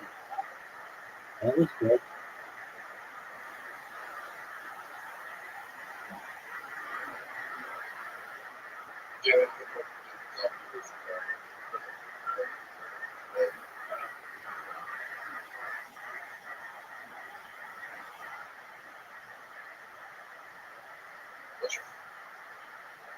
Favorite measure?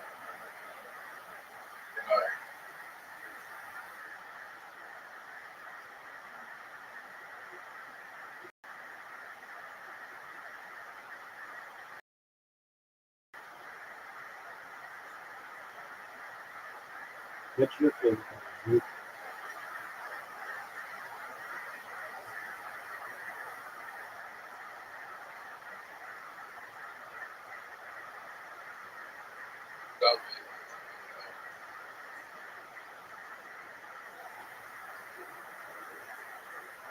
Kent. Kent. What is that?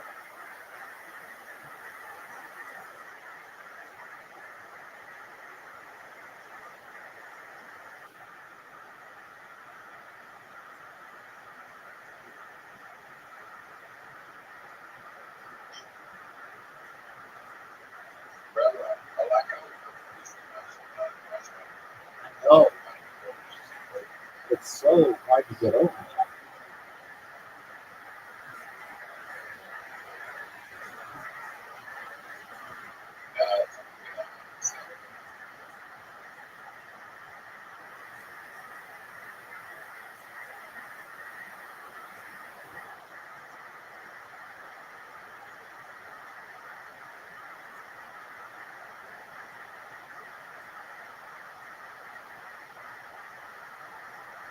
Like, I might just leave them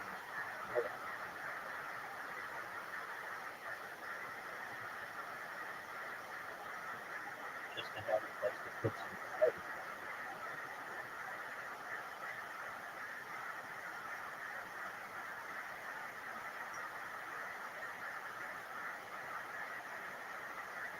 Oh, that's good.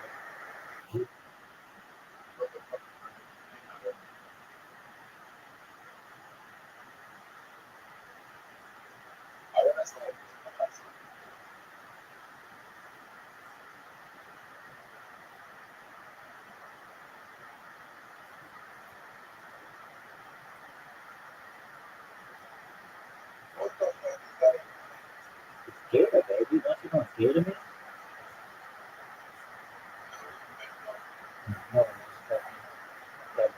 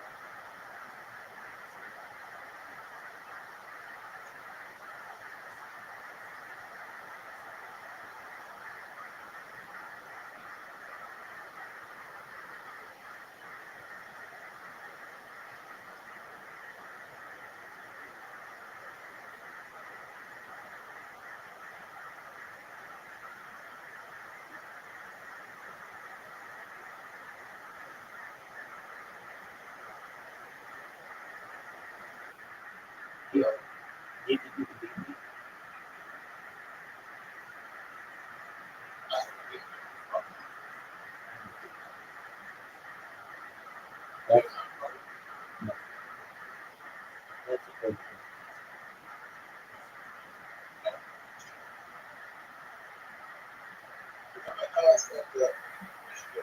Yeah.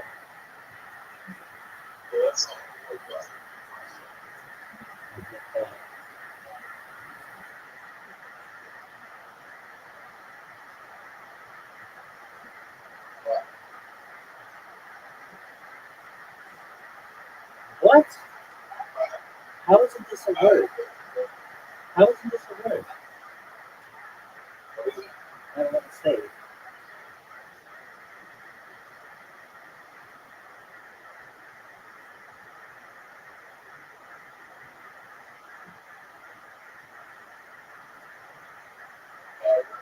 Dude, I'm not. Just one.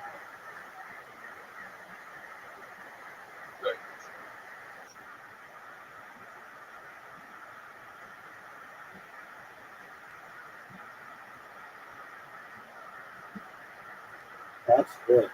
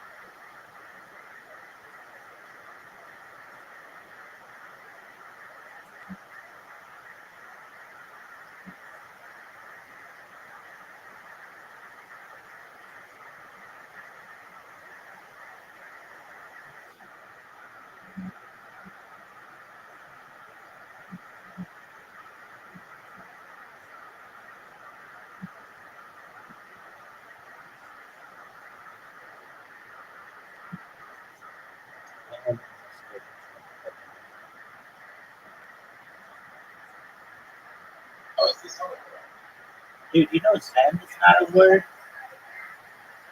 Look, it's garbage.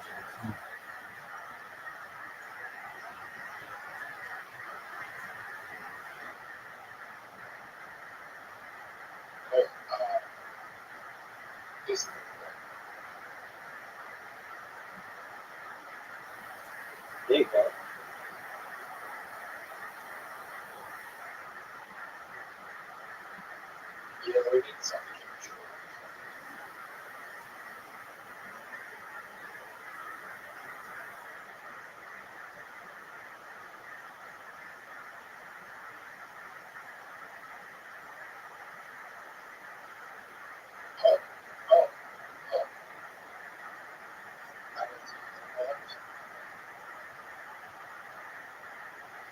Do you know that I have 39 straight wins against real people? I'm undefeated against real people. And you didn't come close to beating me. You didn't come close to beating me. What'd you say?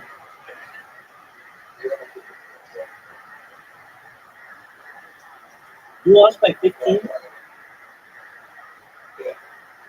What was the final score?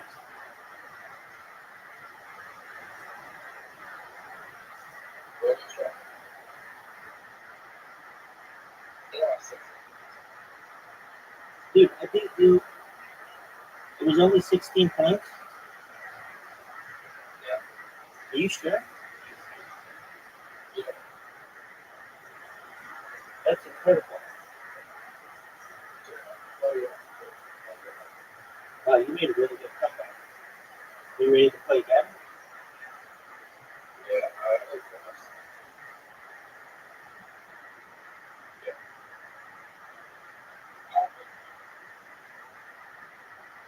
I wonder if it's an advantage or disadvantage to be going first.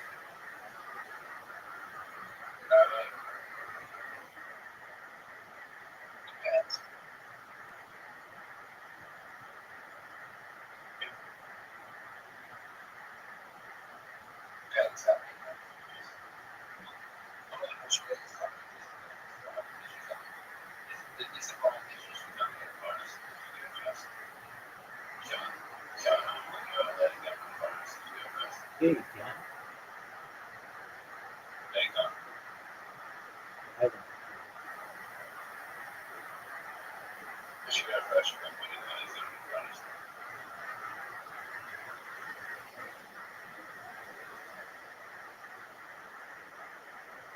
This is interesting.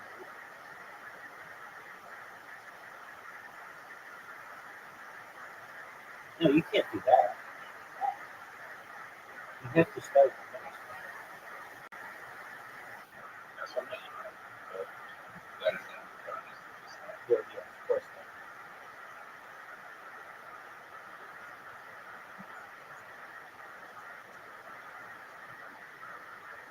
Ready? What the fuck is that?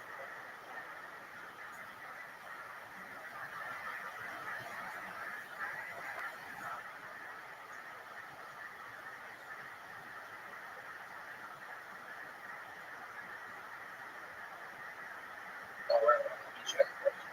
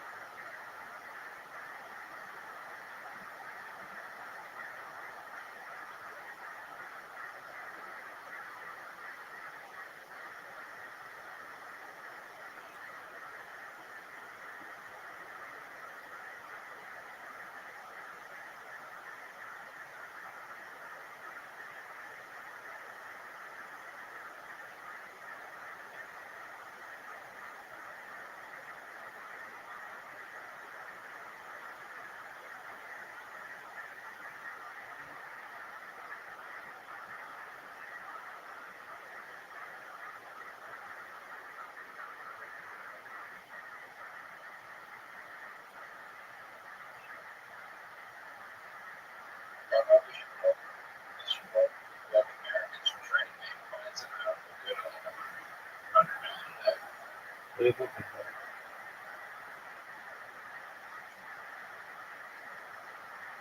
What the fuck is this?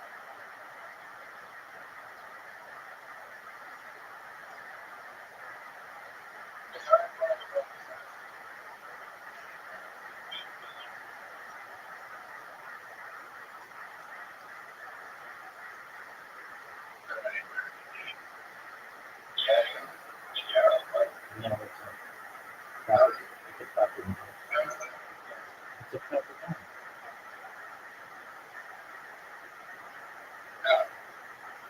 It's the name of someone's last name in the school.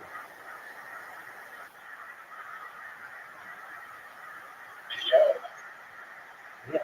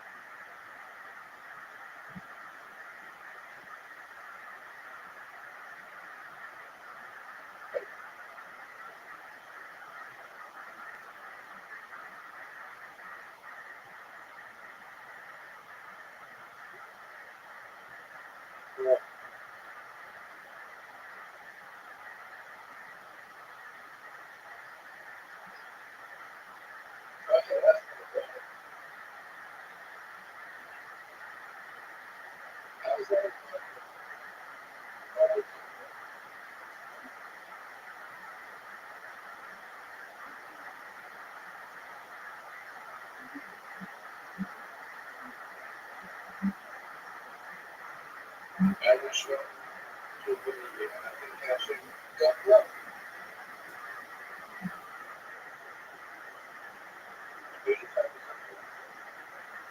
Either all falls down, or do you know the song Last Call? Word. Whatever. I listened to it yesterday.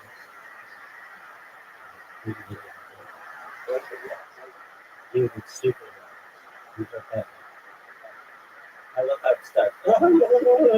Yo, fuck you first and foremost. Yo, fuck you, Kanye, first and foremost. For making me do this shit, motherfucker. I throw everybody out the motherfucking line. I said, toast. I said, toast, motherfucker. Like, wow, dude, that was really good.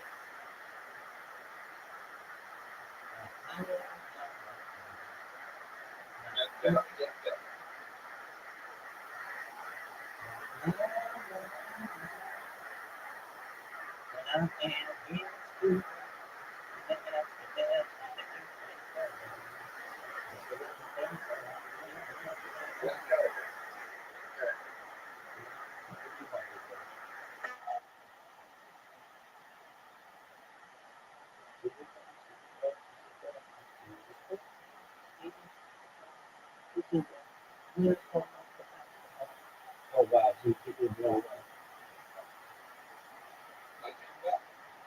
Yes, you did, in a big way.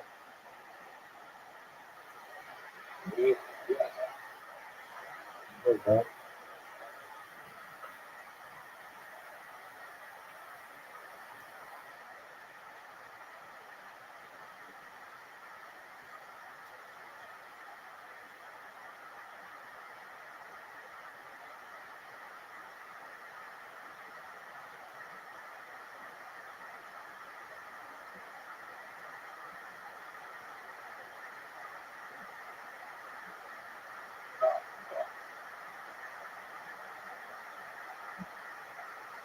Wow. Damn. You got a good lead, dude.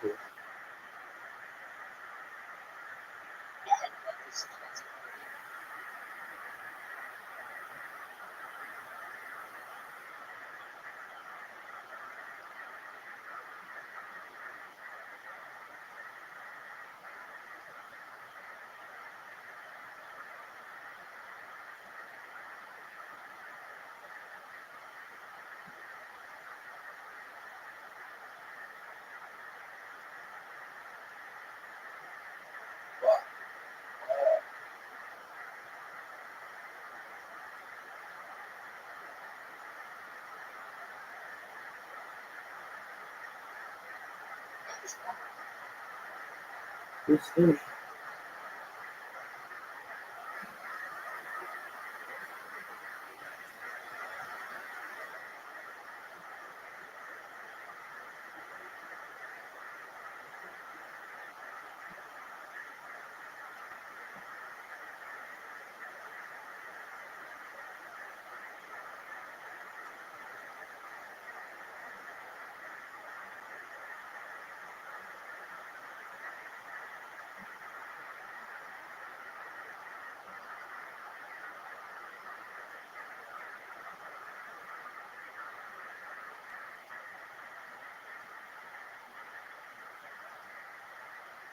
Are you on track yet, son?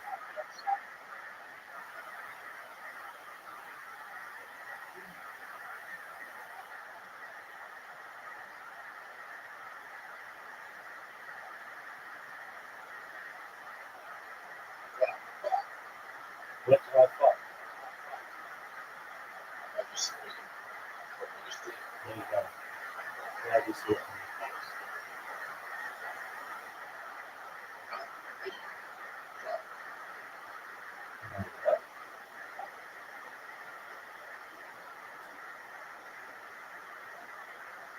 You try. What do you mean?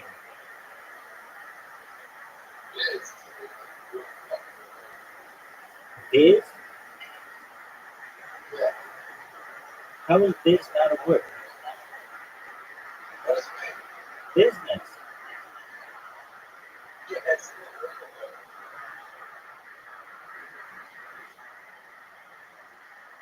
I don't know why you don't think it's a real word.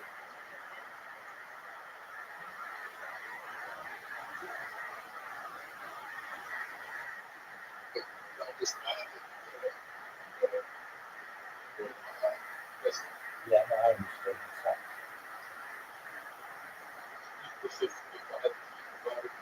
Oh, I'd be so pissed. I'd be talking about how you got quiz that one time. I know, and it was good.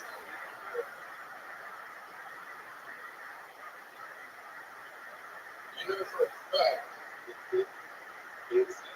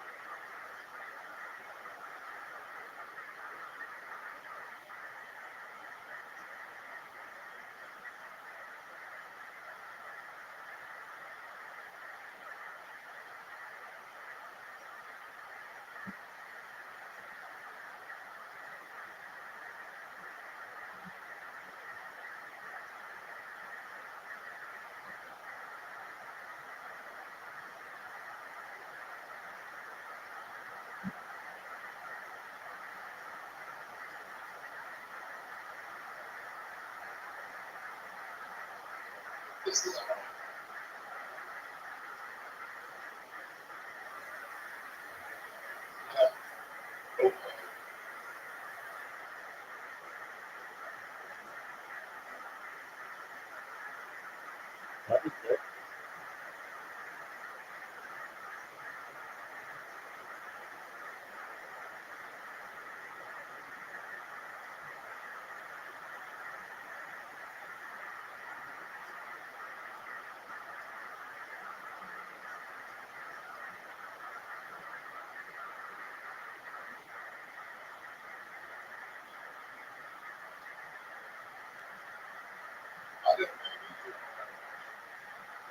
Yeah, not, but that doesn't mean I like stuff.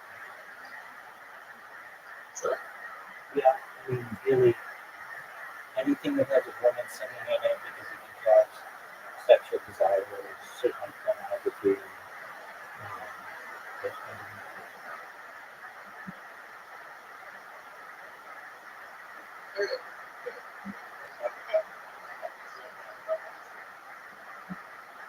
yeah, I mean, it just, you know,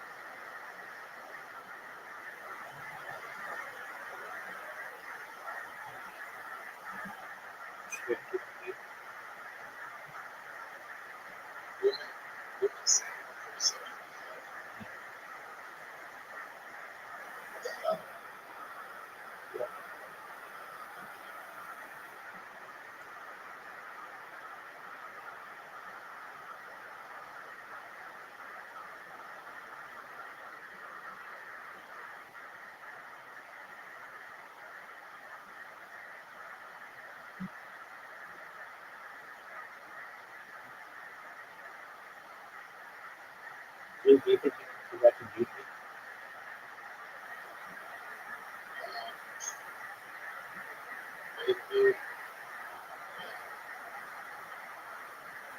Let's see how it is a good one.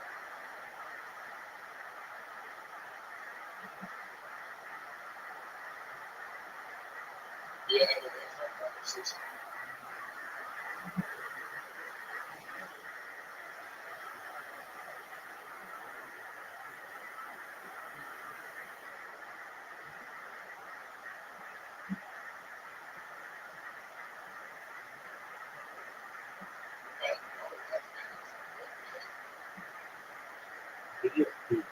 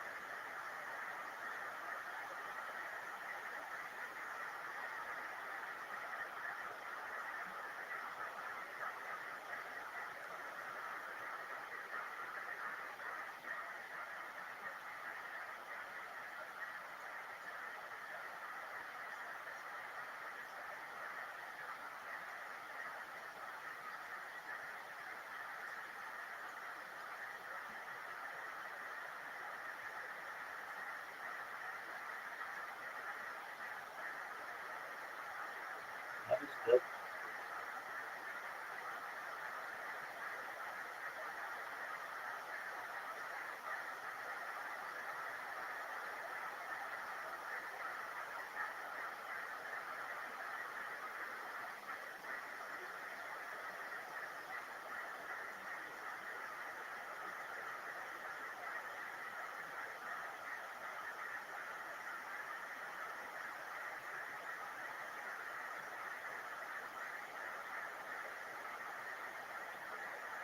Yes, you have.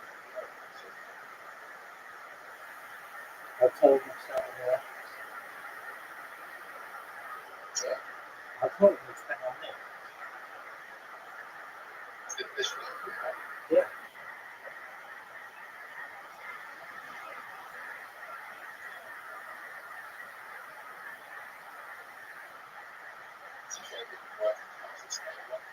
They could make it.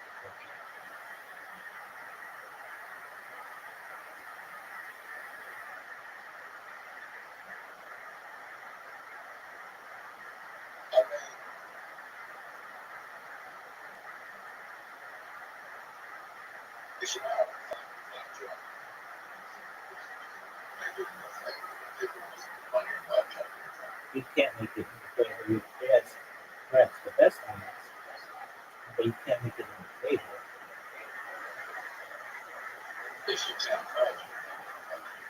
Okay, sure.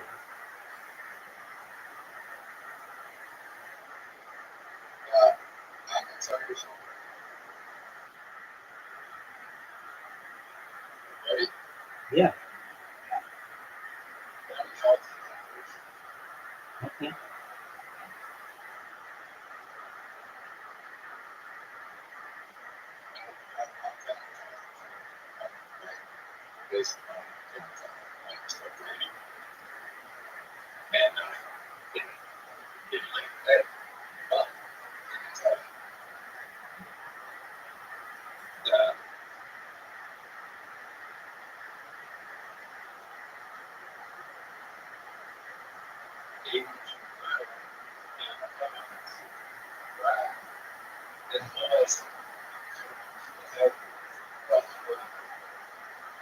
Right.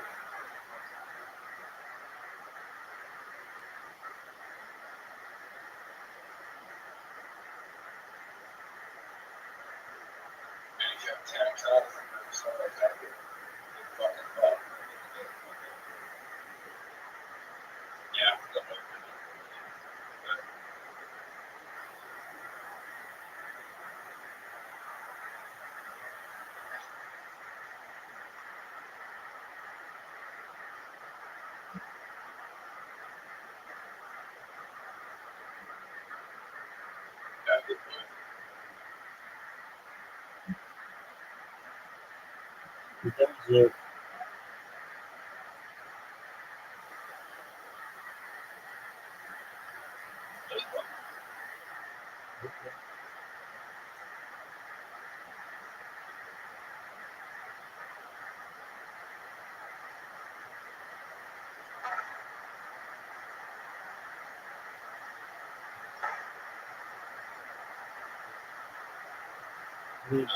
Dude, you're down by 99 points.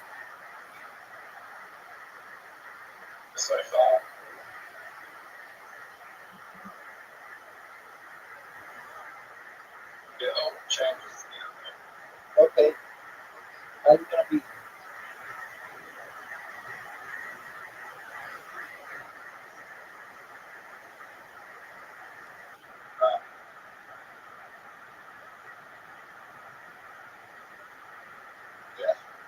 Oh, that was good.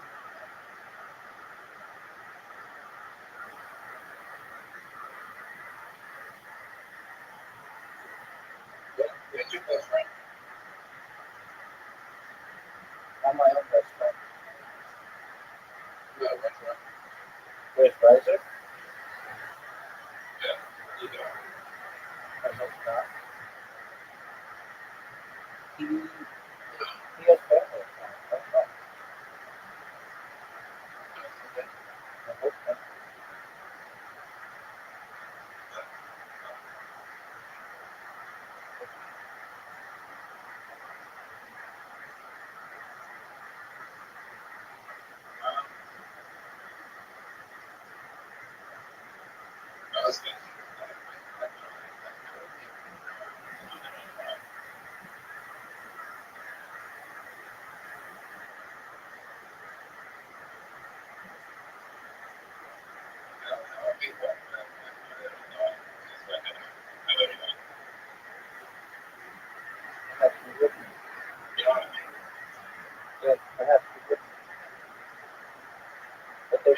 They're probably, your family would probably put out a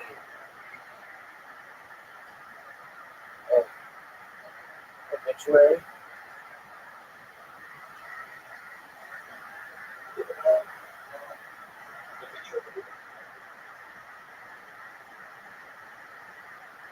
But if it's not money, well,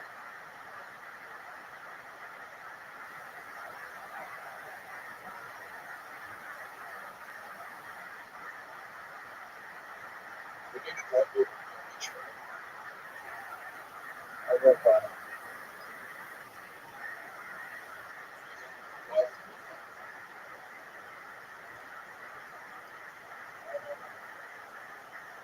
I mean, it kind of already is.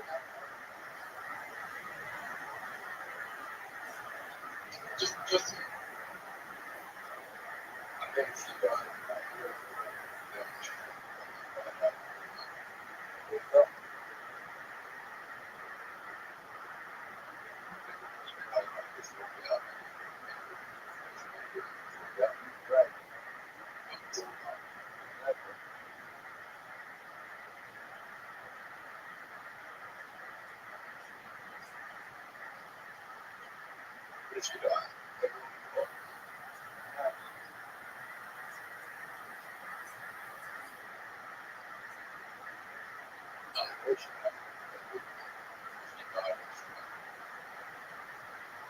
Probably down right now.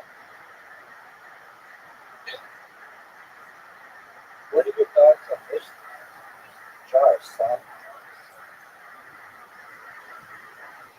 I just don't know. Everybody knows that.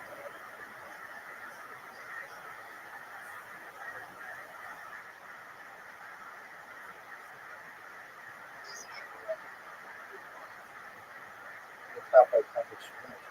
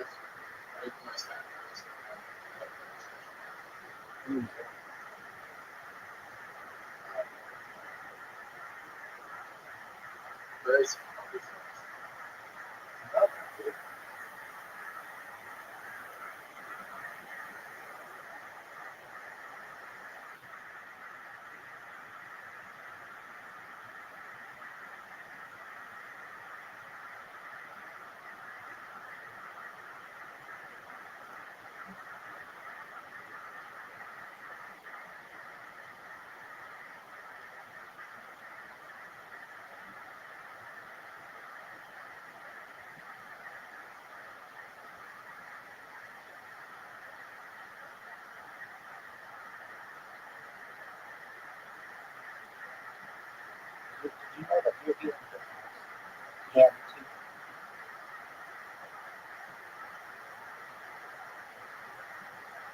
I mean,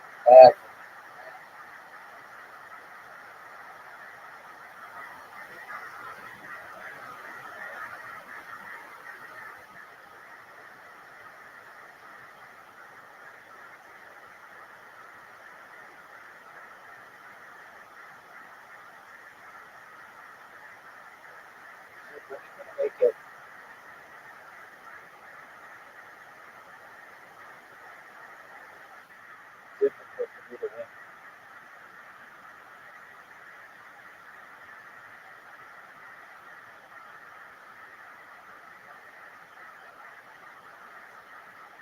I'm about to put my foot on your throat here.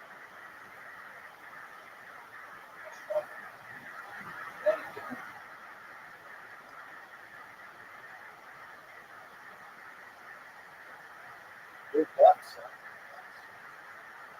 You are done. You're done.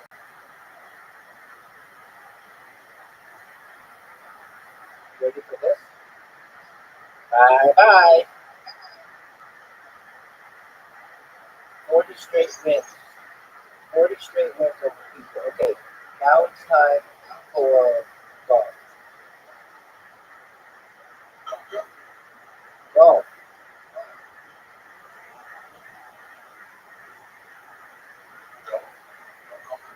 Good.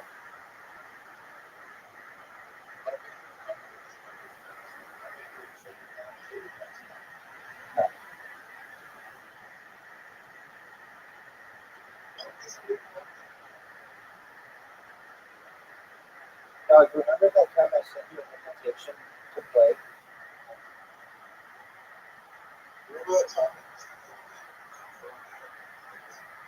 There's something like that.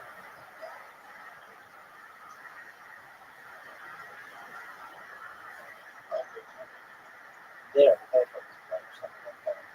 Okay, so I sent you an invitation and now I'm waiting on you.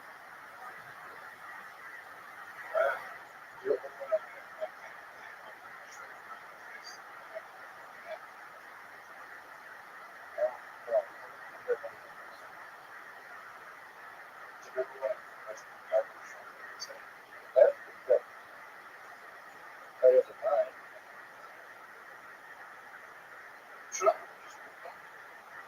You can try, but it's too hard. That's all.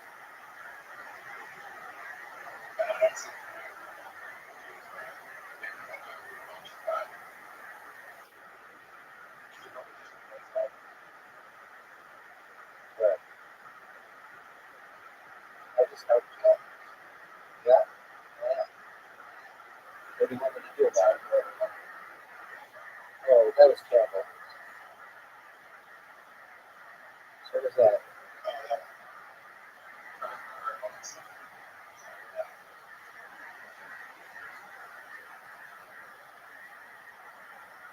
What are your thoughts on this shot? You have to make it through. I know I can get through something. Here's Sam. Not hit it too hard.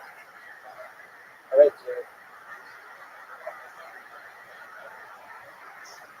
Oh, shoot, I missed. You have a chance to take the lead. You have a chance to take the lead. And you missed the throw. Yeah, 100%.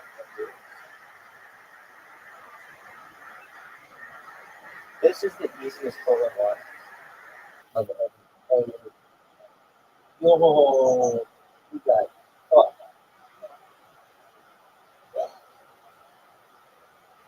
you ready for this shot? It's one of the greatest shots in the history of this game. Come on, Arrows. Oh, I got fucked.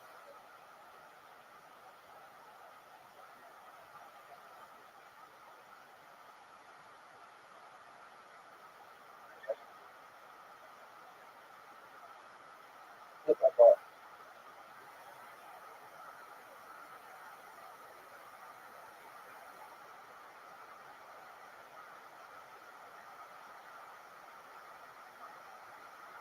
Okay, okay.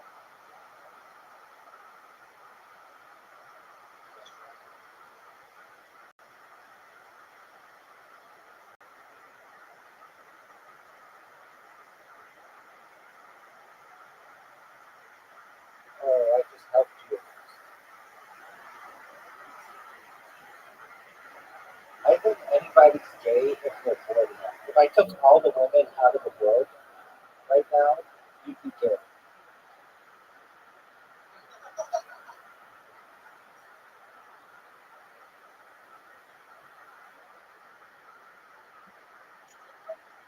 Yeah, I'm certain of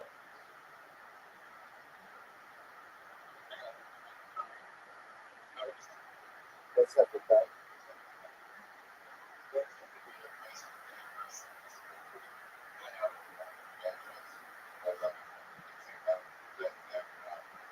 Heterosexual, yeah. Is they were long for contact and things? Yeah, I think so. That's a good point. I think your shot is short and terrible.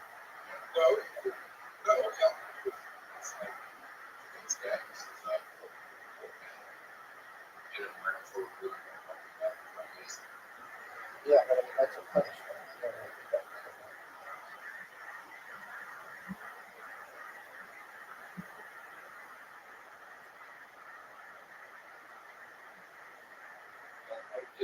What are your thoughts on the shot? Dude, the shot that I just made, what are your thoughts on it? Dude, you know I just made my shot. Did you know that? Water hole.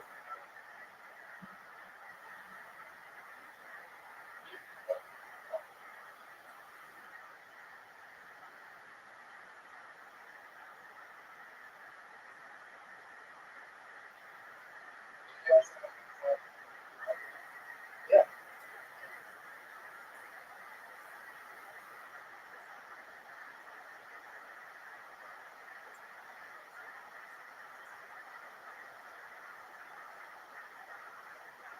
What is shot do? That's the first time I've seen someone make it like that. Good job, dude.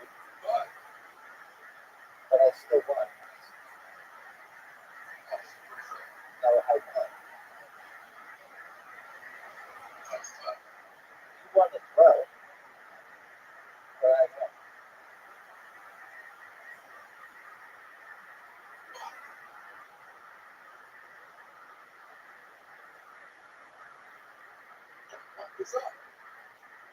What are your thoughts on how good this shot is?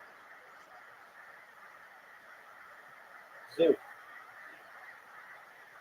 would you say that that was an amazing shot?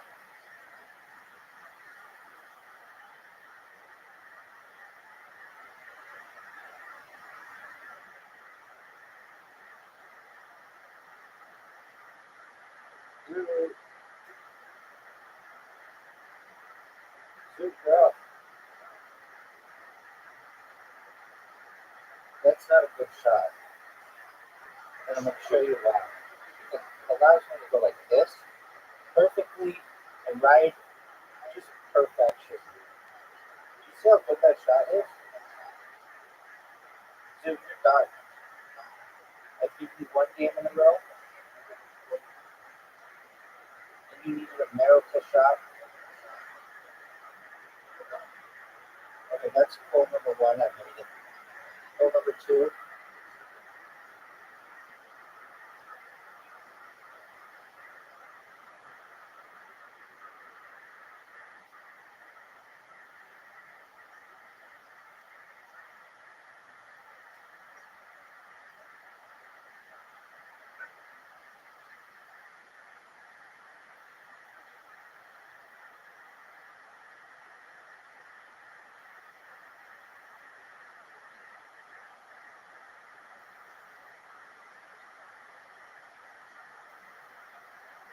Dude, what are your thoughts on me making that shot?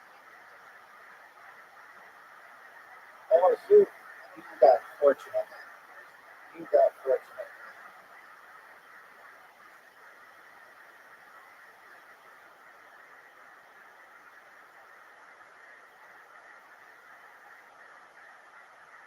Dude, look at this shot. What are your thoughts on that shot?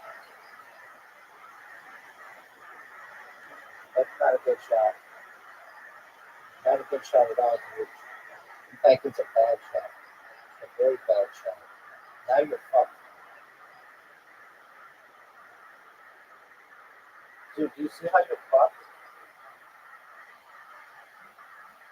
Dude, you want to make it in the hole. You don't want to put the other ball in the hole. Did you not know that? Dude, you got 3 holes to one.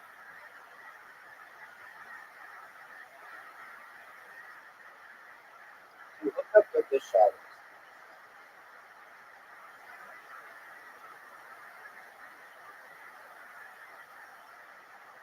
Are you gonna do your move? That's not it. You have to hit all three trees. 1, 2, hit it.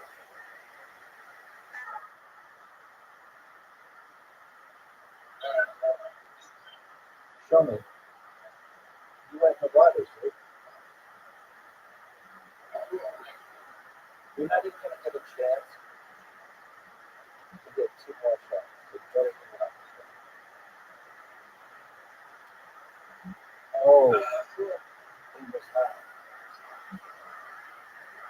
Bonnie Blue would be disappointed in this.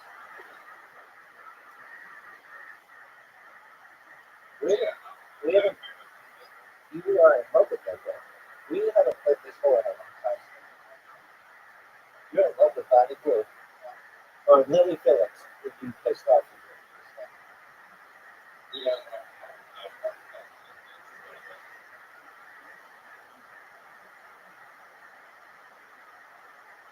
I wish the same what account sorry about showing the same what account. We have only need to make 1,000.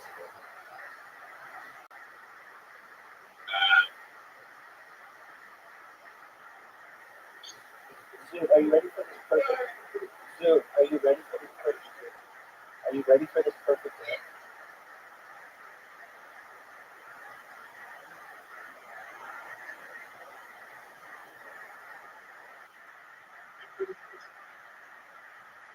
That she's had such a commitment to that. Dude, that's not even like possible. Yes. Look, Afterwards,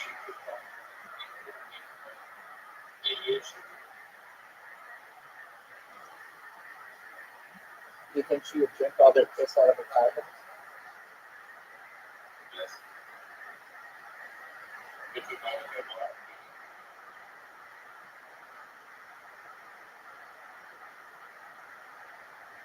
so it's a good film. That's 365,000 in 100 years. That would only still be about 30,000.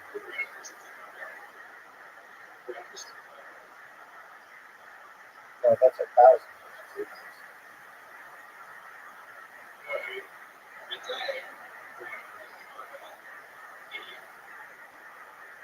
$365,000 a year? Right. And then 100 years, it would still be 36,500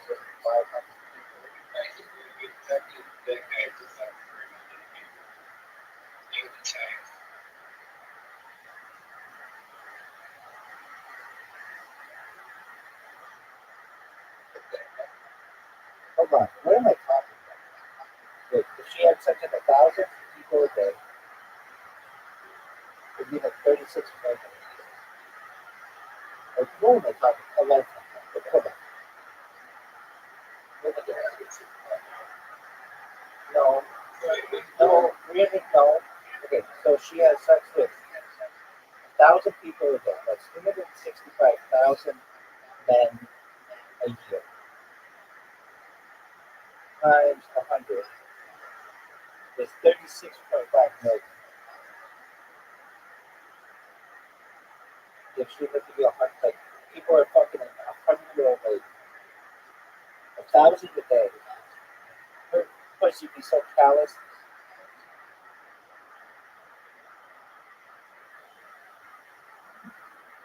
Zoo, remember that time I sent you an invitation and you accepted, and then I beat your ass raw?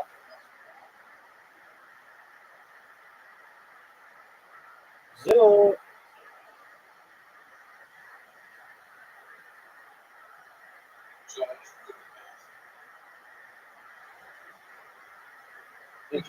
Did you do the math and did it tell you that you had a very bad shot?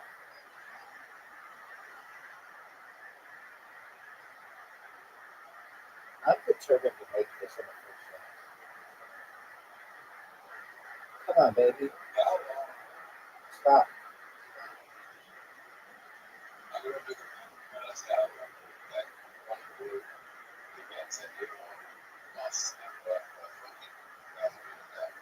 That's enough. Oh, what a good shot. What a good shot, dude.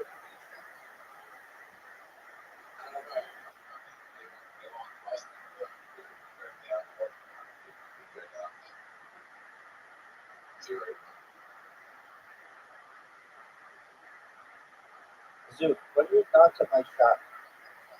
Rank it.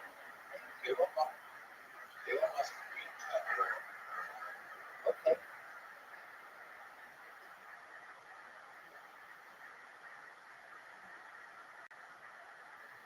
To my knowledge, he doesn't have a house. He sold all his houses.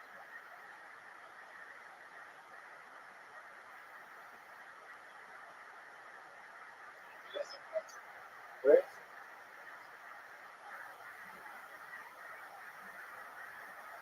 The thought he sold it. He said on Joe Rogan. This is a few years ago, but he said he sold all his houses.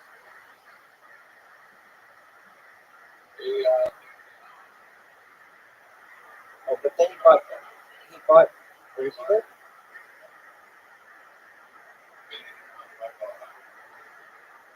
Okay. But then he bought property in Texas, so that he could like max out on his baby mom.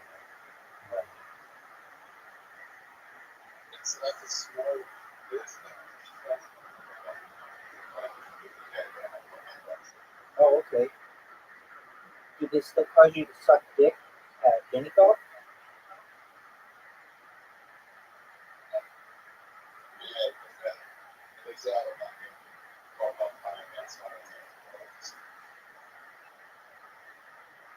Dude, did you know that I made this in 2 shots?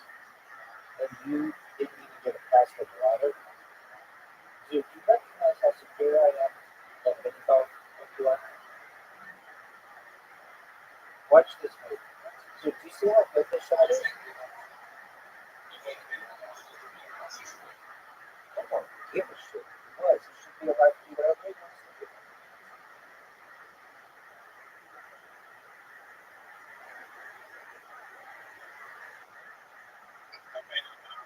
Any person should be able to say whatever they want or make any symbol as they want. It's fun. It's only once we give it a meaning do we recognize.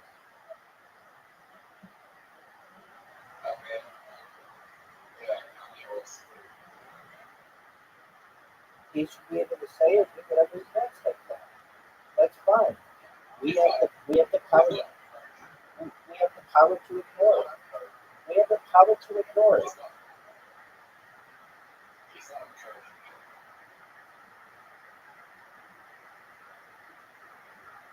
How are you going to affect this? Anyway, fine. That's an easy recognition.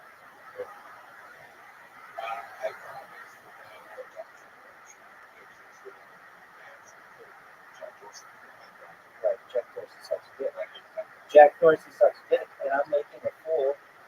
He owns Blue Sky, and I'm making it my own bitch. So Jack Dorsey, in turn, is my bitch.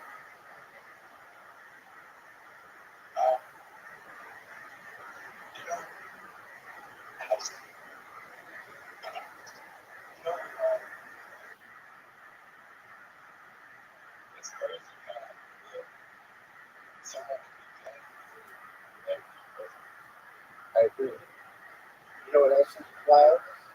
The fact that people can put it this whole.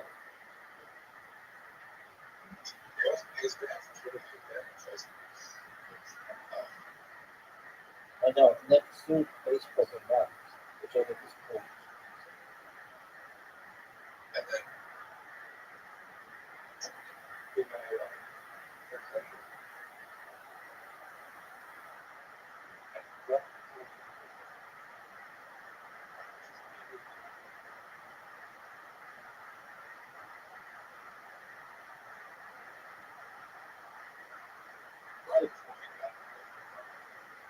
Are you gonna make your shot, or are you gonna go to the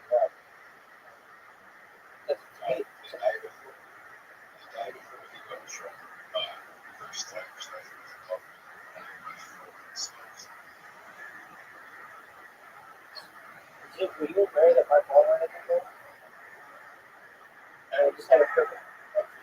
3 straight wins. 3 straight wins.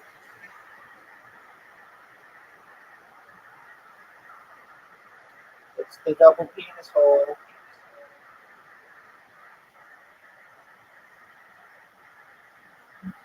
Do you remember that time I sent you an invitation and you accepted? So,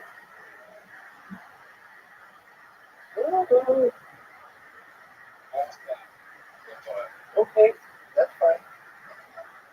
Did you know that shot was terrible? Oh, shoot. Not as bad as my shot, though. My shot is awful. Oh, yeah, for sure. You're like, 10,000. 10,000. Dude, it's a poor workout. Short. You're short, too. I have a chance to come back. What are you doing?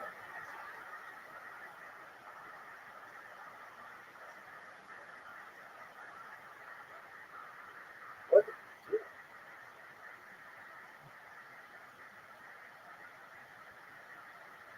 You're naked. What are you doing?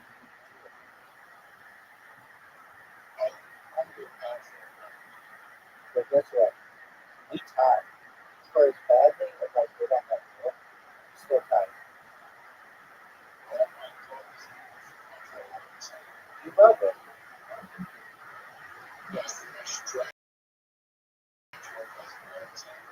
Rate my shot. Dude, you know that's like a 9 out of 10. I maybe like a 8 out of 10.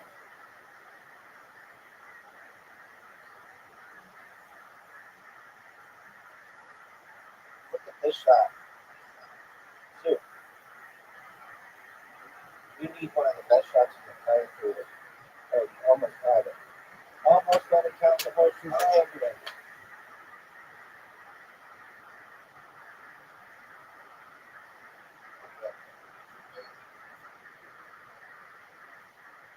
Dude, look at that shot. What are your thoughts on how good that shot is? Dude, what are your thoughts? Rank it. Rank that shot.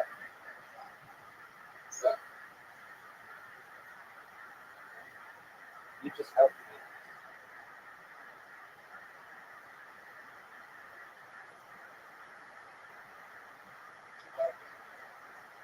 Feel like you can put my guess, right?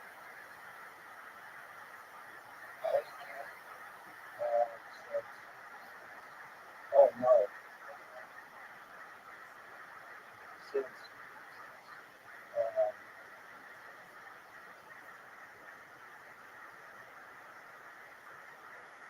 January 2024, or no, February 2024.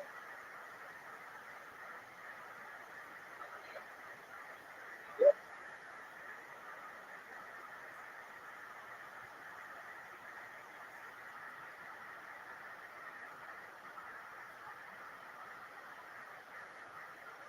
Dude, what are you doing? Why would you hurt me like that?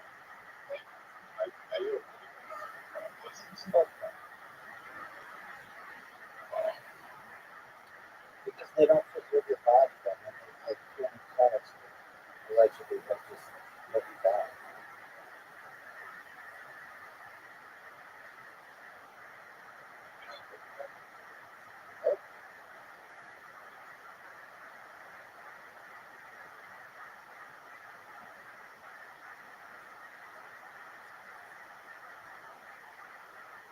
What are your thoughts on that? What are your thoughts on the move that I just put on?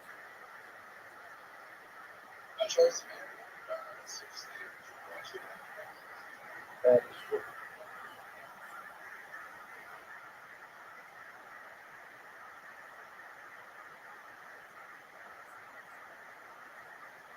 Dude, what are your thoughts on my having not? I just beat you at everything.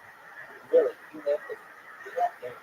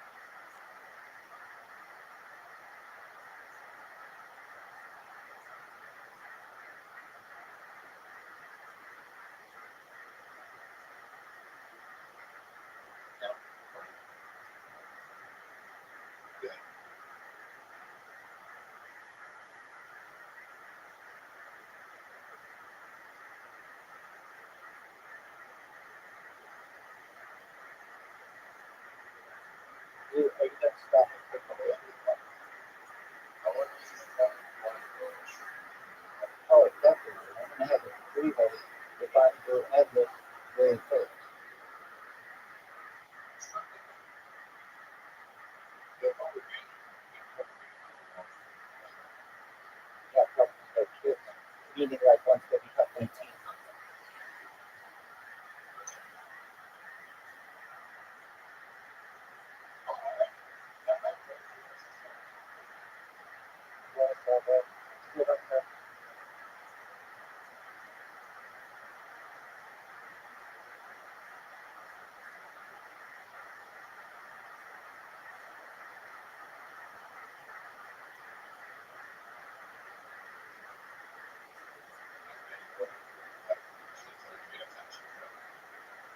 We talk about that bitch every time. Look at this shot, dude. Look how good this shot is. Oh, you messed up my freaking game.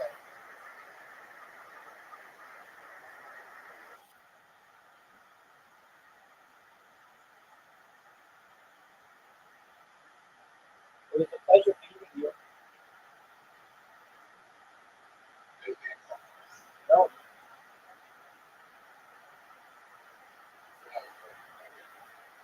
Cool story, bro. That was a really nice story you told when you were like, hey, I'm doing podcasts, and everybody was like, psych. I feel like you guys were with me until that last part. All right. You're all right. You're all good, Brian. Don't panic. Everything's okay. Hi. Hey, what's up? Good. How long you been on stand-up? About 3 years. 3 years. Hell yeah. All here in Spokane, Washington? Mostly, yeah. Yeah. Are you born and raised in? No, actually, I'm from Tucson, Arizona. Tucson, Arizona. So how'd you end up here? I met my wife on the internet. Really? Yeah. What website? A website that no longer exists called Stickum. Stickum. Oh, really? Now, what was... Yeah. That's cool. Or Stickcam. Yeah. It's like my free cams. It was like a webcam community. Yeah. Really? Yeah. Shit. So you're on your web. What are you doing? You just have it pointed at your bare cock and balls just out there. That was actually not allowed on that website. It was supposed to be just for like chatting with people and stuff. And you really were on it. Yeah. So I mean, so then you see her in one of the rooms or something. You're like, hey, you want to go to another chat room or something? Like, how does that work? Okay, so that's there you go. I mean, generally, I wasn't really looking for anything. I was just kind of talking to people and stuff. So I just went in there and tried to not be weird like the rest of the people that were in there, you know. Can you give us an example of you trying to not be weird? Like on a chat room? Like, let's say there's a chat camera pointed at you, like straight from across you there. I mean, for the most part, I wasn't on a webcam most of the time. Like, it would be hosted by like the person, and then everybody else would just be like in a text chat. Yeah, right. So I would just kind of shit on everybody else who was being weird, talking about how their cock was shaped like a banana or something weird, you know. There you are, Mr. Nice Guy, just the white knight in the chat room. Like, yeah, I'm not like these other guys. I don't even have a webcam. I don't even have a dick. Well, I had both of those things. Where'd you meet her? Eventually that came into play. Like, where'd you meet her for your first time? Like, you went on a date, met her somewhere? Well, it was kind of weird, actually.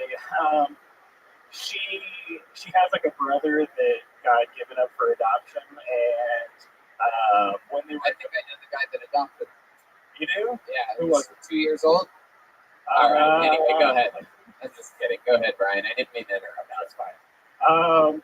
And basically, she bought a ticket for him to come and visit her, and he just flaked on her. So then she only had a certain amount of time to use that ticket, you know, because airlines are shitty.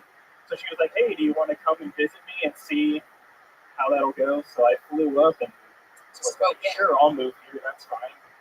That'll be fine. So the first time you met her, you flew here, and you saw her in person, right? And you guys have been chatting for how long? It was like 5 months, something like that. 5 months. Yeah. And at this point, you're talking on the phone a lot, right? Or you still do you guys stay? We did all of it. We did like the internet and the phone and everything. We webcammed, all that fun stuff. It's so wild. So then you came here, she's like, what's up? You made sure her pussy didn't stink, and then you moved up here. That is an important step, yeah, for sure. I mean, there's certain things that you can only do in person, you know what I mean? You can't smell until you can smell through the internet. We were pretty sure that we were in love, so we copulated. Yeah, you're in love until smell the pussy. Anyway. What happened? No, nothing. I don't know why I'm committed to that. It's so weird. No, there was some weird stuff. I mean, like, it wasn't all roses, for sure. So she did it. Oh, roses, son. It was more like a garbage truck. It smelled like a vagina smelled, so I like that. It's fine. Oh yeah, well you're used to a Tucson, Arizona vagina, which is a very humid, very warm, worked up vagina. Unless you hit that right after a shower, that's the old drain the swamp. You know what I'm saying? For sure. So what else about you, Brian? What do you do for work? I work for a health and wellness company, which basically just means I sell weight loss pills to people with the internet. So you're not getting high on your own supply. No. It's a fair I wouldn't really consider Brian fat. You got to remember we're in Spokane. He's like a featherweight in Spokane. Yeah, that's right. You're right.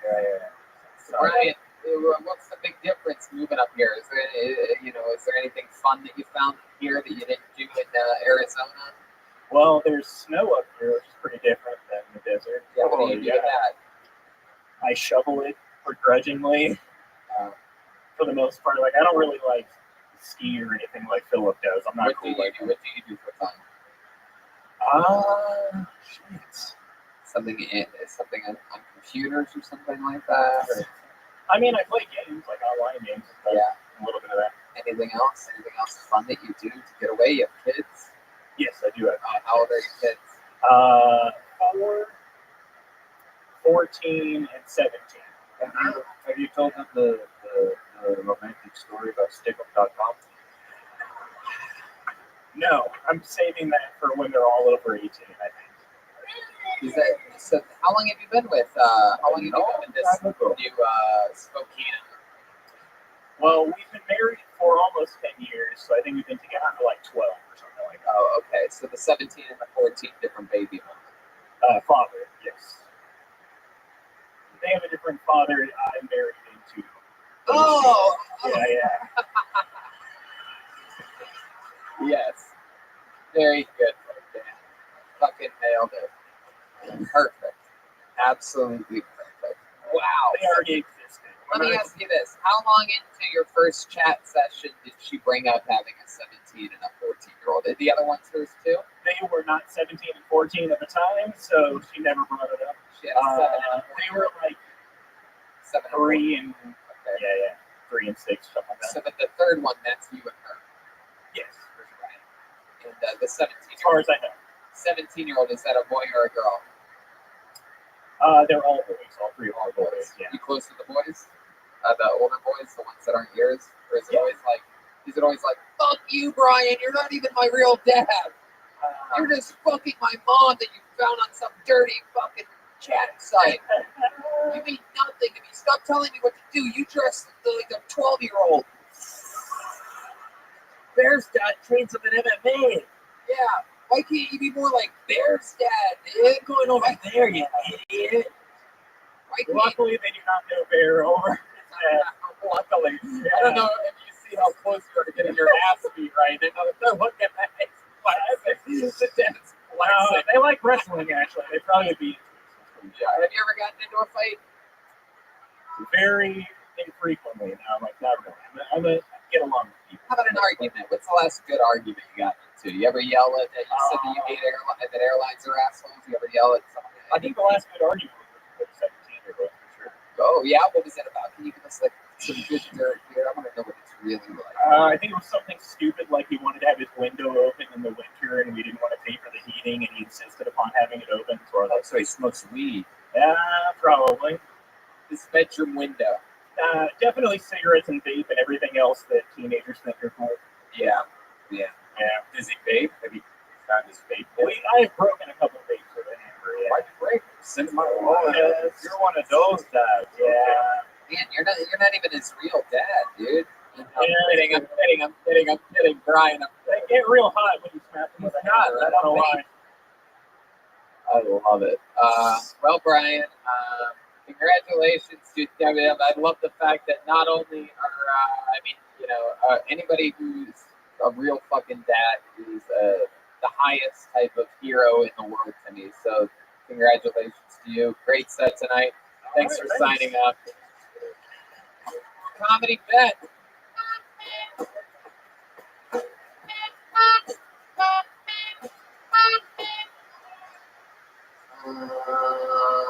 You guys want to go back to this bucket one more time?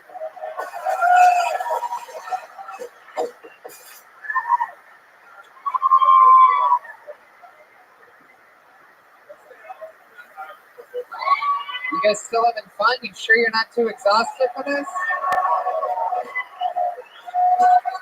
Put your hands together for Dylan Swinford, everybody. Dylan Swinford. All right, over here.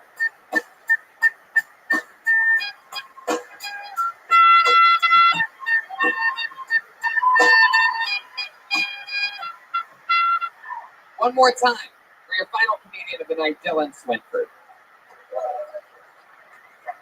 What's up, everybody? So yesterday, a doctor told me that I can't work any high impact jobs, so I can't work any physical job anymore. So if this is a workout, I'm fucked. And I'll probably just kill myself tonight. But anyways, a lot of little things piss me off, and they shouldn't. When I'm riding the plane and I see somebody praying on takeoff, bugs me. You don't have faith in the pilot. That's scary that you would get on a plane and not have faith in the pilot. It's fucked up.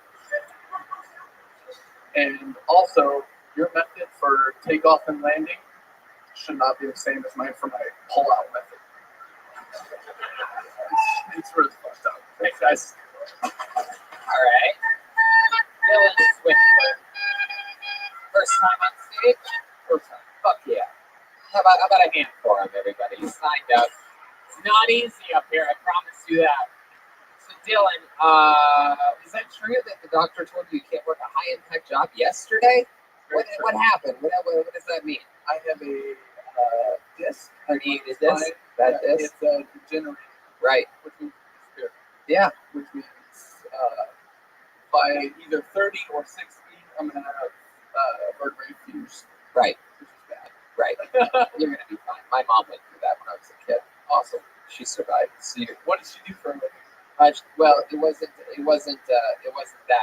Her injury came because she got hit in a hit and run from a guy that just stole a car at like 90 miles an hour. Her car rolled 6 times and she survived. I was only 1 year old at the time. I wasn't in the car. I'm a bitch. I skipped that trick. Go fuck yourself, Mom. I'm not gonna die with you. My mom. Can I tell you a funny story? Sure, absolutely. And now's a good time to start telling funny stories right now. My mom's real mom died when she was 1 year old in a car crash. It was a rollover and my mom was in it. Oh, that's hilarious. Real mom. And it rolled over. That's not a funny story. Wow, I think that's the funny part. Trying to think of the funny part. Your mom's real mom died when she was 1? In a car crash. How did your mom's mom die when she was 1? A rollover crash. But I know what you're saying, but how could she be 1? How could she be 1? Mom was 1. Oh. Okay. All right. She wasn't professional.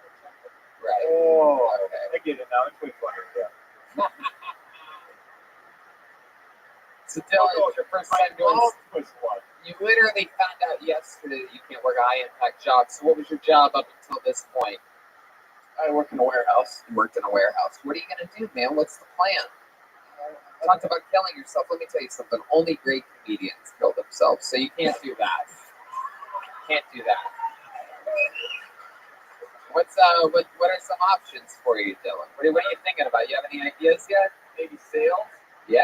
Or sales? Sure. Like boats? I seriously thought you were going to ask suicide options.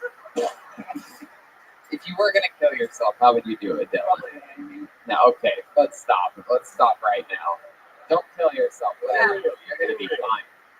You're going to be fine. Don't be a degenerate like the disc in your back. Sales, what do you think you could sell? What do you think you'd be good at selling? What's something that you like? What's something that you know stuff about?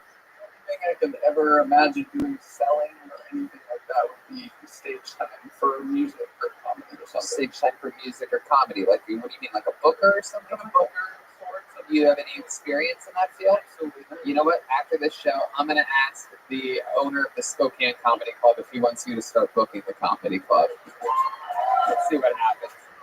He's never gonna hire you in a billion years, but I'm gonna ask anyway, just so that he can be like, I got poor driving a forklift, so no, you're gonna be fine, Dylan. This is you gotta look at this as a new beginning. Clearly, with all these fucking names in this bucket, you're very Mr. Nice Guy. Can you help me out? Yeah, I'm going back to you.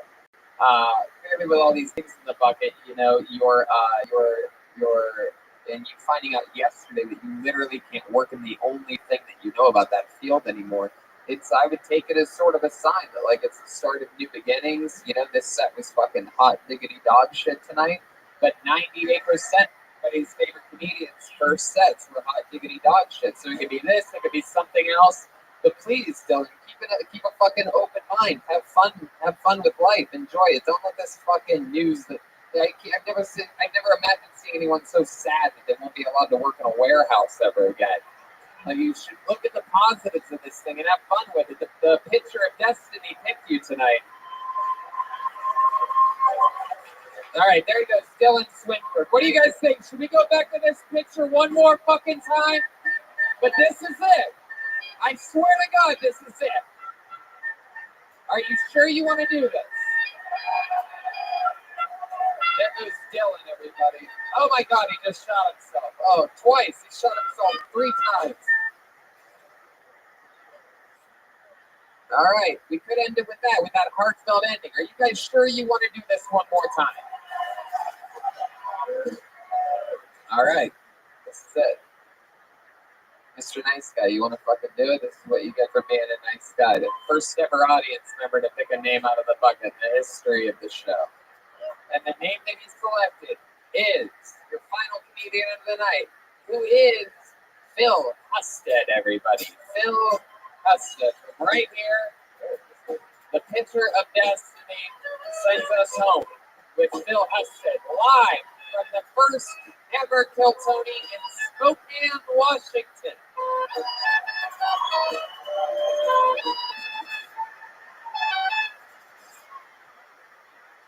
So I suffer from depression. Clinically. Which actually, if you think about it, depression is like the shittiest of the mental health issues. It really is. I mean, like, look at the schizophrenics. At least they got someone to talk to. Get advice from. You got the bipolar folks. Sure, they get a little down sometimes, but, you know, they get those cool euphoric highs. They don't have to smoke nearly as much weed as I do. I mean, even psychopaths, sure, they get a little violent and murdering times, but, you know, at least they're focused. No, I think my depression, maybe it comes from my childhood. You know, when I was like 11 years old, my brother died in a terrible accident. Yeah. Thank you. No, yeah, he fell asleep behind the wheel of his car. Now, fortunately, at the time, the car wasn't moving, but unfortunately, the hose from the exhaust pipe to his window didn't help his situation at all. What can I say? Mental health issues in my family are about as rare as 3-leaf clovers. All right. I love it, though. True said there. You started with the depression joke and ended with a suicide joke. That's the full. There's a theme, I thought. Hell yeah. Phil, do I know you? How do I fucking know you? We hung out the last time you were here a couple times. Really? Were you in the audience? What was it? I was right up here, and you asked me. That's what it was. Outside. Fuck yeah. What did I call you? Like Walter White Cake or something like that? Like, what did you? There was a Bert Kreischer reference in Bert Kreischer? Like Bert Kreischer's rotting corpse or something? Like, well, I can't even imagine. I lost a bit of weight since then. You did? Oh, I barely recognized you. Mythbusters on the golf course?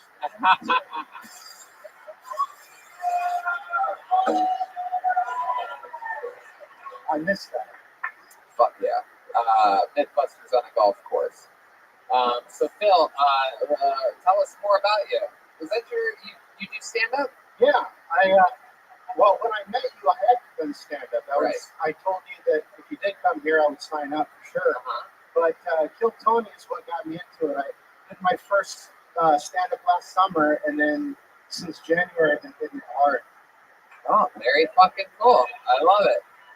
Is all your material based on depression? Like, is everything? Well, most of it's really perverted, gross, actually. Can you give us a short perverted joke that you've written? Shit. Okay, yeah. Okay. So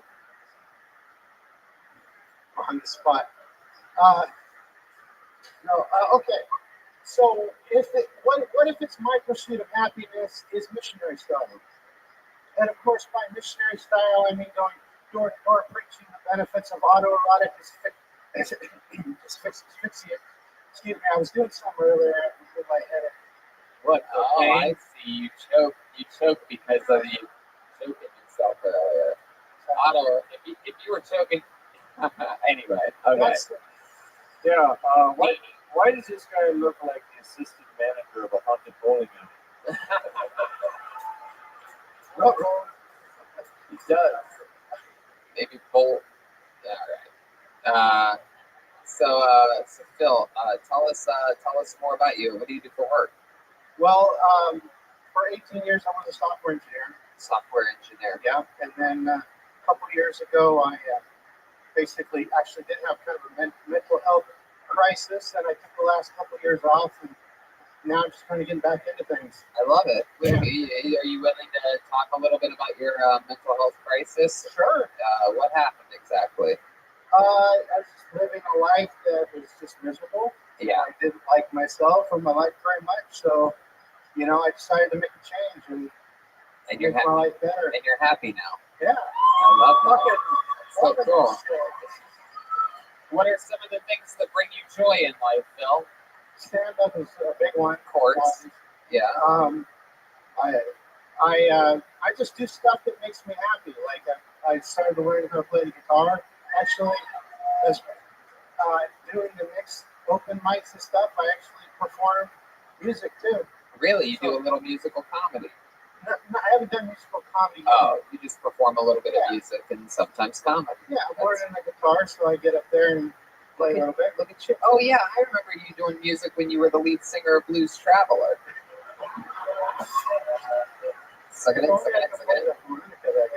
Yeah. No.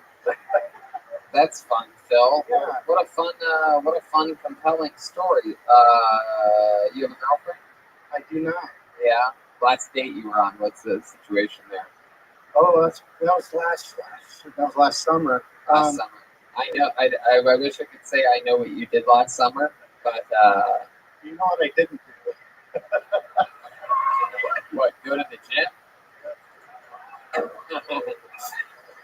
Yeah, too. You're adorable, Phil. You're such a likable fucking guy. I mean, look at you. I can't even figure it out. You look like you do taxes under bridges. I mean, it's just incredible. It's interesting, though. You're just an interesting guy. What happened with the date? Where'd you meet her? That was, I think I met her online when we went out. She's still Stickum.com? What? Dini? Stickum.com? No, I wasn't aware of it. Now I know what I'm doing later tonight. Oh, look out. Instead, you could have finished writing all the Game of Thrones books, but now you're going to get distracted. Phil, I find your story so fucking cool and interesting, man. I think, and you talked about having a mental breakdown, and I think a lot more people have those and are a little bit more sad and a little bit more fucked up than they admit quite often. And it's something that I think people are really afraid to talk about. But you mentioned that, and you mentioned pulling yourself out of the deep end, and that is so fucking cool, dude. That's incredible. One thing I learned is for a guy as heavy as you to pull yourself out of the deep end of anything is incredible. It's like pulling cord.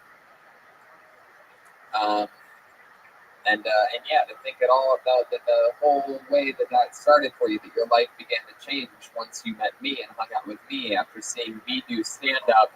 You know what I mean? I think it just goes to show that anybody I hang out with turns into a fucking winner. It was all you guys. Kill Tony is what got me into doing stand-up. There you go. 100%. Absolutely. Well, we love you, Phil. Thanks for sharing your story. Thanks for closing out tonight's episode. Phil Husted, everybody. How fucking cool was that? Good pool, dude. Very good. And that is Kill Tony live from Spokane, Washington. We're going to be signing posters right over there on that fucking side, right there, in just a few minutes. Signing posters, taking pictures, shaking hands. We're doing it all with you and for you because you Spokane. I've done stand-up here a great many times, and I had to bring Kill Tony here. I'm so glad that we had this kind of fun. Thanks for coming late on a Thursday. Very late show. Let's talk about it. How about one more time for the great Jeremiah Watkins, ladies and gentlemen. He's got Jeremiah Wonders, a new episode out that with Jason Tebow, and new episodes coming out with the whole crew of Kill Tony. We do interviews on the road. Follow his YouTube page at Jeremiah Watkins. Follow him on social media at Jeremiah Stand Up. Listen to his podcast, Jeremiah Wonders. Buy the album on pre-sale for Reagan and Watkins. Comes out June 7th, but you can pre-order it now on iTunes. And if you're listening from Los Angeles, come to the album release party on June 6th at the Comedy Store. Anything else, Jeremiah? I just want to say I love you guys. Thanks for coming up. He loves you. He fucking loves you. Spokane.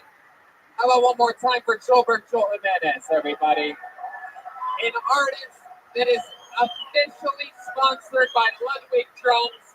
He's on social media at Mostly Sorry.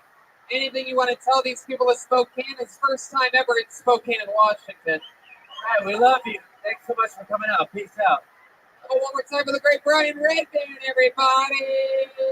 Thanks a lot, guys. Hey, and how about one more round of applause for the host, Tony? Oh, wow, that's so nice of you. That's so nice. Thank you, Spokane. We love you. Take care of yourselves, and we'll see you over there. And if not, we'll see you next time. We love you. Good night.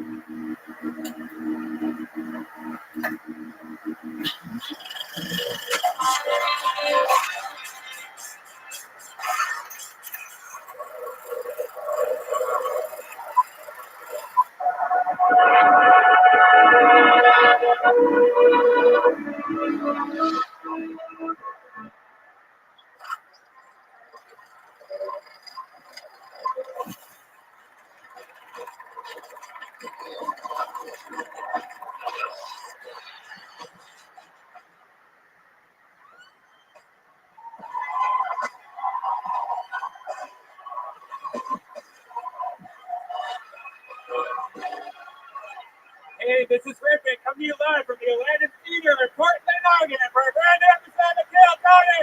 Get up with Tony Hitchler. Portland, we're dead. Make some fucking noise. Wowie, yowie, wowie. The great Brian Redband is here, ladies and gentlemen. What is up, guys? We are back in beautiful Portland, Oregon. This is very exciting. You guys ready for this? Here at the #1 live podcast in the world.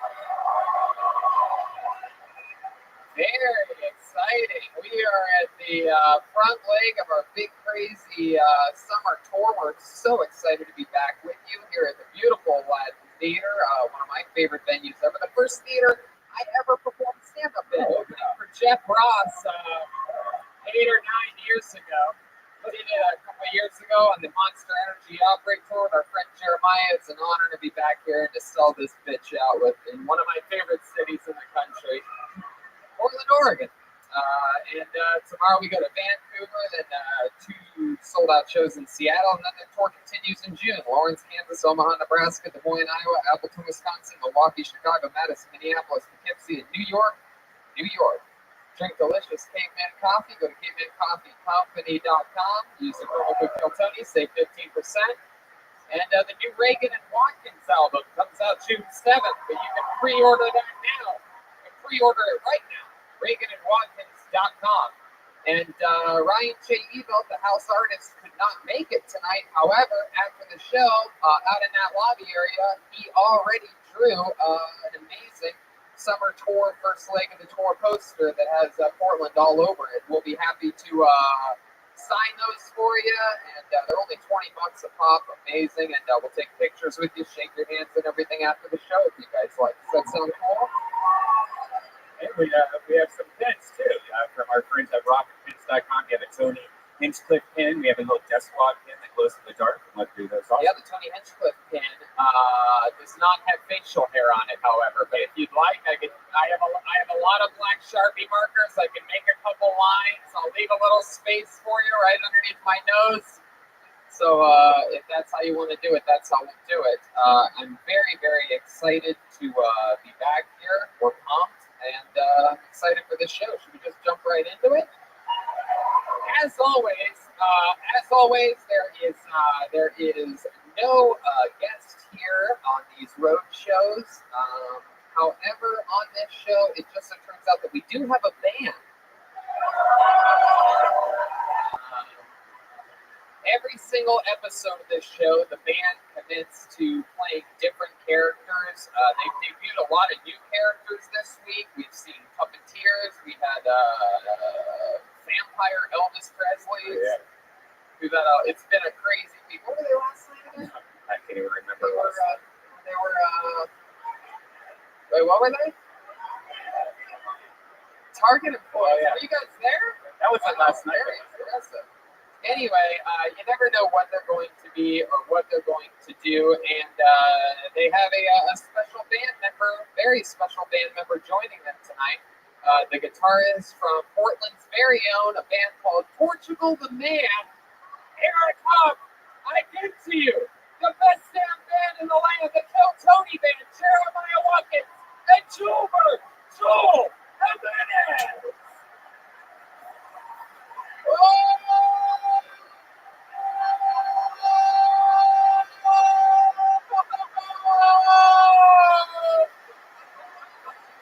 Whoa, the place is under ruckus. Feminine Stacy is here, live in the flesh. She is back. Wow, it has been a long time, Feminine Stacy. And you chose here, Portland, Oregon. What, you guys are as lucky as it possibly gets. I never know what they're going to do. Everybody knows these characters. These are perhaps the most famous band characters of all time. Feminine Stacy, you look pretty angry about something already. I am seething with anger right now.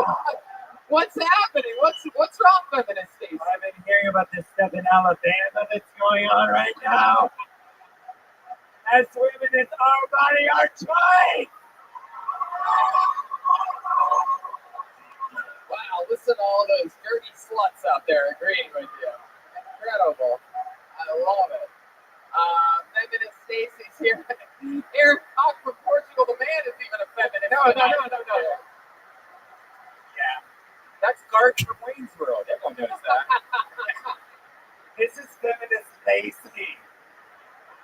And then all the way. We're Portugal the Woman tonight.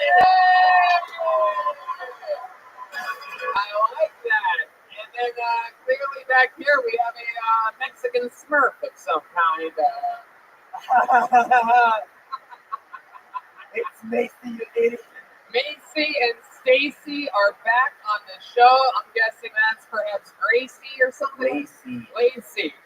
We've got Stacy, Macy, and Lacey. I will not forget that. I'm writing it down right now. I don't want to fuck this up. And before we start the show, I want to make a point. I don't know whether he made it here or not exactly, but I just want to say real quick, this show would not exist if it wasn't for our amazing home of the world famous Comedy Store on the Sunset Strip, giving us the creative freedom and opportunity to be one of the first ever live comedy podcasts and evolve and grow. And I do believe that in attendance tonight is the owner of the Comedy Store somewhere. I believe Peter Shore is here, everybody. Everybody give him a hand. Incredible. I think he's here. I hope he's here. Portland's very own Peter Shore. Take things to a whole nother level, keeping all the comedians and audience members happy. And so we're very excited. We have the band, we have Red Band, we have the feminists. It's very exciting. And we have this right here, thanks to our pal Derek Palmer. He gave us hey, sit your ass back down. Sit your ass down. No one told you to soak in applause, you idiot. You think if I bring a 99-cent jack-o'-lantern, you get to jump on stage, you fuckwad? This thing is jam-packed with names. We had an amazing turnout here, Portland. Awesome. We're going to try to get through as many as we can. You guys know how the show works. If I pull your name out, you get 60 seconds uninterrupted on this stage. And that includes uninterrupted from you guys. We don't interrupt the 60 seconds, so don't be an idiot. Don't heckle. If you've had the balls to sign up, then hopefully your name gets pulled out. But don't ruin somebody else's set. If I pull your name out of the bucket, that means there's only one way to get up here. You have to go that way, up that ramp and around. You can't miss it. Just follow that wall, up that ramp. You're going to go backstage and come out here and walk straight to that microphone. Don't fucking touch me. You get 60 seconds uninterrupted. You know your time is up when you hear the sound of a kick. Oh, you can barely hear that little baby thing. Oh, it's louder. Wrap it up then, or else we're going to bring out the angry Murphy Milk Street Bear. You might know him better as, formerly known as the Stark Street Bear. Or perhaps some of you know it as the Vaseline Flat Bear. I was told there's many gay parts of Portland, so basically the Portland Bear. How about we just call it that? You guys ready to start this Mamma Jam or what? Here we go, live from Portland. How fucking exciting is this? And your first comedian getting us kick-started tonight goes by the name of Kevin T. Kevin T. Oh, here he comes. Right there. Second row. Here we go. Coming around. It's exciting. You guys excited for this shit or what? We're live in Portland, Oregon.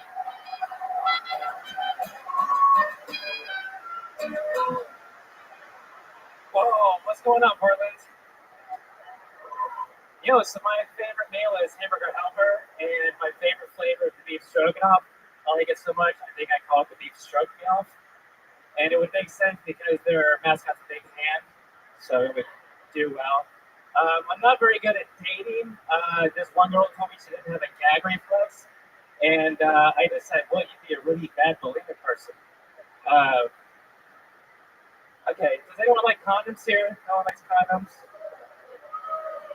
Yeah, my cat hates them because he can't breathe very well when they put it over his head.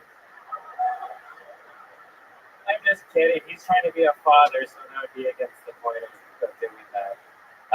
My grandma's kind of racist. We went to a Chinese restaurant, and she's like, I don't care for the Orientals. And I said, Grandma, Orientals are made from ramen. That's not really the thing there. Has anyone ever drank it so much? Oh, that's it. Oh, okay, there you go. Fuck yeah, I guess, there you go. Heck yeah. Welcome to the show, Kevin. It's the first time having a Portland third grader on the show. How old are you, Kevin? I'm 24. 24. That's your first time on stage right there? This is my fifth time on stage. Fifth time on stage. Wow. Have you, you've worked those jokes out before somewhere else? I tried it once, actually last night. Tried a few of them. None of them went really well, so here we are. Yeah, this guy is like logic without the logic part. Really is. You really put condom on your cat's head? Is that what you said? No, my cat is allergic to latex, so Wait, how did you find that out? His ass started swelling up.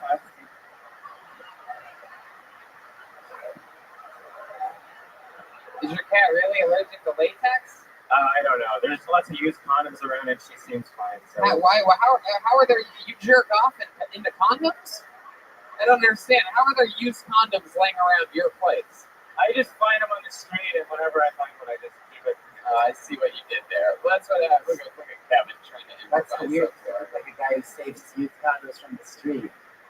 Wow. There you go. Have a little sip of your Kool-Aid, pal. There you go. Oh, shucks. My goodness.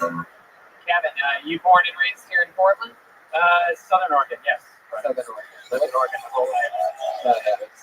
There's some other Billy goes here from Southern Oregon, it seems. What do you do for work? I'm a student. Yeah, what do you study? Computer science. So am I scared that I like computers or what? Am I scared of that? No. Yeah. No, I do your skin's bad. First, no, I do I see it in low time. What? See it in low time. CNN enemy in low tide. You just say Portland and States. That's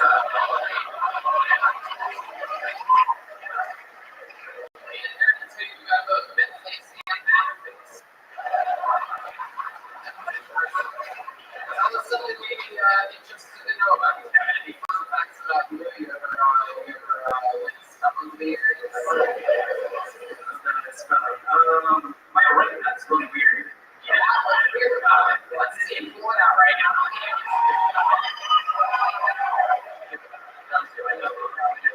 All over it. It's never decided. It's just kind of hanging out. What's it gonna take to drop that? I saw you said tonight you dropped the ball already.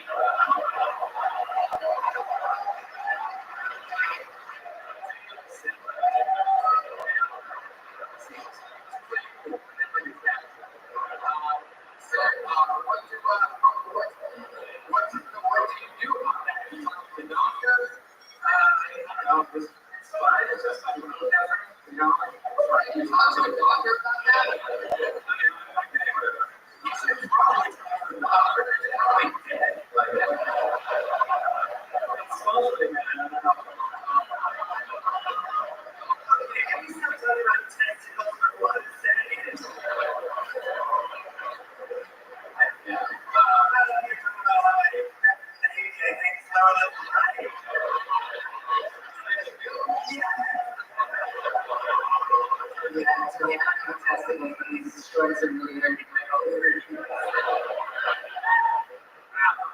You have a girlfriend? oh, I So you're the only one that you've done inside of?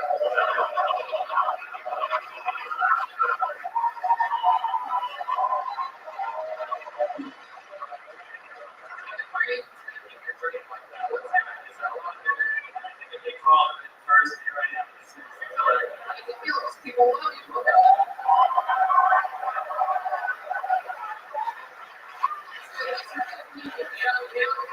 They don't notice people by their skin texture.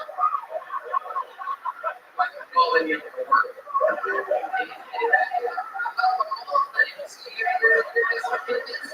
Talk with a doctor about this. It'll be fine. Maybe one day you're seeing perhaps the ball will drop or something. I talked to the wife and they said it's fine. It's a normal thing from what I've heard. There's plenty of people that That's crazy. 5 minutes ago you said you haven't talked to her.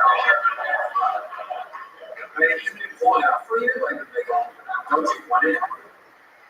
You sort of like, I want to leave it where it is. hey, you ever been with a girl? Have you ever met a girl down there and she's like, I want to to scare you, but it's really going on. I suck it out or something.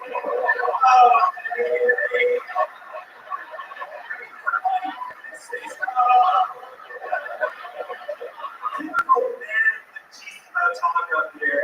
Somebody calling some angel or something.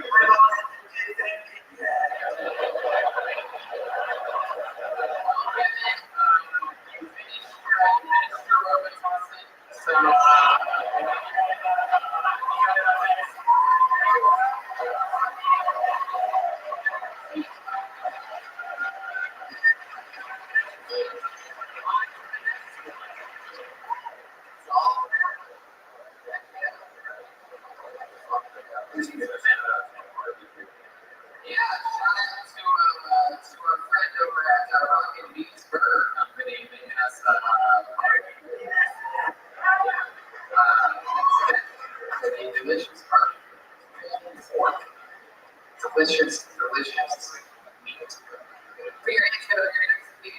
Ethan Zimmer.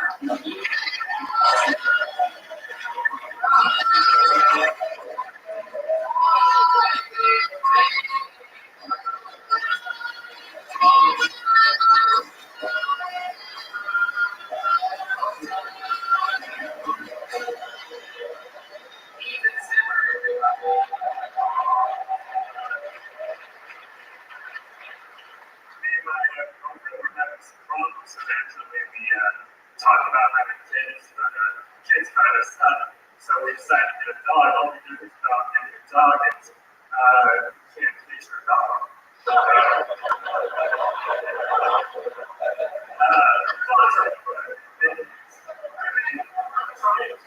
Trying to get a dog is really hard because it's almost impossible. You use money guys to get out of trouble. They look at you. Sarah, quick load up her Tuesday. She gives you $100 night. All right, well, at least when I'm not cold, she gives you $100 night. Shit, okay, but make sure I'm in my room at least, you know? $100 nights a day. I'm spinning my goddamn mouth. People are cheating.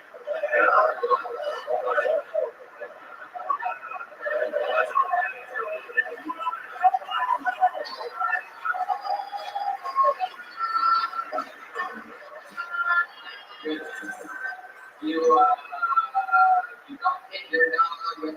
You do hit your dog, or you don't hit your dog? What's the only difference between a baby and a dog is you're not allowed to hit your dog. Exactly. Also, another difference is so you can use condom over a baby's face. Over a dog's eye for history, so so you can get babies. That's your logic. Yeah, that's I'd rather get a dog than a baby. Would you?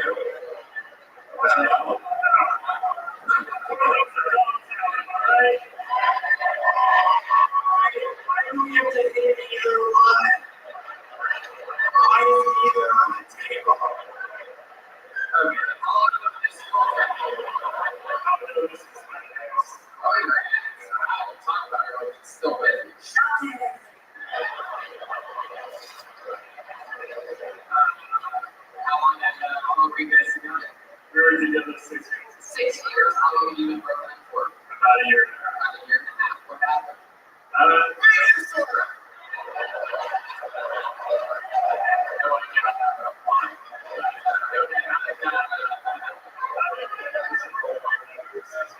Yeah, you made it with anyone since then?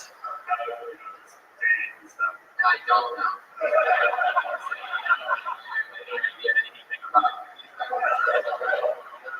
Your most recent date, what was that like? How did that go? We went out and got drinks. She was a yoga instructor and she's a lot of sex. Yoga instructor. Yoga instructor? Yeah. Wow.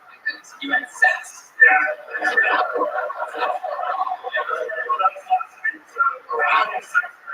So I didn't tell. That's it. She's a yoga instructor. What do you do? I work at a golf course. Yeah, I'm leaving the golf course. Managed for retail. Retail?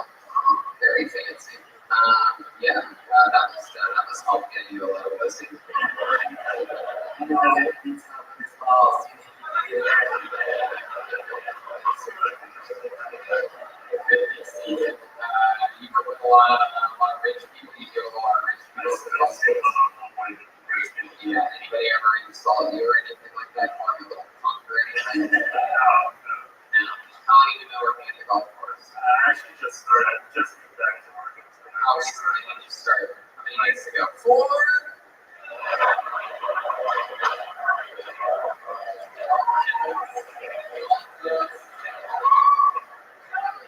That's the mountain from games for us.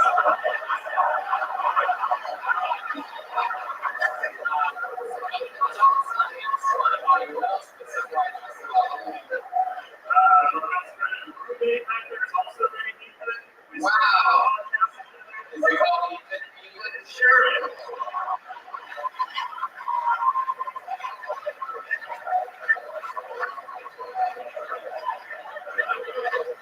Wow. That's the best friends. What do you guys talk about on your podcast? We just tell silly stories and funny stories. Yeah, I have a good story. Give me short, crazy stories.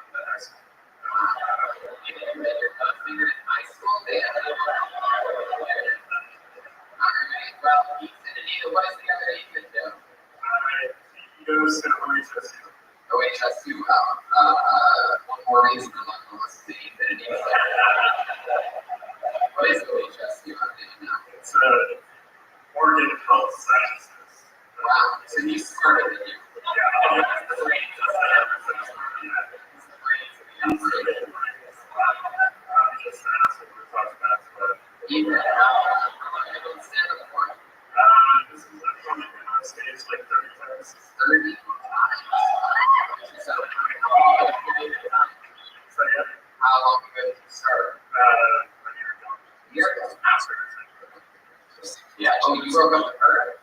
Wow, that's surprising to me.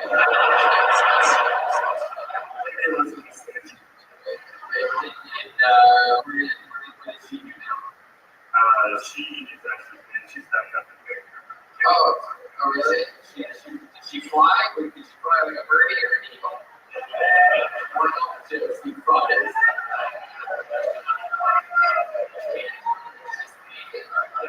Wow. Was she polite? Maybe she's a little bit too polite for you. Is that the reason that it's not boring? Yeah. Wow. Yeah. Did you guys like to go clubbing?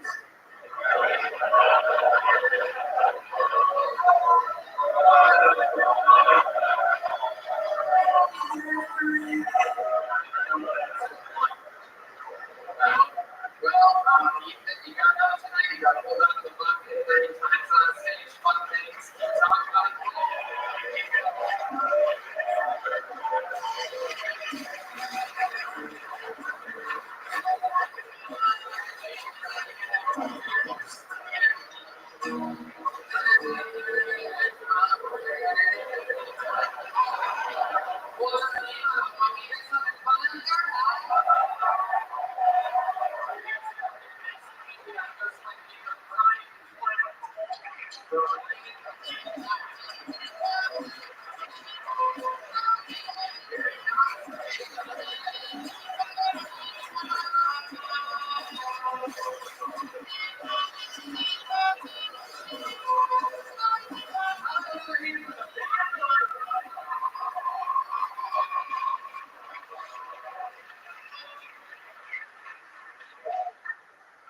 I was horribly abused as a child.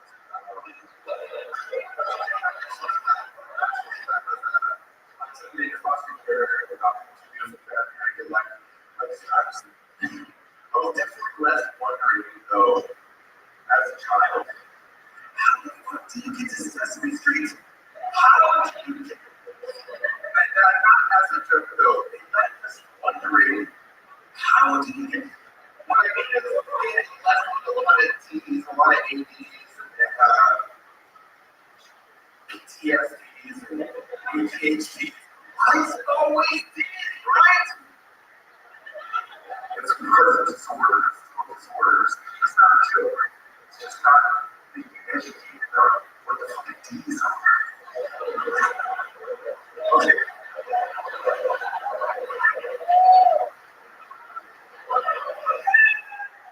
Okay, you know where we were. I was in a car crash, and my life flashed before my eyes, and I fucking couldn't pay attention to it. I was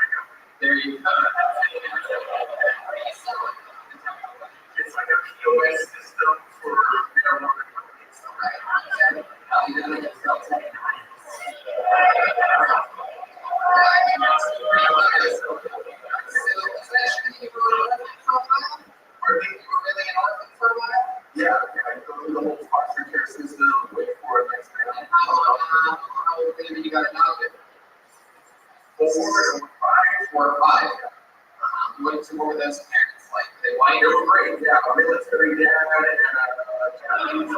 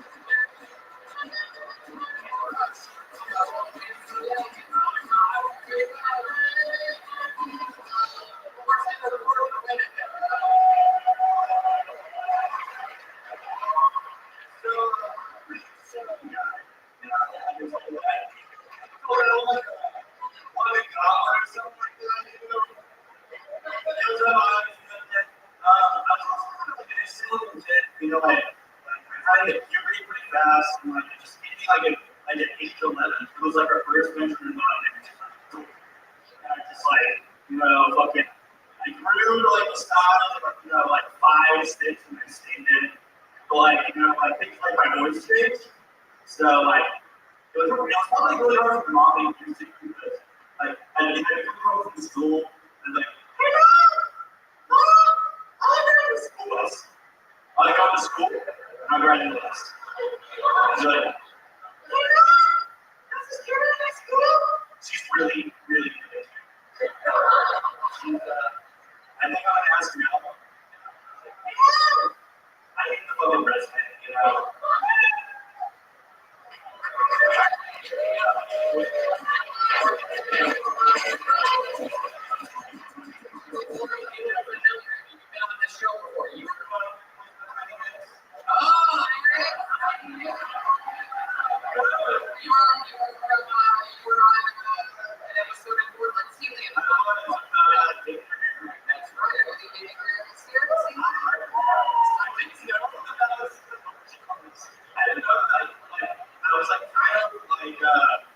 Nervous about doing it, and I was like, really? Right. But I was like looking over it, and when you can say something, wow. Son of a bitch.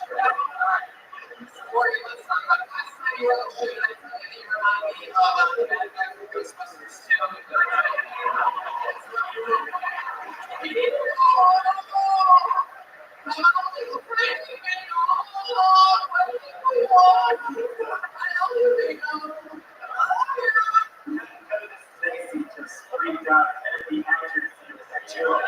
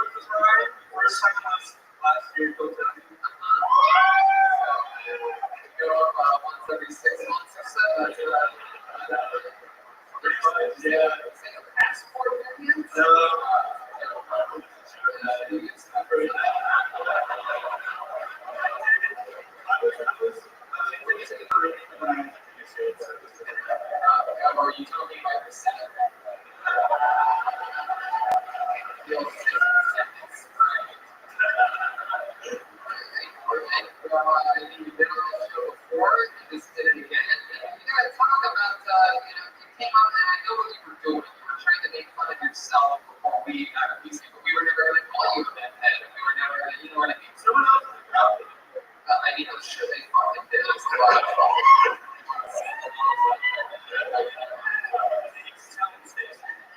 Oh, wow. Hey, you. All right. I missed you today, and I hope you noticed that I didn't see you, so don't do that again.